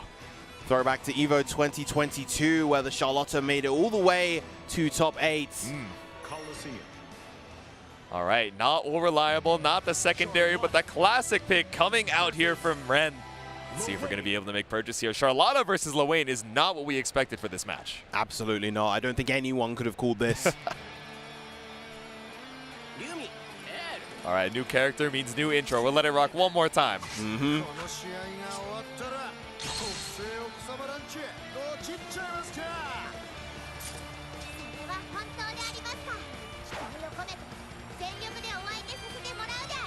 I love that she's treating the kids' meal as an equivalent of fine dining.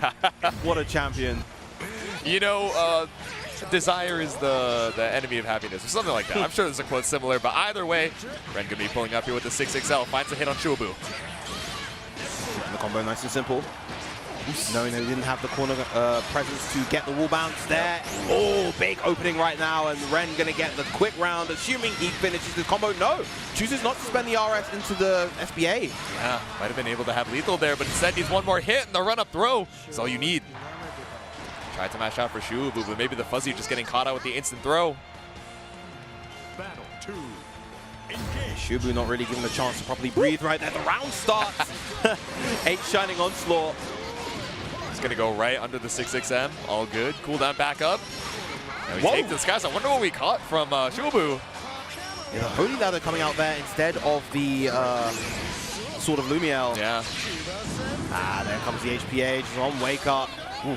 Okay, able to land on the other side at least. Looking for a straight hit, but forgot we're still in HPA. Nice throw. BC for BC.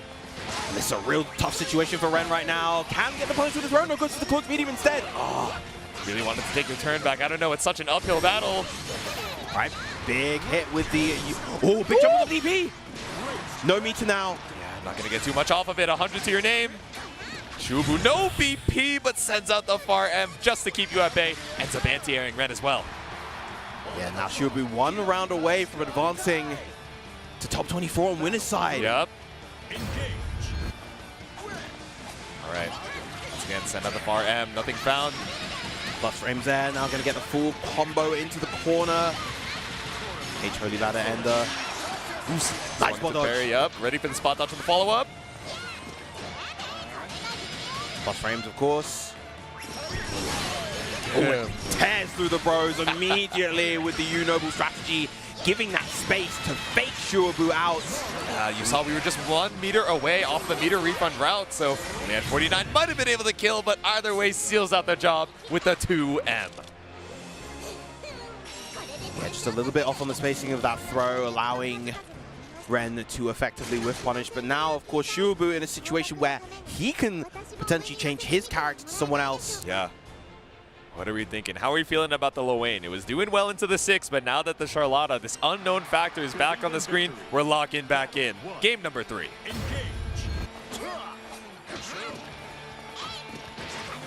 glad to see this defense coming out from Shubu, not overextending with the throws, knowing that those jumps are going to come out on offense, considering the character that he's fighting. The roll through just going right through the holy ladder. Count it on the council. Yep. All right, send out the 2M. We stop the Bros approach. Use Charlotta Ball, at least buying us a little bit of space here. Finds the counter hit on the approach. Right, goes for the meter route into the U-Noble strategy. A lot of corner carry and damage off of this particular route. Yep. Knocking on the door, all you get is a BC. No one's home. El Awesome Sauce straight into the HBA, trying to frame trap you. Wow, and immediately just use that, drain that last BP. Well, Yep. one of those BPs. Only one more diamond left in the name. And there's that jump, crucial for Ren to get that opening. He was looking for it this entire time. Shuabu hadn't been biting until that moment. Yeah, Shuabu truly believed in the throw after the plus frames after that one, but still, Ren gonna go right over. Set point on the board. And to be honest, because the anti-airs haven't been coming out from Shuabu, like he can't really deter Ren from jumping here. Yeah, exactly like you said, just letting the jump in go free. Stuck out here in the mid-screen, but there we go, slide into the EX Awesome Sauce. Once again, no anti-air. There's the low and the BC. Right, the light chain. Once again, going to be some solid corner carry using the EX Awesome Sauce. Almost gets the wall bounce. I know, we were so close, but still, the Bro keeping you at bay. Oh, Spaghetti and the meat consecutively. That's a lot of health restored. We got the full course meal. All right, 70% still available for Shuabu. Of course, Ren with the full meter in tow. Low on the triple attack, nothing found. Rapidly losing space, just cycling through all these EX cooldowns. Yeah, and honestly, against the Wayne, you can actually afford to challenge his cancels a lot of the time. Yeah. Unless he's going for his ultimate skills, most of them are not scary. Woo! And he Ren wants to get the kill definitely here. on us there. No, Not afraid, yeah. okay. Not afraid at all, but not even close to getting the kill. I like the idea.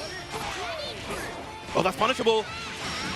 But Ren doesn't have the resources to get the kill here. No, didn't have the 50 up. No BP. Could be set up. Shuabu, though, sends it on the ultimate Charlotta Ball. Ren sent Shuabu down into the loser side. Yeah, I feel like of all the options to go for, that was the go-to one. And I feel like that's an opportunity where as Shuabu, you could put the tunnel vision and get that parry at the ready. Yes. But, you know, with the hectic nature and the high-level gameplay that we saw, sometimes you're just not ready for every option. Exactly. You don't want to give up space. You're trying to make your way out of the corner, walk it out, walk it forward, or at least, you know, try and go for these counter approaches as well. But the screens slow down the priority on that use Charlotta Ball.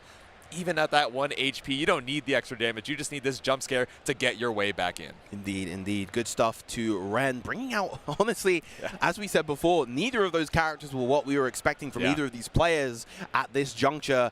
Ren stamping his card into winner's side top 24, maintaining that position as his third seed. But next up, we're going to be seeing even more top-level Japanese gameplay with RQ and Minazumi. Ooh, I'm excited to see it. Okay, okay. The winner semis of the pool. All right. So I wonder if this is already the qualifier for their top 24. I'm not too sure off the top of my head. But Most likely. I'm pretty sure it only takes one set on winner's side of top 96 to get into top 24. Okay. And then one more set when you're in the top 24 to make it top the top 6. six. Yeah, okay. So we're really getting into these top cuts as we head on into it, waiting for those players to head up to the stand. All right. Cool. All right. All right, making their way. I see them pulling up to the stream station. What do they got? What's the drip they got rocking? I like the denim jacket. Yeah. You guys can't see it just yet. Don't worry. You'll see it in a quick sec.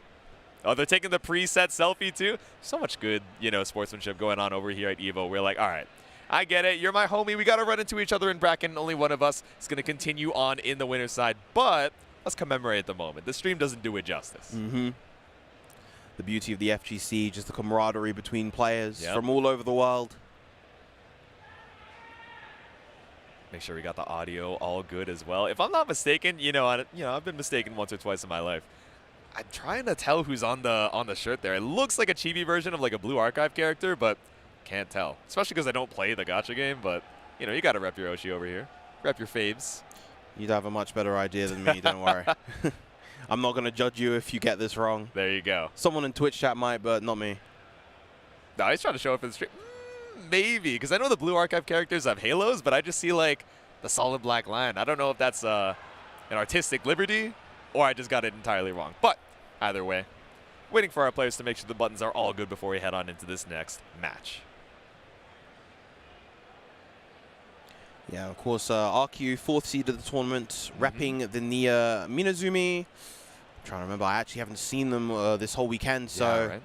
obviously you got to be incredibly strong to make it this far. Winner's side, Exactly. top 96. Yeah. Through the power vested in me, I will be able to check real quick what character they play. Phoning home to Mother Base. All right, all right. Looks like our players are getting the button check all good and ready.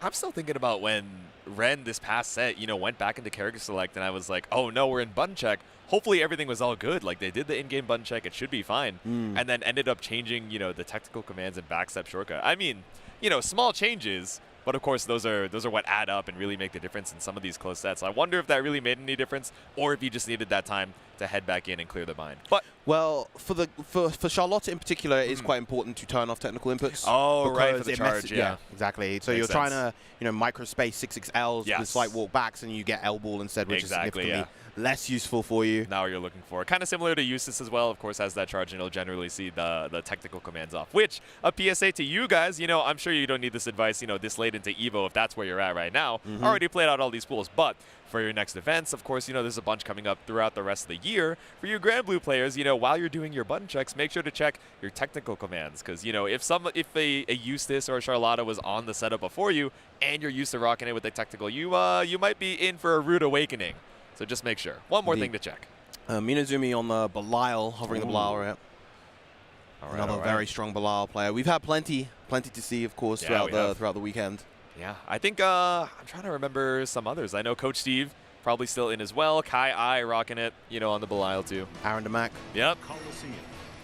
Lots of strong contenders. I wouldn't be surprised to see a lot more Belial throughout the rest of this block. But next up, we got Nier versus Belial. Quite the sinister battle between these two powerhouse characters. Battle 1. Evil parentheses awkward versus evil parentheses suspect. Now, but we're knocking on the doors here with the elbow strike, the 6XLs. All right, backdoor comes out for RQ. All that space, and for what? Now you're up against the wall, frame shot with the death claws. We're gonna do it again with the EX cooldown. Wall bounce with the 5U. That routing looks so cool, I gotta be real. Throwing right through the H Misfortune. All right, send it with a Raging Strike once again. RQ not afraid to spend these resources to try and bring you up against the corner. Baits out the EXDP, and it's a clean round 1 for RQ. Very, very nice stuff. All right, how are we gonna adapt? How are we gonna change that up going into round number 2? Playing it a little bit slower now. The last time, you know, we were knocking on the door with the double 6XLs and just got backthrown for it. So maybe trying to play the spacing game a little bit more. The 2M, the Asmodeus. Oh, but still caught out with the far H. It's going to put your back up against the wall just like round number 1. Right. Send in the ultimate death claws. So, I want to interrupt this match real quick. Yeah. Quick update. Chimera's and losers. Really? Who sent Chimera down into losers? Riazzo sending him down 2-0. What? But yeah, we don't want to take too much away from this match, but I thought I would just update you guys in the chat with a huge revelation. Woo. Oh my god, that's something we're going to be talking about later on, but back into the match. No BP available for Minazumi. How are you going to try and hold on to this match? You got 100 meter in tow, the grounded combo, not a crouch confirmed, but we still have SSBA to kick you straight to the skies. Indeed. Bilal able to make those sorts of comebacks when the BP is low and the resources in terms of meter are high. 1 round apiece. Battle 3. Engage. All right. Once again, going back, feeling a little more aggressive. A little bit of wind back in Minazumi's sails earlier, you know. Made that round start a lot more defensive. A good challenge after the 623L. Now Minazumi got the control, the damage output in the corner. Gonna build to 100 meter if they want to spend it. No, chooses to keep it. All right, run up. Ooh! Really big delay on the 2M to catch out the fuzzy. Unfortunate right there, doesn't convert, and this might spell doom for Minazumi. Yeah, set it up to a 50-50. No, instead, combo limit off the ultimate death claws. For RQ, what were we looking for? Maybe a delay meaty to bait out the DP, but instead it's the match from Minazumi to take game number 1. Very, very strong showing in that game. But honestly, I think based on how RQ played that round 1 as well, this really could go either way, and you can never count out a Nia of RQ's caliber. Exactly. Send it with the H on his turn. Here we go. Not going to go for a sandwich setup, just opting for the unsummon. And the corner carry baits out the EXDP we were looking for last round. This just does so much damage. That is not the... Oh, wow. That is like an evolution of the 50-50 setup. Jeez. Ain't no way, bro. All right, evil work coming out from RQ. Making it tricky with the ways that we get into the setup. All right, another first round on the board. Let's see if we can make it into a game. Good start with the 6XL. Yeah, immediate death call really just called out by Minazumi.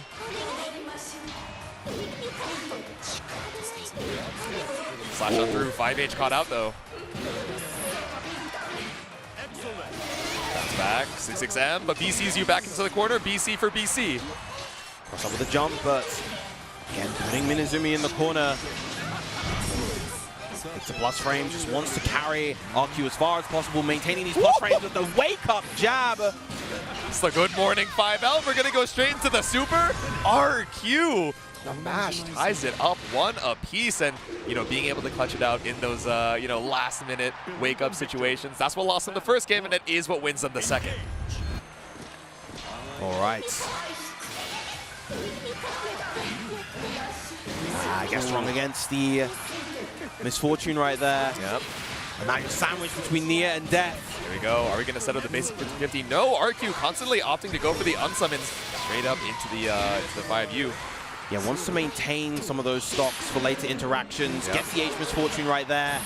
Ooh. Oh, and the death reverse.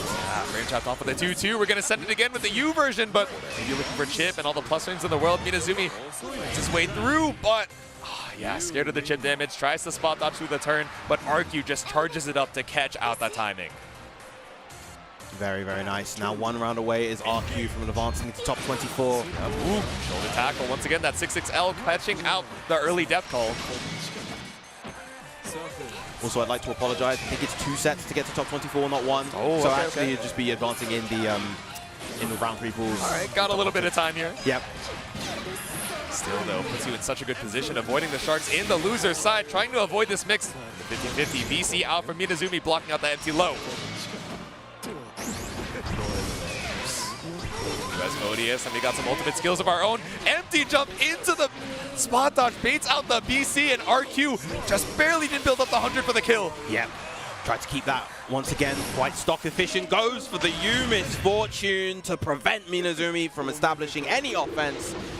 It's going to be RQ taking it 2-1.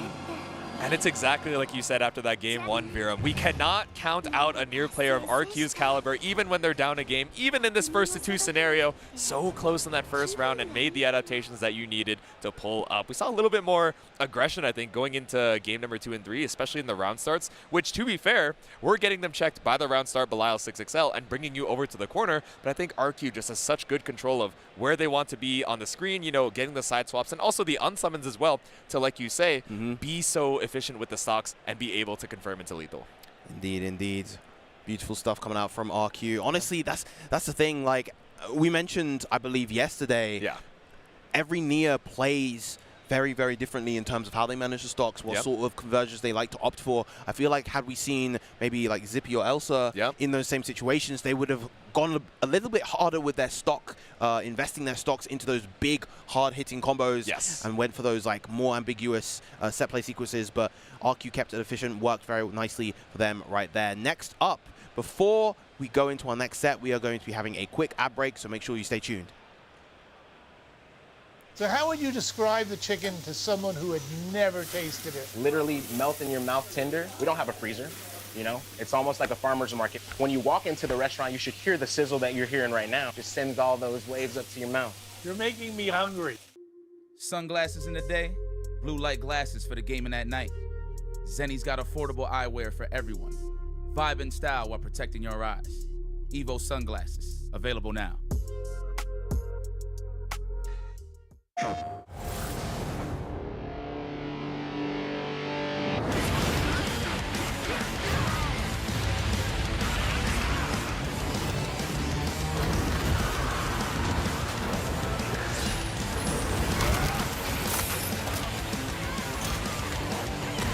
Beyond the battle.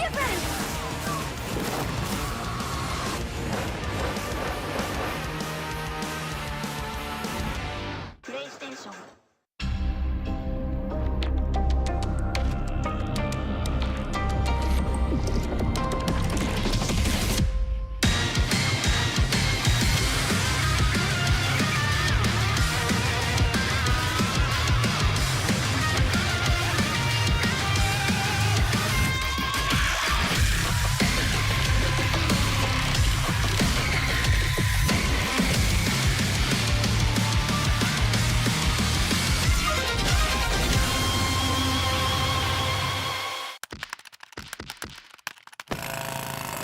Red Bull gives you wings. Fight!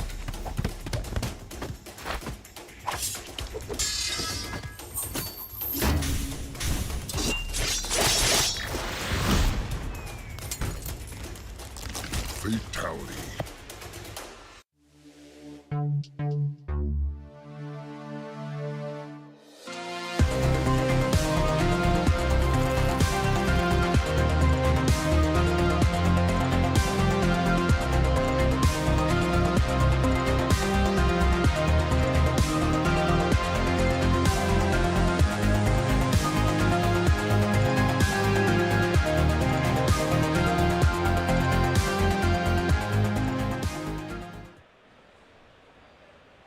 Welcome back once again, everybody. We are back for some more top 96 round 3 pools action here for Grand Blue Fantasy versus Rising. Viram and Jatsu once again on the mic, and we have another banger of a set coming up. Zerom versus me again.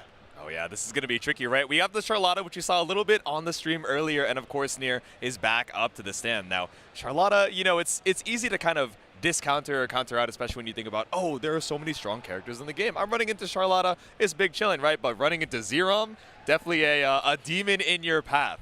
Multiple time champion here, so pulling up to try and stake that claim in winner's side top 96. Yep, one of our top 6 seeds here is Zerom, and one of the most consistent and best players in North America. Yeah. More than a share of experience against Nia once again, and honestly guys, you're going to be seeing quite a lot of this character here in this top 96. A lot of the best players are playing her, a lot of great player representation with that Nia. That said though, their opponents are not going to go down without a fight. You know that Zerom is incredibly capable of taking down anyone in his way. Absolutely. And I mean, both Zerom and me again, right? Really strong placings very recently at CEO 2024, and of course at other tournaments as well. So going to be tearing it up for game number 1. Immediate 6-6M just to catch you on the walk back. All right, delay off the noble strategy. Finds a jump in for me again, but that's an immediate BC for Zerom. Really values that corner. Yeah, need to maintain that corner pressure as much as you can. That said, though, it's still scary against Nia, losing out those BP against the characters that can just kill you like this. Ooh, send it to the far end, but instead, the 8th misfortune is all you find. JU to put death on the board. Oh, it is risky to spot dodge that. Charlotta is plus in that situation. Not enough to get KO just yet. Yep. In throw range, though. BC out.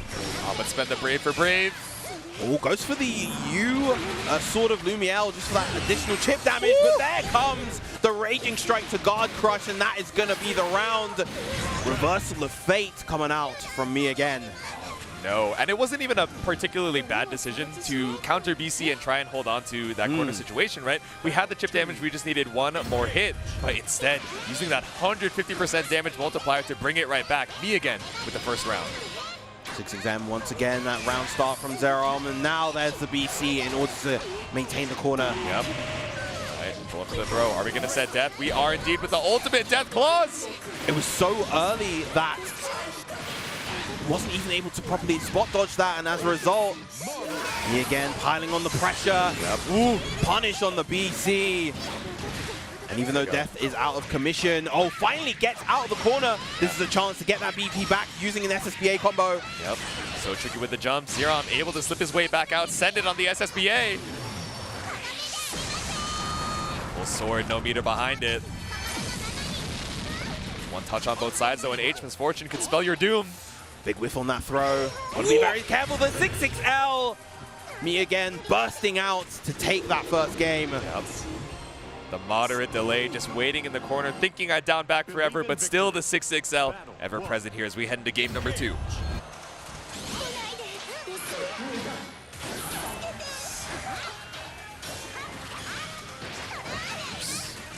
Here comes the pressure, of course, and the jump.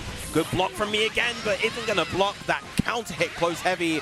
Goes for the extended link with the 6-6U and full corner carry with the sequence. Small drop at the end, though. Yeah, all good. Got 99% of it at least. Back up against the corner. 6-6L is what lost you that last round, and it's what's going to seal out this one. Great response back from Zerom, able to really compose himself and get that round on the board. All right, a little bit more passive coming out from me again, but we see the parry. Little reflector to try and bring us back over to the mid screen. Swipe with the 2M. And once again, the jump, and these throws have been landing their marks incredibly well. Finally, we see the tech. Ooh. Oh, swiped through with the 2M, but didn't believe in the hit. Ooh, gets 2L. Yeah. Auto combo for the corner. Raging strike just to make sure we're fully up against the wall. Oh no, but we dropped the misfortune. Yeah, a little bit of a mess up on that setup, it seems, and doesn't really matter though. Still in a great position is me again. Gets the corner back and a ton of damage with the FBA. Yep. Single stock, it does all the damage it can and all of the damage it needs. The 6-6L for me again puts him on set point. Me again positioning themselves incredibly well around these BCs and able to punish them with the 6-6Ls consistently. Ooh. All right, jump back on over. Triple attack overhead. Once again takes the throw. Plus frames on the L follow-up. Plus frames, immediate throw tech. Wow, the cross-up. Yeah. Me again definitely not ready for that, and as a result, gonna lose his life. The 7 golden letters about to appear on the shining beauty of the brilliant moon. There we go, a perfect to put a game on the board here for Zerom, tying it right back up still. Me again looking pretty strong up until that last round where Zerom, it seems like he might just have the download. We tried to whiff punish that L ball at the round start. Yeah. Ooh. All right, tricky on the jump momentum. Me again caught swinging on the ground. 6-6H extension thanks to the spacing. Goes for the overhead out noble strategy this time. Yep. Oops. Run up behind it. Super jump actually avoids the dive. All right. Oh, goes for the M ball. I'm actually not sure if Nia can punish that. It's minus 10 on block. Don't know if the far medium reaches far enough. BC has us so far across the screen. We're going to send another diamond for it. All right, gets the opening. Going to keep this relatively short, I think. Doesn't want to spend all of those stacks. Oh, no, never mind. Spends the SSPA regardless to drain the BP.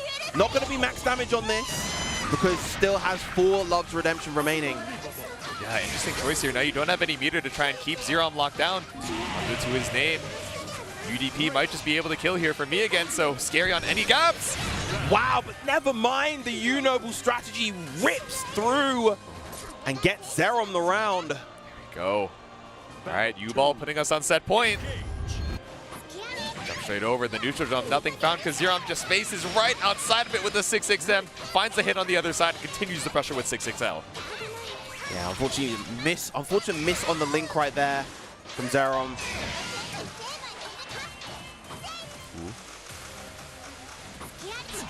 Right. Slowing the pace of things out, just trying to get a feel for each other at the mid-range. Yep.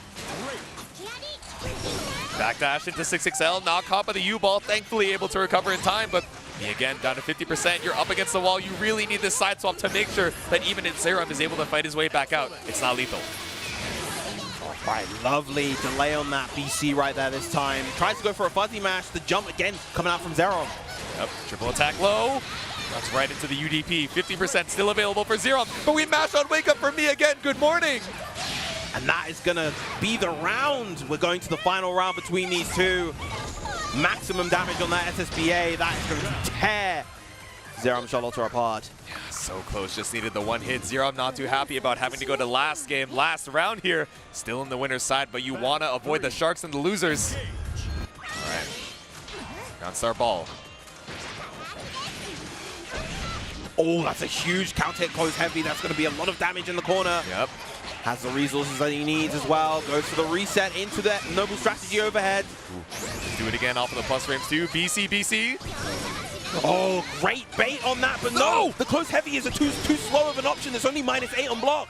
Yeah, Charlotta, she's so tricky, right? Her minus frames end up being a little bit less punishable than other moves or other characters. Sometimes you're dropping your punishes, trying to cash out on as much as you can, and it's such a big life lead for Zerom.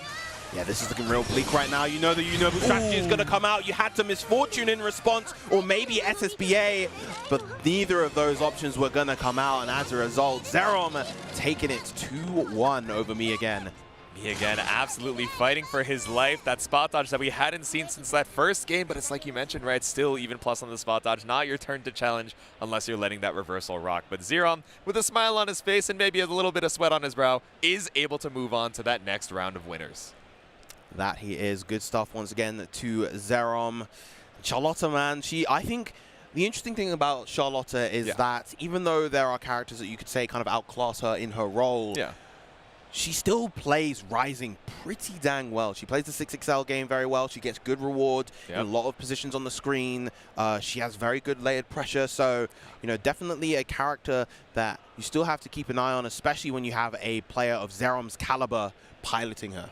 Exactly, yeah. And having these, you know, mid-screen folks, as stubby as they might be, you know, at least being able to push over to the corner with the Raging Strike and some of these ultimate skills as well. Really, a lot of them we're not seeing in neutral, right? Mainly the one that we see is that U-ball to try and jump scare and, you know, bring us over to the corner and especially cash out on so much damage up against the wall. But the others, you know, end up being, you know, combo filler a lot of times for these meter refund routes, but still able to hold on strong in this version of the game. That she is, that she is. Coming up next, we're going to be having Have a Nice Day versus Abigain. This will be a banger set. Jita versus Ladiva. Ooh, so I would imagine this is probably pretty difficult for Ladiva, right? Jita, just a character with such good, you know, classic Shoto buttons that are able to keep you at bay, you know, the fireballs as well. And then when you finally get that knockdown too, bam, we have ultimate fireball. If you're wrong on it, even with the HP, the, you know, extra HP that Ladiva has compared to the rest of the cast, you can only guess wrong so many times when the starters are that strong. Indeed, indeed. And another thing to keep in mind is just that Ladiva not very strong defensively, dealing with Jita's buttons while she has you in the corner, and she will have you in the corner. Difficult time. Difficult time unless you're willing to risk with that 2U. Yeah, if you're really willing to risk it all. We see the 2U coming out a lot, you know, on defense and on wake up from Ladiva pretty often, right? It's not actually invulnerable, but, you know, sometimes you just got to throw out that quick low, call out the walk back, et cetera, et cetera. Let's see. All right, we'll make sure our buttons are all good before we head on into it, though.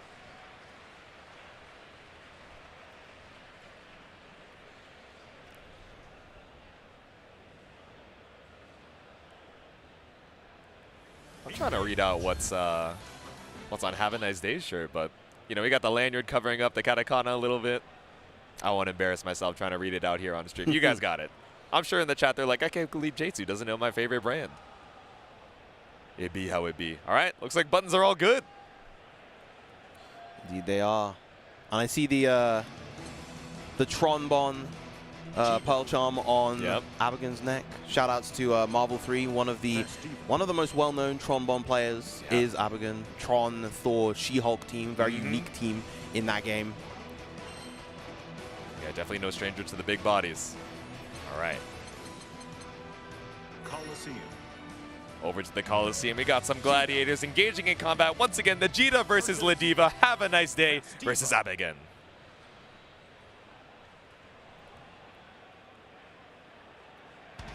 Now, this was pretty funny. I got a little bit of lore on the, you know, behind the scenes here. When Abigain realized that he was going to be heading up into Have a Nice Day, he pinged the Ladiva Discord and knows that Gabagool, a prominent Ladiva from Canada as well, knows Have a Nice Day. Being from the same region, he was like, at Gabagool, please help. And then Gabagool just laughed. He was like, this guy's pretty good, Abigain. You might have a hard time on your hands. That said, though, Abigain off to a pretty strong start, but screen positioning not favoring him right now. Oops. All right, 6XL into the U Lariat, but Have a Nice Day. Not going to let you get away with it. The immediate spot dodge into punish. Just going to catch out into SBA as well, drain that BP, get that damage. And even though Abigain is going to have plenty of life left, meter can be built gradually as the game is going on. Yep. Keep it clean, keep it simple, but the walk back to you. Wow, and ends with the U aerial command grab, or anti-air command grab, I should say. Woo! Ooh, spent the EX on the way down, but nothing found. The empty jump. Have a Nice Day. No, you didn't believe in the hit on the close H, looking for the BC instead. Oh, but you do believe in the SBA right there, and that is going to be the maximum love bomb command grab, taking the first round for Abigain. And the heel straight to the face. That round seems so much in Have a Nice Day's control, but Abigain off of that 2U sweep really turned the tides. That isn't Ladiva in a nutshell. I don't know what is. Ooh, send it with the fireball. Okay. Trying to get a little bit of space here in the beginning of the round. Chipping away at the health bar now, but finally has to pick up off of that 8X Rekka.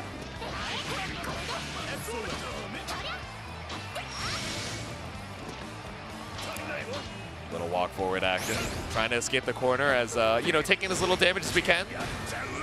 Really committed to all the headbutts on the Rekka. They wanted to try to get a potential frame trap. Ooh. Yeah, immediate BC on the lariat. Once again, ready with the spot dodge. Hava is a young man. You can't test those reactions there. One more fireball, close age into the super. Should be more than enough to kill with the Eternal Ascendancy. Making us watch the full animation. All right, round apiece.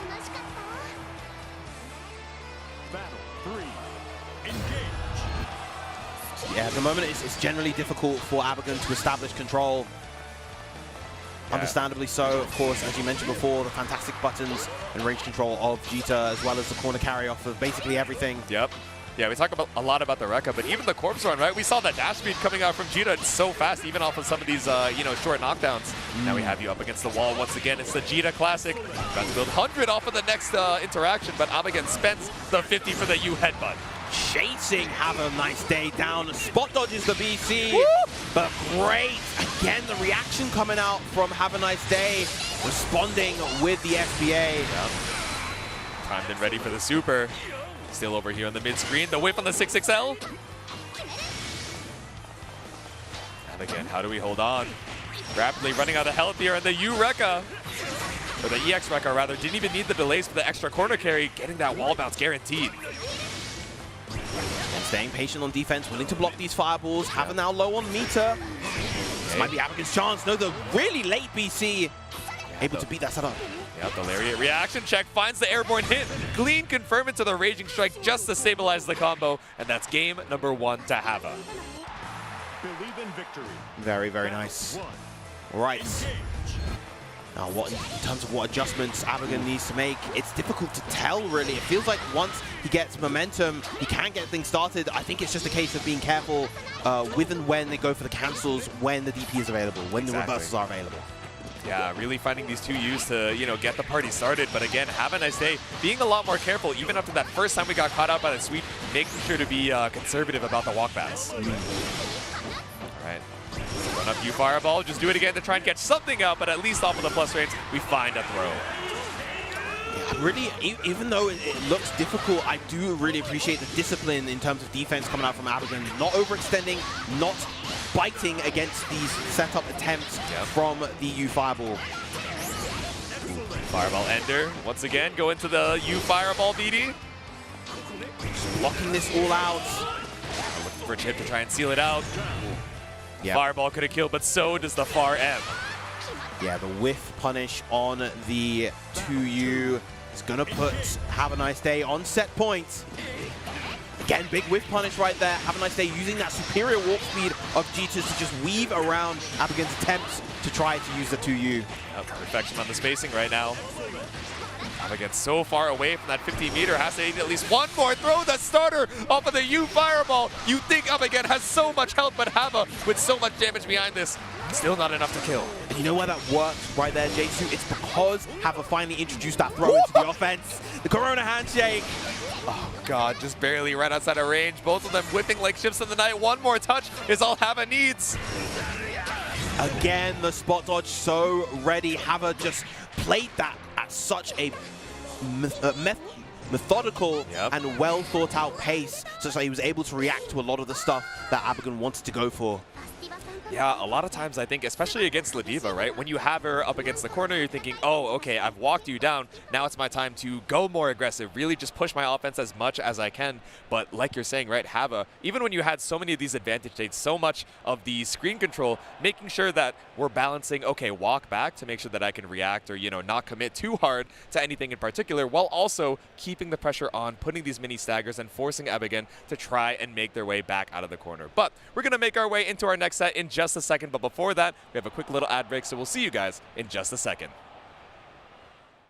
Get ready for the next battle with Tekken Coins, exclusively from Chipotle. Use promo code EWGF623 when you order any entree in the Chipotle app and get 500 Tekken Coins. Visit chipotle.com/Tekken8 for details. Hey gamers, does your room look like this? Tired of having no art on your walls? You need Displays. Made with high-quality metal and customized finishes, with Displate, you can transform your room or office from lifeless walls into a stylish space. Featuring officially licensed posters from your favorite IPs like Street Fighter, Tekken, Mortal Kombat, and more. Say goodbye to hammers and nails with Displate's magnet lock technology. It never fails. It's as simple as snap and hang. Bang, bang, bang. Visit displate.com/EVO and order now. Use the discount code EVO at checkout. Damkina! Go ahead, take a picture. Don't stare, darling. I love a good soirée.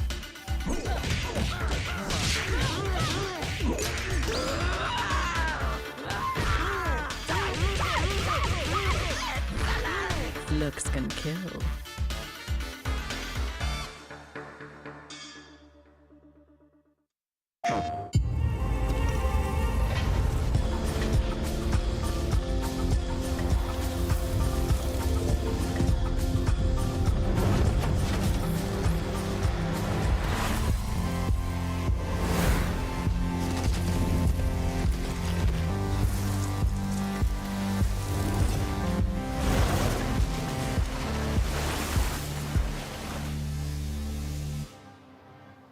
PlayStation.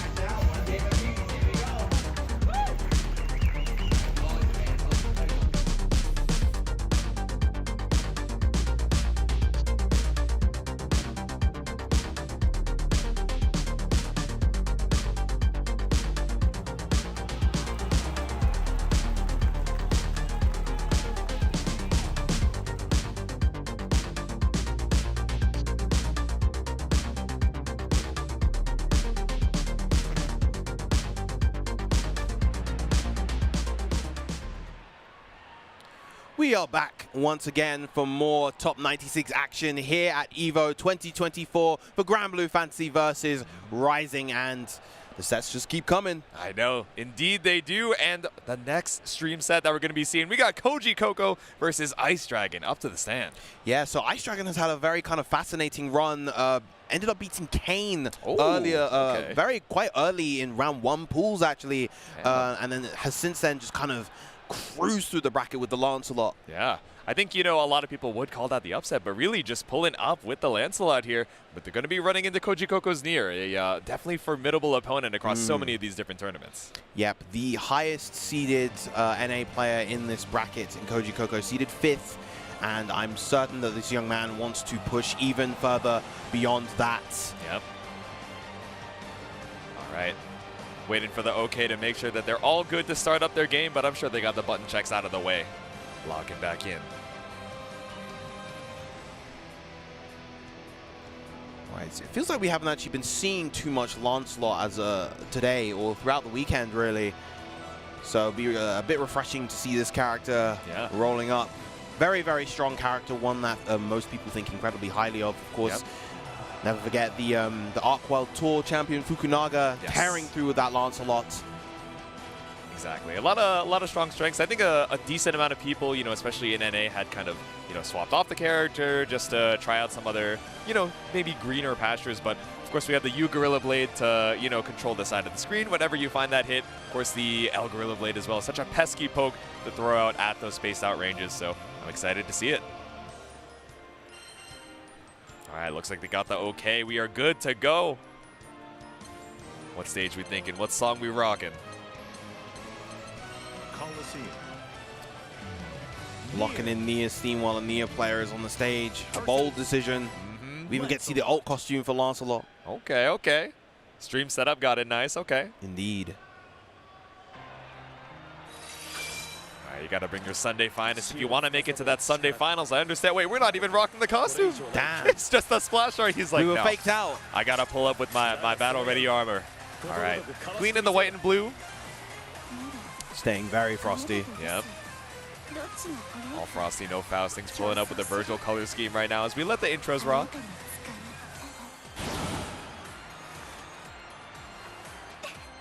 Believe in victory. Battle 1. Engage. Round start El Gorilla Blade, but punished by the throw. Yeah. Koji Coco just one step ahead, says no. I know you're going to look for it. Let me find a light punish here. Swipe on through 2M. Oh, not quite in the spacing to get that far heavy. Yeah.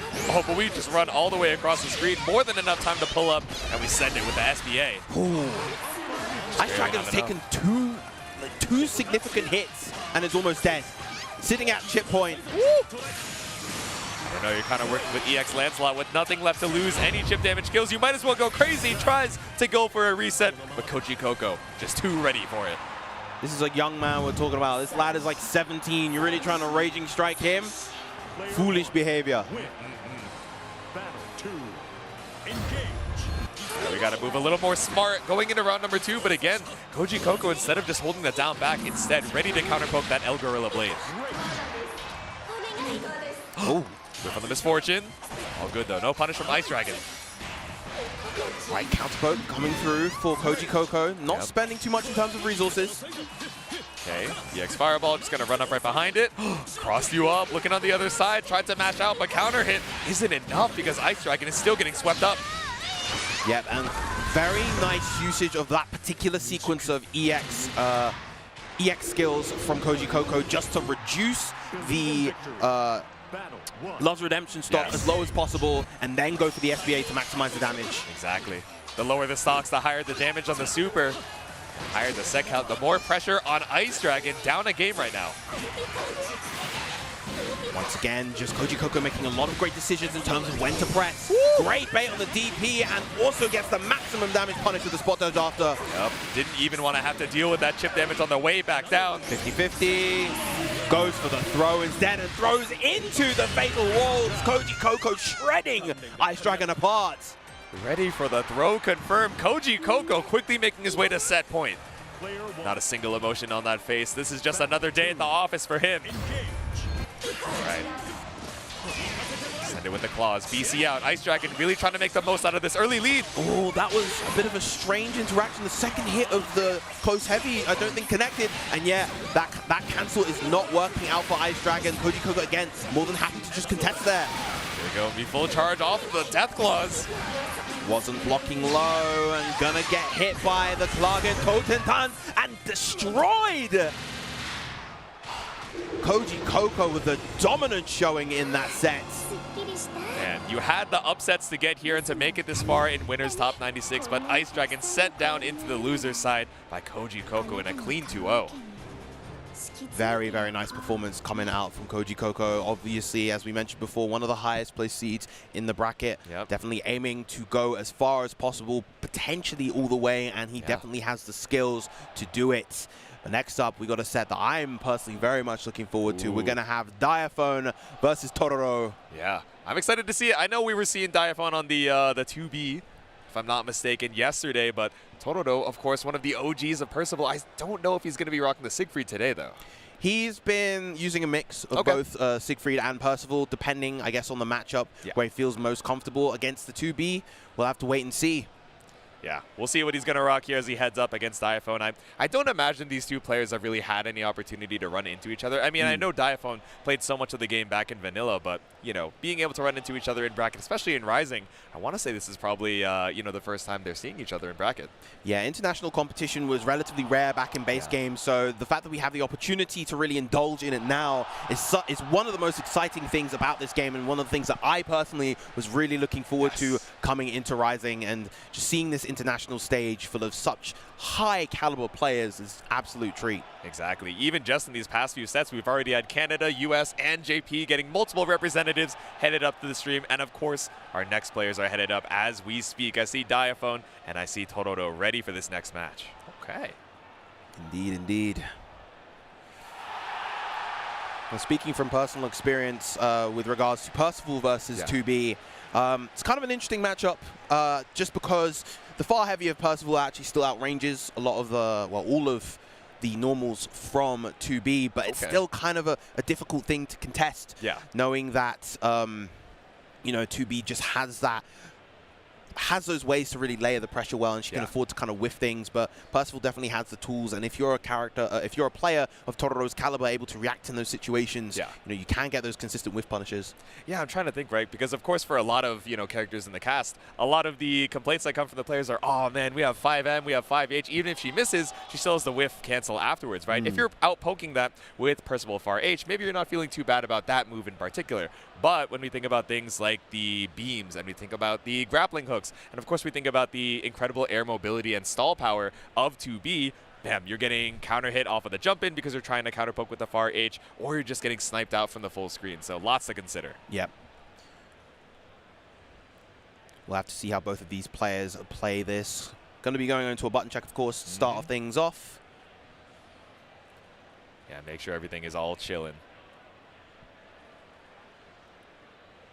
Yeah, he has selected the Percival, the signature blue.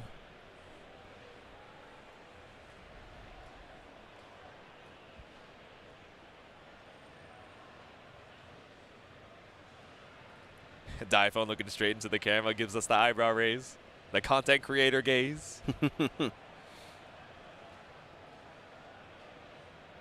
It's a strong gaze, steely-eyed. That's what I'm saying. That intimidating glare. Nah, but we're locked in, making sure everything is all good for that first match.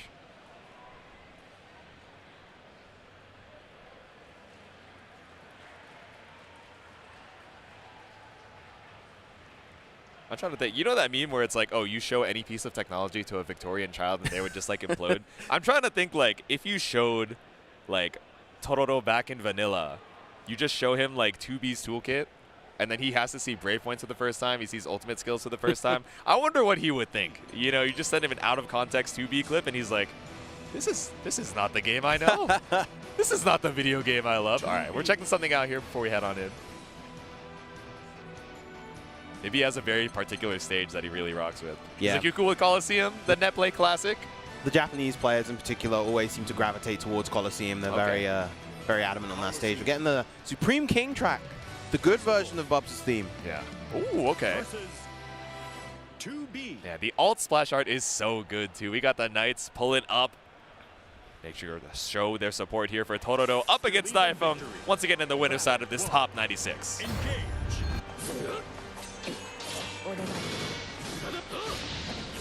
Once again, we're going to be seeing that far heavy from Percival a lot. Not like you don't see it a lot in other matchups. Yep. All right, charge up on the stocks. Trying to send out a laser here. Diaphone really slowing down the pace. Already the first flame carpet of the set. Just take that space back. Yep. Like the micro walk forward, micro walk backwards coming out from Diaphone. Really just trying to outspace that Far H that you mentioned was such a big threat, but Totoro finds the whip punish. Very, very nice. And again, just this is something that Totoro is really well known for. This very, very kind of patient, disciplined defense. Yep. On the door, but really not trying to take too many risks to escape the pressure. You have such a big life lead against Diaphone as well. Counter hit, but no conversion. You can combo into the far medium afterwards. Ooh. All right, Flame Carpet, just stand on it. The feet warmers. Oh, but instead, we're going to block that grappling hood. Once again, the late tech goes for the BC this time. Safe meaty Flame Carpet. Gets the punish. Here we go. We slash on through with the parry, but again, Diaphone caught out with the Far L. All you needed was that one more touch. Just the spacing absolutely immaculate from Totoro right now. Okay, looking for a low crush with the paw toss. Diaphone finally finds a jump in, baits out the DP with a clean air stall. Because it's advancing, you know, a lot of times that can be a strength of the Percival DP, but instead crossing right under Diaphone. Yep. And now Totoro has to find those openings. Might be a little bit more proactive on defense as a result. We're seeing the late techs coming out, losing that HP gradually. And there's the hit with the vault, but not going to get the follow-up. And now has a big throw into the corner. Safe meaty Flame Carpet. Dropping the Crown of Thorns. Now you're just chilling on this Flame Carpet. Again, you have such a big life lead to try and tie up the rounds, but don't overcommit here. Any big hit up against the wall is so big for Totoro. Look, we've already just torn through the HP. Yep. Oh, and look at that. The bait on the DP. Shredded away by those Flame Carpets. You have to just hold that. Yeah, that's a heartbreak of a round to have to drop. You just needed that one light confirm, but Totoro just so good at locking you down, walking you back into the corner, and setting you up on that Flame Carpet.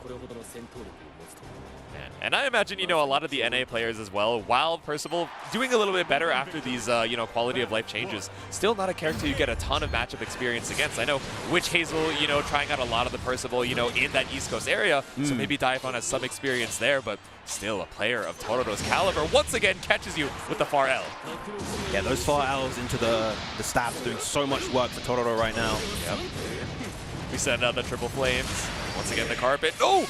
Ooh, this time, instead of getting the hit, gets the clash, and Totoro not quite ready for it. Yep. Double throw tech. Just going to go for the dash up RL. The DP coming out once again. Ooh, a little bit too early on the flame carpet. Diaphone challenging back with the 2L. Yeah, not going to find the meaty timing there. Diaphone waking up strong. No, but goes for the throw. Just a little bit too shallow on it, and Totoro finds the whiff punish. That's set point. Excellent stuff, keeping it real simple with the basketball. Yeah, if you've got the DP and you've got the meter, no need to try and go crazy with it, but instead gets caught out with the follow-up, the triple attack. Gets the 5, of course. Alright, plus frames off the pod toss. Chillin'. Didn't believe in the hit off the 5L, but instead we send the UDP. Yeah, Totoro, Percival, one of those characters that can't actually get a cross-up afterwards. Safe jump cross-up after his UDP. Once again, the tech's coming out. Okay, run up with the 5Ms instead. Flame carpet. Just walking it back out. Diaphone with a little shimmy from the full screen. But again, just going back into that flame carpet, taking the residual damage. The blocks constantly from Totoro. Again, the discipline on defense. Diaphone thinking, even when Totoro's just holding this down back, how do I open this man up? How do I make my way in? We send it with the Crown of Thorns, but still nothing found off the explosion. And there it is, that Farlight once again playing around that 5M from 2B absolutely beautifully throughout the set. Totoro advancing on the winner's side. And the peace sign, the wave to the crowd says, all right, I made it on to the next round, and we can breathe easy. We can take a deep breath and relax before that next set. Big chillin' as Diaphone makes his way down into the loser's side. Yeah, just superb mid-range control, and that is what you want as a Percival player. You want to be able to control that mid-range. You want to be able to get those whiff punishes, use that far medium, the far light, the far heavy to control all of those spaces and be able to just get that damage into the big Zoraisans afterwards. It is incredibly satisfying. Exactly. Looking for big damage, but we're looking for a short break real quick. We're going to take a quick break, and we'll be right back with some more Grand Blue Top 96 action. You're really making all of this by hand. Oh yeah. The avocados are hand mashed, the chips are hand tossed, and everything is made fresh. You make it fresh every day? Yes, every day. The Chipotle way is we make it fresh every day. Sounds delicious.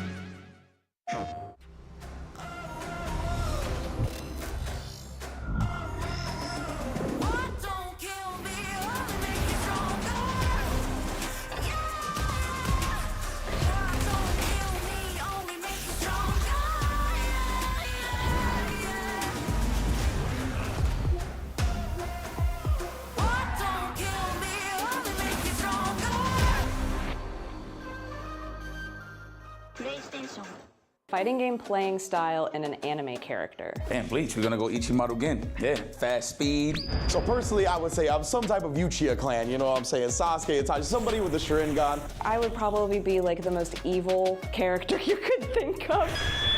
Probably be somebody in Hunter x Hunter.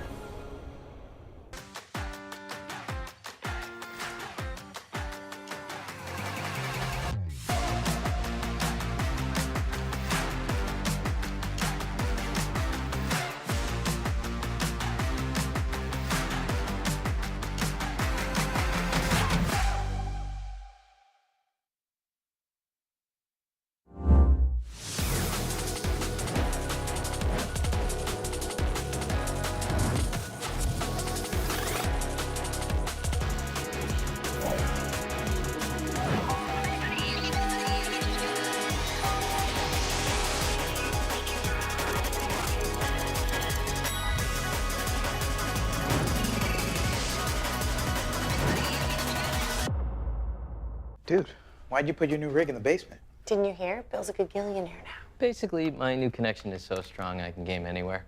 Check it out. We've got gamer rocker, gamer floaty, gamer couch. Whoa. It's got wheels. Gamer bench, gamer throne, and gamer mower. What's that? It's hard to game while walking downstairs. I get it. That's smart. Live like a gagillionaire with low latency everywhere. AT&T Fiber with All-Fi. What is good there, gamers? Welcome back to EVO 2024. We got some more Grand Blue Top 96 action for you guys. Once again, it's me, J2, hanging out with the homie Viram, and up next, looks like we're going to be seeing Shinku versus Elsa. So this could be Vera, or it could be Beatrix, but of course, on Elsa's side, it is going to be the Nier. And we've seen Elsa perform at multiple offline events, of course, coming off of a great finish at CEO. Yes. Of course, Frosty Faustings a while back as well. So, and managed to make top 8 at Combo Breaker 2. So definitely no stranger to making her way through these brackets. Yeah, exactly. But a character that's going to make her way through your defense, right? Beatrix, you know, so tricky on the ways that she is going to be able to rush down. Of course, with the more recent change, you know, a little bit more minus, a little bit more consistently punishable with reduced pushback, increased, you know, minus frames on some of those riding-free versions. But still, so pesky, especially when you have to deal with, okay, we have Thunderbird to try and take to the skies. We have riding free to low profile and a pretty strong far H as well as kind of this counter poke button. Yeah, definitely a lot of very strong tools on that kit. But if there's a character that serves as a great equalizer, we've seen time and time again, it is, of course, Nia. Nia, just off of basically any hit, gets so much reward, so much. She commands so much presence on the screen as a result. Yeah, and I wonder how we're going to be, you know, trying to position Death on the screen, because there's a few ways that you can do it, right? We were talking earlier on in a Nier set thinking, oh, okay, a lot of these unsummoned routings, we're not only prioritizing the stocks, but also having the enhanced normals with Death behind it as well. But sometimes you just want to have Death out on the screen to try and threaten, oh, okay, even as I'm trying to make my approach, am I going to get counter-poked on, you know, an attempt to set up with the ominous turn right behind me, with the DP right behind me, etc., etc. Indeed, indeed. Just so much to look out for, so much to consider, and it can be scary considering the risks that are associated with it. But we haven't really talked about Vera. Vera is obviously the other character that Shinku can play and has been playing this character since base game. Very, very strong with the Vera, and yeah, a character that used to be kind of crazy in the context of base Grand Blue, but relative to all of the power and the ludicrous tools that Rising has added to the cast, she seems a lot more tame by comparison. Yeah, nothing particularly crazy. Of course, a lot of us think, oh, okay, that win con is the install. Of course, you know, there are some matchups where that install very difficult to try and make your way into. So maybe your win con is really, yeah, I got to play with this base Vera, I got to play to these Shoto buttons, and maybe have a few more interactions to try and open you up. And instead, save that meter, you know, trying to look for some of these ult skills. But, you know, it's kind of like you're saying, right? Even thinking about the Vera ult skills, some of them feeling a little bit lackluster. We have a couple, you know, low into high checks, a couple jump scares, a couple ways to set things up with the ultimate Luminaria, but especially compared to, you know, a character like Nier who has so many different ways to try and cycle ultimate skills on pressure, it might be scary. So we do see the lock-in on the Beatrix before this potential button check. All right, do we rock with the Coliseum? No, we don't need a button check. We're heading straight on into the action. Let's see it. Beatrix versus Nier. Alrighty, so this is also a run back of DreamHack Dallas as well, where these two ran into each other again. Shinku on the Beatrix, but, you know, a little bit less powerful version of the character as we're heading on into it, and I'm sure Elsa has had a lot of time to try and lab out some of the specific counterplay. Yeah, definitely. Elsa, very much a student of the game, constantly trying her best to improve. Yeah, we'll run the first of 10s, the first of 50s, first of 100s, anything to try and get this matchup knowledge. Let's see it. Believe in victory. Battle 1. Engage. We got the Ruby Sword, we got the Eel Hat.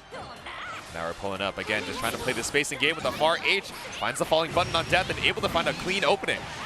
Yeah, the uncancelled far heavy, punishable by that 6xH. 6xL even, sorry. Yep.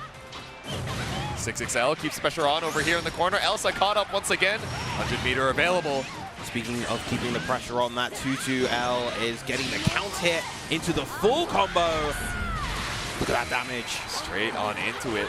Nerfed on some of the damage, but still gonna pump out a brick here. But all right, Elsa able to escape the corner at least if we look for the side swap. Yep. I'm backing off. Ooh. Oh, gets clipped.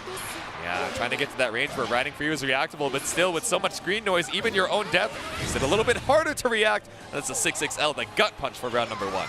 Yeah, Death so far away from Elsa right there that she was unable to cover, and as a result, able to get that KO with the 6XL. All right, the immediate walk back, just charged with the full fireball. All right, finds a hit here for Elsa. Gonna keep it simple, just get that corner carry, get that corner control. All right, L riding free, just trying to make sure we maintain a little bit of space, sends the MVP. There's the command grab, get that Delta Clock online. Mid-screen special is gonna be real scary now. Yep. Ooh. All right, Far L knocks Death out of commission for just a little bit. Elsa buying herself some time, sends it with the Raging Strike. I don't know what we're looking for there, but it's a little too far either way. Elsa only has 1 BP this time. This combo is going to do a lot of damage. Yep. The Delta Clock on the starter. Time is not on your side, and neither is the HP. Ooh. We send it with the super, and it killed. No BP in the tank, so it's all that extra damage. Yeah, this character's damage output, for what it was worth, was made worse. Keep in mind, it was nerfed from the previous version of the game from about a month ago. Still capable of shredding those life bars. And of course, Nia is a lower health character as well, so all that's taken into account. All right, what are we thinking from Elsa here? Of course, you know, I don't think we're swapping over to any of the secondaries. Has been performing so incredibly on the Nier, but really just needs a second to think. What is the game plan? What am I getting caught out by here in the neutral? Am I doing something wrong, or am I just not reacting in time while making the right decisions? Let's see as we head back into game number 2. Yeah, we'll have to wait and see if that little moment is going to make a big difference for Elsa here. Sometimes you just need a sec to think, take that deep breath, head back into the action. Believe in victory. Battle 1. Engage. Round start Far Age, coming out from Beatrix, just trying to go for this counter poke action, but the walk back into immediate death call from Elsa immediately starts up that pressure. Oh, not able to actually get the hit with the ominous turn there. Right, Thunderbird, immediate BC, not going to let you have those plus fates for free. Backward ender coming out from Elsa. Gets around that, but it's not going to matter. The 6XL count hit is going to close it out. Elsa taking the round. Yeah, I really thought the U Death Grips was going to be out for just a little bit longer, but instead Elsa able to catch you after the spot dodge. Okay. Player 2, win. Battle 2, engage. Ooh, send it with the claws after the turn. Still able to find a clean jump in. Get a big jump in. Lovely back that shimmy as well. And that's going to be a full corner combo. Not going to get the 100-meter just yet. But still, a lot of damage. One more solid opening will be enough. Yeah, we go for the LDP ender. Oh, we got Death behind you. 6XL in front. Sandwiched and swapped up to the corner. Elsa goes up the 100-meter. Oh, gets frame grab, but doesn't believe in the hit confirm. Yeah, didn't queue up any more of those specials. Wanted to be safe on the stocks. Ooh, now has 3 available. That is minus now. Gets the 6XL. We're not going to see any. Oh, okay. Once again, gets the opening that she needs. And that's going to be enough to get the game. Elsa answering back. Yep, out of stocks, but not out of options. We had the Raging Strike and meter behind it, even if we needed a little bit more extra damage. Now it's 1 game apiece here in the winner's side. All right, this time, Shinku returning to the carrot select to take a moment. Yep. Going for a think-em real quick. How are we going to change up the game plan? I don't think the Vera is a consideration because the Beatrix has been working so well. But again, it's thinking, how do we swap this up going into game 3?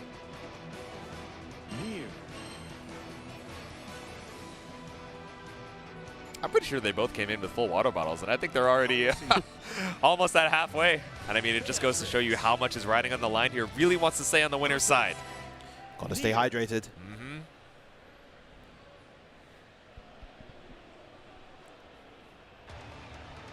Believe in victory. Battle 1. Engage. Send out the fireball immediate into the riding free. these 6XL challenges on the death calls really coming up huge for Beatrix here. 50% already built.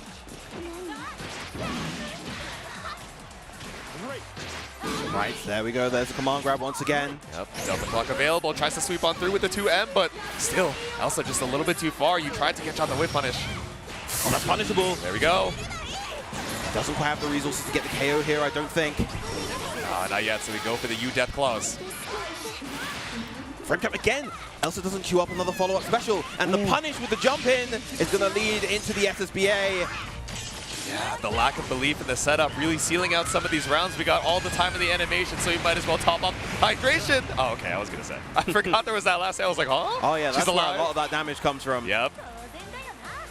Caught me off guard. Haven't seen it in a bit, but still, set point here. Yeah, both players ready with the throw. Oh, okay, going for the frame trap with the Sapphire slash follow-up this time. Yep. Not too rewarding, but it exists. Yeah, at least one more thing to put on the mental stack. Tries to pull up with a throw, but you're so far away. It doesn't matter either way. Again, this strike throw pressure coming out, working really, really well. RL not going to find anything. Elsa changing up the timings of when we're going for that spaced out death call and finds a counter hit off of that ominous turn. Huge damage from that confirm right there. Yep. 3 stocks remaining, but still does have at the very least brave points. Yep. All right, we sweep through with the 2M, but nothing found. Thunderbird really finds no purchase. The ultimate, no, but queues up the H Misfortune to be able to go right on through the fireball. It's final game, final round. Very, very clever from Elsa right there. Just completely shutting down those buttons, those scratch situations that Shinka's been trying to go for and has been working for the most part. Yep, dash neutral jump just to try and look for a death call. Does take death off the screen for a bit with a far L. Misfortune is a factor. These throws just continuing to land their mark, and there's the shimmy. That should be enough for the KO. The meter will be built here. Yeah, we got the Delta Clock behind it. Let's see if the damage nerfs are going to be enough to keep Elsa alive. Doesn't believe in the hit off of the SBA. All right, Elsa has a chance here. Okay. The one turn. But the overhead, the 6-6M, willing to risk it right there. And that is going to be the set. Not quite able to lock in, but ends the set with the overhead. Elsa sent down into the loser's side. All right. Definitely still in this. Yep, still in it. The path is going to be just a little bit longer. But still, seated as one of these top 6 contenders fighting for her life down there in the loser's side. Still, barely any downtime. We see it queued up over to the side, of course, Bisou and Ren waiting their turn for that Chipotle extra match. Indeed, and this will most likely be the final set of our bracket. Of course, shout out to Chipotle allowing the time for this extra set. Yep. We know this is going to be quite the banger. There we go. We got the zoom in. They see the screen. They're like, all right, is it time for us to rock? Eye contact with the camera. We've been locked in for a second. Yeah, the players seem ready. It looks like they've been getting ready while that previous set was playing. So Ren hovering Beatrix. Going to see more Beatrix action, maybe. And of course, we know Bisou for the Belial. Indeed, indeed we do. All right, inspired by the Bea. Let's see one more on deck. All right. Coliseum. Quick little stretch out before we head on into it. They got the button checks all good before this, so we're going right into the action. Belial versus Beatrix, Bisou versus Ren. All right, final set of the round 3 sets here.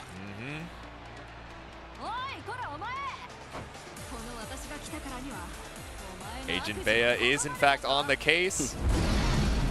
Pucker up villain is certainly a line. That's crazy work. She's kind of matching Belial's freak. I'm not even going to lie to you.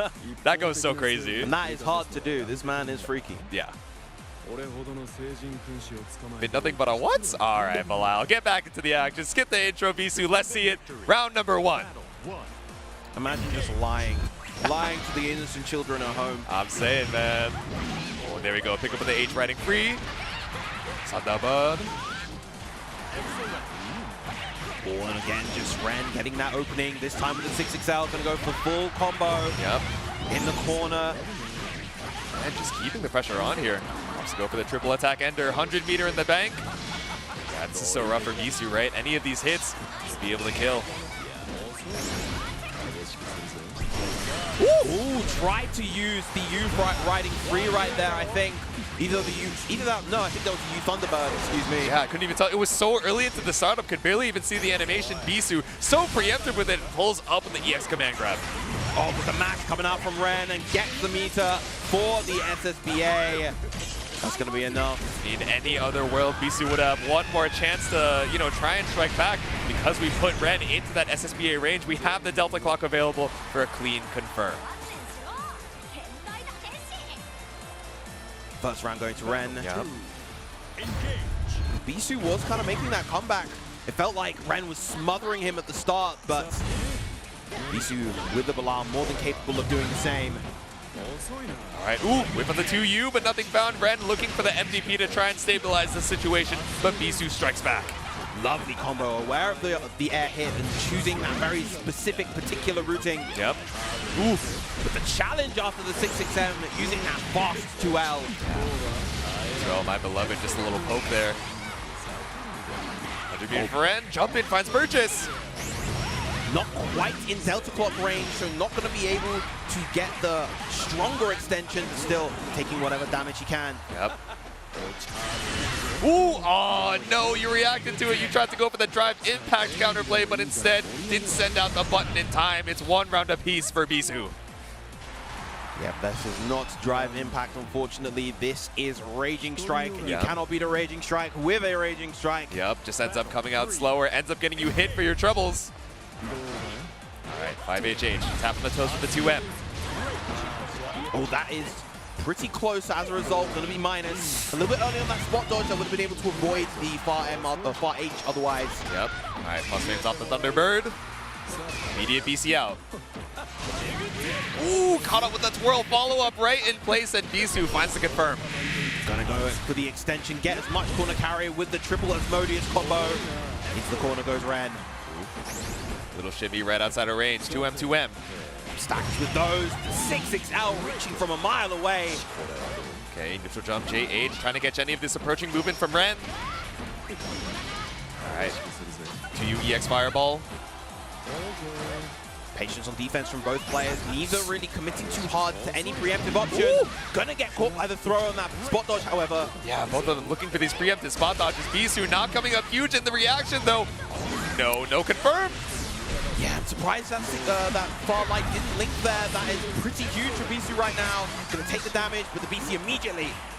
Oh, gets the confirm, but doesn't believe. No, you had the 100 meter, you had lethal Garfield, but it's all good. These cats are still fighting for their life. Send it with the far L, and you riding free takes the first game. Yeah, just trying to create that space, to create that proper opening, and manage to find it. Ren, one game away from advancing. All right. Let's see it taking a quick second here. Wipe the sweat off the brow. We got more games to go.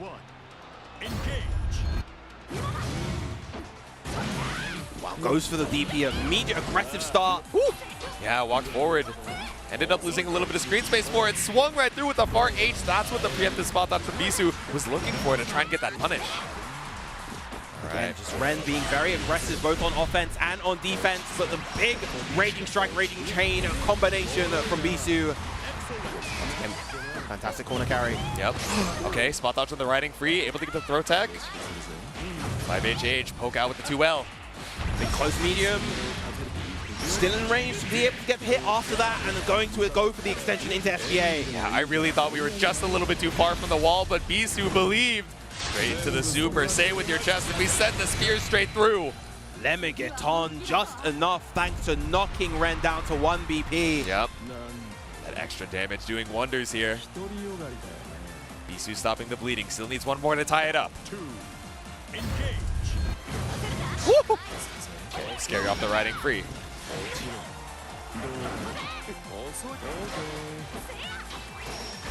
Alright, plus frames, Thunderbird, send it with the EXDP. Ooh, you want to take your turn so bad, the stomp.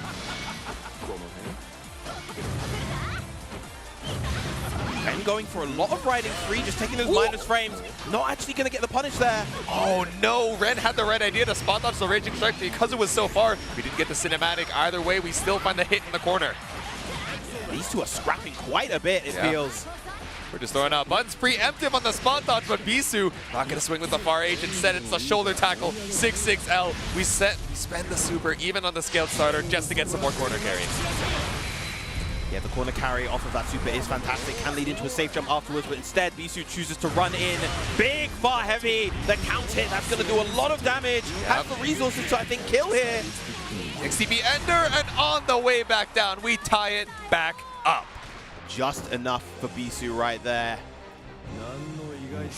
Working to push his way into the winner's side of top 24. But Ren here most certainly is not going to make it easy.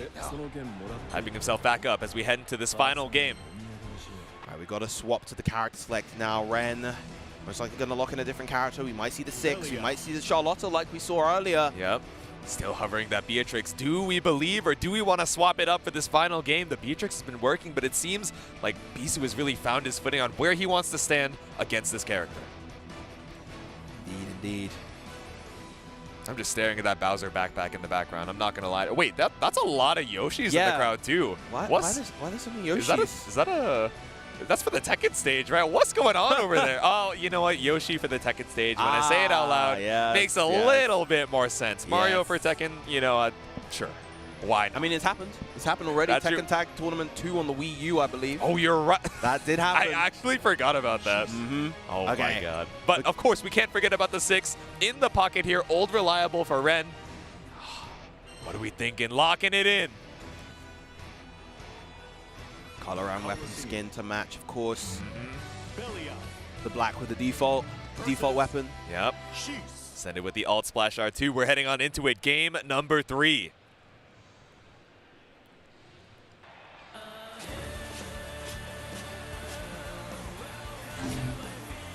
Now we let the intro rock for this final round.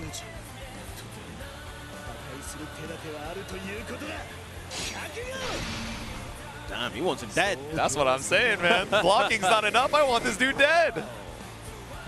Wants him gone. He said, bro, why are you so mad, bro? This is just the game, bro. Nah, bro, this is a match to stay in the winner's side. Now we're pulling up. Ren, I think, found off of that run up to M. Knocking on the doors with these close L's, but finds a throw. Great bait on the Thunder Flash right there. And it's going to be a nice chunk of damage for Bisu. Yep, EXDP Ender. Waiting for that 50 to come back up, but spends the 50 for the UDP. Or U parry, rather. Just send it. Oh, big anti-air right there. Alright, triple attack Ender just falls right back down to earth. The COVID handshake, and you're plus on whiff for it too. We sent out the Goisha, but in the immediate parry, it comes out from Ren. The recovery of that 2M there was so low that Bisu was still able to block even there, but not that time. Barrel on through with the U dive. Ren, adamant and aggressive, wanting to take this set. Now 1 round away from doing just that. All right, the character swap doing wonders right now. Bisu struggling to find his footing against this swapped up pressure. Whiff on the EX Rekka, a little bold there. Bisu with the backdash. Well, once again, great anti-air using the 6-6H link to extend all the way to the corner. Clean routing. Ren looking for that non-counter hit starter on the anti-air and brings you right back down to earth post DP. Go for the safe jump setup. Yep. All right, BC out. Bisu, you need to make the most of this. Runs up for the throw, but Bisu just a little bit too far out, but not far enough to not get caught. Ren with a raging strike. Send it with the basketball bombos. Is this going to be enough? That it is. Very nice challenge right there at the end for Ren, and he will be continuing to advance on the winner's side into top 24. Man, what a heart racer of a set, bringing it right back down to that final game. I was wondering if the 6 was going to be enough post-character swap, and indeed it was to stay alive in the winner's side. Shout out to Chipotle for giving us that extra match and making sure we could see that action between Bisu and Ren. Very, very nice stuff, and I think that is going to be it for all of our sets today. Until top 24, of course, make sure to lock in for that. A little bit later, it's going to be an absolute treat leading up to top 6, which will be tomorrow morning. Oh, but it does look like we have a couple more sets headed on into it, but we are going to be taking a quick break just to make sure those are all set up. So make sure to grab some water, get a good stretch, and we'll be right back with a little bit more Grand Blue Top 96. You're really making all of this by hand. Oh yeah. The avocados are hand mashed, the chips are hand tossed, and everything is made fresh. You make it fresh every day. Yes, every day. The Chipotle way is we make it fresh every day. Sounds delicious.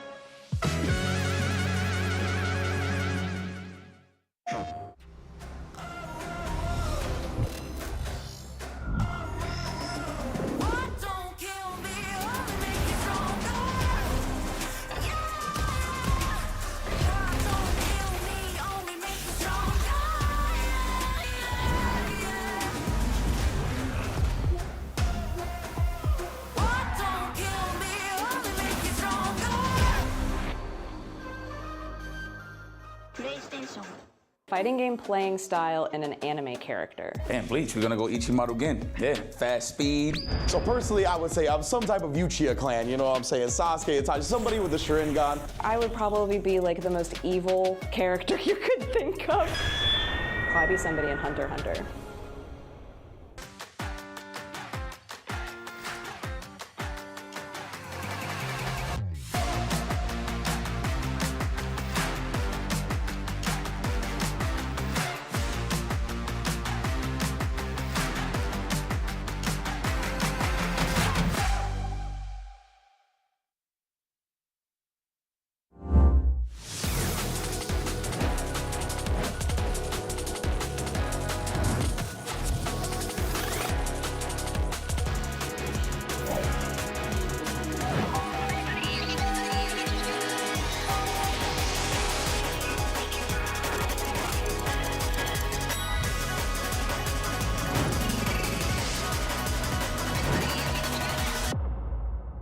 Dude, why'd you put your new rig in the basement? Didn't you hear? Bill's a gagillionaire now. Basically, my new connection is so strong I can game anywhere.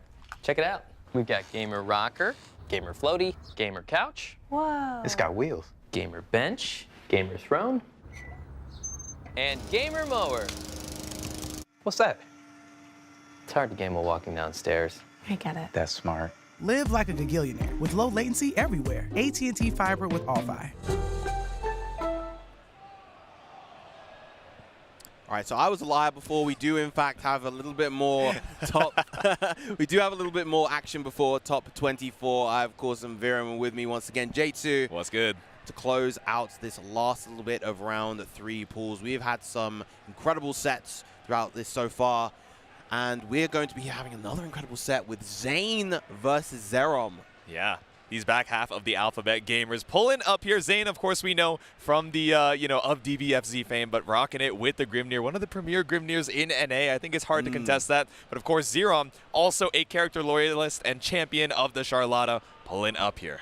Yes, I personally would absolutely love to see Grimnir continue to make it through on the winner's side of bracket. I love watching each and every one of the high-level Grimnirs. They all play the characters slightly differently. They're very expressive with how they play neutral, how they play the sorts of punishes that they tend to opt for. So it'll be really exciting to see what Zane has to offer here versus Zerom. Yeah, it's so interesting to see this character on the screen, both from the player 1 and player 2 perspective, right? Okay, how are we going to set up these seals? How aggressive are we going to be with going for these preemptive air dashes to try and counter poke what our opponent is putting out on the screen versus your opponent thinking the same thing? Oh, how am I going to deal with the sigils once they're over here and I have the threat of the air dash? Or am I going to play so preemptive that the Grimnir isn't even going to feel comfortable putting them on the screen in the first place? Let's see.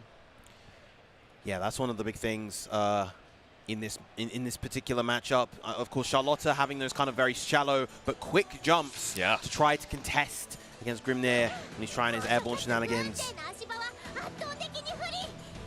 I wish I had that Charlotta box during DreamHack Dallas, bro.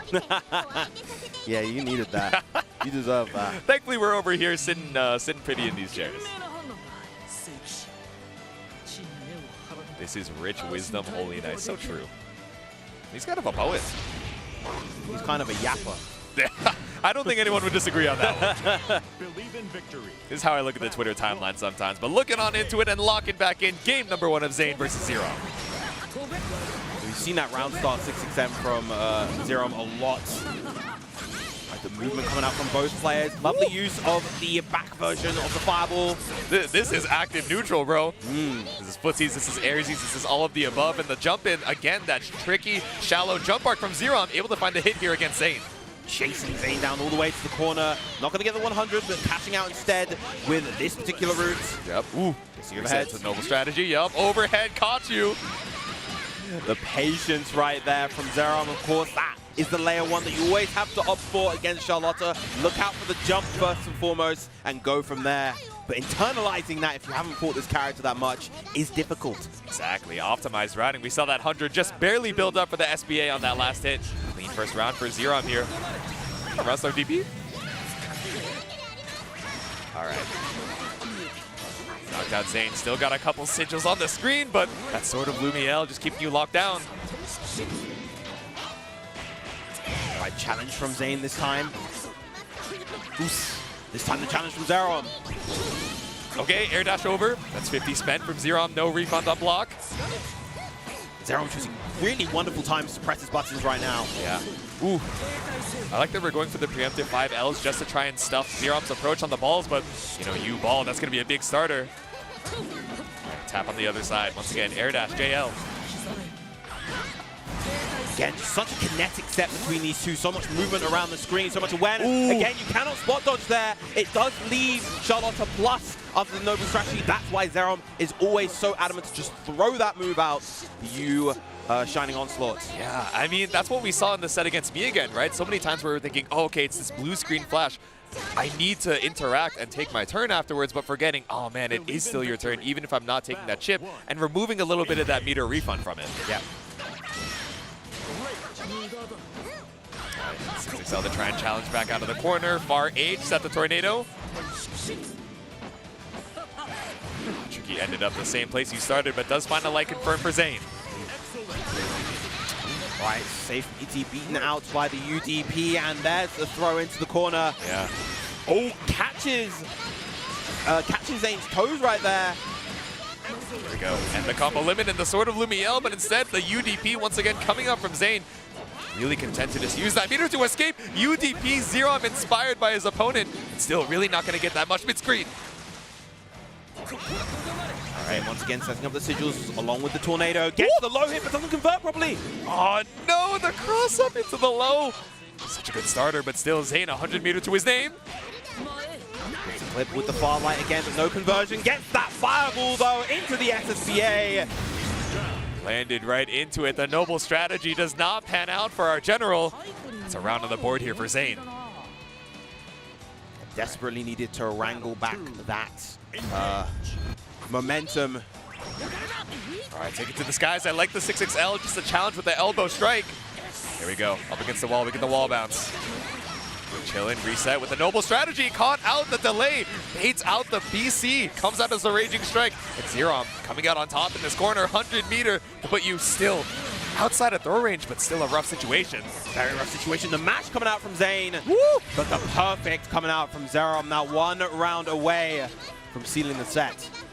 Yep, the perfect plated in gold here. 1 more round. I don't know, we're seeing signs of life coming out from Zayn, but as tricky as you are, a lot of these confirms really not making too much in terms of chipping away at Zerom's health bar. All right. Important throw. What an air throw coming out from Zerom. The absolute confidence in that scenario. Now, Zerom, you kind of nasty with it. You got that tricky jump arc, and you got the air throw ready too. Not gonna noble strategy into the EX Tornado, but up against the wall, gets the double ball. That's gonna be a ton of damage.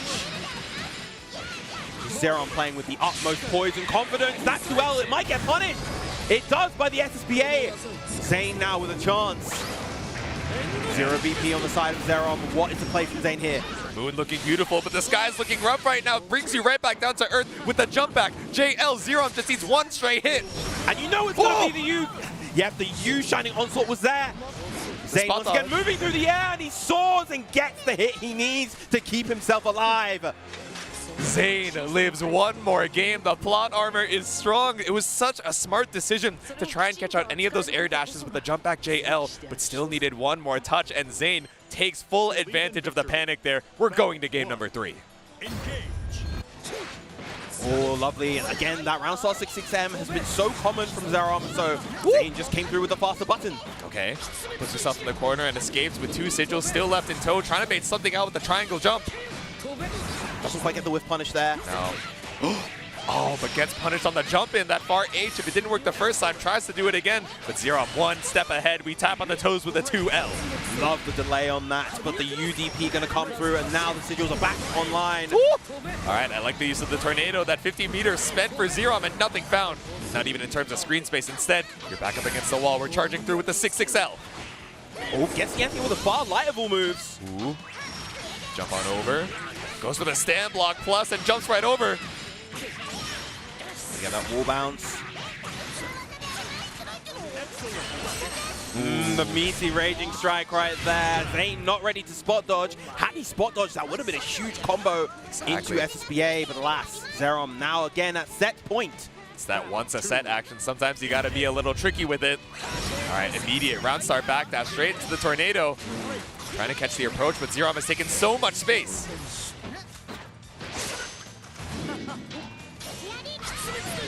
Oh, big far heavy right there. Zane has been looking for those a lot. Now is in the situation to set up the sigils, set up the 50-50. Chooses to try to play the BC instead. Yep. All right, BC out, still got the sigil. We're spending all the brave points right now, and instead it's the UDP. Oh, the low comes out, and yeah, gets the hit on top. The delay from the wind dash is going to set this to a final round. TK Dash, so evil, so much riding on the line right now. It's not the end of either of their runs, but you want to stay in the winner's side one more round. Dancing Storm once again, and we've seen that kind of sequence. The Dancing Storm placed down, and then the sigils placed right after. All right, 5L, counter hit. Awkward spacing to try and confirm, so he far H gets DP'd. Big 2H coming out right there. He gets confirmed afterwards. Oh, tried to optimize for the side swap, but instead dropping so much damage on the table. There's the BC. Going to the other side. Single dash. The threat is so much. Zerom actually ends up keeping you in the corner. This is a dangerous situation for Zane. Relatively near the corner and only has one brave point to his name. Go. Send the tornado. Ends up tapping you on the dome with a JL on the other side. I like to go into SBA right there just to get that BP back. Exactly. Stabilize the BP situation. Take one from Zerom too. Big 2H again. Right. No meter. Catches the backdash on the slowdown. That U-ball getting so much, and the 25% meter refund puts you at 100 meter off of this next hit. Spot dodge. Again, so risky, but works out for Zane right there. Yeah, didn't try to challenge afterwards at least, but caught with the overhead. One more noble strategy could do it, but the throw is all you need. Zerom takes it 2-1. That was so smart right at the end, going for the throw after spending all that time conditioning the expectation of the jump. Yeah. Finally lands that throw. Beautiful set between those two. Zerom closing it out in a nail biter. An absolute pleasure to get to see these two duke it out, but Zane sent down into the loser's side. Jesus. All right. Dude, that was a lot. Yeah. I got to be 100%. I might need to take a little breather. My heart was racing with the winds throughout that set, but we can't be taking any breathers right now because we have another set lined up coming up, and this is the actual final set of the block. I promise you guys, I'm not lying this time. It's going to be Vermilion versus RQ. Okay, so we saw RQ a little bit earlier on the near. Vermilion, if I'm not mistaken, has really been tearing it up on the 2B as of recent. Yep. So, all right. Let's see it. Of course, we got the 5mm, the 5HH, a lot of these big buttons to try and contest. And, you know, we think about Nier as well. Definitely a character that's so tricky with the death summons, but not lacking at all in terms of, you know, just the buttons, even without death behind it. That 2M, so pesky. The far H, especially enhanced with death as well, can really go toe-to-toe with a lot of these, you know, 2B buttons.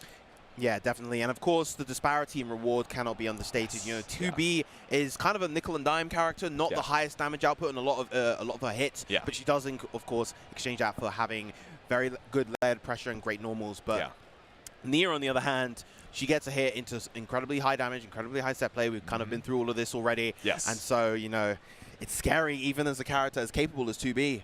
Yeah, it's tricky, right? Because 2B, you know, previously was, you know, you still had to manage the skill gauge for sure, but especially with one of the more recent nerfs, making it so that the refresh on that skill gauge is a lot more difficult to come by. Sometimes you have to decide in your routing, oh, okay, do I want to, you know, go for the full spend on skill at the risk of my pressure afterwards, or do I want to keep a little bit in the bank, leave a little bit of damage on the table, and then secure lethal off of that next hit? It's hard to say.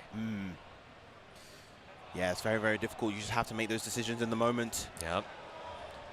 2 button checking right now. Well, they have that little button check, and now I think that's just going to get ready to lock in. Yeah. Alrighty. All right, we got the button check characters as well. Of course, we were talking about it. It's not going to be one of these crazy switches. If you guys hear fairy.mp3 or jita.mp4 over on the side, don't worry. Still making sure the buttons are all good. Yep.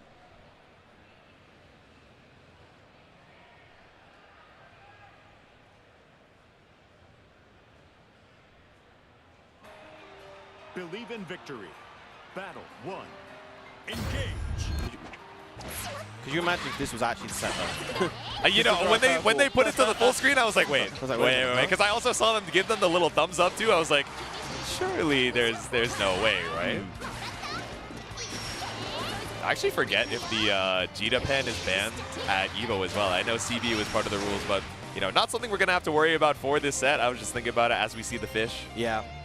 It is kind of strange though that the pan would be banned, but Percy's baseball bat isn't, and neither are. No, don't bring it up, bro. They might include it for the next CB. Neither are. We gotta keep that on the down low. Hey, in my opinion, the most distracting one are the UO paper fans. Oh, actually, yeah. It has like a very particular sound effect. Not that we've seen it on the stream for Top 96, but there are definitely some Yule players out here, especially in NA, killing it. You know, I think of Gucci Blunt Wrap, I think of Makuna. I'm forgetting one more prominent one off the top of my head, but you know, none of them play with the paper fans, thankfully. But no paper fans here. We got the rusty sword, the dress from Nier with death right behind. We're heading on into it. Our final set of Grand Blue Top 96 Vermilion versus RQ. Right. Nier Automata versus Nier Grand Blue. I got tripped up by this. I'm not gonna. There was a player named Nier Gojira, and I was like, I don't know if you're a 2B or a Nier player here. And it was neither. I know. It was neither. That's how it goes here. But baited out the walk back into Death Call from RQ. Has the side swap here to start off the round. Damn, the full command dash run up from Vermilion. Full on the skill right now. We have already very quickly evened up the health lead. Yeah, and the corner control as well. Beautiful BC timing right there from Vermilion. Great bait on the H Misfortune. Yeah, there's so many ways for these near setups to bait out the BCs, catch you out with the invul, but instead Vermilion, these micro delays on the defensive options are working out so well. A lot of chip damage taken by RQ right now. Yep, just barely out of chip range, looking for a couple more hits on block. Ooh, the Volt coming out. Catching RQ off guard. Vermilion sealing it. Yeah, that is tricky. A lot of times we usually don't see the Volt as like, oh, okay, a way to try and seal out the round. Sometimes we see, oh, okay, a tricky way to try and hold on pressure and slow down your opponent, but the immediate detonation, not what RQ was looking for. All right, once again, similar to the previous round, strong opening from RQ.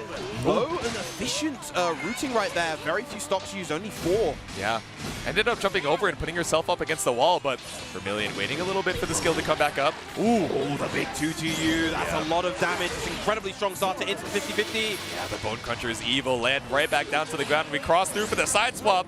No! Oh, it was, I believe, L ominous turn instead of H, so not able to quite get the pick up the way that RQ wanted. Yeah. There we go. Still able to take the round for it, though. One apiece.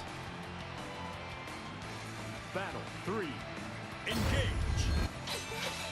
All right, send out the pod. 6XL. All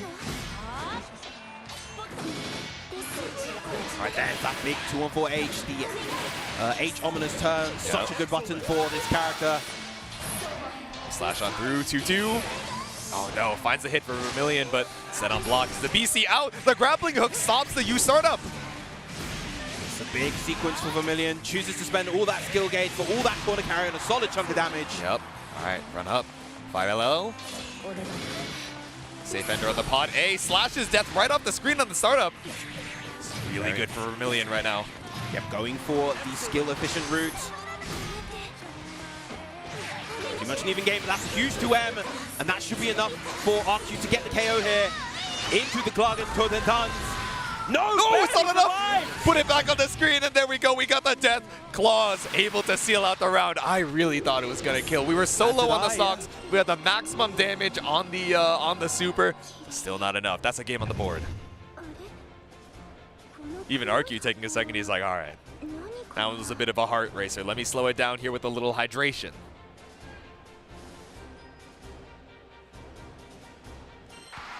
Believe in victory. All right. Battle Locking back in. Game number 2.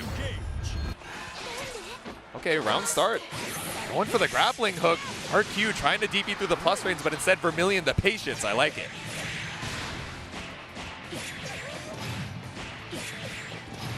All right, clean pick up the double gauntlet routing, but off of the jump in, RQ just going to opt the challenge. Ooh, gets clipped by the death reverse right there. Yeah. Oh, the death reverse, the U death reverse, such a mighty move. Yeah, I like the placement of death there coming out from RQ just to make sure that you can snipe out with the U skill if we see the startup on the grappling hook. All right, ultimate death claws. Oh, I like, we've been seeing this so much. The delay on the BC from Vermilion allowing you to escape that ultimate death claws, and we're gonna send the super. That's a round on the board. Yeah, lots and lots of little small decisions coming out from Vermilion that's keeping him alive right now. It's a menace that is RQ's Nia. Yeah, it's easy to get baited on the defensive mechanics, but the timing's still going strong for Vermilion. Oh, yeah, non-counted, not going to be able to do that particular route in that situation, unfortunately. Nope. All right, send it with the 5H. RQ chilling in the corner until we send out that H ominous turn. And again, this is kind of what's awkward for 2B, actually. Just that H ominous turn covers more distance than all of her usual kit. Yep. We send the UDP just to try and escape the pressure. Walk back, 5H. RQ doesn't bite. Attacks coming out, both delay attacks. Ooh, I count it on the 2M, but not too much afterwards. Woo! Again, the big whiff right there. Vermilion capitalizing. Gonna build the 100 meter and take this round. No! All right, you went for the fancy, you went for the optimal. It could have just been 5H into super, but Vermilion able to regain his composure and take it off of the scramble. The tournament combos might be what we need. J2, these people keep making me a liar, and I don't really appreciate that right now. You were right in an optimal circumstance. You know, that's not a Willy kill clip. We had the kill available, but we have the jump in, the JH coming in from Vermilion. Vermilion's offense, just these slight delays in the timing, just awkward for RQ to defend against right now. Yep. Vermilion are looking in prime form in this game. There we go. Especially off of the scramble in that last round, definitely feeling himself a little bit against the corner. Okay. Oh, big counter on the 2M, but nothing coming out from RQ, and this... Okay. So almost scared me a little bit, Vermilion. We did the same route, but we are going to pick it up this time. A clean SBA puts you on set point. Yeah, the Android kick sequence, thanks to the reduced BP, more than enough to get the KO. Vermilion looking incredibly comfortable in that round, and now only one round away from advancing to top 24. Let's see it. All right, send out the grappling hook. We tap the toes with the 2L. Again, just that H ominous turn doing so much for RQ right now. Doing absolute wonders. We send out the L Misfortune, just trying to look for a frame trap here. But the U ominous turn buys Vermilion so much time and so much space.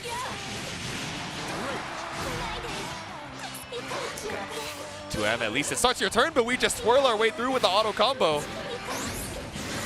Speaking of the twirl, we got the pirouettes, that ominous turn once again up against the wall. The close L from RQ. It's set point, both sides. Final game, final round.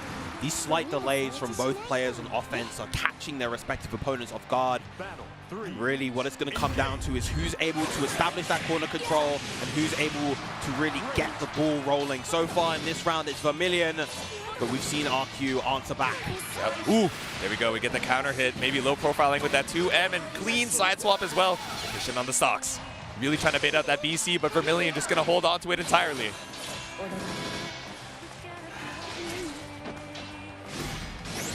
No brave count to use, but a brave grappling wire, yeah. Keep blocking all of this. No chip damage taken really, so RQ more than happy to block it all. Oh god, but speaking of chip, that ultimate death clause just goes right on through H Misfortune. Vermilion rapidly chipping away at this HP. Aki now only on 1 BP. Tries to bait the BC again, and that Raging Strike is going to hit its mark. Not going to be able to get the KO. Does have plenty of resources. Ah, what are we going to end it in? The U-beam?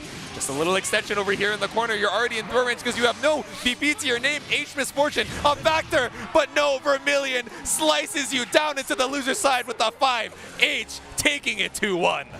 Beautiful stuff. Just RQ desperate to try to close that gap. The 5M. The 5M just completely invading that space and taking the round as a result. Living and dying by that 5M truly is the 2B way. Excellent stuff to Vermilion, advancing to top 24. Man, Vermilion has really been making, strides with the 2B, in so many of these tournaments, but, RQ incredibly strong in his own right. So I wouldn't be surprised for a lot of people to call this that upset, but hey, that is how it goes. Indeed it is. Excellent stuff to all of the players, but we will of course be back with more Grand Blue Fantasy versus Rising action in just a little bit. We'll be moving on to the top 24. It has been a pleasure commentating for you guys. Jadesu, once again. Absolute joy, Vera. And we'll see you guys in just a little bit for some more Grand Blue top 24 action.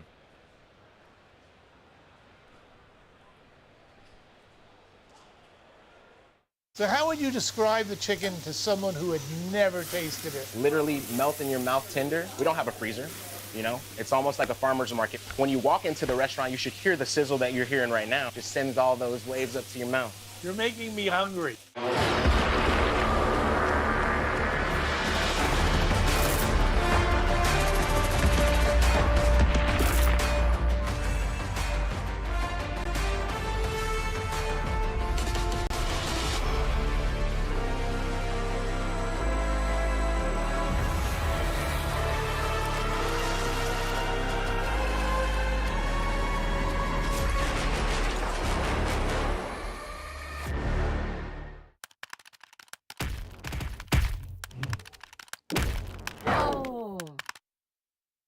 Red Bull gives you wings.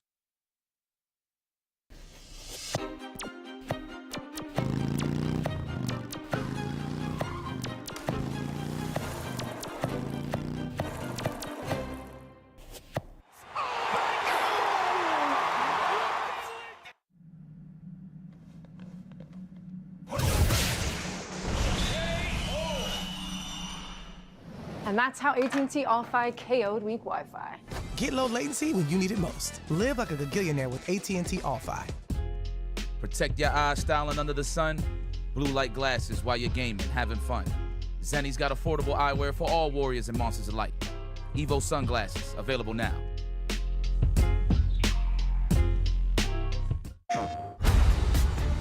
This crew will go anywhere. Take any job. Face any enemy.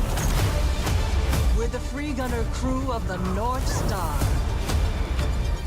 And together, we're going to make our mark on this galaxy.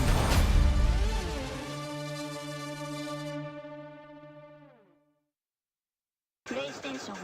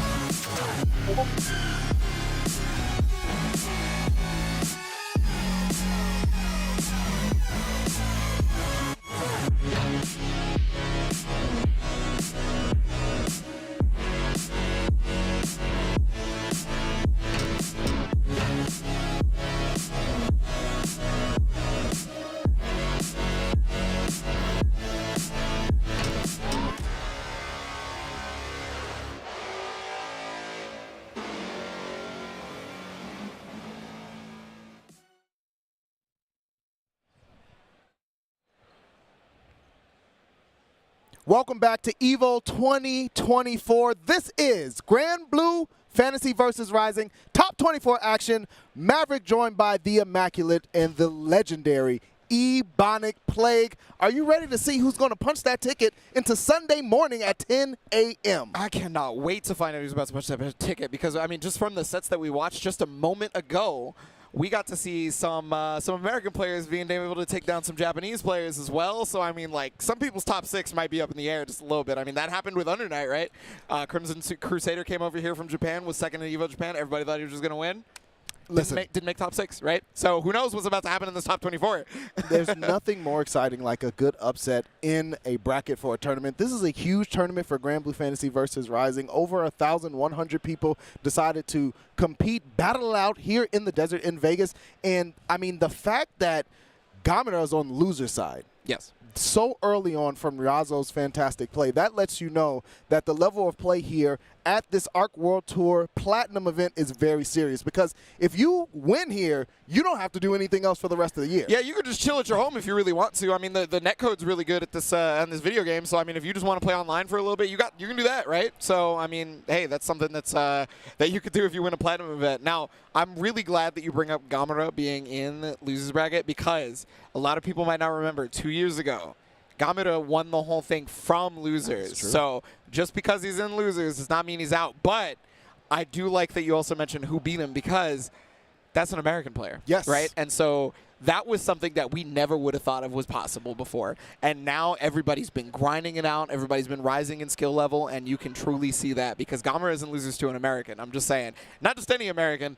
A BB tag player. Let's go. Yeah, it's true. It's true. It's true. It goes to show you the universality that Grand Blue Fantasy Versus brings to the table, where you can be a player from many different other fighting games and find success in your way. And Ryazo was able to do that. And, you know, bringing up Gamera in the loser side just one last time, EVO Japan, he had to make a loser's run as well. Ended up with second. So, like, Gamera not to be, you know, not like, oh, it's all over for Gamera. But, again, we're seeing some of the international players start to rise up, no pun intended, but pun intended, and be able to contend against some of the best in the world. And to me, that represents a healthy game state. That lets me know that, hey, this game is moving in the right direction, because people's effort is bringing dividends in. Yes, 100% agree. So we will get to see some of those people just a little bit later, because, you know, those are the people that had to have made top 24, whether it be winners or losers, right? So we are going to see, this is basically the part of the tournament where it is a bloodbath, where no one is allowed to survive, because you are not going to hold anything back anymore. Because if you do, that's it. This was your one moment, right? Absolutely. And if you mess that up, I don't know what you're doing. Yeah, I mean, anyone at this point in the top 24 is a top 8 qualifier in any other major bracket. Most likely, like, yeah. you know, you're most likely going to see them in. It for a lot of players would be a surprise if they didn't make it in to most of the majors they attend, and that's just the way that EVO is. Yeah, definitely. I mean, you're going to see some of the best, and I mean, hey, look. So if you've been following the online scene for Grand Blue Fantasy Versus, you know both of these names, really. I mean, Aaron Damac and Have a Nice Day. Now, Have a Nice Day has been on an absolute tear, just insane through these online brackets and stuff like that. And I mean, hey, this is one of the people. A lot of people are looking to make top 6, honestly, as one of the stronger American players. And I mean, going up against another one of our strong American players, Aaron Damac, whom was at the ARC World Finals Last Chance qualifier, and we're strong in this game, rocking the Belial. Of course, Have a Nice Day on the Jita. Originally, long time ago, used to play Charlotta, but now has firmly switched over to the Jita, and we are going to get straight into it here for top 24 action. Yeah, also a Beelzebub player. You cannot forget that Have a Nice Day played Beelzebub right after the transition from Charlotta, right? But there's the DP, so we are now starting out for Have a Nice Day. Just pushed to the corner, but yes, Aaron Damac. Have a Nice Day has now fought back to get away from that. Go ahead and spend it. Goes for a nice little dash attack there. Aaron Damac tries to jump in. I like that fade back from Have a Nice Day. Established early that Belial can't get in just for free. What a 5L. Yeah, that's a really important 5L, because quite honestly, if you know Jita, you know one of the most annoying things about her is honestly the ultimate skill where she moves forward, right? And so because of that ultimate skill, a lot of people are really, there it is again, twice, double check. that is one of the strongest things about Vita too, other than her corner carry. So if you're able to check that twice, Aaron Damak has a great shot at this. Absolutely. Go ahead and spin the Skybound out here. Belial, one of those characters that benefits from not really relying on ultimate skills, so whenever he gets a major hit into a confirm, it can lead to big damage and safe jump Oki. Yeah, his EXs are usually all he needs, but okay, look at that. Speaking of which, he has Ekmodius to finish it off. Aaron Damak set a trap and Have a Nice Day, which is completely stuck in the corner as a result. I like it from Aaron Damak, sending that statement early, stopping Jita's strong suits. We see a little bit of movement, throwing out the pinwheel, does not activate. Have a Nice Day, gets in with the dash L, immediate DP. Aaron Damak loves doing that on plus frames early on to let the opponent know you can't get too comfortable. Yeah, exactly. You know, you think you're gonna take a turn back, huh? I don't think so. So Artie with the throws right now. And remember, if Jita ever hits you, you're technically in the corner, even if you didn't start there, right? Yeah. So yeah, just expect that. Figure out your game plan from there. And so Aaron Damak trying to find a way out with the Brave counter, but just getting thrown left and right. And finally, not a throw. Have a Nice Day. Finally not going towards throw as the option. I like the delay there, too, because if Aaron Damak would have reversaled, it would have been blocked because it was a delayed meeting instead of just going for it immediately. Yeah, most definitely. And I mean, that very well could have been the plan, right? So especially at this caliber of play, when you're in Winners Top 24, that's what these players have in their mental. Yeah, absolutely. Aaron Damak going ahead with a confirm into the corner, of course. Nice frame kill with the dash L. I like this fight back. Charge Fireball, going to get so much space, just jump and stall out.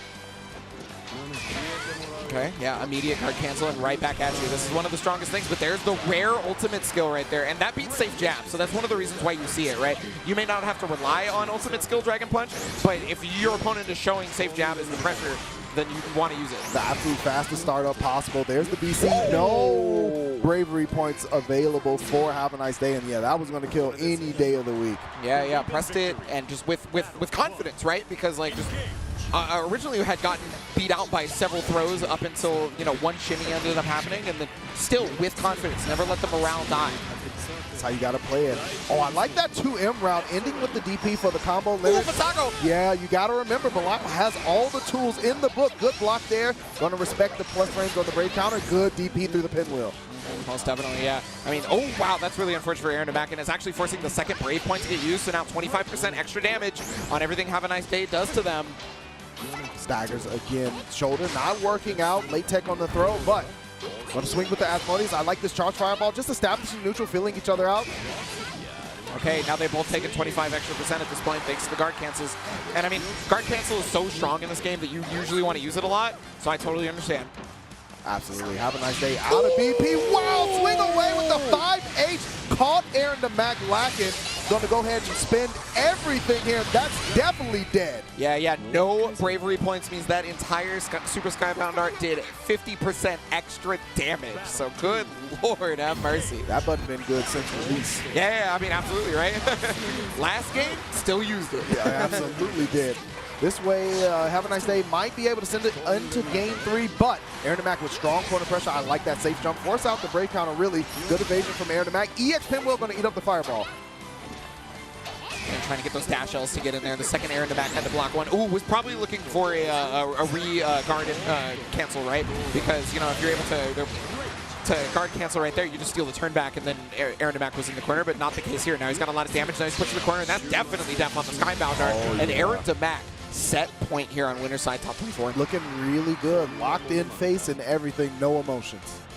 I feel like every game I see Aaron Damak playing, that's exactly what he looks like, unless he makes like a crazy mistake, right? Called out the crossover by putting the pinwheel in front of the face, or maybe it was a call out on 6XL. Either way, stopping forward momentum, right? It's such a good idea because Jita wants to use that forward momentum to really pressure you in a lot of spaces to make you uncomfortable. And Aaron Damak immediately getting a great round start. Pinwheel comes out. Charge fireball answer, I definitely understand that. However, good 5L representation. Have a Nice Day. Changing up how they're trying to approach neutral. Got caught on the backdash, though. Yeah, something I finally just started noticing was the way that they're using dash L is actually an attempt to whiff punish the other person's dash L. I didn't recognize that up until now, and it's been super smart. Oh, yeah. Going to take away a BP here. This is a lot of damage with the Skybound art.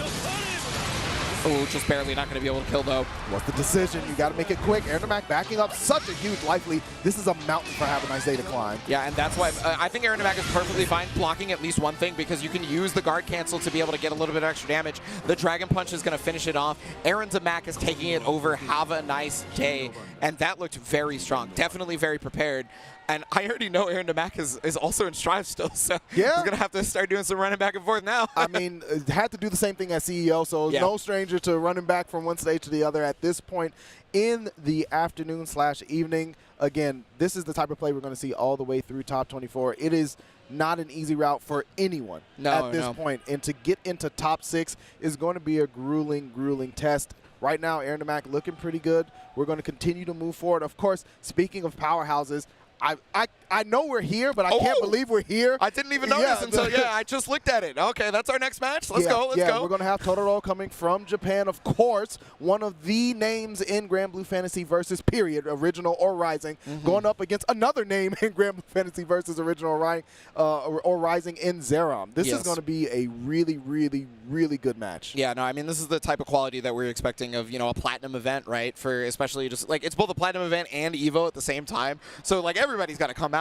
And, well, we're seeing people show up, show out. Totoro, runner-up at EVO twice. Yes. Right? And Zerom This is one of the best American players because it's the highest placing non-near at Arc World Tour for America, right? Obviously, some of the Japanese players were playing like the Diva and Lancelot, of course, but just showing up and showing out, and has always shown up and shown out at every major, right?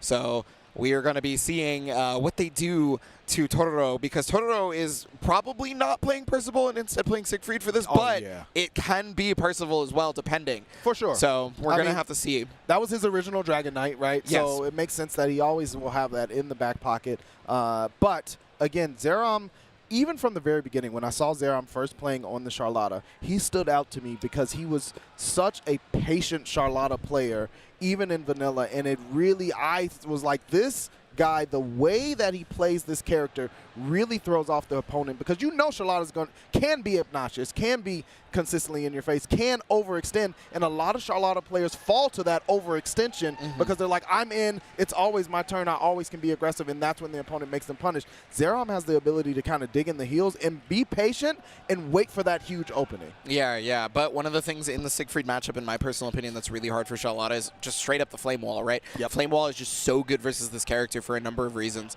Normally, she's really good at being able to use noble strategy to jump over stuff, or maybe even just the crazy amount of gravity that she ends up having when she normal jumps, right? But that's not the case if you use the medium Flame Wall. You don't easily jump over that move, and if you do, even if you do, you may have fell into Siegfried's trap, right? It's true. I mean, we've seen Totoro, we've seen Artorias use medium Flame Wall. You jump over it, you're eating a dash L on falling, and then you're immediately going to get blown up. So yeah, it could be a dash L either on hit or as a block, and then he gets a free unblockable on you, right? It's tough. Then, or he could, he's already there and he 2H's you and you lose 40% of your life plus, right? So you just.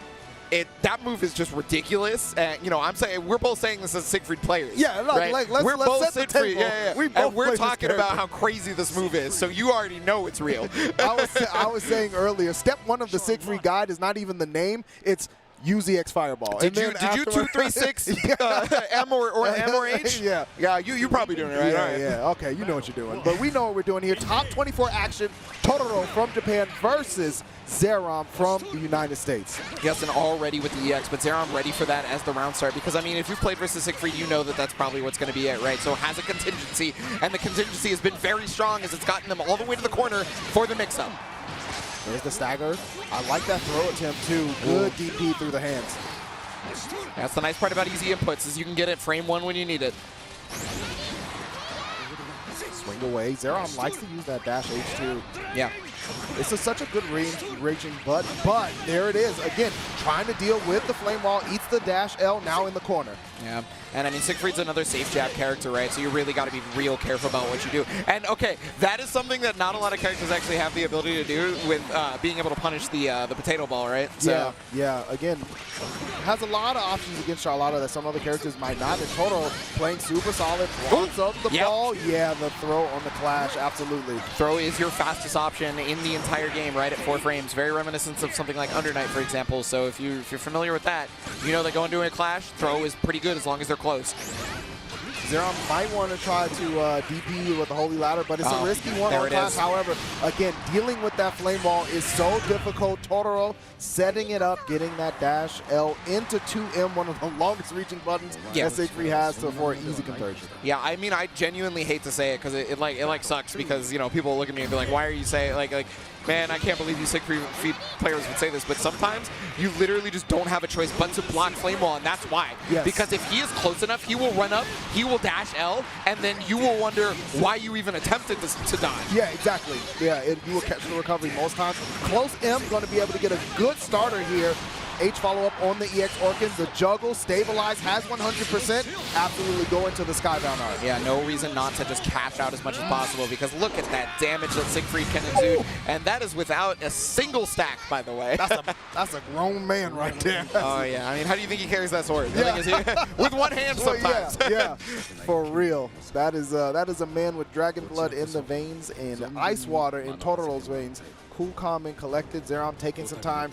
You see a lot of veteran players do that. I highly recommend it to anyone that's watching that doesn't do it. Take that time. It is your time to recollect, especially at this point in the tournament. 100% agree, because at this point in the tournament, you get some jitters, right? You're probably playing not to your level because you don't realize how fast your blood is pumping. Please breathe. Make sure you're checking that kind of sort of thing. Water is important, and that's what these players are doing. They're checking their notes even, right? Yeah, I mean, it's so many things that you can think about, and this game can go quick. I like the parry attempt there. Yeah. Great DP from Totoro, being able to respond back to Zerom's attempt to take offense. The step back bait on the Brave counter attempt. Zerom in a whole lot of trouble. Yeah, you know, a lot of people are very keen on wanting to try in a Brave counter as soon as possible because of how strong of a defensive mechanic it is, but it does not matter if the opponent doesn't touch you, and then you're whiffing a Raging Strike, you're dead in the water a lot of the time. Absolutely. You see Zerom had to block up the flame wall there, goes for the ultimate ball. 2M probably called like maybe a backdash or something like that. And it was counter hit, so it had to have been a button or you know, no, yeah, it just had to have been a button or a special, right? Yeah, yeah. And it makes sense. I mean, you can kind of 5M in that range, but challenging 2M for Charlotta is very important, very difficult. 5L there, another dash L2M for Draken combo. Yeah, Toro's looking really good right now. Oh, yeah, and has the Orkin available because only use the EXs for the other specials, right? You'll notice that Totoro is very commonly saving Orkin for corner because that is the most damage you're going to get with this character. Yeah, it's a lot of gas in the tank. It can take you real far. Oh, I like the response. Did not have enough range for the Brave, the Raging Strike on that conversion, but Zerom slowing things down, but just wins the fireball back up. There it is. Immediately use it. Unblockable. No! Missed the unblockable attempt. That could have been Zerom's life. He's got to be thanking the gods right now. There's one more chance, but there it is. Dragon Punch the second you see a possible noble strategy. And again, tried to evade the fireball. I know it's crazy for me to say it, but sometimes when he is at a particular range, you have no choice but to block the fireball because anything that could happen with him is probably far more in his favor at that range, right? Absolutely. Oh, yeah, he's excited. Let's go. Popping off, of course, and, you know, we talk about the character, but it's also about the execution, right? Zerom's no slouch at this game. It's not like, oh, anyone can pick Siegfried and beat Zerom. It's about the execution and the implementation that Toro brings to the table with the character that allows him to do the things that we saw him do. Yeah, so Toro having a ton of experience in that. And especially, like, one of the big things is Charlotta's not one of those characters that Japan is not playing, right? Is staying away from, like, they are playing Charlotte, is what I'm saying. So I worded that wrong the first time. But yeah. So because they are playing Charlotte, it's not like one of those things where you're just like, well, I may be playing a new character, but I definitely know how to fight this character, right? Kind of thing. And especially in that particular matchup. I feel like that matchup is so good for Siegfried, personally. Yeah, it's going to be a tough battle for Zerom. Obviously going to be dropping down to the loser side of things, but not over just yet. And you know what? I think that when we look at the way that this top 24 is going to play out, I completely think that Zerom has the ability to make that run back through losers, right? Yes, because, yeah, absolutely. Again, Totoro is one of the people, if at the start of this weekend, someone was like, hey, I think Toro's going to win, I'd be like, yeah. I mean, yeah, it's kind of hard to bet against that sometimes because he's made grand finals twice, right? Exactly. So, like, whether it be Evo Japan or, you know, regular. But unfortunately, we're going to have to find out the next person to qualify through these matches just a little bit later as we go to a quick break. Do not go anywhere. More Grand Blue Fantasy versus Rising action coming up next.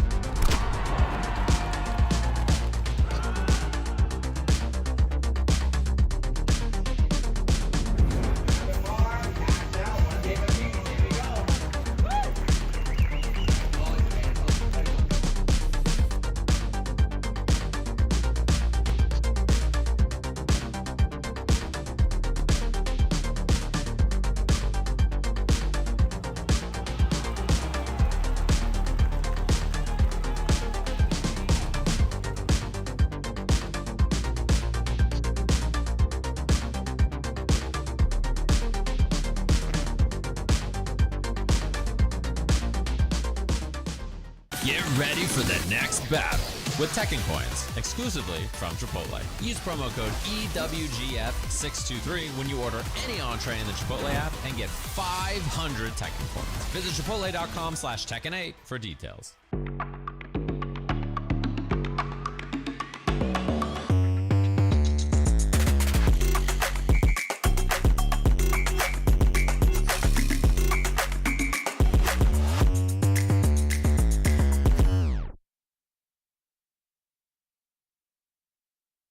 Hey gamers, does your room look like this? Tired of having no art on your walls? You need Displate. Made with high quality metal and customized finishes, with Displate, you can transform your room or office from lifeless walls into a stylish space. Check out the new texture finish. Flat is out. Come feel the difference of that sweet, subtle embossing. Say goodbye to hammers and nails with Displate's magnet lock technology. It never fails. It's as simple as snap and hang. Bang, bang, bang. Visit displate.com/Evo and order now. Use the discount code EVO at checkout. Rated E to M.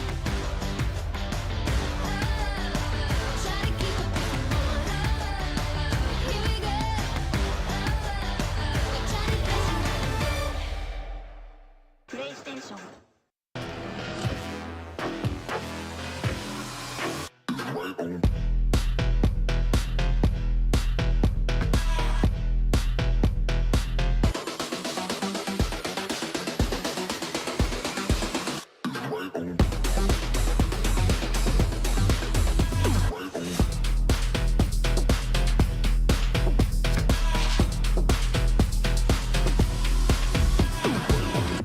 And welcome back to EVO 2024, Grand Blue Fantasy versus Rising. We are in top 24, and we are still moving through the action right now. We've seen some international battles. We've seen some team kills. But, I mean, it's just not going to stop until we crown a champion. And you know when we're crowning that champion? 10 a.m. Sunday in the arena. That's right. If you love yourself some Grand Blue Fantasy versus, that is when you can watch the top 6, because that is when we will be crowning the King of the Skies. Oh, yeah. It's going to be a fantastic bout through the heavens, but to get there, we have to be able to see who's going to punch those tickets. We got our next match coming up, going to be a quick button check. And, you know, a fan favorite, no matter where you are in the world, is Ren. Yeah, like, I definitely feel that for sure. When he came to CEO the first time, and he was just beating us up, they were still cheering for him. Like, yeah, Ren did it. Yeah, let's go Ren. Yeah, stomp us into the ground. Let's go Ren. But that was like one of Ren's first times coming here for Grand Blue. Maybe the first time coming for Grand Blue. Yeah. Okay, yeah. I don't know if that was the first time in America, period, but definitely for Grand Blue. For Grand Blue, for sure. So yeah. But, you know, we got a real taste of Charlotta at that time. Oh, yeah. And things have evolved since then. Ren has been obviously grinding, right? Like, no question. Rising has made things a lot easier for people to grind with the excellent netcode and the fact that it has crossplay, etc., right? So because of that, his 6 has just gotten to dangerous levels as far as I'm concerned. Yeah. Omega dangerous levels. And honestly, I mean, so we saw Ren a little bit go with the Beatrix just a little bit earlier in round 3. Yeah. That's a thing that Ren likes to do. He is a master of many different characters. I think at this point, being on where he is in the bracket, I think it's going to be 6 all the way through. Yeah. I mean, you got to go with the strongest thing you can do. But I think we're going to see Beatrix versus 6 most likely in this matchup, which is not something that we have a ton of data on, right? Because Beatrix is the newest character. We already know the next character that's coming out. We don't have, I believe, a release date. I could be wrong. It's in August. Oh, it's in August? We have a window. Okay. Yeah. So because of that, Beatrix is still the newest DLC character, and as a result of that, we don't have a ton of matchup experience on this. But one thing I am going to note that everybody obviously goes to note when they know about Beatrix is that you really have to watch out for riding free, right? And so that is going to be the grounded, incredibly quick-moving forward dash that she has, and it goes under stuff, so you really have to watch out. But with 6, he doesn't really have that same projectile that all those other characters do. So riding free is not I'm gonna punish a projectile toss, right? Yeah. Riding free is I have to get in right now toss. Also, Gate of Demons on reaction to riding free can blow it up, and the ultimate Gate of Demons starter is one of his best starters in the game. Well, I mean, we're gonna just see how Ren takes it, because this is that matchup that I'm sure everybody prepared for, even prior to the nerfs, right? Especially prior to the nerfs, I should say. There's that riding free, no longer plus, right? No longer plus, has been changed. I like that challenge there from Ren. Gonna work the corner. Yep. So able to tech the throw as well. Immediately going for that ultimate skill just to be able to move forward. That's really hard for a lot of people to deal with. It goes forward really fast, and it's just really good at being able to push your opponent to the corner like this. Ren has complete control with the wild dive. Ooh, ultimate get it. Yeah, had to guard cancel out. Immediately had to, and Ren going ahead, brave canceling back into the corner, gets the low and the confirm. That's first blood over to Ren. Yeah, definitely strong to use that brave counter to be able to, take your momentum back, right? That is one of the things you will see a lot at the top level of Granblue Fantasy versus Rising, is people will be on the offensive, they'll block one move, and they'll brave counter right back, and they're just like, no, I'm still on the offensive. You're not done here. Yeah. I didn't say you could leave the corner. It's not time to leave just yet. Your time tied up. I like that challenge from Ren there, denying the neutral space. Yeah, so it was really good by Ren to be able to get around the riding free there. No air-to-air on this one, but okay, Abare's out. And starting to set that rhythm, which is something you have to do against Beatrix, because she will take the whole train and just run away with it. So I like Ren challenging there. There's the Gate of Demon. Clash and the sweep! I think the sweep is so smart because of low profile stuff. Oh my goodness, I never really thought about that, but yeah, that's just the way to go. And wow, ultimate Gate finishing it off on that first game. Ren looking very comfortable in this matchup. I was curious how everybody was going to do at this tournament versus Beatrix, right? Even with nerfs, I still think this character is quite strong, right? Don't listen to the people that are talking online that she's bad, okay? This character, her toolkit in and of itself makes her good, right? Yeah. She has a built-in command grab. Delta Clock allows you to extend combos, and she has so many properties on her moves that can bait out counterplay, and the damage nerfs aren't that bad. Yeah. So, I mean, she is still doing great damage. That is one important thing. She's just not doing damage that's incomprehensible. You get to play the video game, essentially. Basically, ooh, what a 2H. Honestly, it is super rare to see 6 actually anti-air you with that button. That spacing was perfect from Ren. Goes for the reset. Gets blown back just a little bit. Still on defense. I love that back throw. Super huge life lead. Okay. There's the Delta Clock coming into play. Yeah. Big damage here, but it's obviously, I mean, Ren has such a life lead that this is basically just to even up life totals, right? One of the coolest Super Skybound Out animations of the game. Yeah. They did a great job with Beatrix. Just a fantastic job. But the clash right there, and okay. Oh, no, hit in the air. That's going to be a lot, isn't it? Because of the Delta Clock? Yeah. And that's the power. Delta Clock. Thunderbird not able to finish. Thunder Ultimate Flash. Thunder Flash. Oh, just outside of the range. Oh, my God. Ren seeing into the 4th dimension, knowing what's going to happen ahead of time, saying, you know what, you may have the clock, but I have the stop sign. Definitely perfectly spaced right there with the Gate of Demons. Good Lord, that was so good. But, okay, Ren now on the back foot at the very start. This is the first time that we've seen Ren on the back foot at the very start. It's true. 6 has a couple of options here. We saw the Thunder Flash come out before. Ren trying to jump out of the corner or up back.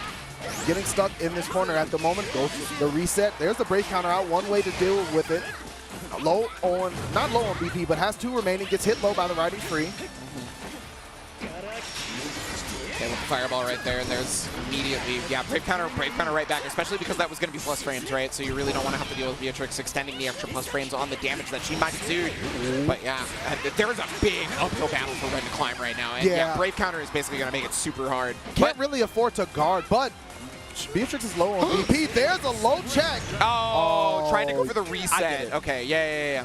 it makes sense too because Ren was on chip damage, right? So you can't really go back to neutral because you've got to try to dodge specials and things like that. Yeah. It's really tough in that situation. We're going into battle 3. Ren still has a set point. Okay, Ren with the forward throw now, already on the pressure. Not scouting up the DP, but the Thunder Flash, perfectly timed. Right, even catching like a delayed meaty, right? Yeah, absolutely. Okay, here it is. Combo to limit. get the combo limit, yeah. That can be one of the scariest positions if you're the opponent. Oh, but yeah. Okay. Ultimate for ultimate. Ren with the BC, jump over, just a regular low. And I like that it was a regular row rather than cross up because that baits out the Brave counter, right? And so if you try to Brave counter when nothing hits you, you just get Raging Strike and then you're bodied. Another hit on the low though. And in a tough situation at the moment, gonna have one opportunity. No, this is gonna take away 2 BP. This is definitely this dead. is just dead. Like, that's just how it be. Yeah, that is just how it be. Gonna go into game 3, and that's the power of Beatrix. Like, again, can you imagine a world where those nerfs didn't happen? Like, it's one of those games where it's like, what are we doing here? So, again, I think she's still a very strong character, and I don't see a tier list where she's not marked that way. I just think, you know, there's a lot of chatter online, and whenever you see a character immediately nerfed, a lot of people will have the doom saying and things like that. But People always be talking like that online. Yeah. Because, you know, a lot of the time they don't even mean it. They're just trying to get their character buffed. Yeah. Speaking of buff, Ren activating a little bit of a buff there. Yeah, unfortunately missed the meaty. Full continuation, almost to the other corner. Yeah, but because that's air unblockable, right? So that's one of the really smart moves right there from Ren on the spacing. Knew the spacing for it. Just gonna block it out on this one. Yeah, not having to deal with it, but wow, the close H right there. Back throw from Ren.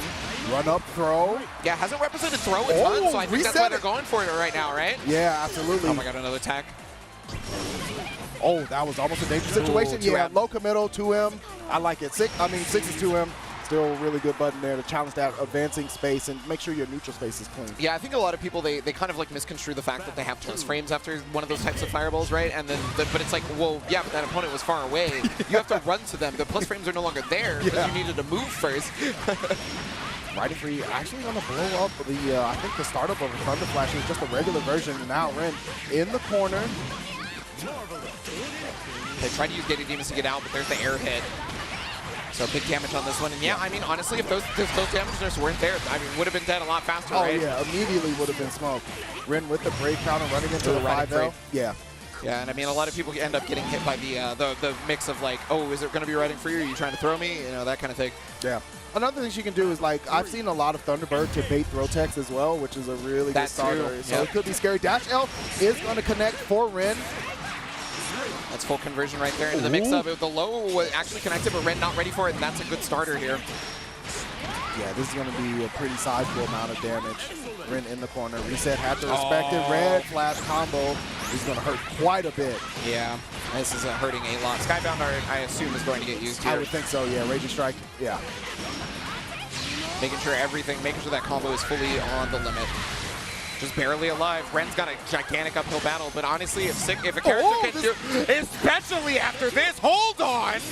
Ren can decide to keep for ultimate skill, or he can try to strip bravery points here. Okay, it's more so to get bravery points back, right? Yes. So that you can then guard cancel.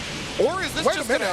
That's a lot of damage! That's a whole grip of red right there. Okay, hold on! What's the guess gonna be? Mix up, but yeah, guard counter on this one, but he can guard counter right back, and there it is, the Dragon Punch! Wow, what a gamble there. Ren almost had it so close. Yeah, look at the disappointment on Ren's face. Yeah, that was a tough one. That's heartbreaking right there. Yeah. And I mean, you were really shades away there from being able to clutch it out. So that is a super tough one. I like the decision that Ren went for there. Of course, like you said, to get the brave points back, went for the low. It was just a full-on bet, you know, and sometimes that happens.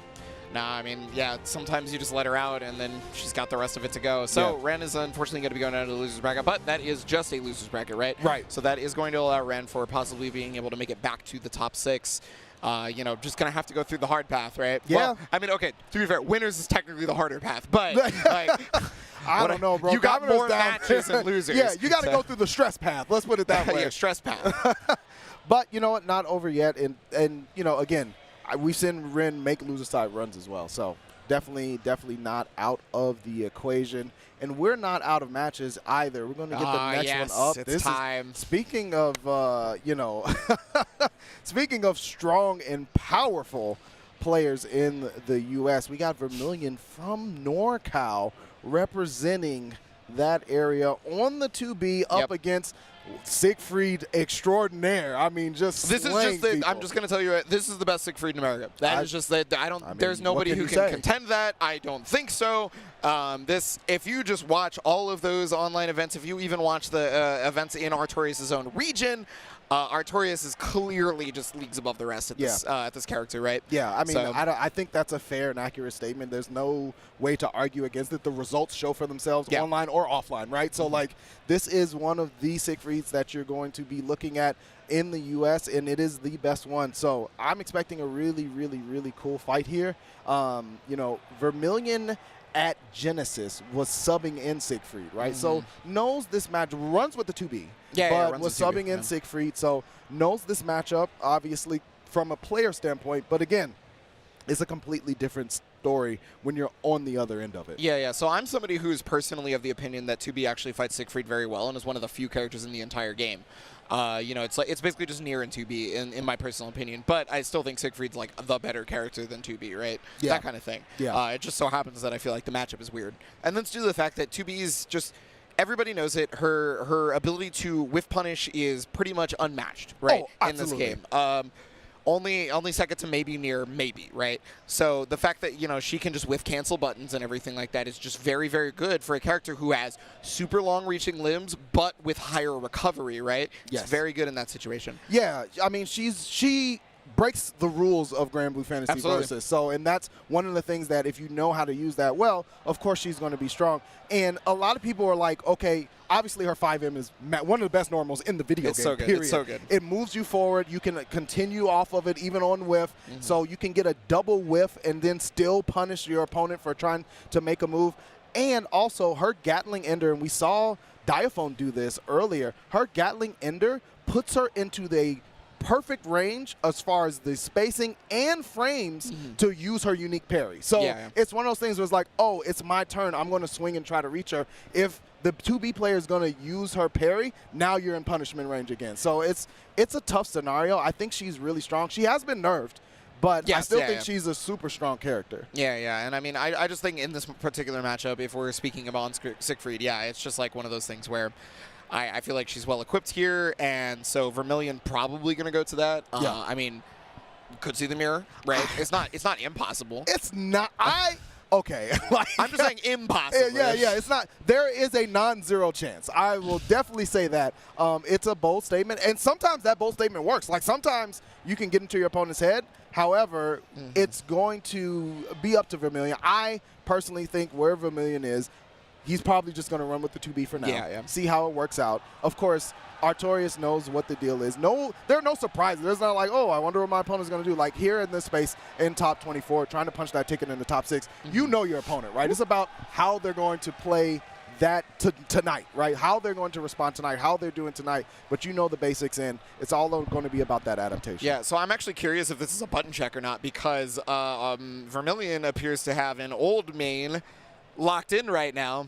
Okay, so it is a button check? All right, cool. Yeah, Vermilion likes to pick the fairy for just troll. Okay, just troll on the button check. I mean, like, you know, this was a character that we used to have to worry about quite a bit. True. So, but, yeah, it was just a button check, so that's going to be it. It looks like, you know, both players are going to actually lock in here. Oh, yeah. As we see Artorias set the Celine Dion on the on the headphones right there. You see the white glove? I told you, he's ushering people into the loser's side. He's like, right this way. Off the wall, if you will. Yeah. Okay. A couple of thrillers in the deck, you know what I'm saying? So I like it. It's super cool. And I mean, the stick is glossy too, so I respect the white glove even more. No, there's no way. It is. Yeah. Wow, he knew what he was doing. There's no way. Absolutely, absolutely. Super cool to see. Super exciting times. Shout out to everyone hanging out with us here watching Grand Blue Fantasy versus Rising Top 24. It's been an amazing tournament. I can't believe we're already at Saturday night in EVO. It goes it's so going fast. really fast. I mean, the first night, I felt like it kind of dragged, but that was only because, we were outside waiting in airports and like that. And now it's like almost over. We got to go back to work. Oh, man. Don't remind me of the real world. I want to stay here, locked in with everyone else, watching these fantastic matches. Here we go. Artorias versus Vermilion, winner side top 24. Yep, and that's another really strong thing. That is, so 2B is actually one of the only characters in the entire game that can just not deal with Flame Wall. Yeah. If she so chooses, right? You do have to be a certain distance, but no matter what. Yeah, Tether will just allow you to invalidate it. However, Siegfried has some other tools in the tank to be able to get the job done. He's got a dashing L, he's got a mad damage, and Artorias also knows crouching confirms because did one of those combos just there. And now you're most likely going to be taken as close to the corner as possible right there because it is 2B. She doesn't have the corner carry that like Jita has, for example, but it's still very good. That is extremely good, and it can put Vermilion in a strong set. Nice dash L. It was counter hit, so easy confirm into the 2M for the finish. Yep, and had enough break points to just do that multiple times, and that was the attempt right there because that's the easiest combo you can do with the most damage, right? Absolutely. It's just 5H, Raging Strike, 5H, Raging Strike. Oh, That's full combo. Yep. Oh, yeah, that's going to get the float. Artorias running with the pressure. A couple of staggers on the safe jabs. Plus frames. That was a bold challenge for Vermilion, but it worked out. Yeah, it worked out really well. I mean, that's something you got to have right here is no fear. Because if you're afraid of Siegfried, then I think, honestly, he just gets stronger. Yeah, you just actually lose. Like, he powers up, and it's all over. Vermilion, though, with the 5M. Counter hit, caught Artorias pressing. Could have been a 2M. Okay, the sweep to be able to get out. Callisto special. Shout outs to the boy. The nicest cat in the universe. That's right. Death taxes Callisto's Catalina. Every day that ends in one. Oh, yeah. Okay, already ready for the throw. That wasn't an option recently presented by Artorias at all, and just already ready to attack.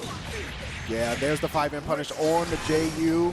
I don't think that was an intentional teleport back, honestly. I think that was meant to finish it, but still gets the round off that anyway, so not a big deal for Vermilion. Is chilling. And this is a huge, huge statement from Vermilion going kind of round for round here with Artorias because, like you said, if you fear the Siegfried, he can easily turn into a freight train. Yeah, but there it is, the parry. And again, that is another tool that just makes this matchup a lot easier, right? The parry in general. You mentioned that earlier with what the Diaphone had did previously in the tournament. And, well, I don't know. I just feel like we're seeing a lot of these options, present themselves even. You can tell Vermilion has thought about this matchup going into it. The stall in the air, falling down with the M. Artorias in a whole lot of trouble. Vermilion kind of cooking right now. Yeah, and this is the best area for 2B versus Siegfried. Siegfried is going to die in this spacing because he doesn't have a button that's fast enough to reach over there, and 2B can just react to anything he tries to do with a 5H in a lot of those times. Maybe even a 5M if it's something a little bit crazier, right? Yeah, I mean, you think about it, you have far 5M and 2M, and that's really it for Siegfried in that spacing, and yeah, 2B kind of wins out in that scenario. So, again, Vermilion going to take the first game, start out strong with a 5M. Yeah. And then here it is, 5H pressure. You're going to start saucing a little baseballs in there and everything like that, right? You just want to keep Siegfried locked down right here because that is where he is at his weakest versus 2B. Great Abare there on the 2A. And that is one of the changes to Dash L in the recent major patch where two of them and a 2L can low profile it. You see Vermilion representing that again. Huge damage in this corner combo as well. Going for the reset, Brave counter from Artorias. Which was really good too because Artorias didn't try to Brave counter immediately and get stuck in Raging Strike. Actually waited for a hit to connect on them. Yeah, the little bit of a delay there. Cancels out the H Orkin. There's the BC. Tries to keep the corner. Gets caught on the back step. Nice OS from Vermilion. Yeah, the OS right there was able to make things happen on the 2. Because, normally you're just like, oh, yeah, maybe it's a third tech, maybe it's not, but you don't want to get shimmied, right? OS is going to help you out there for sure. Absolutely. So now set point here for Vermilion. I definitely feel justified in my feelings about this matchup now. If Artorias is having trouble, then I know. He's going to hit up the social space. I told y'all. But you know what? Not over yet. However, Vermilion in a strong situation. 5H, ooh, just a little bit outside for the throw. Okay, yeah, 2M counter hit confirm right there, and there's the parry again. Yeah, so normally 6XL is one of the only ways Siegfried is actually going to meet you after that. And so if you can just parry it, like, it just takes away a gigantic part of the game plan. Absolutely. Skill meter low here, so Vermilion going to have to go with the standard ender, able to reset. Gets the BC out. Nice stand dodge, too, over the JM. 2L going to work. Employee of the month. Oh, yeah, most definitely VIP for sure on this one. Gotta get them a pizza party at the end of the week for sure. Listen, name on the wall and everything. Oh, tried. That was the moment where most people tried a brave counter right there, but waited long enough, got the Raging Strike to come out for Arturius, and Vermilion very rightfully popping off, honestly. Because that was just incredibly well played. Yeah, just like deserved. Absolutely deserved. There's nothing you can really say about it. Had a game plan, executed the game plan, and then the small adjustments that Arturius started to make, waiting for the brave counter, things like that, Vermilion immediately adjusted back and said, okay, I'll wait a little bit longer. That's cool. I'm going to get that bait and able to capitalize on it. No, absolutely deserved. And Vermilion doing what it needs to do to get to top 6. Yep. So Arturius is still in the loser's bracket, though, so that does not mean Arturius is completely out. This is one of those things where you have to lock in. You cannot let that winner's match, deter your morale or anything like that, right? You got to take a breather and figure it out. So what it looks like we're going to be doing is taking a breather of our own to take a break, and we will be back with more Grand Blue Fantasy versus Rising action. You're really making all of this by hand. Oh yeah. The avocados are hand mashed, the chips are hand tossed, and everything is made fresh. You make it fresh every day. Yes, every day. The Chipotle way is we make it fresh every day. Sounds delicious. Dude, why'd you put your new rig in the basement? Didn't you hear? Bill's a gagillionaire now. Basically, my new connection is so strong I can game anywhere. Check it out. We've got Gamer Rocker, Gamer Floaty, Gamer Couch. Whoa. It's got wheels. Gamer Bench, Gamer Throne, and Gamer Mower. What's that? It's hard to game while walking downstairs. I get it. That's smart. Live like a gagillionaire with low latency everywhere. AT&T Fiber with All-Fi. Do you want okay FGC merchandise by okay FGC artists? Well, you're in the wrong ad if so, because here at 10-0, all we got's the best FGC merchandise by the best FGC artists. Just look at all this great merch. You can make this your whole wardrobe. I should know. I have. Our 10-0 merch booth will be open all 3 days at EVO 2024. If you're not here in person, visit us online at merch.10-0.gg. Stuff this cool won't be around for long.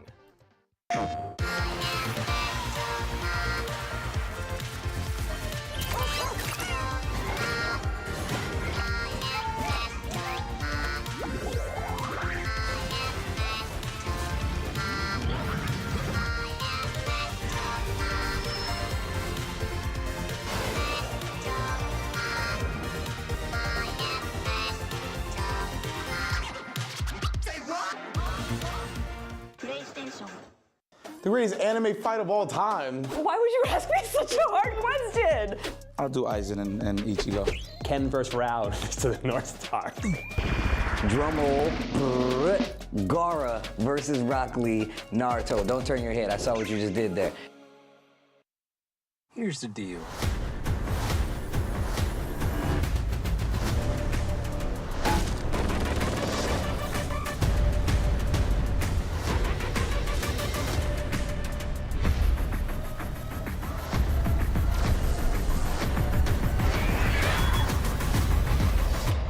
Excited. Oh, yes.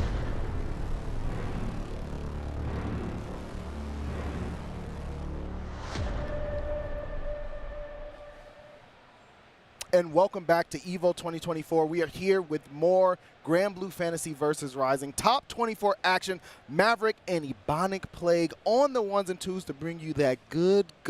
And we had some good matches going on. We just saw Vermilion execute a near perfect game plan up against one of the heavy hitters in the North American space in Arturius. Yeah, just being able to do that versus a character that everybody is lauding as the second best character in the game with the person who is piloting him the best in the region, that's just massive for that player. And I mean, their morale going into tomorrow is probably going to be insane, right? Through the sky, right? Like, you really are thinking about it and you're like, yo, I might be him. I'm going to have to find out tomorrow. And we're going to find out who else is going to be in that top 6. We've got Zeram returning to the stage, going up against Lacrid from Japan. Okay, yeah. So a minute ago, I did not recognize Lacrid. The second they locked in the character, I was like, oh, it's this person. Okay, yeah. Yeah. So, yeah, you guys are going to get a little bit of treat. I assume it's going to be a button check first. But, yeah, so Lacrid, one of the Japanese players that, I mean, everybody's got to watch out for, right? That's just straight up what it is. They had been considered to be best region, bar none, no questions, for quite some time. And, well, the tide is starting to change. Yes. And very quickly. It is. It is. And, again, that kind of goes to the statement, as you were mentioning at the top, where the quality of the netcode allows people to grind all over the North American space, all over the world, really. And so that's going to elevate the game. But, of course, you really can't prove it unless you do it somewhere huge like EVO. And this is a turning of the tide, but you've got to get that job done. Zerom looking to do that. Of course, Lacrid's going to look to do that on her side of things, and I'm excited to see. As a reminder, this is loser side, so this isn't a qualifier for top 6. No. It's just to survive to be able to get the opportunity to qualify for top 6. Yeah, you are going to have to pull out all the stops. Hide nothing. Belay nothing. This but is here Nationals it is. for you right now. Yes, yeah. No more saving for Nationals. We're Nationals. What are you doing? Do it now. Do it now. Oh, man. Yes, here it is. Okay, and we even have the Evoker song here for our match. I miss this character. You know, yeah. I still think he is one of the coolest characters in the game, no Absolutely. question. Bar none. Super cool that we get to see. Unfortunately, they released Siegfried, and my mind just went over to Siegfried. So. You and me both. You and me both. But it's going to be Charlotta versus Beelzebub, a matchup we haven't seen a lot of in Rising, but this is one of those things where Zerom wants to start early because Beelzebub, if you can get the life lead against him, you are really in a good space. However, Zerom's going to have to earn that. Block on the DP is one way to do it. Yeah, and that is going to be just a full punish on that Langland field. Unfortunately, the drop, though, and that's going to allow for the Brave counter. Ooh, the clash, yeah, and already Zerom having an immediate option, right? The fastest thing you can possibly do at that range, instead of throw, is going to be whatever your fastest button is. Absolutely. Nice neutral jump as well. Raging Strike into chain. Going to be able to get the Shining Onslaught and finish with the 2H follow-up. Yeah, luckily had all that cooldowns. May not have had any bravery points, but that's not what you're looking for thanks to the corner. The corner makes that combo much easier. So, going into the first round, very strong from Zerom, but second round, things can change. You have to download your opponent in increments. Yeah. Good parry there, answering that dash L attempt from Lacrid.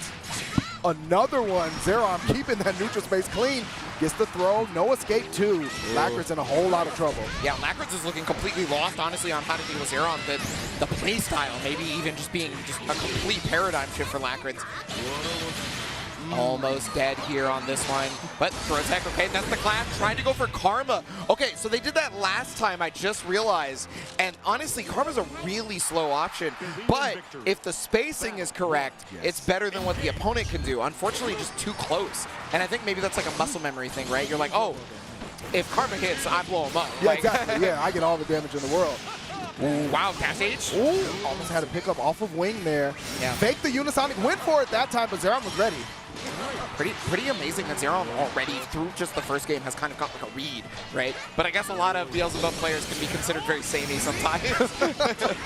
And, that's just the nature of how you play the character, right? Yeah, absolutely. So, that's Tamahe if they want it to be. Okay, they're not, I totally agree. You want that knockdown because you're not going to kill, right? So don't spend a ton of resources.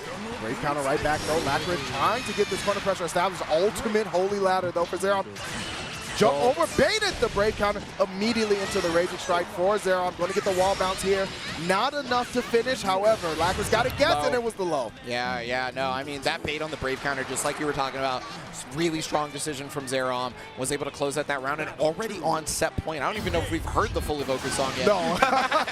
we're still at the beginning. We haven't hit the chorus yet. I like that 5H on the parry. That was really good. But, again, parry from Zerom coming through. There it is again. Yeah. And it's that other side that you talked about in an earlier match where it makes it very difficult. If you do that, your break count is not going to come through because you're not actually blocking anything. Lacrid tries to get in. Zerom, with the throw attempt, gets teched by Lacrid. Yeah, everybody loves to do their cross-up normal when trying to jump over somebody, so you always just get a free Brave counter, right? You're seeing Zerom with the evolution of not having to deal with that. But full damage here has Skybound Art available. As long as there's no drops, it's going to be at least close. Okay, there it is. Yeah, that's the finish. Zerom going to roll on out into the next phase of loser side in top 24. taking out Lackwoods on the way in a very, very convincing and strong gameplay. Yeah, just super good. Yeah, unfortunately, Lackwoods just unable to figure out kind of the time to press, right? You notice a lot of those hits that Zeram got were counter hits. That was because he clearly was in her head and knew, oh, this is the timing you want to press a button. As a Beelzebub player, this is probably the time you want a unisonic, right? So I'll parry here. And that was just one of those well-executed game plans that you had mentioned previously. Yeah, it's one of those things where if you can do that against your opponent, you really do feel like you're able to really do whatever you want, right? And so Zeram able to execute there. Good stuff to him. He's going to be moving forward. And we're going to move forward. Ren back up to the stream station really soon against Koji Coco. Oh, my goodness. I can't believe we're already here. And that's not a qualifier. These are two people, some people are like, yeah, they'll probably meet in top 6 in winter side or whatever kind of deal, right? Not going to be the case. No, one of them is going home right now. So Koji Coco, honestly, hometown hero, basically. I mean, not Vegas hometown, but like, America, right? Yeah.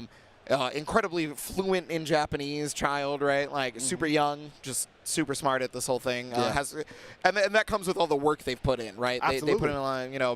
I know a lot of people like to talk about how somebody's like, oh, you're just gifted or whatever. No, I don't personally believe in that. I feel like Koji Coco has put in a lot of work, and if you go to their Twitter, you can see all the work that they've put in. Absolutely, yeah, and that's the key. It takes work to get here, and yes, talent has something to do with it. It gives you a nice starting ground, but when it comes to this level of gameplay, it's the work that shows off at the end of the day, and it's a gauntlet. Some of these players have been playing since 12 o'clock today, right? So some of them have been playing since 10 o'clock today. So it's been a true gauntlet to play from 10 o'clock, getting closer to another 10 o'clock. That's almost 12 hours. So it takes a lot of mental fortitude as well. Koji Coco and Ren, two players that certainly have those. Koji going to be on the near, and Ren, we'll see. I mean, I'm assuming it's the 6. Yeah, that is the question, right? Who do they feel is better for near in their character arsenal? That could be a hard choice, honestly. I mean, 6 is obviously the most well-equipped versus anyone in the cast, just being honest. And I feel like Charlotta versus near is kind of hard, and that's probably an understatement, honestly. But it's a mountain. Yeah, and I mean, so Koji Coco, one other thing that I do have to mention and remind everyone of, 2nd place. Arc World Finals from the LCQ. Yep. Almost won that tournament. Yes. Just want you to know that. Yeah. So that is the caliber of play we're dealing with here. And they're in loser's bracket. That just goes to show you the quality and level of gameplay that was Grand Blue Fantasy versus Rising here at Evolution 2024. It is not an easy task. Again, over 1,100 people signed up to duke it out here, and the fact that these two players are meeting right now before a top 6 qualifier to fight to have that privilege of continuing on, let you know this was a bloodbath.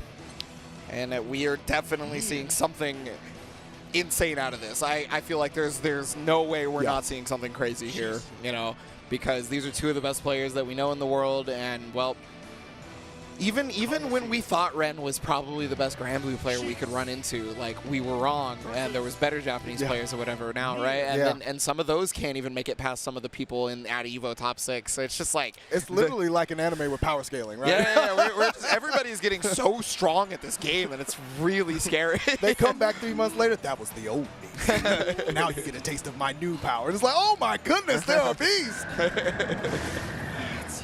Yeah. I'm gonna let the intros rock. I respect that. Yo, shout outs to Arxis for, Side Games for asking if we want the Battle Pass costumes to come back around. Because I definitely do. So they know they want the Battle Pass costumes to come back. What they were asking was if we get them for DLC or as a Battle Pass again. Okay. So So they're coming back. If you missed them, you're gonna get them. Love it, because I missed a couple, and I'm like, man. Okay, yeah, there it is. He's going to use the misfortune to be able to get away from Ren's pressure right now. And yeah, it's basically just using death as a way to scare Ren from trying to do anything, right? By leaving her right there and not actually pressing. Absolutely. Gets the side switch. This is exactly what Koji wants. Goes for reset thoughts. Delayed L. Going to find a hit here. Big damage. Raging Strike to stabilize. Going to build the meter as well and immediately go into Skybound Art. Yep, that was, you could have had like 30% more life and that still would have killed because it was a one-stock Skybound Art, right? Yeah. It is one of the mechanics that, I mean, Nier does so much damage, people sometimes forget about it, but the lower her stocks go, the more damage happens. And that's just wild because he's already doing a lot of damage. But, you know, I mean, that's the game we play right now. So got to deal, got to find a way around it. Ren looking to find a way around what Koji Coco is bringing to the table. As, you know, they're just willing to block. A lot of people are so ready to see Misfortune nowadays that Koji Coco is just like, hold on, let me chill. Yeah, let me just chill, see what happens. There's the Thunder Flash, covers both sides. Immediate Brave counter, Ren, plus on the block, Brave counter goes for the throw with the frames. Oh, and yeah, baited throw tech on that one right there from Ren. Koji Coco is going to be taking good damage, but mostly the setup here, right? Yeah, this is exactly what Ren wants. He wants that setup to be able to get a final confirm into a kill near one of the least health characters in the game, the least health character in the game. So Ren only needs a tap. However, she can do a grip of damage. Ren, not out of it yet. Yeah, the Ominous Turn Ultimate Edition is about to bring it back on over. Here we go. Yeah, Death Waltz, making things happen. Oh, and there it is, another OS, yeah. Yeah. I mean, that's the thing. Like, a lot of people are like, oh, the puppet's dead. It's time to go. And Nier's like, no, I got buttons too. That's the thing is, like, you know that you need to make great time with that time that she doesn't have puppet. And so you're like, yeah, I have to do something now. It's so tempting. It is. But, I mean, if you're playing Nier and you didn't figure out how to fight without your puppet, I think you're just just lazy. Yeah, you're just straight up lazy. You're not doing the work. You're certainly, because it's there and available for you. 1-0 for Koji in this loser's top 24. Good cancel from Ren, able to pick up off of the air fireball as well. This is going to bode well for Ren. Yeah, opts not to use the Brave Point to continue the combo to straight to the corner, right? Which is, you know, something that a lot of 6 players end up doing now that he has access to that, because he couldn't do it in vanilla. But counter hit here. Ren able to continue forward, going to hit combo limit. It's all about what that reset's going to look like. The Gate of Demons gets clipped up by the Ultimate Misfortune. Yeah, Ultimate Misfortune is that kind of vertical move, right? So, but here we go. Death Waltz putting in work right now. And that's stolen 2 BP right there. Koji Coco could do mad damage from this alone. But the Gate of Demons Ultimate Edition! Ren says, you might control death, but I hang around hell. Open up the gate on them. Those were bars. I'm sorry. I'm impressed by that one. Okay. let me fix myself real fast. I gotta get back to Earth. All tied up here. Excuse me. Ren looking to tie things up here. 2H. Oh, trying to go for the big stuff right there with the wall dive. Not going to get it, though, and that's actually going to come back to haunt Ren. Yeah, but luckily Thunder Flash cannot be safe jumped, right? Because as long as you hit it, then it's going to activate.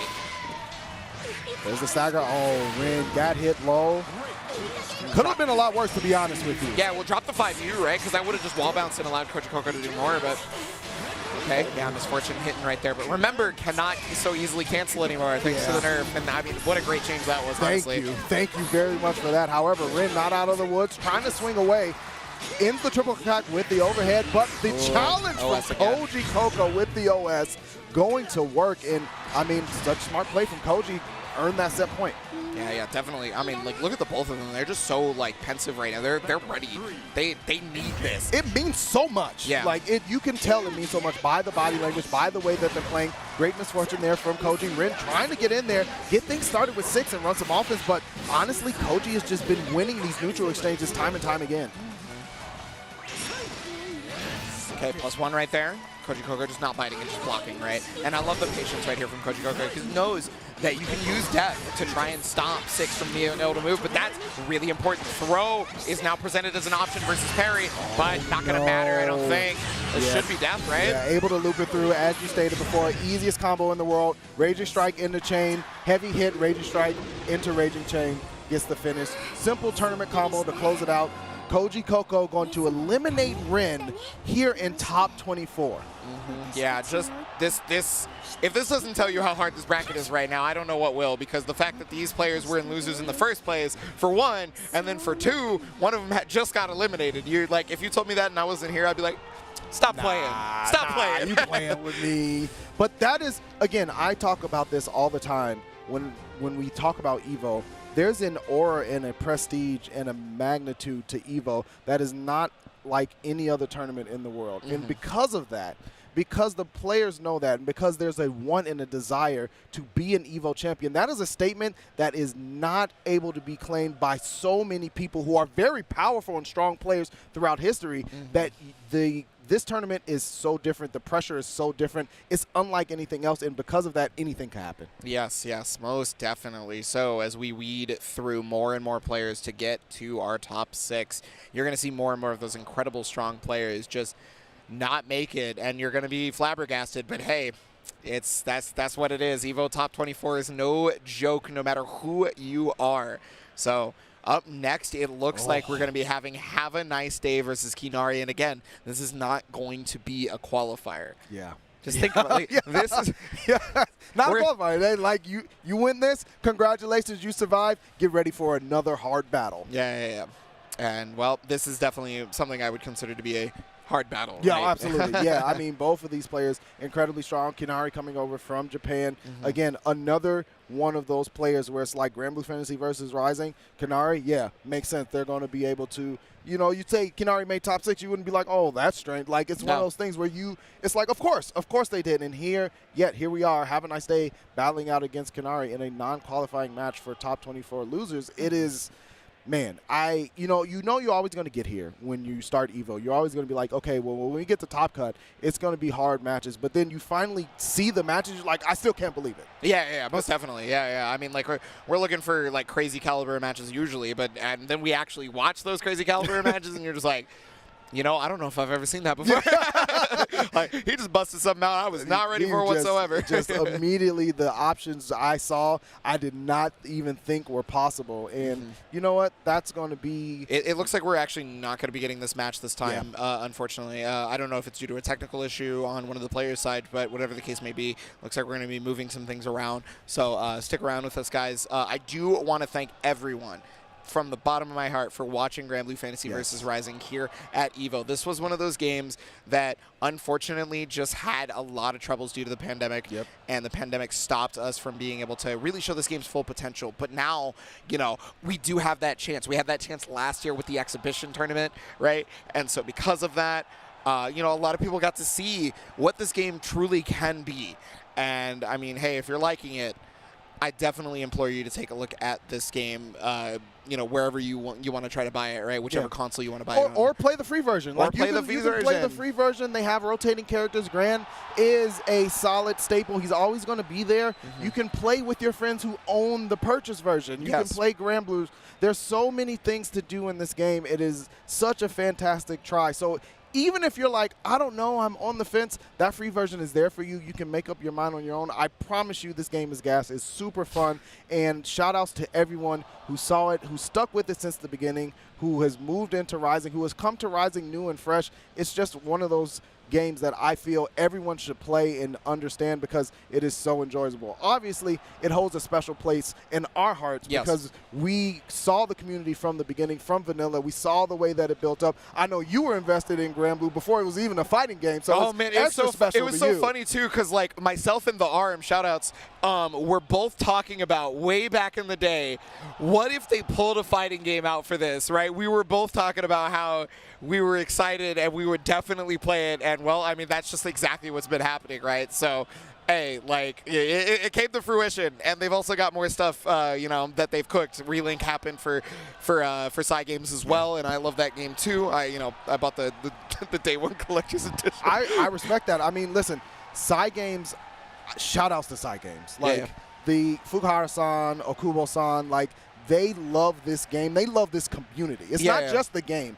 They really, really love the community, and they show that love each and every time they get feedback. They take it very seriously, and then they think about it and incorporate it, and that is so rare to find. Yeah, and I mean, speaking of that in particular, in specific, that during the panel that Cygames had here at EVO, Fukuhara-san said something very, very important, and this will allow us to address the elephant in the room. If you see him here at EVO, and for some reason you're watching in your room, he said if you have constructive feedback, he will honestly listen to it. So addressing the elephant in the room, we are talking about Nier, we're talking about damage output and everything like that. As long as you are constructive with that feedback, he will listen to it. Absolutely. So keep that in mind. But we do now have our top 24 match set after we were able to figure out what was going on with the other players, and so we are going to be swapping out Have a Nice Day and Kinari for Arturius and Elsa. Either way, we got a dope match. Yeah, I mean, this is going to be a super sick match. Elsa coming straight off of a CEO victory, a very hard-fought victory, able to get the W there. So obviously she's looking to punch a ticket into top 6. Artorias, again, after having that loss against Vermilion, has to recover a little bit here, which can be tough. Yeah, definitely.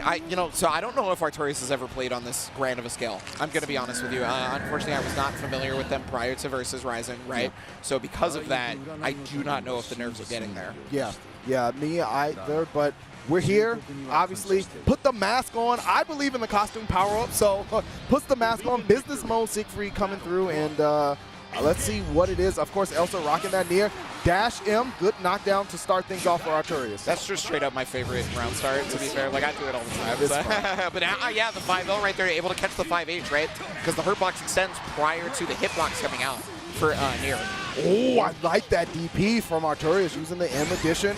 Going to go ahead and get a little bit of strike thrower action going on. Heavy. Yeah, but the 2M right there is going to be able to allow for Elsa to be able to get some good damage here and steal the corner back. What a button. Yeah, we'll waltz in it all the way to the corner here. No Brave counter because you know that Nier is too far away. But yes, very smart right there. Was able to just kick Death out, and that takes away a stock. You got to remember that. Yeah, so important there. Trade, not a little much off of it. Artorias has the EX Fireball up, but Def hovering menacingly. You putting yourself in the sandwich. Ultimate ominous turn. Now you're in the corner. Yeah, that was kind of the idea of Elsa right there, right? You think, oh, you want to fight me, right? Because I got the life lead. Come here. And it's like, now you're in the corner, son. I tricked you. Yeah, joke's on you. Nice block after landing. Artorias canceling out Def. Well-placed dash M. Even if it was blocked, he would have been all right. Dash L. Elsa too goes. far. Ooh, yeah, the that dash should be L. it. Yeah. Good stuff from Artorias, able to capitalize immediately with that dash L. What a reaction. That was impressive. I mean, looks like a young boy, so. That's the power of the glove right there. Smooth over. I was really wondering, like, did Artorias play Marvel 2 and I just didn't know? Like, am I unaware? Oh, maybe I'm unaware. Could be. Either way, Elsa well aware of the dangers of Siegfried when making a mistake, especially now. Going to set up the sandwich scenario. Yeah, there's an ominous turn. You're not going to fool me even though Death's off the screen. Yeah, that does not mean Death is gone. If you're playing at home, definitely remember that for sure. Because this character, I don't know if they're here to stay in the way that they are, but if they are, you better be ready. 2M right there off the shimmy. That is like, I feel like that's the Artorias special. I feel like he can catch anybody with that. I try that, and they don't fall for it. Artorias does it every single time they fall for it. Every single time. It's one of those things that he unlocks and earns, but Elsa unlocking some damage here with the Skybound Art. But Artorias did survive. Chip is a threat at this point. Got to be careful. And yeah, there it is. That's a tough situation. Yeah, I don't really know how you're supposed to get out of that easily. YOLO Skybound Art, maybe. But like, you got to travel there. Elsa was kind of far away. Even if the Skybound Art hits, you have to think about the fact that it didn't kill, though. That's the problem. Yeah. Okay, point up throw. You know, we haven't seen a ton of throws here from Artorias, but that's full damage here, so you can get some stacks if you choose to. Yep, that's 2, and that means damage is on the table. Look how much that throw did. Especially with Elsa with the low life on the Nier. Artorias with the staggers. I'm just trying to get that out of here. Yeah, Artorias knows that there's a gap in between what you can do, right? The only thing you can really do to not make a gap is, I think, Misfortune. But no, not going to matter. And wow, counter hit, crouch confirm. Artorias is on it, right? I'm definitely feeling it, too. Yeah, pumping himself up. And that, I mean, honestly, both of these players needed that win. Artorias needed a little bit more just because of what happened against Vermilion. Possibly, yeah. I think one really important part about that too was the fact that you always want to go up the first win, because then it's like, then it's no longer as difficult, right? Because you have 2 games to work with now. Yeah. It's a first of 2 game. Grand Blue Fantasy versus Rising. One of those things where it can get out of hand very, very quickly. So, like you said, having that one game, it helps settle things down, especially now that you're in loser side. You know this is your tournament life that you're fighting for. Yeah, damage is high, and the punishment is real here in the big blue sky, so you definitely need to be watching out for making a mistake like that. But if you give yourself a little leeway, it can get a lot easier. We'll see. It's definitely difficult and tougher now for Elsa. Staying hydrated, though. Very smart. Absolutely. Definitely, especially here in Vegas. Just saying. Like, they broke a record last weekend. It was 113 today, so water is a premium. Nice DP again from Artorias, setting the mood. Yep, already going for those dash Ls and remembering the nerf to dash L, so didn't try it again there. Yeah, you got to remember, because, I mean, it's one of those things where you can easily fall into that trap. Speaking of which, Elsa setting up one here. Going to go with the waltz, the side switch. Good block from Artorias, just holding that button. Yeah, honestly, like, Elsa doesn't care if you get hit by the side switch, right? It's just about getting out of the corner. If you get hit by the side switch, great! I'll take it! But, you know, not really super important to them, to her. Nice jump, putting themselves into the sandwich. I'm the turn. Arturius knew. I like the jump to avoid the brave counter from Elsa, not having to deal with the plus frames, wins on the exchange there and gets the kill. Yeah, because I mean, you're already putting your opponent in block stun, right? So it's not like you need to worry about them possibly anti-airing you in this situation. So jump just kind of covers most of the options they can go for. The only time it's bad is if you messed up, left the gap, and Arturius goes for Dragon Punch. Yeah. Arturius has represented Dragon Punch, but not quite in that situation. Nice 5L, recognizing it can still hit. Plus frames on the fireball, dash up, throw tech from Elsa. Arturius looking for the bait. Elsa still gets hit with the dash L, though. Yeah, that's just such a hard situation because, I mean, they're basically waltzing all over you on that one. Definitely showing the two-step. Schmooving on them. Yeah. Okay, but also smartly being able to get out. What side? What side do you think it was? The block button side. The block button side, you're right. Yeah. But, you know, not everybody's holding the block button at all times, so you're just going to have to deal as the Skybound Art comes out, trying to make sure that that lead gets here with emphatic pressure as well, possibly. No, because the Brave counter is going to come out. Ooh, backed up. Yeah, tried to back up, see if something was doing there. There's the fireball. Was probably hoping that it could catch the Death startup, but doesn't. Death hovering. There's the Orkin, going to cancel out of it, of course. BC. Oh! Yeah, I mean, that's one of the things you always have to remember when you're playing versus Siegfried, right? He does have a Skybound Art that pauses the game and then was able to catch the possible attempt at a throw tech. We are in the set point for Arturius. Elsa's going to have to figure it out. You know, they're smiling about it. They're not there. And they're like, all right, that was good. That was good. I got to lock in, though. Listen, I've seen her dig herself out of tough situations before, but let's just put the tables and set it properly. This is the CEO champion. Arturius potentially going to eliminate them here at EVO. However, Elsa fighting back. There's another DP from Arturius. Yeah, and on a very big mistake, honestly, from Elsa, trying to use the Raging Strike with not enough meter to Raging Chain. So, you know, that got Arturius out of there for a second. Although, I guess it's not going to matter too much, as Elsa with the damage, not trying to Raging Chain after that. Very interesting. Maybe they thought they would get a better pickup. Oh, well, okay. Hey. There's Ultimate Ominous turn from the back, right? Yep. Sometimes you just got to do what you need to do. Elsa, she's lining it up. I like that recovery. Again, you know, Elsa is one of those players that I look at and I say, whatever situation she's in, I've seen her clutch up. There's some players who just have that in them where it's like, they're never dead literally until they're forced to unplug their controller. Yeah, no, I mean, this is not someone who says die, right? She is all the way in if she can be. And so, well, we're looking to see if that's going to continue being the case. Arturius is taking a moment. I like this. Yeah. Yes. You're like, this is it. Like, this is the game. You have to win this game to stay alive. So it's super important. You have to take your time. It is your time to take, according to the rules. Literally. Yeah, I mean, like, you know, there is a time limit. They're not going to let you just riff forever, but, like, I don't care if you're a yapper, but you're not allowed to yap forever. But, you know, this is it. Final game here between Arturius and Elsa.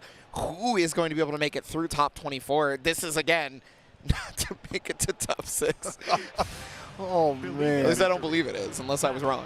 But either way, what a treat to be able to see this set. Round start, EX Fireball. I like that check from Elsa saying, you know what, you've been backdashing a lot on run-up. I want to let you know, but Arturius yapping louder here, getting the hit, and then doing it anyway. Yeah, definitely learned from Northern Lion. No question right here how to yap. He's going to get the full conversion into the combo limit. And remember, specifically use the DP to end that combo to keep a couple of different EXs. So just keep that in mind that those are still available. Yeah, it's so important to make sure your cooldowns are managed properly here. Oh, no. Oh, no punish though. Elsa. That was a big opportunity for Elsa, not taken. Arturius taking the corner pressure. The 2L challenge is going to work out though. Raging Strike in the chain, and all the way back to the other side you go. Yeah, I mean, that could have come back to haunt, but like you said, Elsa never says die. She is locked in for this. So, you know, if she messes up, she just has to recompose. There's no other choice. Nice break counter, putting Arturius back into the corner. There's the waltz. Dance with me for a little bit. Okay, yeah, the 5L and immediately goes right in, right? But yeah, smartly backdashing out. You have the life lead. You do not have to interact. And Arturius close to chip damage. Yeah, that's a tough situation. That was the final stock, too, for Elsa. If that did not work out to stop Arturius, that could have gone downhill really fast. So, you know, great timing. Absolutely great timing. And that's one of the things that Nier can do. She can force you to block and take damage so much because of chip. And now Elsa on set point. Yep, and a great start here for Elsa. Artorias is going to have to try to figure something out. Nice block. Yeah. Probably had the guard button on deck. Knew what was coming. Nobody got me, guard button got me. Yeah, most definitely. And got the counter. It didn't fully convert. That's really rare for Artorias. Absolutely rare. No Orc in there. EX Edition or regular. And now being put into the corner. RH going to land. This is great for Elsa. That's huge damage, actually. Okay, yeah. I was going to say, if you can build the Skybounder, and I was worried. But there it is. Not technically Callisto special, but very close. Yeah, close enough to it. Shades of it, at least. Artorias trying to get in there with the dash L, put into death. There's the death ball. Look how much HP Artorias lost in chip territory. Hold on. Wait a minute. You are in chip's range, so you do have to be very careful about it. The throw does get technical. Look at the damage. Now you're in chip range, and that's basically a guaranteed setup. You pretty much cannot get out of that, but there is one more round and one more chance for one of these two to go on. What a set we are able to witness here at EVO 2024. Elsa versus Artorias. This is the final round of the final game. Oh my goodness, and the 6-6M to start it off, but Elsa not letting that deter, going for the EXs here, and is now going to start with a big lead. Death Wall shredding away at the HP, even on guard. DP from Artorias, alleviating that pressure, get off to a couple of prospects. Red Flash combo! That's huge damage. That is so much damage, because you get the fully charged 2-1-4. Yeah, you're going to take away a Brave Point. You're going to take about 60% of their life on top of it. That is a man with the blood of the dragons in the vein. Artorias trying to shut out Ice Water, the 2L check. Artorias with the EX Fireball, Raging Strike, and finishes off the CEO champion of Elsa. Artorias survives. That was an incredible decision right there to make for them. And yeah, Elsa, of course. There's nothing you can do but be, that was crazy. Like, you definitely deserve that W. I'm going to give it to you. And kudos to Elsa. I mean, like, that is the great sports person showing from Elsa. She is such a wonderful competitor because as fierce as she is, afterwards, it's like, GG's, that was great. I mean, smiling the whole set, right? Exactly. Like, was just super excited about everything. And yep, there was one more round for the both of them. They put it all on the line. Artorias happened to come out on top this time. Elsa's going to have to go home, unfortunately, but going to go home with a lot of extra knowledge and a lot of extra want and spirit to get better, I assume. Absolutely. I mean, Elsa is going to continue forward in this game as we expect. Artorias, though, continue forward in this bracket. That was such an intense match, and Artorias, both of them really wanted it, but Artorias looked really, really, really dejected after that match against Vermilion, understandably so, and so be able to continue forward here, looking to find a way, to be able to attend Sunday, not as a spectator, but as a competitor. Yeah, and I mean, I love that you brought that up, specifically the previous match where they were looking completely dejected, because think about that. They were looking so dejected, so demoralized, and they still came back because they did not give up on their chances to be able to make it through this top 24, and that is the mark of a competitor, right? That is something that you have to think about. This matchup sucks, this character's broken, whatever. Like, okay? And what are you going to do about it? Yeah. What are you going to do about it? I'll tell you what we're going to do. We're going to continue with another fantastic match. This will be Have a Nice Day versus Kinari. We're going to have that coming up, ready to go. I am so excited to see what's going to happen here. Yeah, no, I mean, especially after that match, right? We got a banger of a set just a moment ago, and we could just get a banger of a set here in a minute. So I'm excited. Yeah, we're going to get that all set and ready to go. But before we do, very, very, very quick ad break just to reset, make sure everything's good with the setup. And then when we come back, we're going to get that fantastic top 24, more Grand Blue Fantasy versus Rising action coming at you in just a few. So how would you describe the chicken to someone who had never tasted it? Literally melt in your mouth tender. We don't have a freezer. It's almost like a farmer's market. When you walk into the restaurant, you should hear the sizzle that you're hearing right now. Just sends all those waves up to your mouth. You're making me hungry. Sunglasses in the day, blue light glasses for the gaming at night. Zenny's got affordable eyewear for everyone. Vibe in style while protecting your eyes. Evo sunglasses, available now.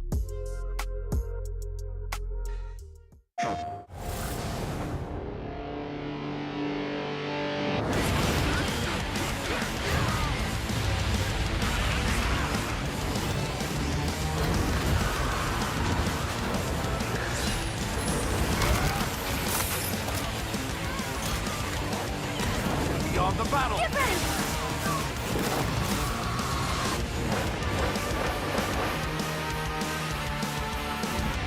PlayStation. Don't.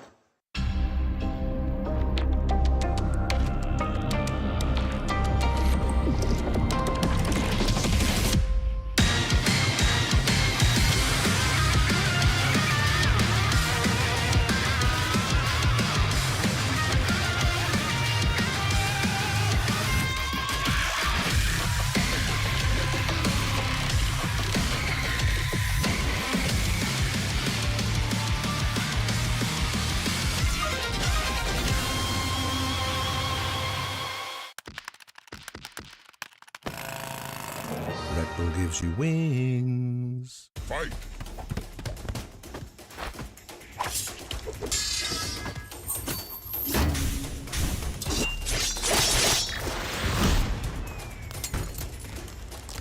Fatality.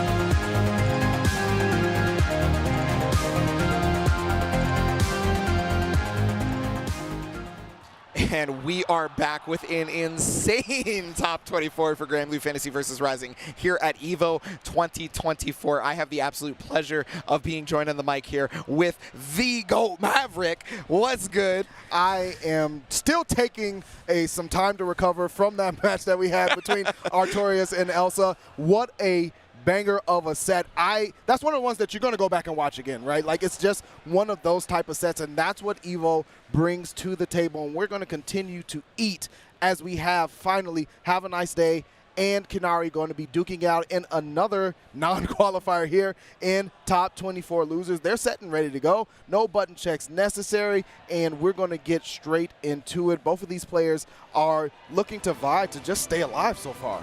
Yeah, I mean, and it's crazy that some of these players are just specifically looking to stay alive, right? Like, we're not talking about them possibly being ready to, you know, make a top 6 on a winner's side. No, it's just like these people are surviving, just like you're saying, and it's just such an apt word for it because that's exactly what's going on. It is. I mean, in the way that these sets are going down to the wire, it feels like the endurance run. You have to have the mental fortitude, the physical stamina, and ability to be able to continue forward. It is a gauntlet. This is a marathon, and we're going to take our next step in it together as we kick off another top 24 losers match. What a response immediately from Have a Nice Day. Yeah, I got to say that's super unfortunate for Kinari to press throw just a little bit too early on that one, but hey, Have a Nice Day, not so nice about it, and punishing accordingly. Very good. Gio's going to get some good Oki situation here on this, too. You got to remember that. Oh, yeah. I like that Brave counter from Kinari, able to jump out. BC right back, though, from Have a Nice Day. Conversion here, and immediately back into the corner. Dash up, charge, fireball, the nasty stuff. Yeah, if you get hit by that charge fireball, you're dead, too. So you're like, blocking it sucks, getting hit by it sucks. There's just no winning. Yeah, there's no winning. Don't let that smile fool you. She is a killer. That is a singularity right there. Got to register the lethal weapon. But yeah, okay, so EX on his turn to try and make things happen. Yeah, different start because, you know, we didn't see that miss of the throw. This is what happens when the throws are just going to hit. No escape multiple times. How many times can you get tossed? We're going to find out. Have a Nice Day, though. Fighting back, Kinari dashing up. Tried to get a little bit of something started with the L there, blocking up the fireball.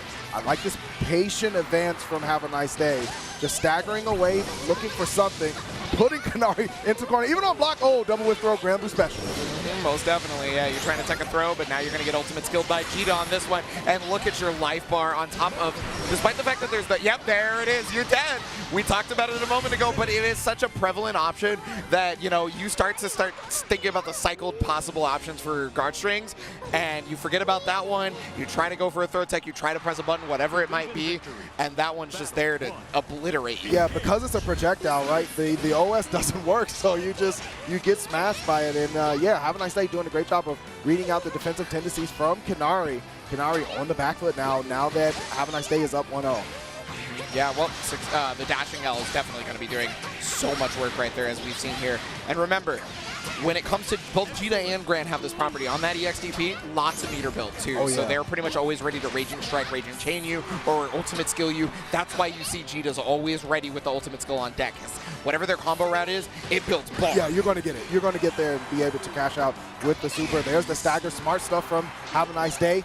Just stand up and block, right? Don't need to BC. I'll just guard, make sure everything's good. However, Kanari with a strong hit here, able to start to try to whittle away at that life lead. Yeah. Wow. Got the hit on the 2 end there. That's going to be even further, more than just a whittle. Oh, yeah. That is a way to victory for Kanari. Waltz with me, dance with me. Respected the plus frames on the BC. However, Kanari still trying to earn the corner. What a jump and evade. That is done. I'm not entirely sure what Kanari was trying to go for there, because there wasn't even a possibility of a hit to have to break counter unless maybe they thought 6XL was going to hit a bit further away than it actually did. Yeah, it might just have been too much of a preemptive call, but either way, Have a Nice Day. Trying to move forward, eliminate Kanari from the bracket. Yep. Oh, but yeah, the whip punish on the throw right there. Great backstep, right? Back dashes in this game, they don't have like invincibility, but they are a movement option, right? Yes. And that'll get you around. Ultimate fireball connecting, and you're gonna feel pain, and you're gonna feel the Oki. There's a bunch of red up there. Kanari really has to make a super big adjustment here before it's too little too late. Time is winding down, though, and Have a Nice Day hammering away at the guard. Stepping back, there's the ultimate move. You're still in the corner even though you blocked it. Yeah, and it's not negative enough to punish, so it's not like Have a Nice Day has to worry about it. And there it is, Misfortune, not something to mess with, except for when you're far enough away. The throw tech is going to happen, but you are basically on bleeding life right now. You have to make a correct decision so many times. I just don't think it's going to happen, as Have a Nice Day is able to eliminate Kinari and move on during the top 24. Listen, Have a Nice Day understood the assignment. Most definitely. Do not let Nier play the video game. And that's easier said than done. It's a simple assignment to write down, but to execute it takes a whole different level of skill. On paper, there is absolutely an asterisk up there, and the asterisk at the bottom of the page, a lot of information down there. So. That's the essay, right? But again, doing certain options like the charge fireball on wake up against Kinari, like things like that, where, as you correctly stated, you're thinking about so many other things that Jita can do to you. If you forget about that charge fireball option and how to defend against it, it just puts you on such a back foot. The damage from that starter is massive, and Have a Nice Day saw it work once and didn't stray away from it either. It's okay, I'm going to keep doing this until you show me that you're ready to deal with it. And that's exactly how you have to run it. Even people all the way here in top 24 are somebody that you can pinpoint a weakness in and exploit a weakness. If you have pinpointed that weakness, absolutely exploit it until they tell you, you know what? No. I actually do know what to do here, because honestly, why not just take the easy dub on them? If it's like, I'm not saying that match was exactly an easy dub, but that was exactly an easy Oki option, I want to say, for Have a Nice Day, right? Sure. Ultimate fireball, it does a lot. It slices, it dices, and it definitely tries to do your taxes. I don't think it gets that far though. Not quite, but it'll get Have a Nice Day a little bit further in this bracket. We have another loser side match coming up. This will be a qualifier though. Zeram here versus Koji Coco. We are here. Okay, so top 24 losers qualifier. So the last, well, I can't say the last time. Oh no, maybe it was the last time was Arc Revo finals, or was it a tournament after that? Because there could have been, because there were several majors after, right? But I thought because Koji Coco did not travel to the other ones, but Zeram did, right? Yeah, no, the last time was Arc Revo. Yeah. Okay, so this is one of the run backs. So I mean, you know, Zeram declared at that Arc Revo wanted to destroy all Nier players and be the savior of Granblue that weekend. It ended up, you know, being Lancelot instead of Charlotta, but who was good at that time. I know you anyway. Go ahead. This guy. I'm gonna call you out. But yeah, so I mean, this is a run back, and these two are not at all a stranger to each other in regards to like playing against each other, right? So as a result of that, you are definitely going to see some wacky stuff here and there, but you're also going to see some very important decisions being made in a matchup that you are going to want to learn from, right? Because, again, whether Nier is here to stay or not, depending on the patch, you should probably figure out how to fight her right now. Yeah, you should have some ideas about it. You have to play what is in front of you, and that is something that Zeram knows. That's something that Koji Coco knows. I mean, we talk about Zeram obviously wanting to be the savior of the, NA, wanting to defeat all the Niers. But again, just because you pick Nier doesn't mean you automatically win Evo. I mean, that's not the way that it works. And we're noticing that because I'm pretty sure all the Niers are in loser's bracket, right? Yeah, or gone at this point. I mean, Or like gone. Kanari just got eliminated. So it is doable. You have to play what's in front of you. And right now, Koji Coco has a very, very strong opponent in Zerom in front of them. And it's going to be all about how you execute. This is going to be super important. Whoever gets this first game is going to have just that much more breathing room to be able to implement maybe a little bit more advanced strategies.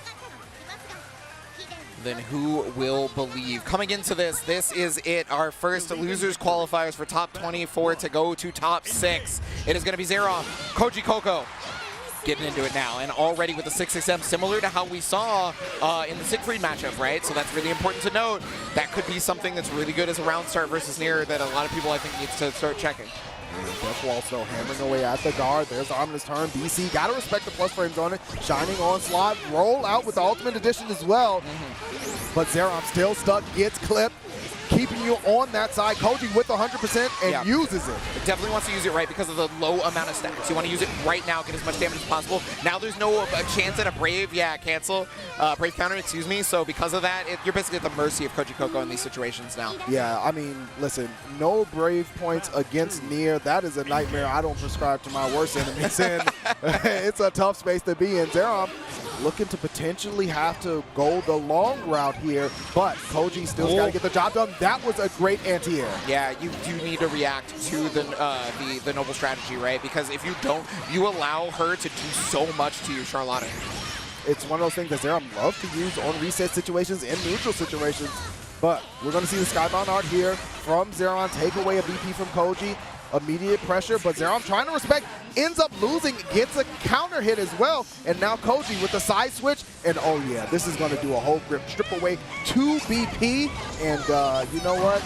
That's done. That was a 1-stock, 2 BP gone, so 25% extra damage on it on top of the extra damage that 1 stock allows for the Super Skybound art. There was just nothing but multiplicative damage modifiers applied. That was one of those math tests where you're like, I'm not doing this. This is an RPG again. Yeah, big, and I say again, number go big. Yeah, this is an RPG again, and I say again because this game was originally an RPG. So, oh, 2H actually getting stuffed? Brother? Oh, hello, with the cake knife of all things. Zerom going to try to take that opportunity and turn it into something big. Having the guard up here, gets pulled in. There's the ultimate Holy Ladder. Yep, goes for the noble strategy on this one. And yeah, I mean, was just respecting the plus frames, right? So God ended up getting thrown. And now pushing towards this corner. And Koji Coco with 0 fear, but I guess not going to matter. You won't learn today. Zerom installing at least a little bit of discipline, if not fear, and able to take a round. You saw the exhale on Zerom, like, oh. Yeah, no, I mean, and that's one of those things where he's like, okay, I think I've got some composure back after how that hard-fought first game went, because now, all right, it's doable. You know, I know it kind of sucks, but I do have some game plans here, and I know that they work. I've just got to be able to properly execute, and there it is, Misfortune, going to be able to stop you. Put him into the corner, too. This is a dangerous situation. Koji playing patiently, too, which can be scary. I like that. BC immediately get Death out of here. Yeah, I wanted to mention that earlier, but I was also kind of, you know, remiss to not see it. And the reason being is that you get rid of a PC to try and trade for death, but because the bravery point is not yet going to make you take extra damage until the second one, but, you know, that's just one less bravery point that you've got. It's true. You have to calculate when you're going to use it and what you're going to do afterwards. We did see Zerom able to take advantage here, hammering away, Shining Onslaught denied. Koji Coco with the jump over. Check on the throw, ultimate ball, nothing doing. Yep, okay.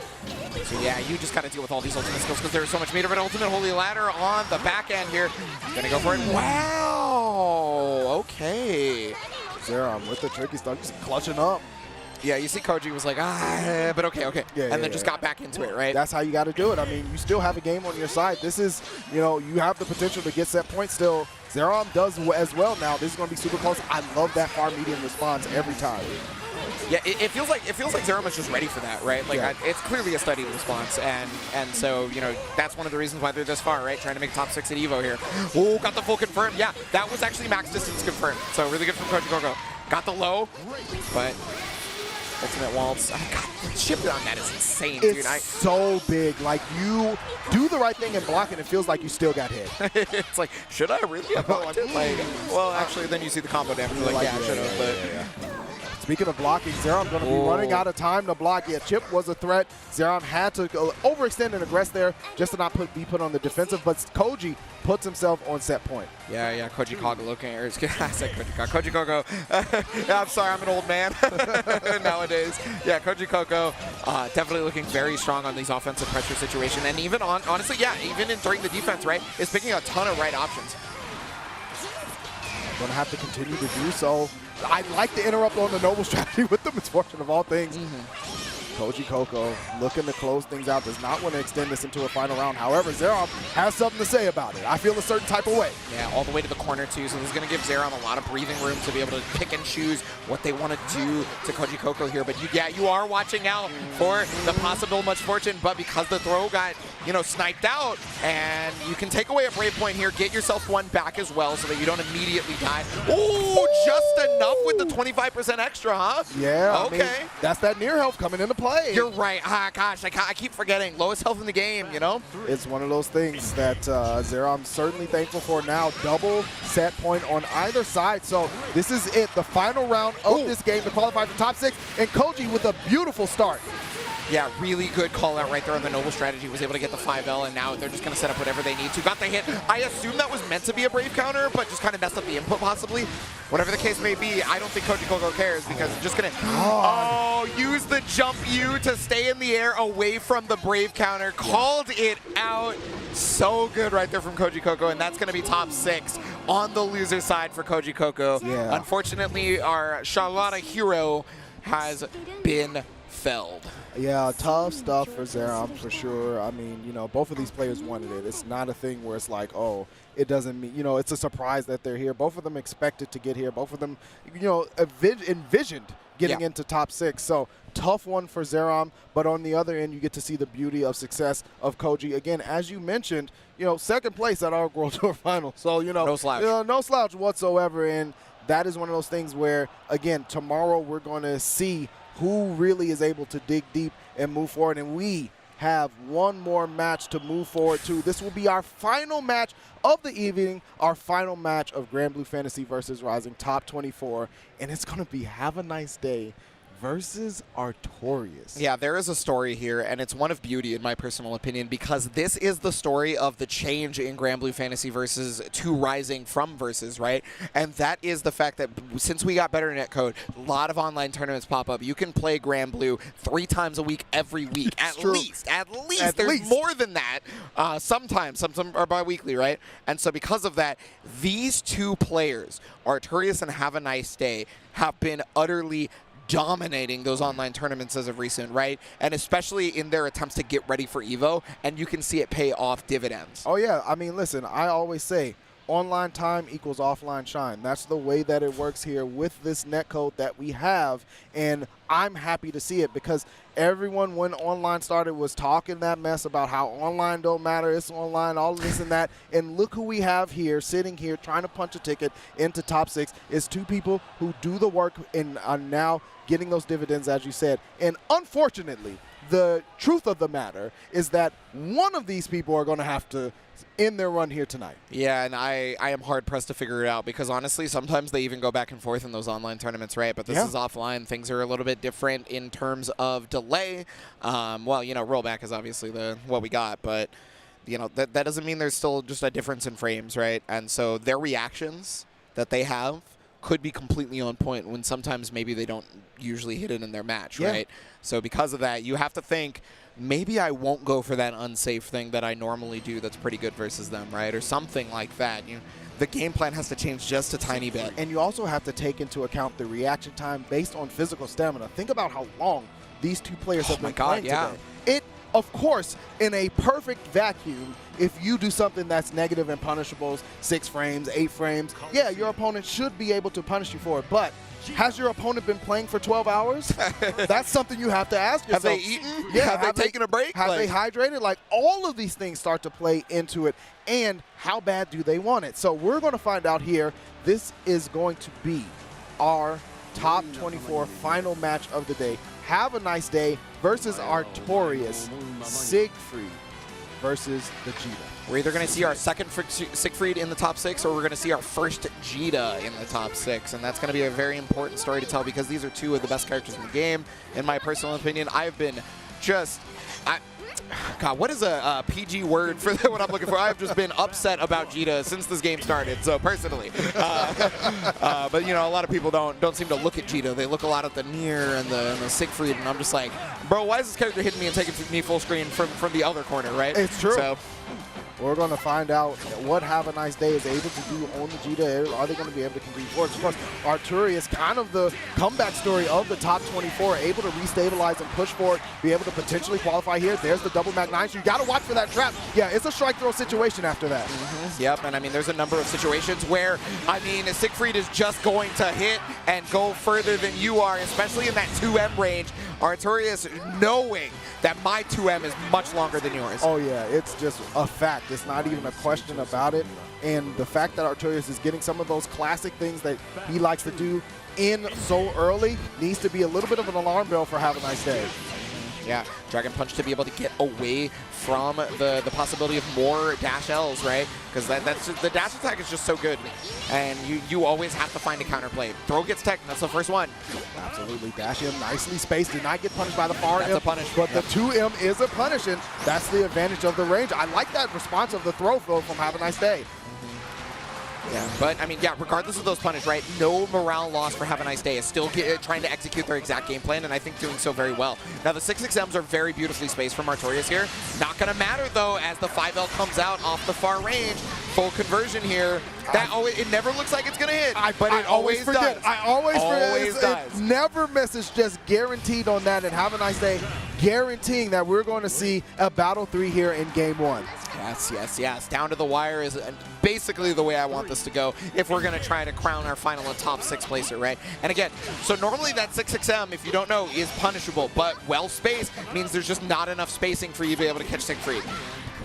Speaking of which, Have a Nice Day trying to catch Arturius lacking, but the late tech on the throw puts Arturius in the corner. However, able to battle out a double 6XL. Going to go with the H Orchid mid-screen, run up with the frame advantage as well, trying to push Have a Nice Day into the corner. Oh, he landed on the raging strike. Had the right bait, but got the wrong type of fish. Yeah, unfortunately didn't jump far enough forward on that one, and because of that, now you're at the mercy of Arturius here with just basically all of the resources available to them. You've got to find a way to fight out of this corner. Doing so far, actually. Wow. Oh, but the Abare? Yeah, you spend it all here. Yeah, no question. Yeah, everything I got, my whole bank account for the W. Arturius with Game 1. Yeah, I can't tell who that is, but good Lord, they are popping off for him.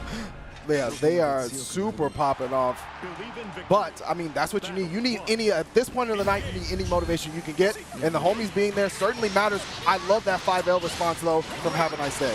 Yeah, just trying to push forward. Yeah, and again, remember, we talked about how stoic they can be. The morale is not lost despite that game. For Have a Nice Day, push forward as soon as possible. Ultimate Dragon Punch to be able to get out. Yes. Smart investment there from Have a Nice Day. I like the jump back in the air-to-air as well. Dodge on the flame wall. Yeah, a lot of people forget that he can stall his momentum due to the jump use. So instead of Have a Nice Day trying to guess, just goes for the guaranteed thing. Speaking of guaranteed, that counter hit dash L going to guarantee a corner carry combo. Going to go for the reset here immediately, and now Arturius in a tough spot. Does BC out, jump over with the M. BC for BC, I need my frames. Yeah, I mean, these are the types of players who have been doing this so much that BC is just going to keep coming up. Brave counters left and right, and they want to take it back. 6XM is going to knock down Have a Nice Day, but they are staying stoic and pensive here in the corner as they do not want to try to bite. The throw is going to connect, though. This is tough because you know Siegfried's looking for it. Arturius with the step back, out of nowhere, raging strike into chain. On set point, looking to go in the top 6. And that was the first time that was used as a mix-up potential tool instead of just like a combo tool, right? So normally we talk about how very reactable those can be, but if your mental stack is overloaded like it was there for Have a Nice Day, medium right into 214. Oh my God, yeah, Arturius is starting to feel it. Yeah, he's starting to feel the energy. He can smell that top 6 on Sunday, waking up at 8 o'clock to get here at 10 a.m. But Have a Nice Day, finally finding an answer to fight back. It's not over yet. Yeah, an optimal punish right there with the dash H. Dash attacks, gonna get the full meter conversion all the way to the combo limit. But yeah, ultimate, despite the fact that that was off a DP punish combo, didn't care. DP to get. Brave counter right back. Looks for the sweep. Doesn't have to cancel due to the spacing. Keeping it safe. Artorias finally getting hit there. There's the charge fireball, but a nice tech on the throw. Artorias blocking up. Barring out again, and have a nice day, attempting to find a hit, but Artorias holding firm. Yep, he's going to have to use the flame wall because just a little bit closer, unlike that previous iteration, right? Oh, yeah, trying to catch you running forward. Very smart attempt from Artorias, but have a nice day moving around beautifully. Listen, Artorias has 100 meter. If you were just trying to say it. I told you what was going to happen, and Artorias is telling you, I wanted that bad. Top 6 qualification for the Siegfried Master. Yes, you were just trying to say it, but it happened as exactly you were bringing out. 100% meter for the Skybound Art means you no longer have a fireball. I just want you to know that if you're fighting Siegfried and he has 100 meter, you don't have a fireball anymore. I'm sorry, it's gone. You should not use that move. And that is why right there, Artorias had not had to bust that out the entire top 24, and finally, when it mattered, had the reaction. Listen, Artorias got the DM in Discord, and they said, it's nationals. Stop hiding yourself. You got to make top 6, buddy. You got to do it. And this, to me, is the story of this top 24. We saw the defeat that Artorias took, and it was a tough one, but he turned it into triumph. And because of that, I'm now looking for Artorias to make the full run. It's a tough road, but that's the heart of a champion right there. Yeah, that was definitely showed what was required to make Evo top 6. So, I mean, that is unfortunately it right there. That was our final match to determine our top 6 for tomorrow at 10 a.m. Sunday in the arena over there. You guys aren't here, so you can't see where I'm pointing, but it's over there. But yeah, so we had an excellent string of matches for this top 24, I do gotta say. And, you know, Grand Blue is just doing a great job right now, in my personal opinion. We have more updates coming, so I'm looking forward to not just tomorrow, but genuinely the future of it. Oh, yeah. The future is bright for the people of the skies. Thank you, everyone who hung out with us, who watched Grand Blue the entire weekend long. We've got one more set to go through, and that is top 6 tomorrow at 10 a.m. PST. Make sure you show some love for production, who's been running Grand Blue the entire day here. Make sure you let them know you love and care about them, because this is hard work. We have the easy job of just running our mouths on the mic. They have the hard job of coordinating and orchestrating everything. So, again, thank you to everyone. Make sure that you hydrate, you take care of yourselves tonight, and we will see you again tomorrow, 10 a.m. PST. Don't miss it for the world. Much love, and we'll see you soon. Get ready for the next battle with Tekken Coins, exclusively from Chipotle. Use promo code EWGF623 when you order any entree in the Chipotle app and get 500 Tekken Coins. Visit chipotle.com/Tekken8 for details. Hey gamers, does your room look like this? Tired of having no art on your walls? You need Displate. Made with high-quality metal and customized finishes, with Displate you can transform your room or office from lifeless walls into a stylish space, featuring officially licensed posters from your favorite IPs like Street Fighter, Tekken, Mortal Kombat, and more. Say goodbye to hammers and nails with Displate's magnet lock technology. It never fails. It's as simple as snap and hang. Bang, bang, bang. Visit displate.com/Evo and order now. Use the discount code EVO at checkout. Damkina! Go ahead, take a picture. Don't stare, darling. I love good soirée.